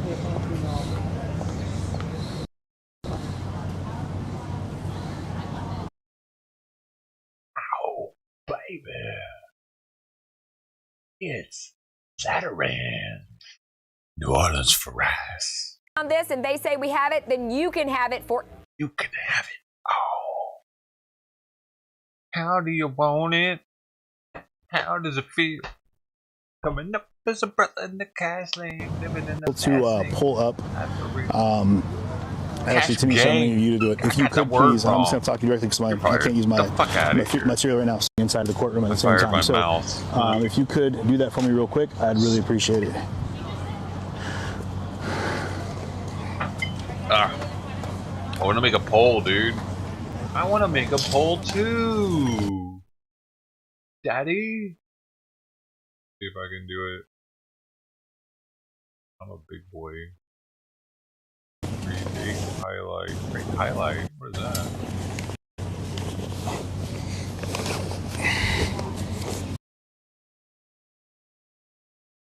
Where? How about community? I forget how to do that, man. On YouTube.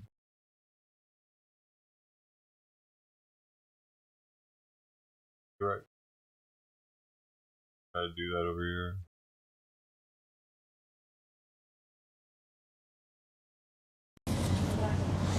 And if reception gets choppy, I think it might be, I'm not sure if these guys are running live views, but if they're running live view packs, then it really does what we're doing here. So.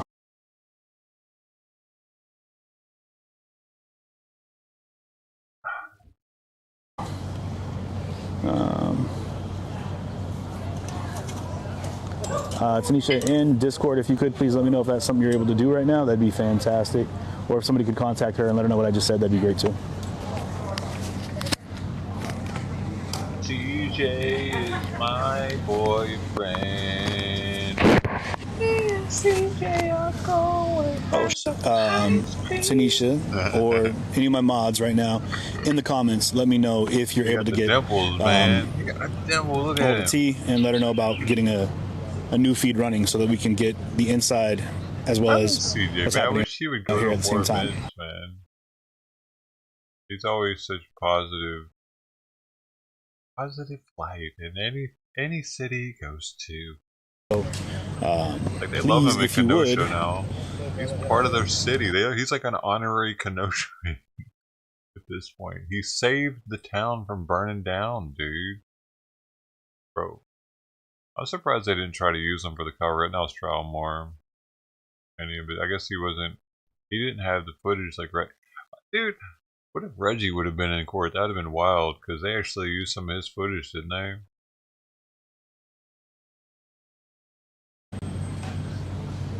Let me know if you can make. That was wild, man. Watching that trial and like seeing people we recognized and as the footage they were using. And that was wild. I thought the live stream was going to play more of a role in stuff. It all just kind of happened. What the fuck happened, man? We were going somewhere. People's Convoy, they played with it a lot. And then what happened? It just... Man. Live stream and news thing it has lots of ups and downs as far as the content. Like this is like if CJ wasn't there right now, this would be fucked up. He's saving the day right now. But he's on Facebook only.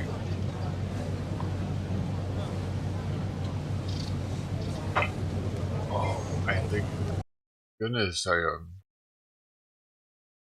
able to know that, like I wouldn't know, dude. You know what I mean?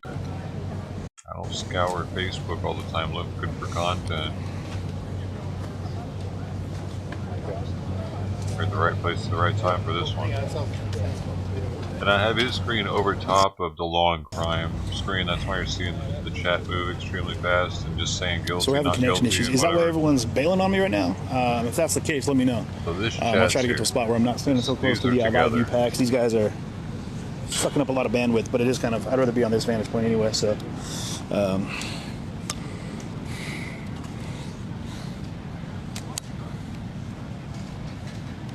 We're still out here, in case y'all wondering where we at. We out, y'all. But I don't really need to hear their speculation of what they think's going to happen. You know what I mean? I'm good. Everybody's got an opinion on what they think is going to happen. I don't give a shit what they think, because we're about to find out. We're find out what's actually going to happen. And hey, I appreciate his vantage point he has of like being able to see what it looks like outside of this place. I hadn't seen that yet, man. I had no idea. Like we had seen every day. Appreciate it when you're helping us work towards that star goal as well. It means a lot. I appreciate you guys. They show Murdaugh being taken off in the paddy wagon, but we don't get to see all this with the cones and all these tents that are set up and got this stuff set up here. How the outside of the court looks like this. If my mods, if you guys would let me know, keep me updated in Discord as to. He's awesome. Always has been. Man, What's seriously, going on? man. Also, ever since fucking Seattle, this guy's been top share the stream out. I'm gotta surprised be, he hasn't gotta be guilty. Yeah, done way better. I mean, you don't come back that he quick should with be at least the level that verdict, first and I don't think there's a responders possible way they and could come back Oreo with is a at, hung but he's jury not, that fast dude. either. So it's wild happened? when there's right blood in the now- water, all of the news outlets. He's only got 174 people watching on Facebook. I mean, of course, the signal's dropping out. Like the tent starts swirling, and you can start hearing all the narrative, the monologues. If this Everyone's were first responders meeting, pitching their spiel. You know, then they got all their camera, the other cameramen up here that are even with the glitch running the point. They're beefing up the security out here, right outside the doors. And again, you guys, we're at the 101 Hampton Street. CJ out in didn't front go of to People's Temple either, did he? Should have. Been around for a minute. There's plenty of people out here that are awaiting the verdict, which is what we've been told we should be getting this evening here pretty quick. So please share the stream. That's true. Oh no! I wish he could get his shit working right, man. I know how frustrating that is. Just want to get this off. He really needs to get the live view out. Why isn't he? He said he got one there, bruh.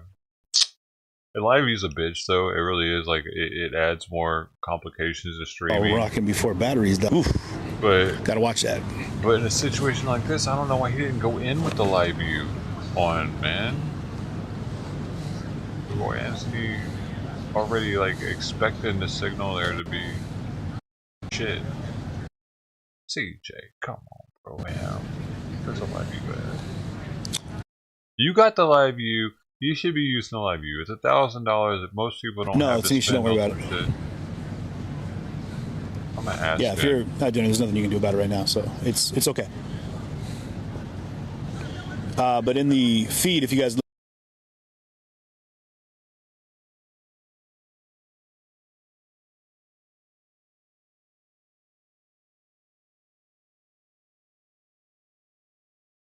I asked him, but we might not be able to hear his answer. Oh shit. I froze up everywhere. I'm fucking up now. It's me now, not him. let me know if everything's still during, the audio's still running solid. That's really all I'm worried about.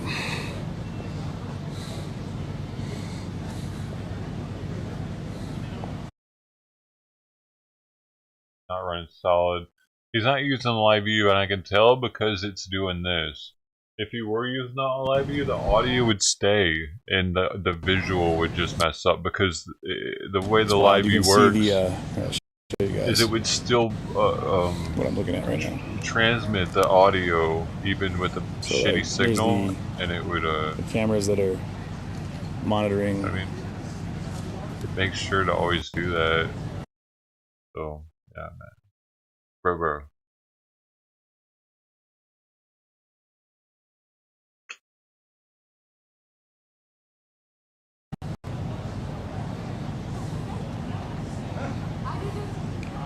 I got live view experience, man. Lots of it. Shit, I've had it. I had it, and then I had it deactivated, and then I had it reactivated on like some other shit. Like I first bought it from a package plan through a company, and everything was through them. And then I was through them. So yeah, take a look around at everything else that's happening right now. Take a little stroll. The power supply. I understand. I don't have it on now, dude, because it's so expensive to run it. For one. But that's what's happening. Double homicide of his wife Maggie and his son Paul.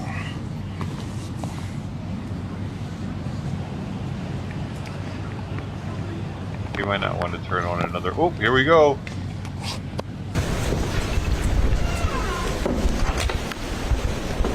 Be seated.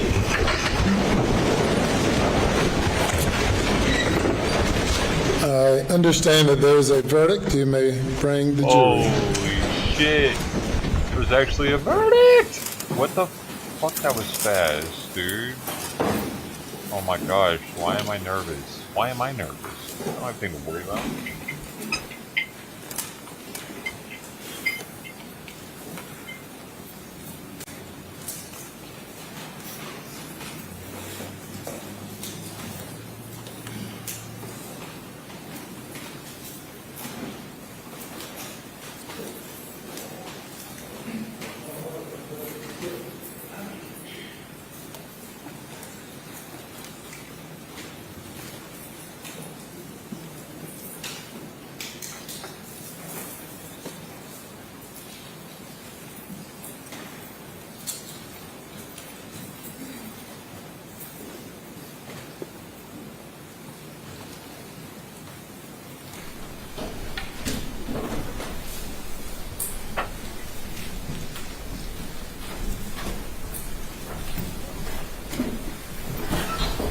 Dude, he's nervous as shit right now. I can't even imagine. Thank you. Madam Forlady, if you'll stand for me. Have you reached a verdict? Yes, sir, we have. Is it unanimous? Yes, sir, it is. Oh my If you will God. pass it up to the clerk who will pass it to me. And you may be seated. Oh man, this is wild, dude. Damn, I'm nervous for him. I don't know why, dude, because I'm just like, I'm pretty sure this is it for him, dude. No matter what, it's it for him. Admitted to all the other shit. Man. Woo.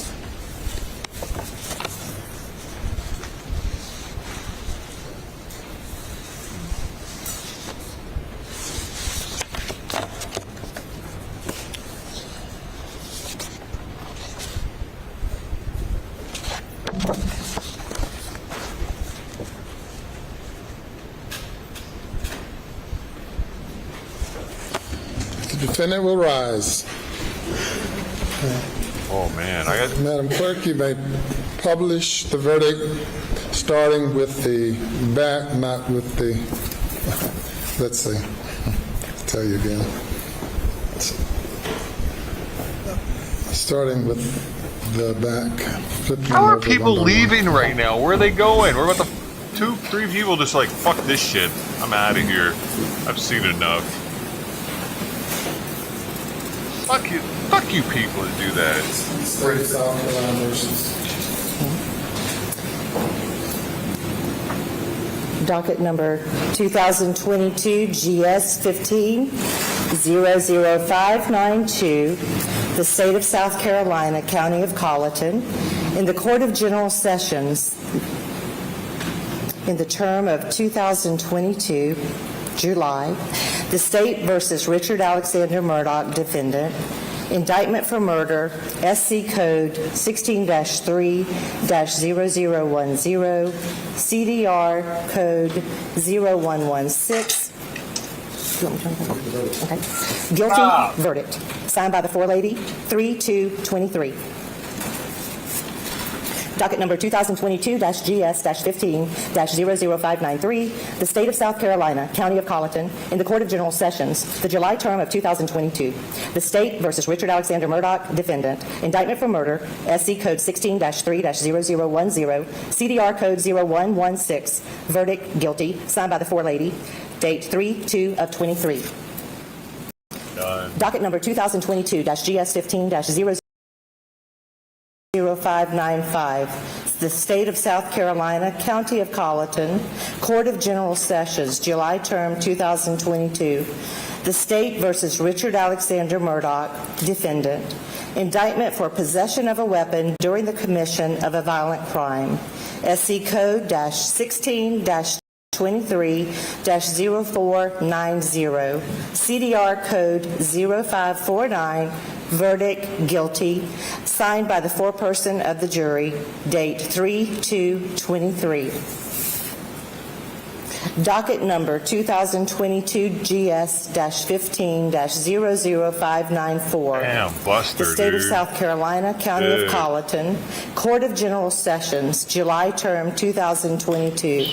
The State versus Richard Alexander Murdaugh, defendant. Indictment for possession of a weapon during the commission of a violent crime. SC Code 16-23-0490. CDR Code 0549. Verdict guilty. Signed by the foreperson of the jury, 3-2-23.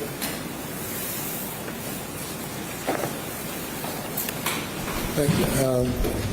Madam Forelady and members of the jury, if that is the verdict of each and every juror. Jury, 3-2-23. Fuck, man. Oh, Thank you. Madam Forelady and members of the jury, if that is the verdict of each and every juror, please let it be known by raising your right hands. All right, thank you. Any individual polling requested? We do, Your Honor. Madam Clerk, you'll need to individually poll the jury Why? according They to just their jury raised their hand. juror numbers. Yes. Make them say it. Number 193. Was this your verdict? Yes. Is it still your verdict? Yes. Why do they make them Juror do this? Juror 254. Is this your verdict? Yes. Is it still your verdict? Yes. Juror 326. Was this your verdict? Yes. Is it still your verdict? Yes. Juror 530. Was this your verdict? Yes. Is this your verdict? Yes. Juror 544. Yo, what are you doing? Was this your verdict? Yes. Is it still your verdict? Yes. Juror 572. Was this your verdict? Yes. Is it still your verdict? Yes. Juror 578. Was this your verdict? Yes. Is it still your verdict? Yes. Juror 589. Was this your verdict? Is it still your verdict? Yes. Juror 630. Was this your verdict? Yes. Is it still your verdict? Yes. Juror 729. Was this your verdict? Yes. Is it still your verdict? Yes. Juror 826. Was this your verdict? Yes. Is it still your verdict? Yes. Juror 864. Was this your verdict? Yes. Is it still your verdict? Yes. Your Honor, the jury has been polled. Thank you. The jury has been polled, and the verdict is a unanimous verdict. If you will bring the alternate juror out and have her have a seat in the audience, please.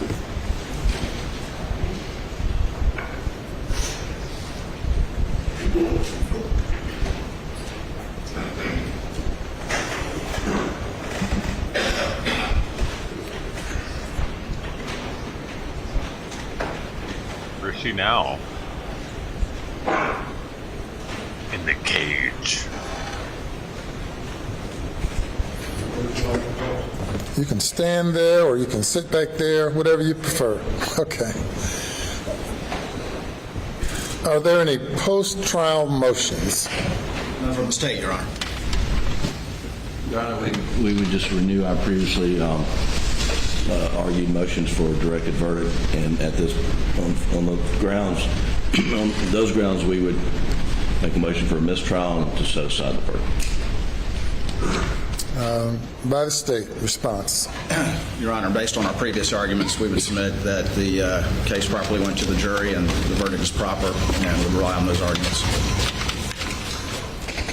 We've been here now 28 days, first few days of jury selection, and the remainder receiving testimony, an overwhelming amount of testimony and evidence that was presented to the jury for the jury's consideration. As I indicated to the jury during the jury charge, or the charge on the law, that this was a matter solely for the jury to determine. The court found at the end of the state's case that there's sufficient evidence to find the defendant guilty if the evidence was believed by the jury. Likewise, at the end of the defense's case, when the motion was renewed, the court found that the evidence was sufficient for the jury to find the defendant guilty. The jury has now considered the evidence for a significant period of time, and the evidence of guilt is overwhelming, and I deny the motion. Mr. Murdaugh, you now having been found guilty of 2 counts of murder involving your wife and your son, 2 counts of possession of a weapon during the commission of a violent crime, the burden now comes upon the court to impose a sentence. Given the lateness of the hour and the victim's rights that must be taken into consideration and complied with under the Victim's Bill of Rights, and consider what I would anticipate to be a number of people who might have something to say regarding sentencing, we will defer sentencing to a later date. Of course, the minimum sentence for murder is 30 years. The maximum sentence is life imprisonment as to each count. They don't have death? And on the weapons charge, the sentence is up to 5 years,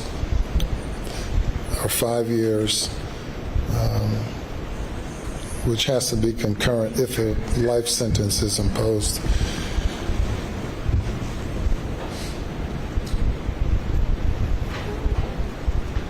When would you all like to reconvene for sentencing? I would like to give everyone an adequate opportunity to prepare for it. So it'll be ready at 9:30 in the morning, Your Honor. Woo! Damn! The fuck? They the state's ready to move it on the road. We could do it at 9:30 tomorrow morning also. Oh my God. You guys couldn't start a little later? Defendant is remanded to the custody of the Colleton County Sheriff's Department.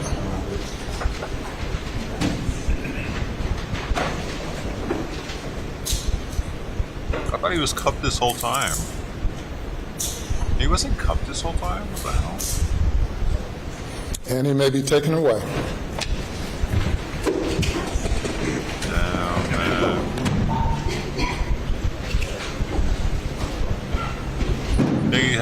You think he had help though? Or you think he just shot with 2 guns to confuse everybody? He's doing the Oreo rub. What does he know we don't? He Oreo rubbed all the way out the door. Damn, bruh. Hey, you going too far with it now, homie. Oreo rubbing like that, right? So you get Madam Forelady and members of the jury, I want to thank you on behalf of the citizens of the state of South Carolina and your fellow citizens of Colleton County. You did not volunteer for this service. You were called upon by being summoned to appear, and Providence have brought you to this moment in time and these weeks in time. I know that all of you have been here at great sacrifice, particularly the juror whose job was on the line until a miracle happened, I guess, that allowed him to be able to leave rather than leave after 2 or 3 weeks. But I want to thank each one of you all individually and collectively. It's not often that you're called upon to sit in judgment of the actions of your fellow man, but you all responded and gave due consideration to the evidence. I will make no comment now as to the extent or the overwhelming nature of the evidence, but certainly the verdict that you've reached is supported by the evidence, circumstantial evidence, direct evidence, all of the evidence pointing to only one conclusion. That's the conclusion that you all reached. So I applaud you all for so as a group, he's agreed that and as a unit, he thinks he's guilty too, and individually evaluating the evidence and coming to a proper interesting conclusion as you saw the law, as you saw the facts. Did he or not? Now that you've served for the next year, you're not eligible to serve again. Now, of course, many people never get called upon, but you're not eligible for the next year, and for 2 additional years, you can be exempted from service because no person is required to serve on jury duty in this court more often than once every 3 years. Tomorrow morning at 9:30, we will reconvene for sentencing. You all have no role in that because that's solely up to the judge, to me. You're welcome to come back if you want to and be a part of the audience if you like. I also want to thank the alternate juror who was locked away in a room by herself for these hours,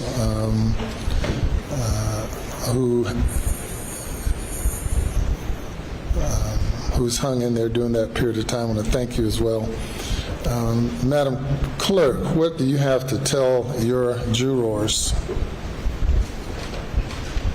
Thank you for your service and what the judge said as well. And I think we can release them tonight and bring them back in the morning. No, they're off jury duty. They can come back if they like. And you don't have to if you don't want to. Typically, I've seen jurors wanting to see the end result of a case once they've invested a lot into it. It's really an amazing thing with juries. Quite often, at the start of the case, jurors are really like, whoa, why am I here? I wish I wasn't selected. But as time passes and the jurors become invested and really committed to the case and committed to seeing it through, and are very disappointed when they are not able to see it to a conclusion. And then along the way of serving, you end up finding out quite a bit about our judicial system and learning quite a bit, about human nature for sure, but also about the presentation of evidence and hearing from expert witnesses and really learning a lot of things that you'll be able to take with you when you leave jury duty. And to Madam Forelady, I don't know if you were hesitant initially or not, but you have stepped up to the plate and done a great job of leading the jury as well. And thank all of you. So the jury is dismissed. Now, one thing before you go, of course, we have invested a lot in maintaining the privacy of the jury, of each one of you. And you are free at this point to discuss the case with anyone. Given the high-profile nature of the case, I'm certain that many people in the media will probably want to communicate with you, but they have no means of contacting you because under order that I issued, the identity of the jurors must be kept private. And if you decide that you want to speak with anyone, local, state, nationally, or internationally, that's your prerogative. However, should anyone harass you, please let me know and I will address those issues. If anyone through somehow or another discover your identity and harass you, and rest assured I will intercede on your behalf. That having been said, you are free to communicate with whomever you might want to concerning the case from now on. So with that, thank you, and you all are free to go. Judge, if I could, yes. If I could have you go to the jury, and I'm going to meet you back there for just a few minutes. All right. And as is my practice, I'll speak with the foreperson before you leave the building after talking to them back there.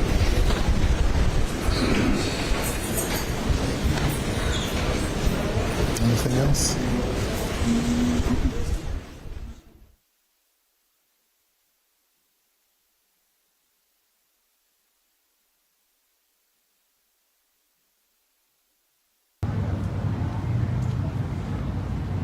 Recess till 9:30 tomorrow morning. All right.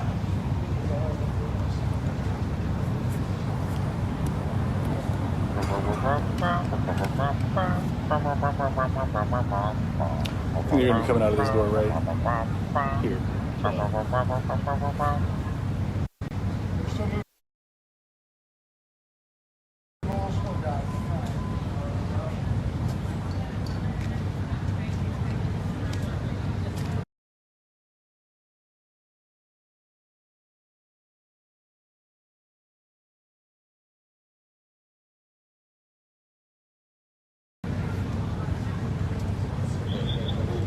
Have they already escorted him out the back door? Has he already been taken out back? No. We're not in a hurry to move him. The hotel,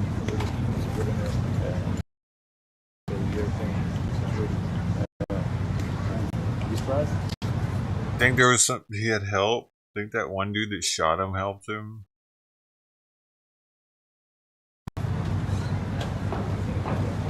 Oh shoot! Yeah, my bad.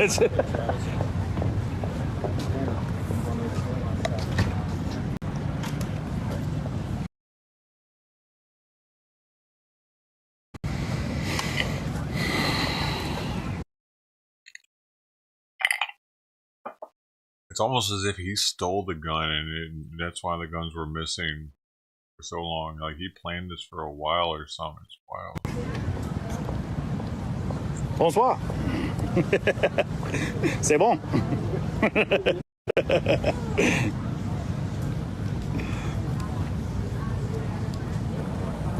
That's my buddy from Quebec. You want to go down, bro?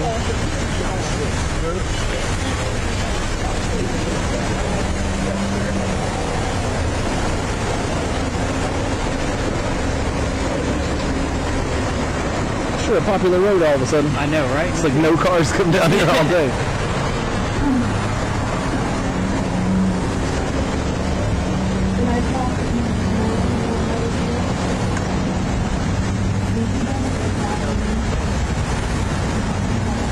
It's their prerogative to do whatever they want. Where's Josh? He's at the. Well, I know there's some activity going on there with Anjanette, and she's doing a lot of stuff. Anjanette, just real quick, between you and Chris, I'm curious, maybe the reason there's not a plea offer, and we were talking about this before with Brian, is because this defendant recognizes Murdaugh. He's going to be spending the rest of his life in jail, and it's not about that. It's about him vindicating himself and his reputation that I didn't kill my son and I didn't kill my wife, and he's not going to take a deal because he wants to go on appeal with this 404 evidence. What do you think? What does Chris think? I think you should shut up.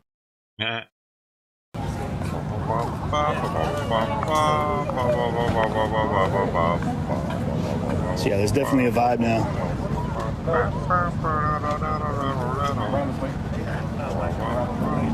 Yeah, definitely a vibe. Folks are feeling good about it.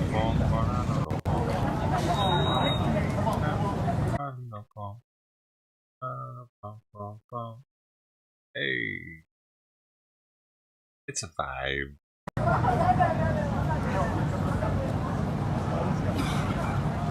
Justice has been served. Justice has been served. Justice has been served. I got it. Bring the time. I got it. Thank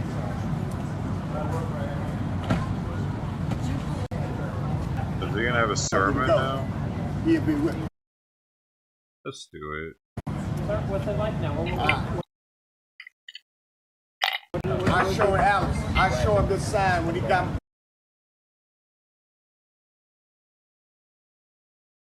When he was coming in the jailhouse the other morning, coming to the courthouse, I made sure he seen the sign. Justice coming. Early one morning. Last year, Madden came to the Spirit. God told me to go. And justice been served. I'll follow God. God said, wherever you go, I'll take it. I'll be a lawyer in the courtroom. He could not spot God. God guided the jury. Thank you, Lord. Thank you, Lord. Thank you, Lord.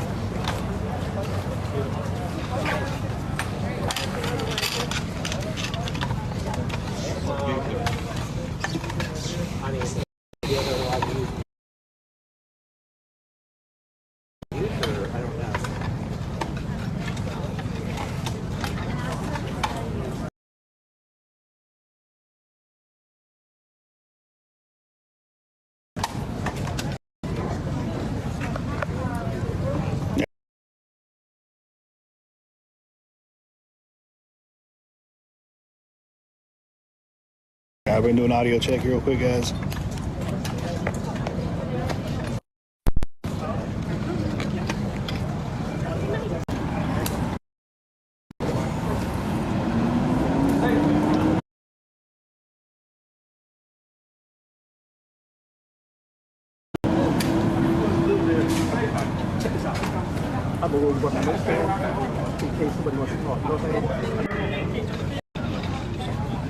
It's my understanding the judge is meeting with the jury.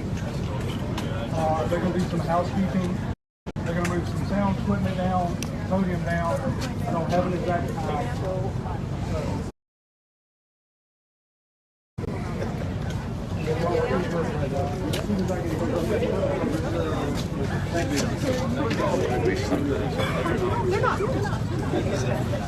So he was just saying that the judge is working with the jury right now and doing some housekeeping, and then they're going to move some things around. I think get ready for a press conference out here.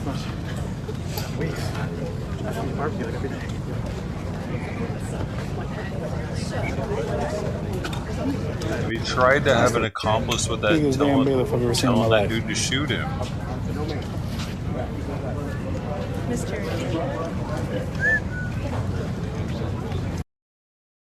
There they go.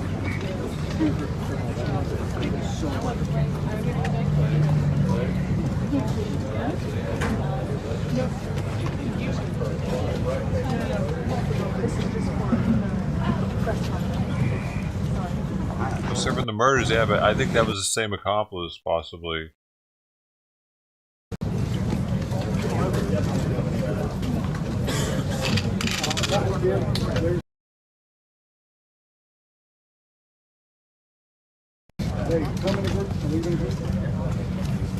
Right up here on the bridge. What we have told them is if they want to talk, once they are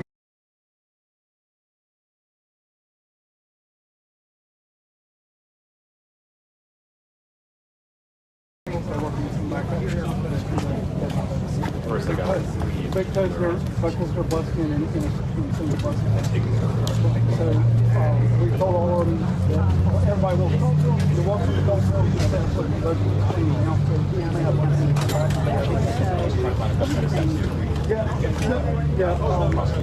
I'll tell you what I will do. That's why the rope's up. Why not the same accomplice?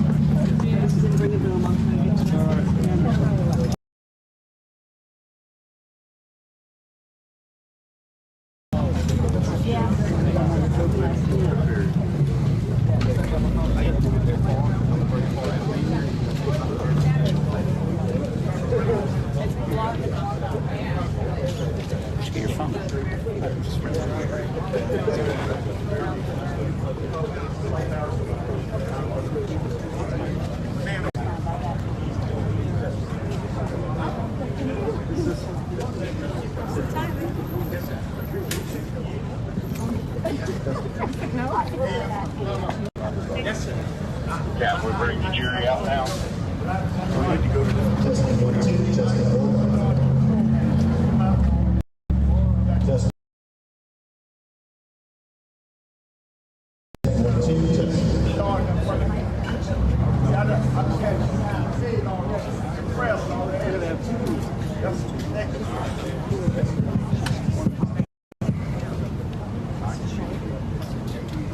Testing 1, 2, testing 1.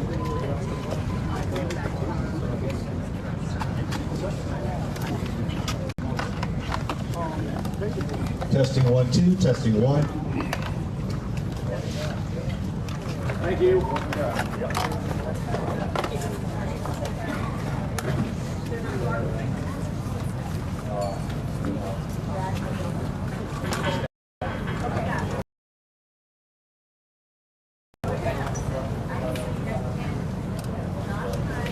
Back in front of me, you ain't hanging in front. Stay right behind this pretty young lady right here.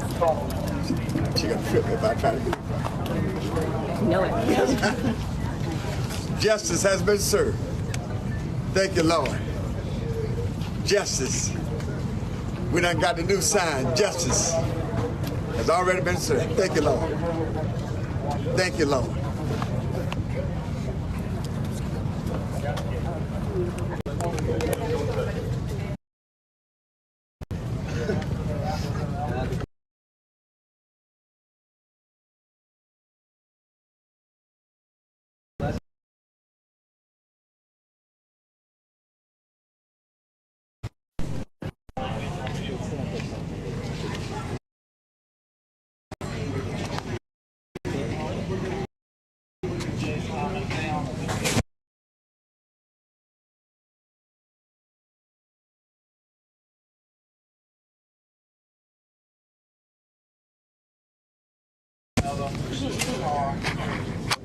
Grab this guy right here. It's running like this.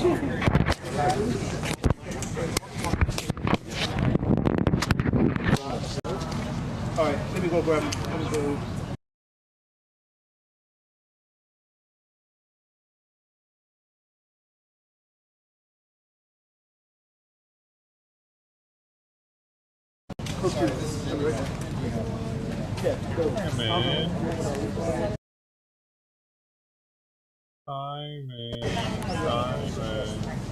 All Portland Walmart stores to permanently close. All Portland Walmart stores to permanently close. If you use my mustache.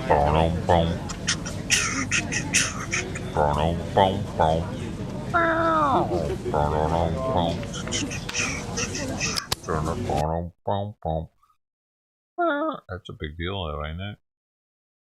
Yeah, pretty wild. That's breaking news. Broke the news, dude. It's only 22 hours old. Simon! Hey. It is not a mobile. It is not a mobile. So you can put them in front of the screen. Baby. That's our prayer. We prayed right here. For many, many mornings, we prayed right there. And asked God to come. And we asked God for justice. And God gave us justice tonight. And I want to thank the Lord for taking care of us. The Bible says you reap what you sow. Thank you, Lord. He came and he heard our prayer.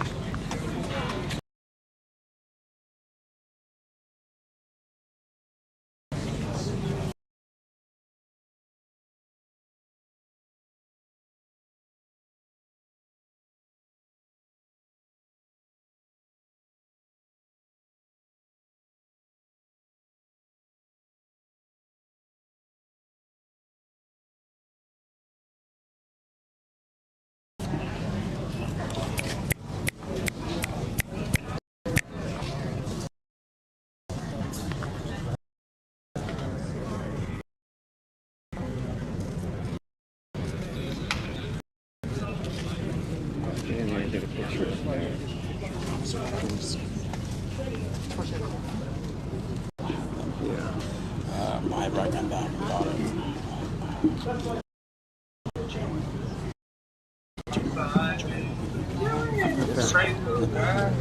my god, you tried to cause a freaking traffic collision just now, man. I was walking out the kitchen and he had already ran past one way down the hall.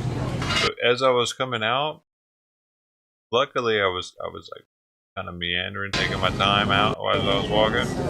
Because if I'd have been going fast, I would have straight probably punted him on accident like into something. Because he would have been like right there. He was right. He was like right as I was leaving. He was like right in front of me, man. He was like acting crazy. He's acting crazy. Don't like your food? Let me stir his food up real fast. Sometimes I gotta do this. Make something to eat more. Nobody else. Just take it down with the top there, ain't it? Huh? Come on this way. You got to be excused, man.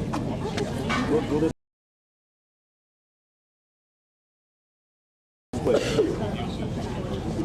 There's one now.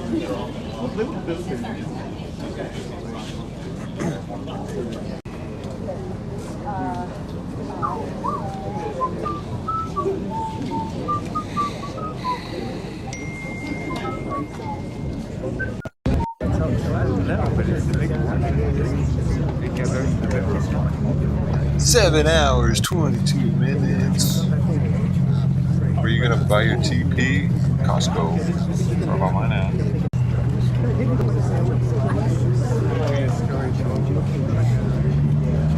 I got a selling Charmin last month, so I got a big old thing on Charmin, baby. $20. $20. That's enough toilet paper lasts me half a year, actually.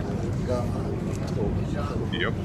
Actually, paper products are literally like one of the main reasons to have a Costco membership, because if you buy toilet paper at the grocery store, say like weekly or whatever, like the small things of it, you're getting ripped off hardcore, dude. Especially if you're getting like Charmin or something like that. That's why they keep the water and the toilet paper in the very fucking, as far back as you can go in the store. That's where they keep those two things. Because those are two of the best deals you can get there. Everybody, I go there for water more than anything else. But whenever I run out of toilet paper or paper towels, that's also where I get that. Because this is pro tips right here, bro. Just, dude, get toilet paper, paper towels, and water. If you buy bottled water, those three things alone will pay off your Costco membership over the year or whatever. And the amount you'll save in getting those items.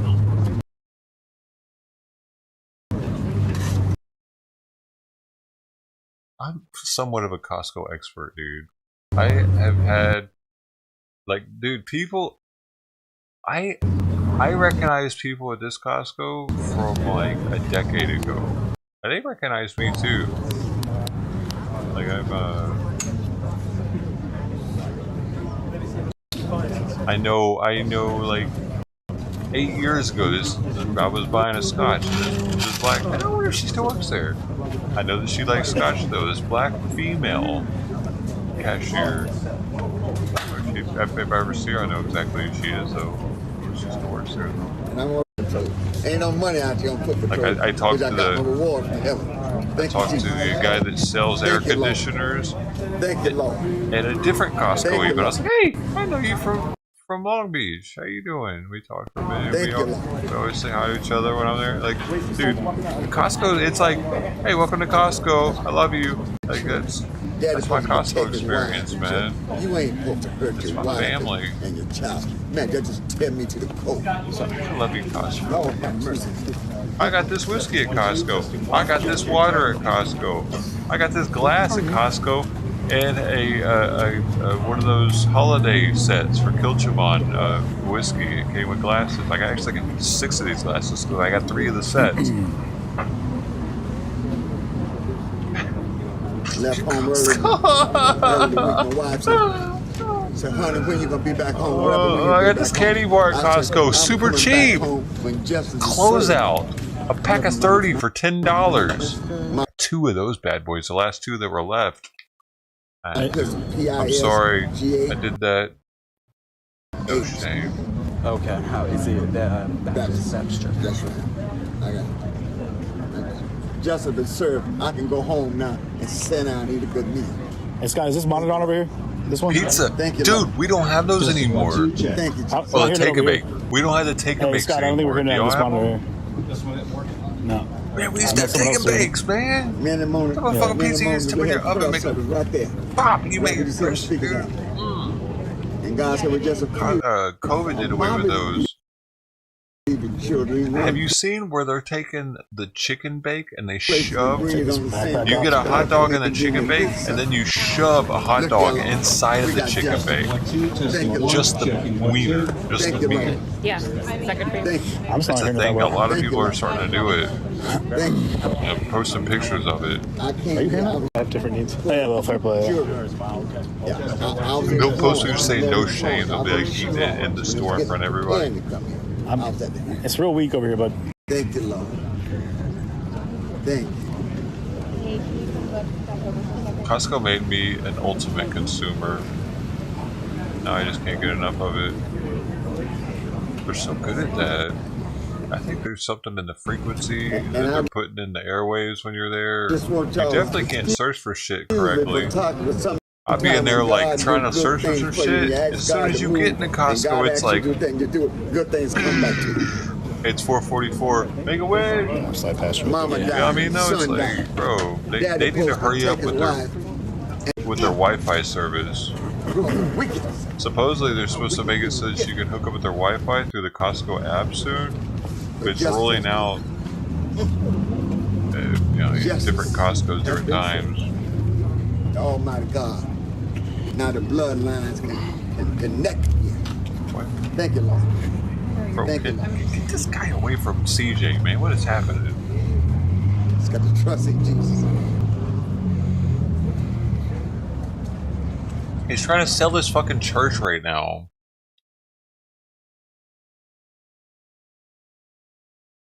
It's an hour and a half. See, that's the thing I look at. I'm like thinking about moving, right? And I look at that. I'm like, well, okay, do they got Costco? Huh? Where's the closest Costco? Hold up. Yeah, no, I'm saying Sam's ain't the same, dude. I heard Sam's really is kind of shit now, actually. Like their prices aren't very good. Didn't mean nothing because God. You can get better prices at Walmart than Sam's. What people are saying. He could have got an Academy Award. Next year you could put him up for Oscar the way he performed. But he could not smart God. And he could not smart just get the fuck away, dude. No, he could. This guy wasn't Academy Award worthy. He fucking was strung out on pills and something you could tell something was off. Thank you. Fucking go away, you fucking weirdo. God dang it. With the capital God. For him, though, I know he'd like it that way. The preacher man. Crazy. His fucking soul gold dripping everywhere. Out of here. Make your soul go!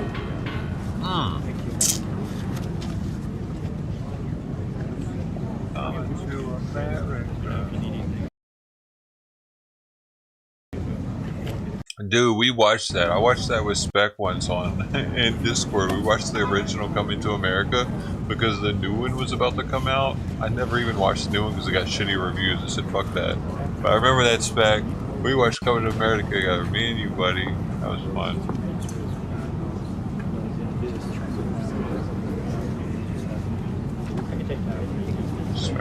Spec remembers. That's what I heard, man. So I was like, yeah, never mind. I'm sorry, Spec. I'm not gonna watch the new one too with you. It sucks. It was like, I don't know. Maybe we did watch it. Maybe we did watch it.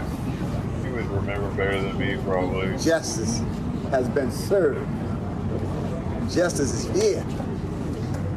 Justice I don't remember has been served. Thank you, Lord. I feel so good all over. I feel like shouting. I'm so happy that God came and moved. Lord, I feel like shouting.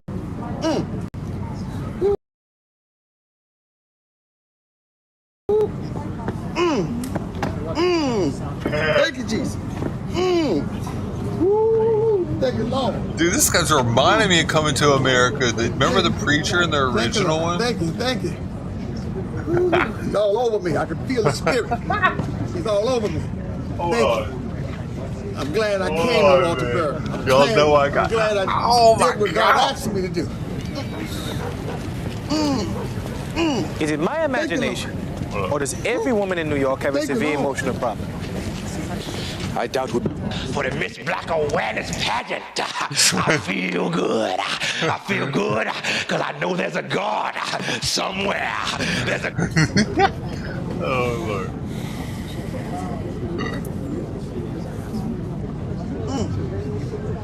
Dude, this guy's a microphone. Whoa. Ladies, you know. Gotta thank him like you do before you get ready to eat. Lady pleaser. Lord, thank you for the food you're about to receive. Holy shit. Lord, for bringing the bloodlines back together, bringing peace. I got a cannon mic. Come on now. I don't want to shout here. I don't want to shout here, but I feel so good. It's all over me. Ooh, somebody know what I'm talking about. If you know what I'm talking about, just say amen. Who is he talking to? Oh, God dang it. I love him. Thank you, Lord. I love how weird he is. Is he wearing a judge's outfit? Oh, that's a preacher outfit. Why is he hiding? CJ puts the camera on him and he walks away. What the fuck? Come back, asshole! No, you wanna do all that talking? Get back in here. Why are you covering your face up? What the fuck, man? Say it proud. Just stick your chest out. No, he covered his face up. He got all bitch mode with it. That was weird. That was fucking weird.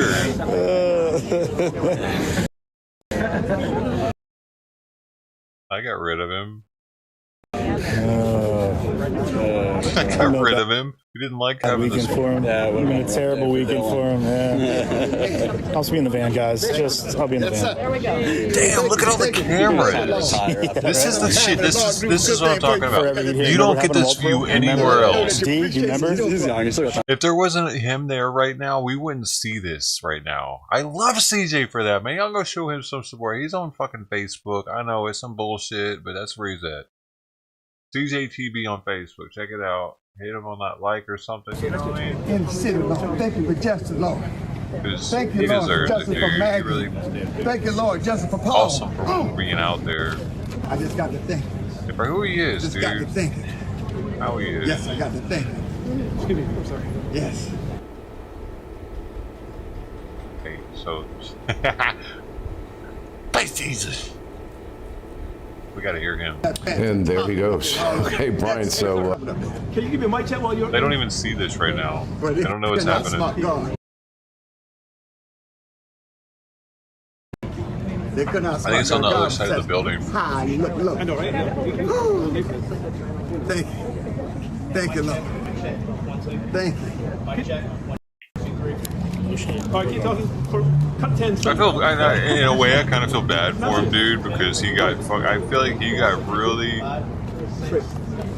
He fucking got tied up in a bunch of crazy shit. Maybe his dad was in on it, like, maybe his dad was a fucked up person too, dude, and that's like how this all ended up happening. Could you do it in sing-song this time? His whole family's been corrupt since I'm gonna his give you a family's tune. been You hit it doing back this to us. shit, We'll be all probably. right. We'll be all right. I don't know, maybe Buster's corrupt too, man, and the reason why Paul's the one that died is because he That's wasn't 2 corrupt near enough. misses. Third time's the charm. Watch. It feels like the cartel was in on this though, dude. It feels like he owed the wrong people money, and especially with him having houses and supposedly they could have been drug houses to where he was helping with the trafficking of drugs with the cartel. That could end up with a situation like this, man, where they make, like CJ was talking about earlier, like they make him shoot his family with them or something. I mean, there aren't any defensive wounds, though. That's the thing, though. If there were any kind of discussion about it like that, I feel like somebody would put their hands up and they would have gotten shot in the hands or something, you know? Wasn't any of that. So that's why they, I don't know, man. Probably did it and they had 2 guns and hoped it. They just couldn't figure out why he had 2 guns. That would have been like he wanted to make it as complicated as possible. Maybe. But why the fuck did he use his own guns, dude? I mean, you would think if he really thought this out, he could have gotten a burner, maybe? That wasn't any kind of tie to him. For weeks. Justice is coming. Sure. And I showed the sign to Alice when he was It's fucking weird, man. This shit's weird, dude. I'm still not completely convinced that he worked alone. Justice here. Justice here. The Bible says you read what you sow. It doesn't make any sense, man. He was just seen on the video, happy with his son, joking around.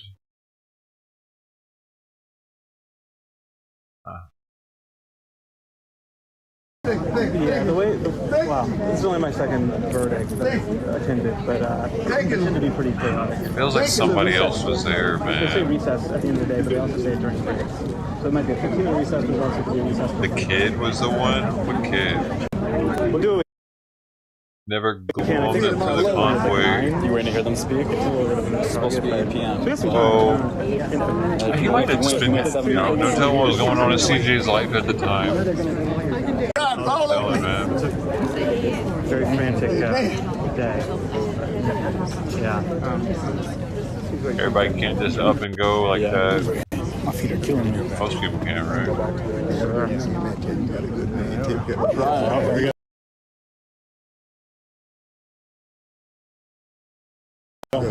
Yeah. No, I have the older son. I have the difficult task of I've been sort of doing. Is Paul, right? Or is that the one that died? I'm not sure which one's older, man, honestly. It looks like the one that died was older, but I thought I heard that he was the younger one. Oh, Buster is older. Okay, well, he just looks younger. Got a baby face.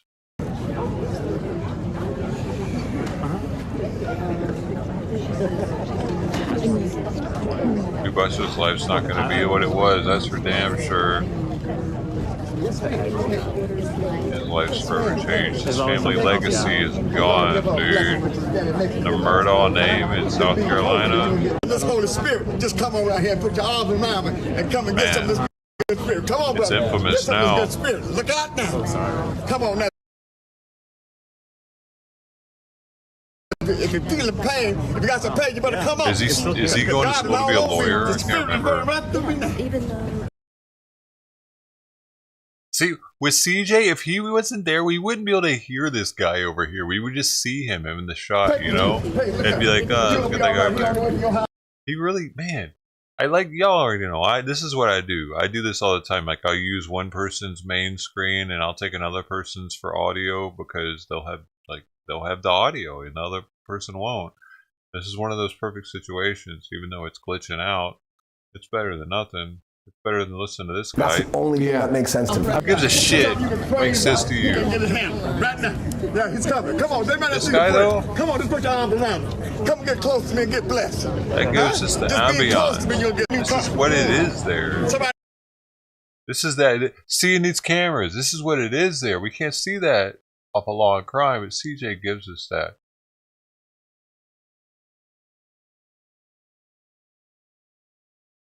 Man, I just wish you had turned that live view on though.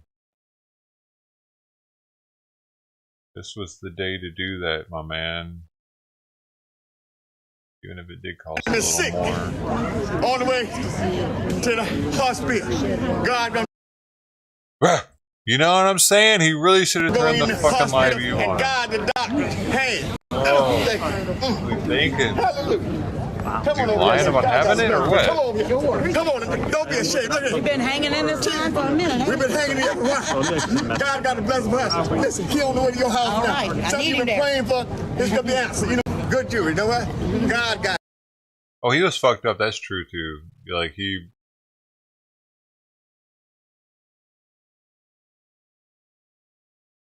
Yeah, but... If he was so fucked up, then how is he able to... I mean...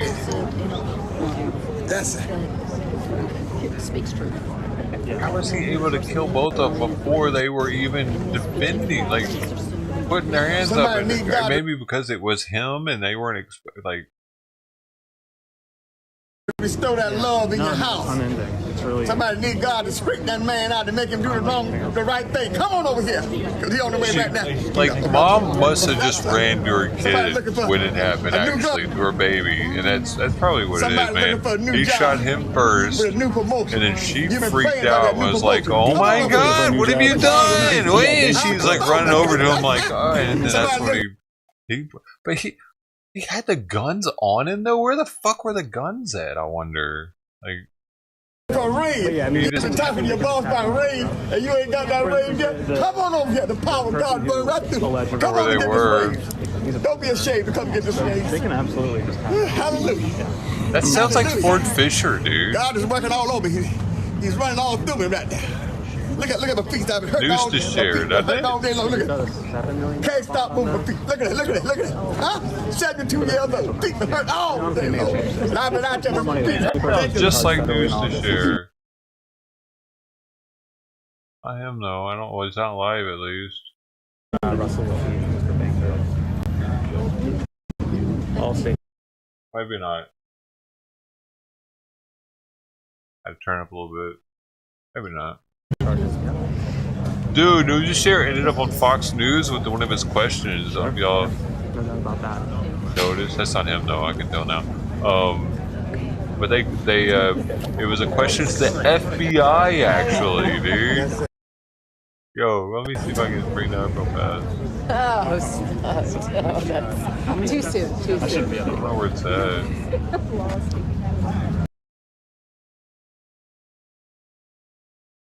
Oh, here it is.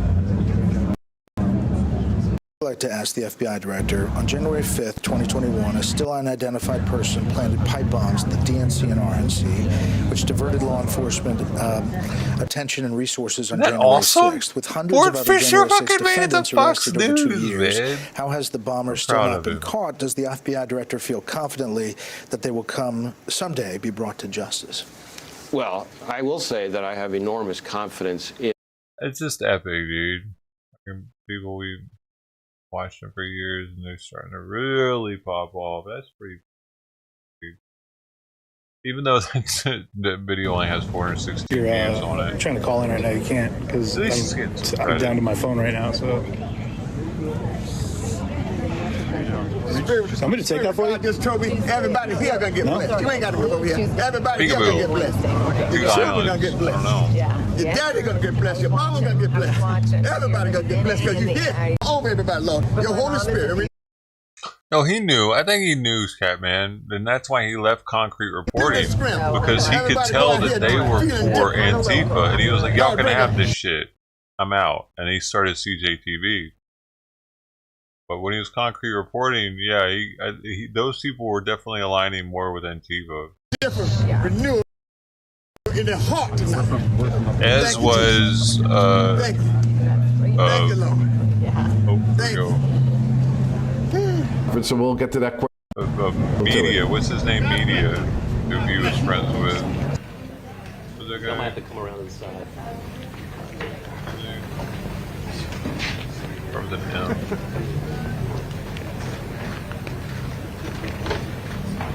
Mercado Media. Y'all be patient. There's a lot of us coming out. How are we on the mic But check? they kind of split.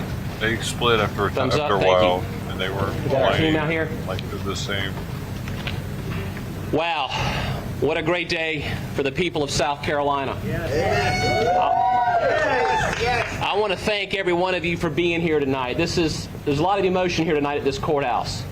A lot of a year and a half, nearly 2 years of, look at this guy. Of blood, sweat, and tears, it feels like. A lot of hard work from so many people. So if you will just bear with me, there's a couple of, not a couple, there's a lot of people I have to thank. But first, those of you who don't know, I'm Alan Wilson. I'm South Carolina's Attorney General, and I got the best staff of any Attorney General in the United States of America. I want to start by thanking our prosecution team. I want to tell you, I've been here for nearly 6 weeks with this team, living in a hotel, and it felt almost like being in a dorm environment in college. Late nights, cramming, studying, little sleep, away from our families, getting up early, getting here to the courthouse, working long hours, getting on each other's nerves at times, but it was all worth it. It was all worth it because we got to bring justice and be a voice for Maggie and Paul Murdaugh and bring justice for the people of South Carolina. I'd like to start real briefly by thanking our team. First, excuse me, I need to put my glasses on. Our chief prosecutor, I tell you, I appointed Creighton Waters to be the chief prosecutor of this case nearly a year and a half ago. And I want to say I'm pretty brilliant because I picked the right guy. And I want to say thank you to Creighton Waters. Creighton, you did a fantastic job. I don't think there's another attorney in the state of South Carolina that could have led this Herculean effort. But Creighton will be the first to tell you he didn't do it alone because he had a team of people. I want to first thank Don Zelinka, who is actually Creighton's boss. He is the Deputy Attorney General, been in the Attorney General's office for over 40 years, sitting here to my immediate left. Don Zelinka, thank you so much. John Metters, many of you got to see him do the closing argument today. John, thank you. You've been a phenomenal add to our team. I'm going to go quickly through the names, but as I read the names, please raise your hand. You know Creighton, you saw Don, and you see John. David Fernandez, John Conrad, Johnny James. It's interesting applauding people that put people in Ozzy prison. Toledo. Woohoo! You're awesome. Shane Lock them Aceto. up. That's right, Carly boy. Jewell. Lock more people Carson up. Burney. Get them out of here. Danielle Cologne. I don't know. And our victims That's advocate, Trish something- Allen. I still can't do that. I still I can't also clap want to for say thank you to the South Carolina Law Enforcement The team. Division. Mark Keel assigned some amazing men and women. And when I say it was an agency-wide effort on behalf of SLED, I can't underscore that part enough. Every time I called Chief Keel, every time I reached out to the lead agents, every time Creighton was asking me, hey, General, we need something from SLED, we would reach out to SLED, and they were there. They busted their butts. I can't begin to list every agent, and some can't be listed for obvious reasons. Some are standing up here tonight. I told them I wasn't going to mention their names, but we would not be here if it wasn't for SLED. And I want to thank Mark Keel and his team and all of the men and women across the entire State Law Enforcement Division for what they did to make tonight a possibility. Amen. I also want to thank the FBI and the Secret Service, our federal partners. We had to utilize many of their assets and resources. We couldn't do all the things that we did without our federal partners. We had a lot of local partners. We had the Colleton County Sheriff's Department, Buddy Hill, Sheriff Hill and his team, providing the security. They did a phenomenal job, and they were there. They were the first responders the night on June 7, 2021, when Maggie and Paul were butchered brutally. They were the first responders, and they were the first ones to be there. The Charleston County Sheriff's Office, the Orangeburg County Sheriff's Office were instrumental in supporting our investigative efforts. You all know Kenny Kinsey, our chief crime scene expert, was with the Orangeburg Sheriff's Office. I also want to thank the city of Walterboro. I think the mayor is here somewhere, and the police department. They provided security. Thank you. This whole community has embraced our entire team, and I cannot thank you enough. We've all been away from our families, 2 hours away from our families for the past 2 months. And it's this community that made us, we would walk into restaurants and people would come up and thank us. You know, you don't have any idea how good that makes people feel when they're under an incredible amount of stress, an incredible amount of scrutiny, and this community really embraced us. I want to thank the Colleton County Clerk of Court, Becky Hill, and her entire team and their staff. I don't know.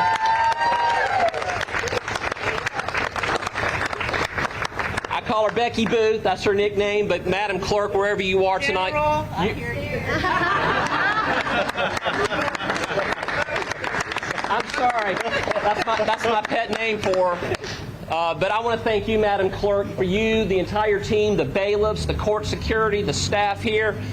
There was no role that was too small that they weren't willing to do for us. The security team here, it was a Herculean effort by everybody, and I can't thank enough people.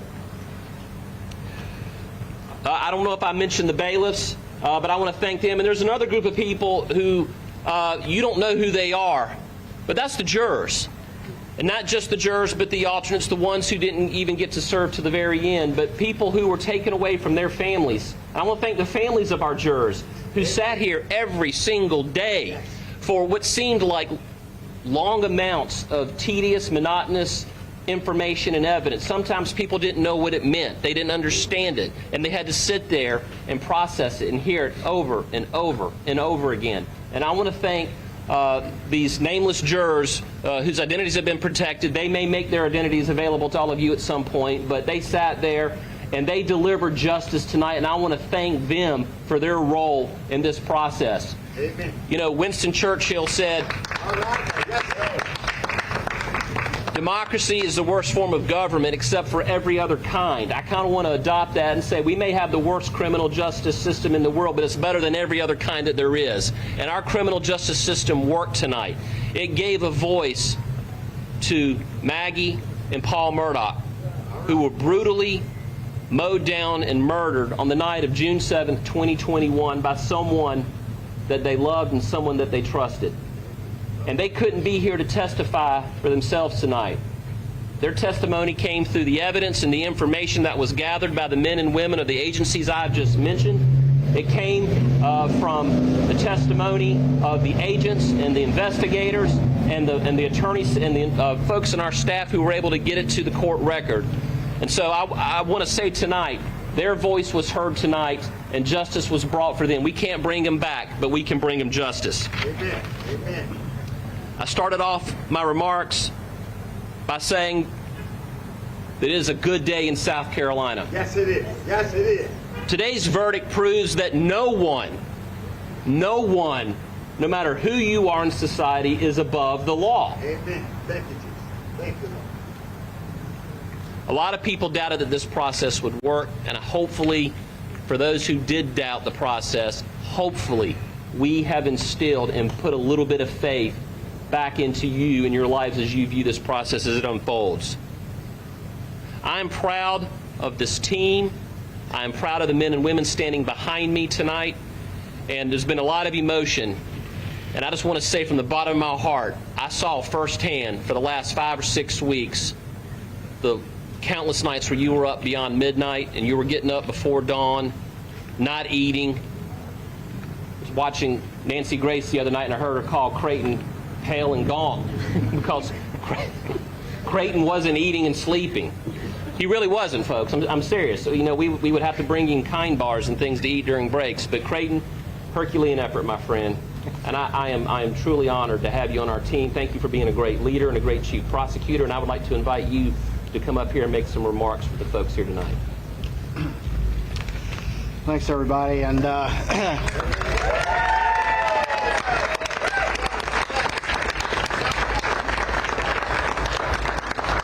want to start by thanking this guy who's given me and all these folks behind us opportunities to do justice, which is what we want to do with our careers. It is very tough and demanding, but it's rewarding for moments like these. The general stole a lot of my lines, but I also want to thank the jurors for their long and arduous service. And we had no doubt that if we had a chance to present our case in a court of law, that they would see through the one last con that Alec Murdaugh was trying to pull. And they did, and we're so grateful for that. I get to lead the state grand jury section in the Attorney General's office. This particular case is not a state grand jury case. There are other indictments that are state grand jury. But the one thing about that is that I have an amazing team. And I want to be clear, this was a team effort. Y'all saw all of these folks behind me doing amazing work. And I can't be prouder of a team in my life. We called this our Super Bowl. And not because of the media attention, but just because of the effort that we knew that we would have to put into this. And we didn't really get to watch much of the Super Bowl that went on because when we arrived, I think it was winter and it feels like spring now. But every single member of this team, every single member of the state grand jury staff, what we do well is work together as a team in complex investigations, and who we work with is my partners at SLED. And I can't thank them enough as well because we're used to working on these complex cases and working together. And I'm not leaving out Sheriff Hill and the Colleton County Sheriff's Office and our federal partners in Orangeburg and Charleston Sheriff's Office and all the other agencies that have worked on this case. I also want to thank Ms. Becky, if she's still up there, because she's been amazing. The clerk staff has been amazing. The court staff has been amazing. The bailiffs have been amazing. And again, I also want to thank this community who really has embraced us and has been so great to us and made us able to survive this process that has been long and arduous. And I have been sleeping. I hadn't been. And I have been eating more than kind bars every now and then. But, and I'm sure that's a nice plug for kind. But anyway, it really has been a great process. We will have sentencing tomorrow. Obviously, we're not going to comment on sentencing because that's still pending. But justice was done today. It doesn't matter who your family is. It doesn't matter how much money you have or people think you have. It doesn't matter what you think, how prominent you are. If you do wrong, if you break the law, if you murder, then justice will be done in South Carolina. And I think South Carolina has shown to the nation and the world how a process can work and work well. Amen. Thank y'all. And also, I want to thank Creighton. I told Creighton, I said, Creighton, I'm going to come down and I'm going to be just a staff attorney. I know I'm your boss. I'm your boss's boss's boss. But I said I'm going to come down and I'm going to help. And I said I'm gonna follow instruction, and I hope I was true to my word. This past weekend, I was saying, what can I do to help? I said, I'm willing to take a witness if it'll help. He said, actually, it would. So he let an old prosecutor dust off his cleats and get back in the game and to help the team out. And I got to be the boss of the boss for a while. Yeah, don't get used to it. No, but in all seriousness, I'm proud of the decisions that I made in putting the people behind me and to the left and right of me in charge of this case, and I was honored to be part of this team. Just another member, just another worker bee in the trenches trying to bring justice to the people of this state, and to bring justice to the people who couldn't be here tonight because they were brutally murdered by someone they trusted. Now, with that being said, I know a lot of people want to talk to us. A lot of people want to talk to some of the attorneys and the support staff and the agents, investigators here tonight. Some of you want to talk to me and others. We're going to make ourselves available to you. But like Mr. Waters just said, tomorrow there's a sentencing hearing, and we don't want to get out in front of our skis. And plus, I'm starting to feel the rain come down. But I promise you, we're going to make ourselves available to talk to members of the media, to talk to all of you out there that have questions. We'll answer any questions that we ethically can. We hope you'll continue to be patient with us as we finish this process. Dude, he's tomorrow. Big dreaming right again, now. We're going to go back and get a good night sleep tonight. But again, thank you. I'm going to also, one last group that we didn't thank, the media. You all, I know a lot of people in this polarizing world we live in, a lot of people take shots at the media, but the media was incredibly respectful. You were so good, not just to us, but listen, to the families of the victims, okay? I know this is an awkward situation, but you protected the identities of people, and you protected the process, and I want to thank you for your part in this and telling the stories, educating the public on what's going on out there. So now I'm going to stop speaking as an attorney general, and I'm going to close as a father and as a husband to say that when you go home tonight, hug your loved ones, hug your spouse, hug your children, because this case reminds us of anything that you can't take for granted that people in your family are always going to be there. And right now, when I get home tomorrow, I'm going to hug mine, and I hope you hug yours. But thank you again. Thank you for your prayers. Yes, sir. Thank you for your prayers. You came and prayed for me. I see a lot of people come up and say we're praying for you. Yes, we appreciate your prayers. Thank you all so much. And this is going to conclude this press conference. We look forward to talking to all of you tomorrow. Thank you. Thank you. No questions? I'm gonna let you go right here. I just want to thank you and your staff. Y'all just did a good job. God bless you. Thank y'all very much. Thank y'all. And thank the media. Y'all did. All right, Dang, he's Brian a fucking Buckmeyer, detention there whore. you are. Fucking guy, bro. What the heck? This guy's crazy. That guy's a little crazy, man. Oh my god. Let's get CJTV back up because I want to see how crazy. Oh no, he ended? Oh man, did he bring it back up? God, why dang it, CJTV. Fucking ended it. Well, that's a trippy looking cut. Don't think that this was not a complete. Oh my god, somebody else is like restreaming this. But you have to be very, very careful in this environment to make sure you thank all the various people. Lady. Somebody else is restreaming what we're watching here on his Facebook channel instead of him being like, man, he kind of dropped the ball. Yo, does he live in Kenosha now? He's got on his Facebook page, he has, look at this. Well, good shit. He has his address as Kenosha.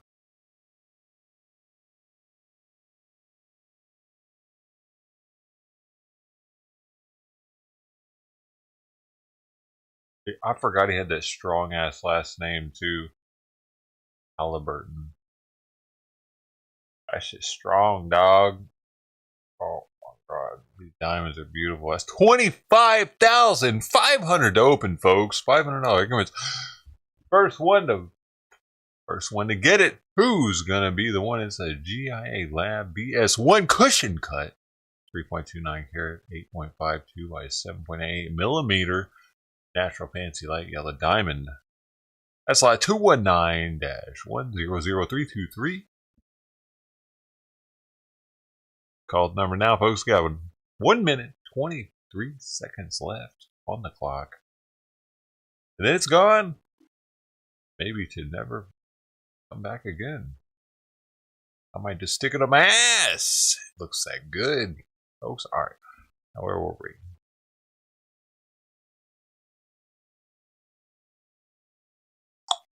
Stick it up my ass. Stick it up my ass. Yeah, I see that. It's lab grown. But I mean, really, what's the difference?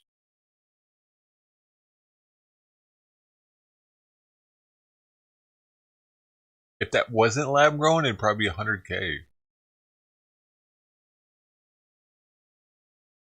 Do you see the amount of color in that thing, dude? That thing is a blingin'. It's got purple, it's got pink, blue. It's insane, actually, how diamonds have that capability to turn into, like, they're prismatic intrinsically or inside of themselves.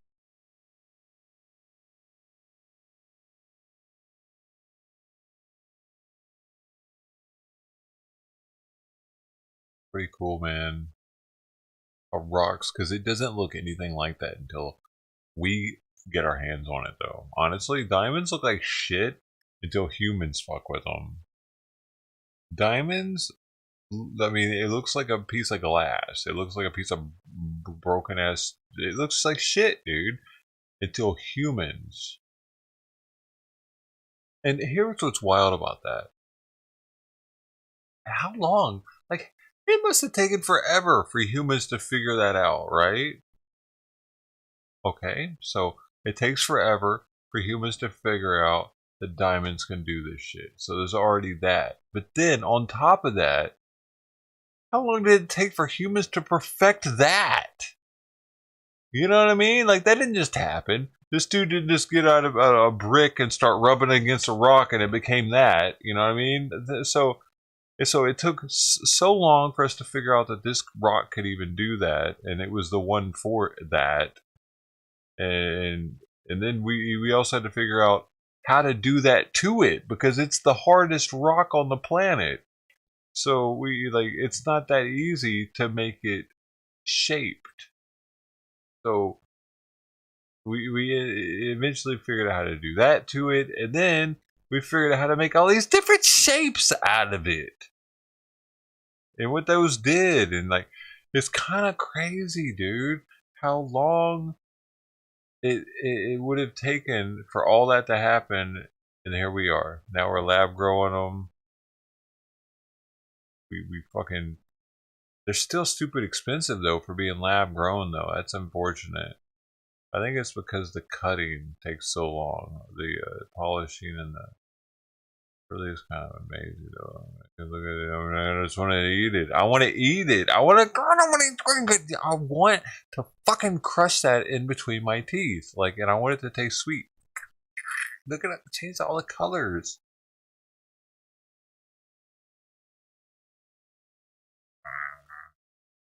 You too? It really is impressive though. The humans care that much to make that happen. Now we make it happen completely. We don't even need Mother Nature. That's how crazy we got with it. And it's fascinating, actually, that we're able to make that from scratch without Mother Nature's hand in it. It's beautiful.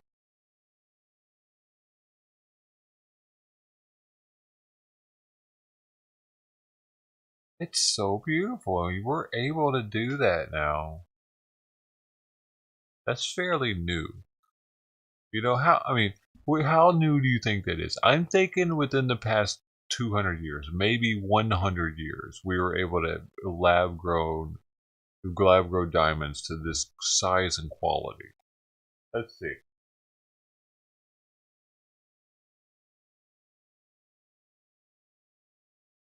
Lab grown diamonds. History.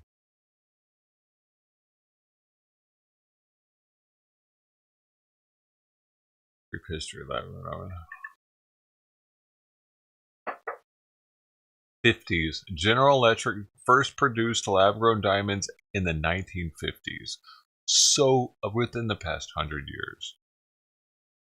That's how new that this is.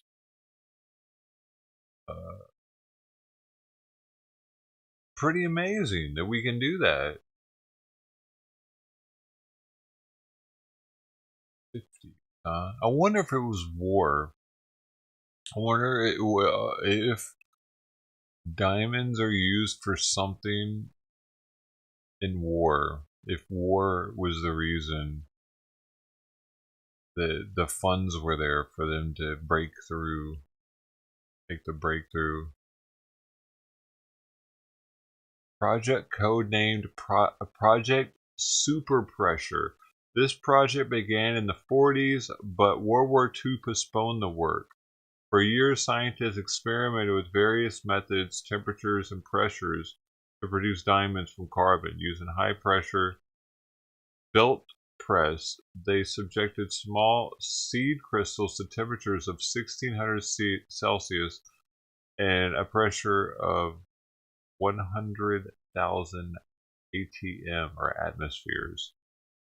In this device, they dissolved graphite, another mineral made of pure carbon, in metals including iron, nickel, and cobalt to accelerate the transformation of graphite to diamond. When the resulting material broke the scientists' cutting tools, they believed they had succeeded.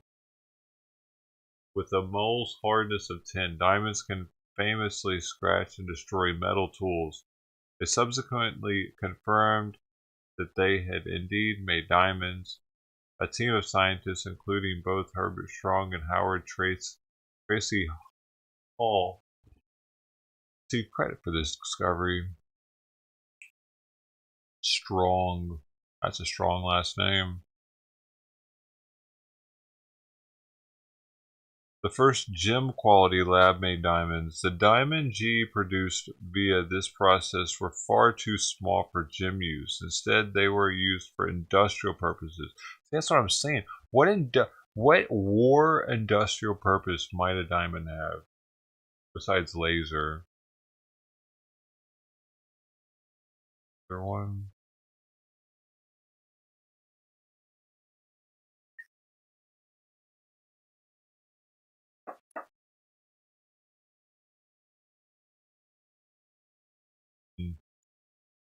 To sell them, maybe, and get money for war. Hey, they need money, bro. Nevertheless, this discovery paved the way for G to create gem-quality crystals in 1971. The process used a tube to add heat and pressure to a graphite seed in the center until it grew into a diamond.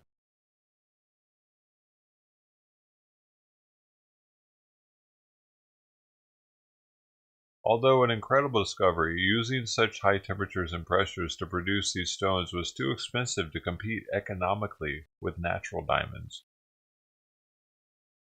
Although are those who, like media people and attorneys, who were not so sure because they were looking at it, I think, from more of educated kind of perspective. And I think that those of us that were in the courtroom, where it wasn't our jobs to analyze those things, we're just using our emotions, and I think that that's what the jury was doing. And so I never felt like there was going to be a hung jury. I always felt very confident that he was going to be convicted, and I am so glad. What do you think? I'm thinking about yeah, Maggie dude, him lying. Right, I feel you like can't lie, dude. And that especially in happens the these Bible trials. Belt of really South Carolina. You definitely can't lie. I think that if it were not for that video, the video, we would not be here right now. It might be a lot later. It might not be at all. But Paul was able to speak for he and his mom, and I think that is so important. Thank you, Marcy. Man. We'll see you in the morning. Okay. Thank you. Seriously, man. I have to go Dude, if yeah, Paul's video wasn't there, there would be no proof that that dude was down there. Oh, okay. Yeah, I didn't either. Yeah, I'm glad you're doing it. I gotta find out. You want me to take that beat? Yeah, sorry. Yeah, we should probably start wrapping up. And there would have been much more doubt, or that maybe he didn't, you know. But him getting caught in that lie, it was like boom, you know. It was like the. Because I told him we wanted to talk to him. I can't see. You upsetting that you done fucked up now. You know that, don't you? You upsetting that. You upsetting that you done fucked up. You upsetting that. Anybody knows that movie? You know what I'm talking about? Like whenever he came and he was like, "Okay, I was down there." It's like it was a menace to society moment. You know what I'm saying? You just fucked up now. You know that, don't you? Like, okay, here's how it goes in the movie. You haven't seen Menace to Society, and it's not the bullshit parody drinking your juice in the hood. The original Menace to Society. What happens in this guy's being interrogated, and he misspeaks a time, or he was trying to say he was there at a different time than he actually was, and then he said the right time on accident, and the detective caught it, and he was like, "I'm saying he's fucked up now, don't you?" He said 12:30. Now he's saying 1:30. You know what I'm saying? He's fucked up now, don't you? Know it, don't you? It's like that was that moment for him when he went up on the stand and he was like, "Okay, I was there." It's like, boop, this is over. Like, yo, yeah, like you can't, like, you went so long with saying that the last time you saw your wife and your kid was this other time, and now you're saying, "Okay, I was down there and I was just scared." No, that's not gonna work for many people, is it? And that's what happened. And people were saying, "Well, it's a reasonable doubt. You know, they can't prove it." That doesn't matter. Now you see that doesn't fucking matter, man. Does it? You can't prove it. You can't prove it. No, you can't prove it. But that motherfucker had definitely, if he wasn't the only one that did it, he was halfway the one that did it down there. Because you don't lie about something like that. If you weren't in on it, you don't lie about something like that, dude. That's what happens with that. You get the full charge. And if there was somebody else on it that was telling him, like, if you tell on us, then that's your ass, that could be.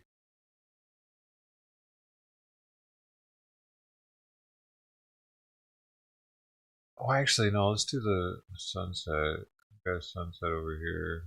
Might as well do the sunset. So pop and pop. And did that work? Oh, I gotta do this first. Okay, there we go. That should work. That didn't work. Motherfucker. That again. That worked that time, no? Awesome. I don't know what I'm doing.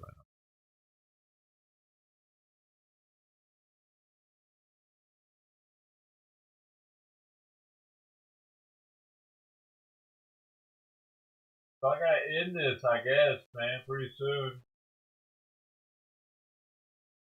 Start up maybe a regular chill stream, so that way I don't have to worry about time for one, and get a fresh start.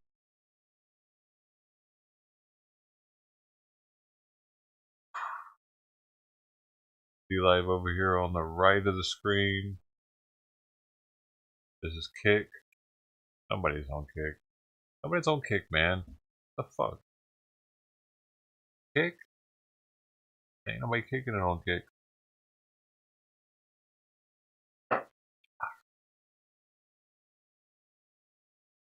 I think he's grateful to go to prison because maybe they would take his other son. But if it is the case, Oh, look at this one. A pink diamond? Dude, hold up. Look at this thing.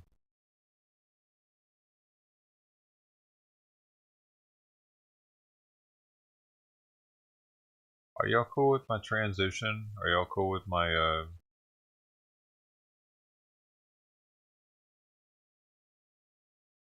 my different I know I switched things up around here. I didn't ask anybody first. They're not saying what this is. Why is that? My geochemist for Argyle. It must be expensive. Is writing out Argyle origins on pink diamonds. Now, if there's somebody that's been over there for over 20 years that studied the geology, the chemistry, and the structure of all of the pink diamonds, he's the one that knows that it's either from Argyle or not. This one here, I dropped that down to $18,500 to open. It's $18,000. That's it? Right, that's what not it too is. bad. You know, every now and again, Pink do diamond, I have though, to it's scan pretty it? sweet, Yeah. huh? Yeah, all right. I'll do Pink it. diamond. Is it lab? It's not saying yet. I gotta find it again. I wonder if it's lab grown or if it's It's natural. hiding from you. There it is. Hiding with my hand on top. Oh, it's lab. It's fucking lab. To this auction. Ew, that's fucking gross, man. That's a fact. Yeah, I mean, the way things are going, you just said diamonds went up 30, 20, 30. Shut up. Alright. Alright. It's lab grown pink, man. That means they added some other molecule to it, or probably atom, molecule, one of the two. Yeah, but naturally, like, to make one pink like that, that addition would have had to have been natural, which is much more rare. But you know what I mean? I don't know. Then I get the natural ones being more rare and being worth more because of it, that type situation. But if you were to look at this under a magnifying glass, can you tell it's lab grown? Would they be like, "Oh, fuck you, this is lab grown, I can tell by looking at it"? Or would they not be able to tell? That's my only thing. I would prefer it to be that like I'm protected if I get one that's not lab grown, because they can tell. They can look at it and be like, "Yo, this is definitely natural. It's got the striations." I'm an expert. They have no imperfections. Gotcha. So okay. Well, can't you get one that isn't lab grown that doesn't have perfections, and then that's like the best of the best? Wouldn't it be? It's like, holy shit, I got a natural with no imperfections. So how does he prove that that's not lab grown?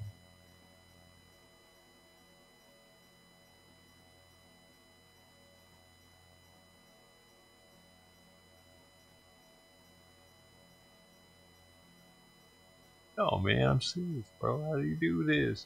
This is not a hyperbole. Fucking the United States of America, damn it. Come on, man.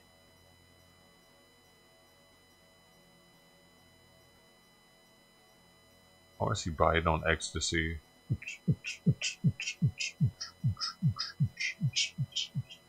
Oh, for real though. I gotta restart the stream in a second.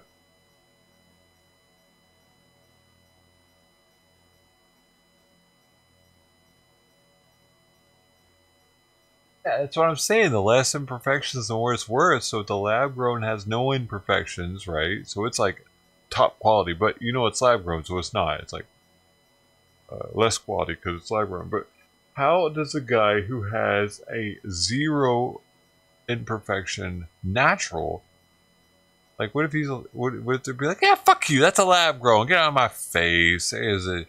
Yeah, I ain't gonna have that. It must be a lab grown. No imperfections. It's like, no, man, I swear it's not. It's natural. How does he prove that? Does he have to have like lineage? Does he have to have the blood of the African that mined it? You had to have DNA analysis. I can trace this back to the blood from the guy. Okay? He lives in Zimbabwe now. I'll call him up right now.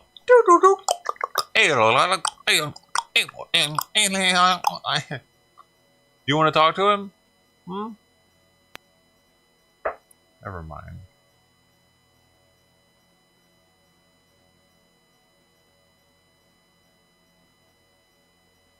Do you want a mosquito patty or what? Because I got plenty of mosquito patties in the fridge ready to go. If y'all hungry? Y'all hungry? There's no such thing as a natural zero. Okay, well maybe you're right.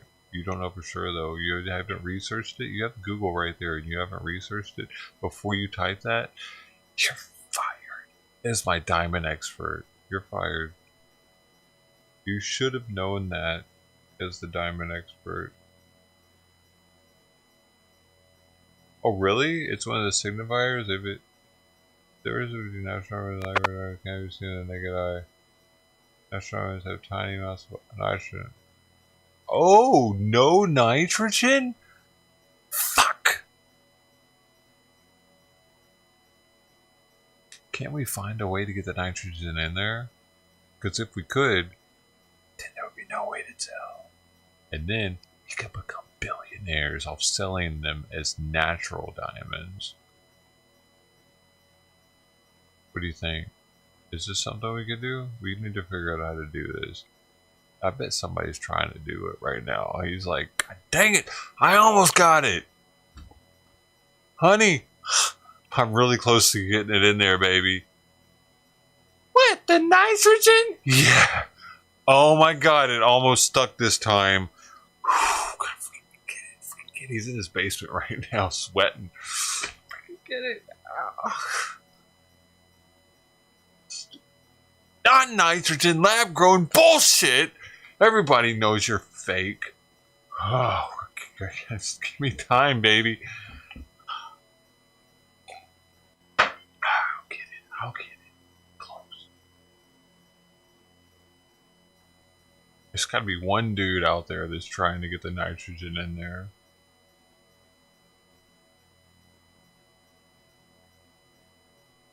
I hope he gets it. Will you? I hope he gets it. What that sunset, man? That's San Diego. You know we had snow in Hollywood just recently? This is like 30 minutes from me. We had snow, I guess. I guess we had snow here too. I just didn't see it. Are we all gonna die soon? Yippee, we're all gonna die. That's Country Joe McDonald. That's Woodstock. Damn. They can make lead into gold. Are you sure about that? You know that's why alchemy started originally? Like chemistry as we know it. It was originally called alchemy. And it's because they were trying to turn different metals into gold. But here's the thing. Why? I think aliens. I think for some reason we've been programmed to collect gold for the aliens for when they return. Freedom Boat Club, this is Silver Surfer. Out of the earth. Because Hey, Silver Surfer, how far out are you? they didn't have any quick and easy way to get it out of the dirt, out of the planet. The planet's big. Look how many of us there are now. And look how we're just collecting it and hoarding it and putting it in places together for them. For when they return, they're going to take the gold with them, dude. They're going to come back for the gold eventually. Because we're getting it out of the earth. We're not putting it back in the earth, are we? Right? It's gradually coming out more and more and more and more and more and more, accumulating in different areas so that they can come back quickly and get it. We know it's good for conductivity. We know it's good for many things. They might have an even more purpose for it. that it's used for that we don't even know about. We're here to collect gold. Look at ancient civilizations. Why have we been doing this for so long? Diamonds are one thing. Like, we can make diamonds. We can't make gold. Can we? So, I mean, you're saying we can. I don't know if we can or not. I haven't seen that yet. Turn lead into gold. If you got a link or something, maybe, but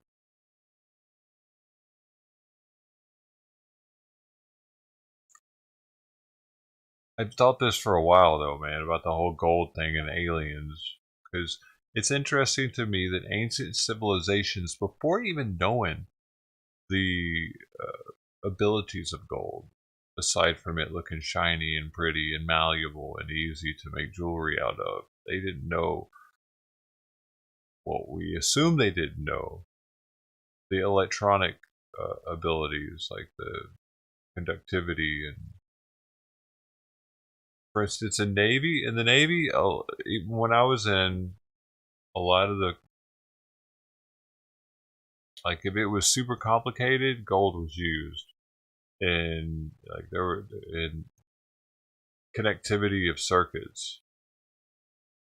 There was this one thing we had that had a bunch of different gold strands in it. It was that was what it had in it, man. I remember it was pretty looking,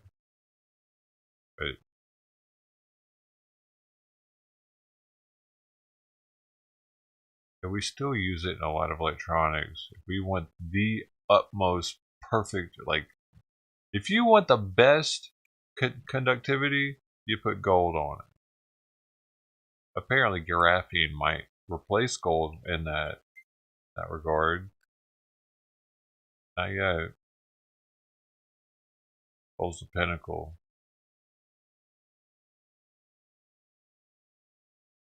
I think they're going to come back eventually. That's going to be what they come back for. The return of God or Christ or, you know, whatever. When they return, they're coming back for the gold. Look, if you look at religion or in religious places in Europe, super gaudy, dude. Super gold. It's like, it looks like the Hellraiser cube up in these places. You know, things like all gold and gaudy.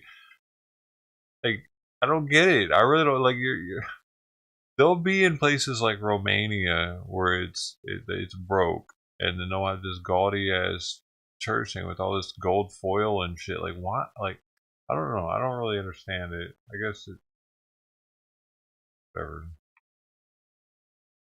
Praising Jesus or something.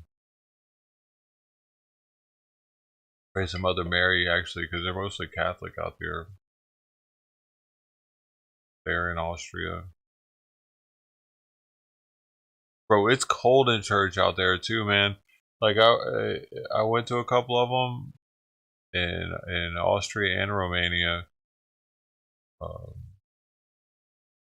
and there was no heat, dude. There was no heat. I was like, bro, it was warmer back where the little candles were at. You buy a candle for like €1 so you can light it and stick it in the sand. I don't know why, actually. For Jesus or for Mother Mary. You light the candle for God. Light the candle for God. I guess you're really just donating $1 to the church, really, and then you get to light the candle for free, saying you did something. Look what I did.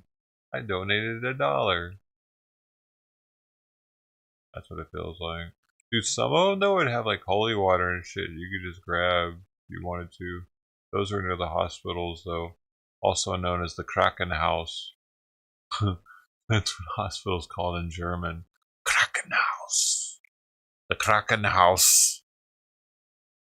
That's where I want to die. Look at that sunset, though.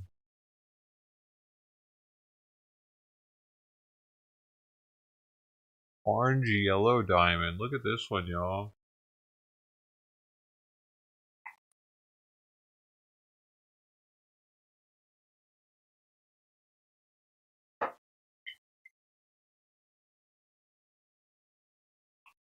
Orange yellow diamond. It matches the sunset. That's why I had to bring it. Kinda, you know. Did you see that? Kind of interesting. Symmetry. Just so look at this guy right here compared to this diamond. Right now, it just happened. Both these are live.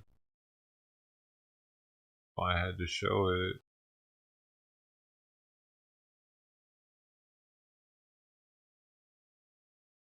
So interesting. It's like aliens are involved. Almost, isn't it? Isn't it? Look at that. Look at this. This is real time at the same time. What are the chances that the diamond on screen looks exactly like the sunset color? I love it. I think that they're here with us. They work with me. Because they view it as entertainment. I'm a live streamer for more than just humans. I see or hear aliens. Recognize your existence.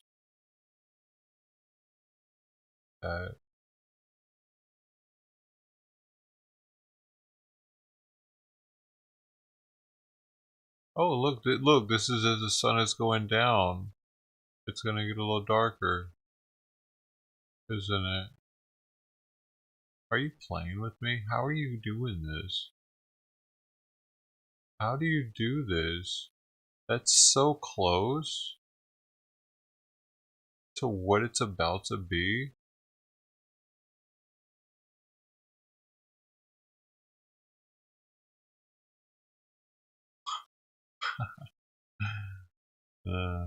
Probably good.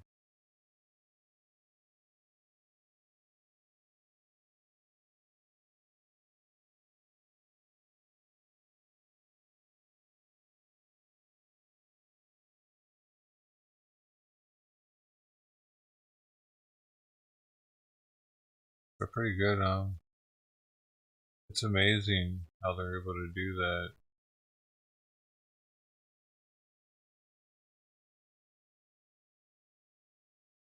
That's a beautiful diamond, actually. Cognac champagne diamond. Oh, this doesn't say lab grown. This is gonna be expensive, dude. Why is there music? What the fuck? I just want to know how much this one is. I bet. Hold up. Let's go. I can fast forward a little bit. It still hasn't given us the price.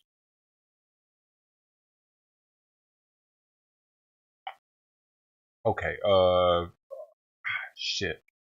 1.5 carat cognac champagne with a name like that is probably 30K, dude.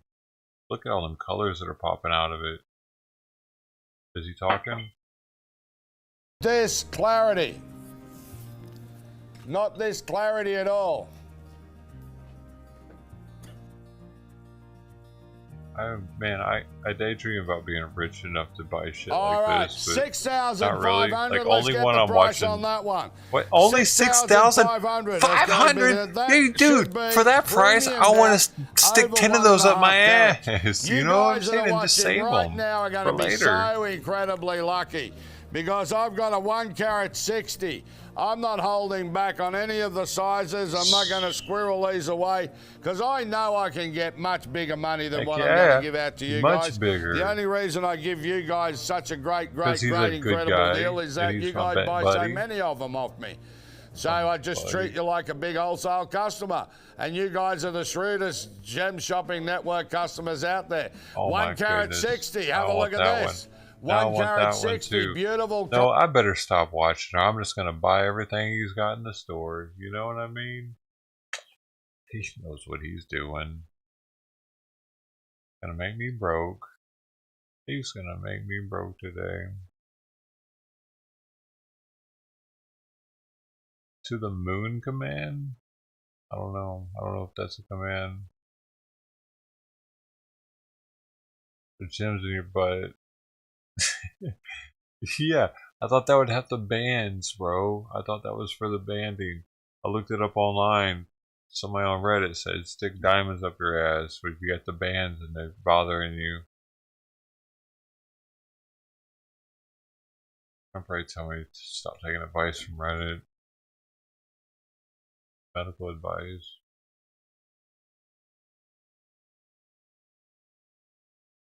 I got bands in my ass. No, I gotta drink some fiber tonight though, okay? Alright. Forget it. Are you my Corsican brother? Is that why you're feeling the sharp pain?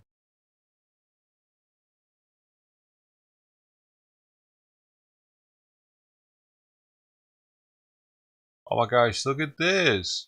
You get all these for 6,500. Now I just splooged all over the place. I needed that. Look at these. Can I have these too with it? Look at that. Look in the background. I want all of them. I want everything in the fucking picture for that price. You. Sorry, you can't see what I'm seeing. Look. See, there's all these. But then there's all these over here that you're going to come into frame right now. I want that one also for that price. I want this one. I want that one. I want that one. I want all of the diamonds. I want all the diamonds. I feel like I'm in the Goonies right now. You know, I don't want to just buy these. That's why they put these over here on the outskirts, hoping that people are like, okay, I'll take all of them. Give me all of them. Oh, give me all of them.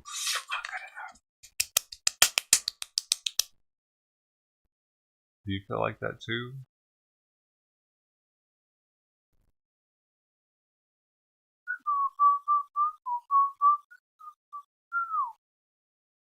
I bet you do.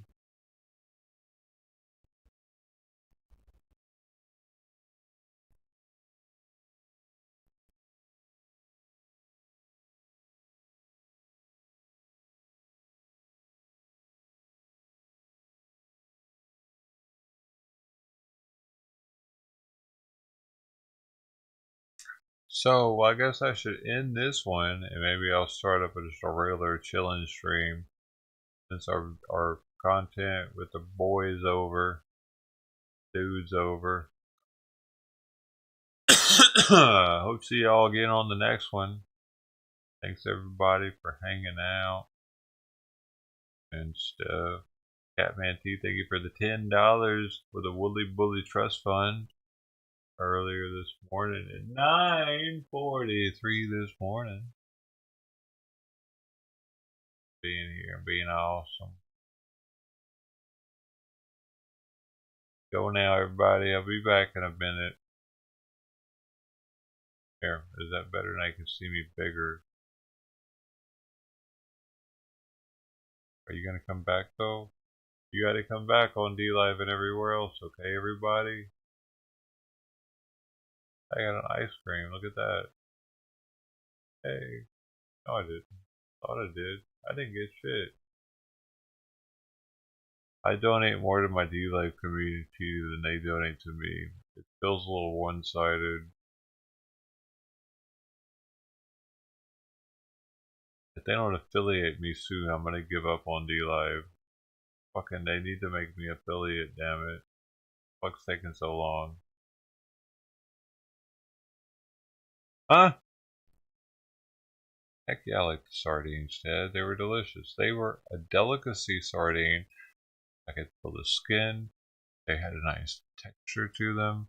The flavor was exquisite, different than you can get elsewhere. Olive oil, got the lemon in there. They were big old boys too, but still, for being a big Dean, they weren't like the cheap big one that you get. You know what I mean? You get the big one at the dollar store, you'd be like, oh my god, this gross ass sardine. Because it's big and gross, but those are big and good. Appreciate you for putting me on, and thanks for the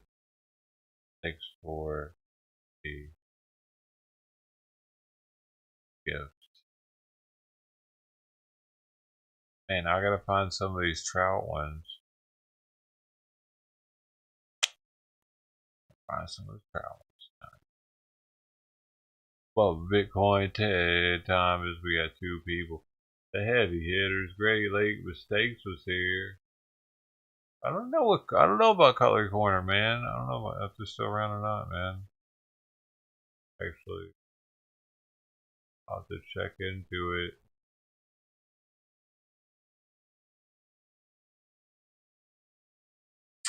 Anybody else? Anybody? Hey, Green Ninja Lloyd, welcome to D-Live, man. Take it easy, everybody. Facebook's already offline. Brett Vet was over there, and David's Dog Spa.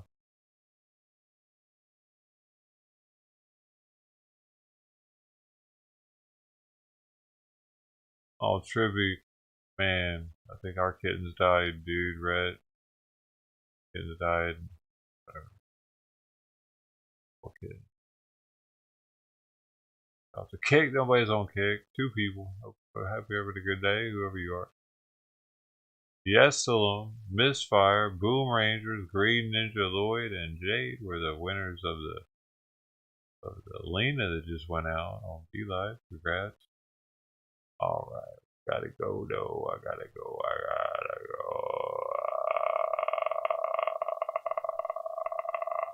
Okay. Later. See you in a minute.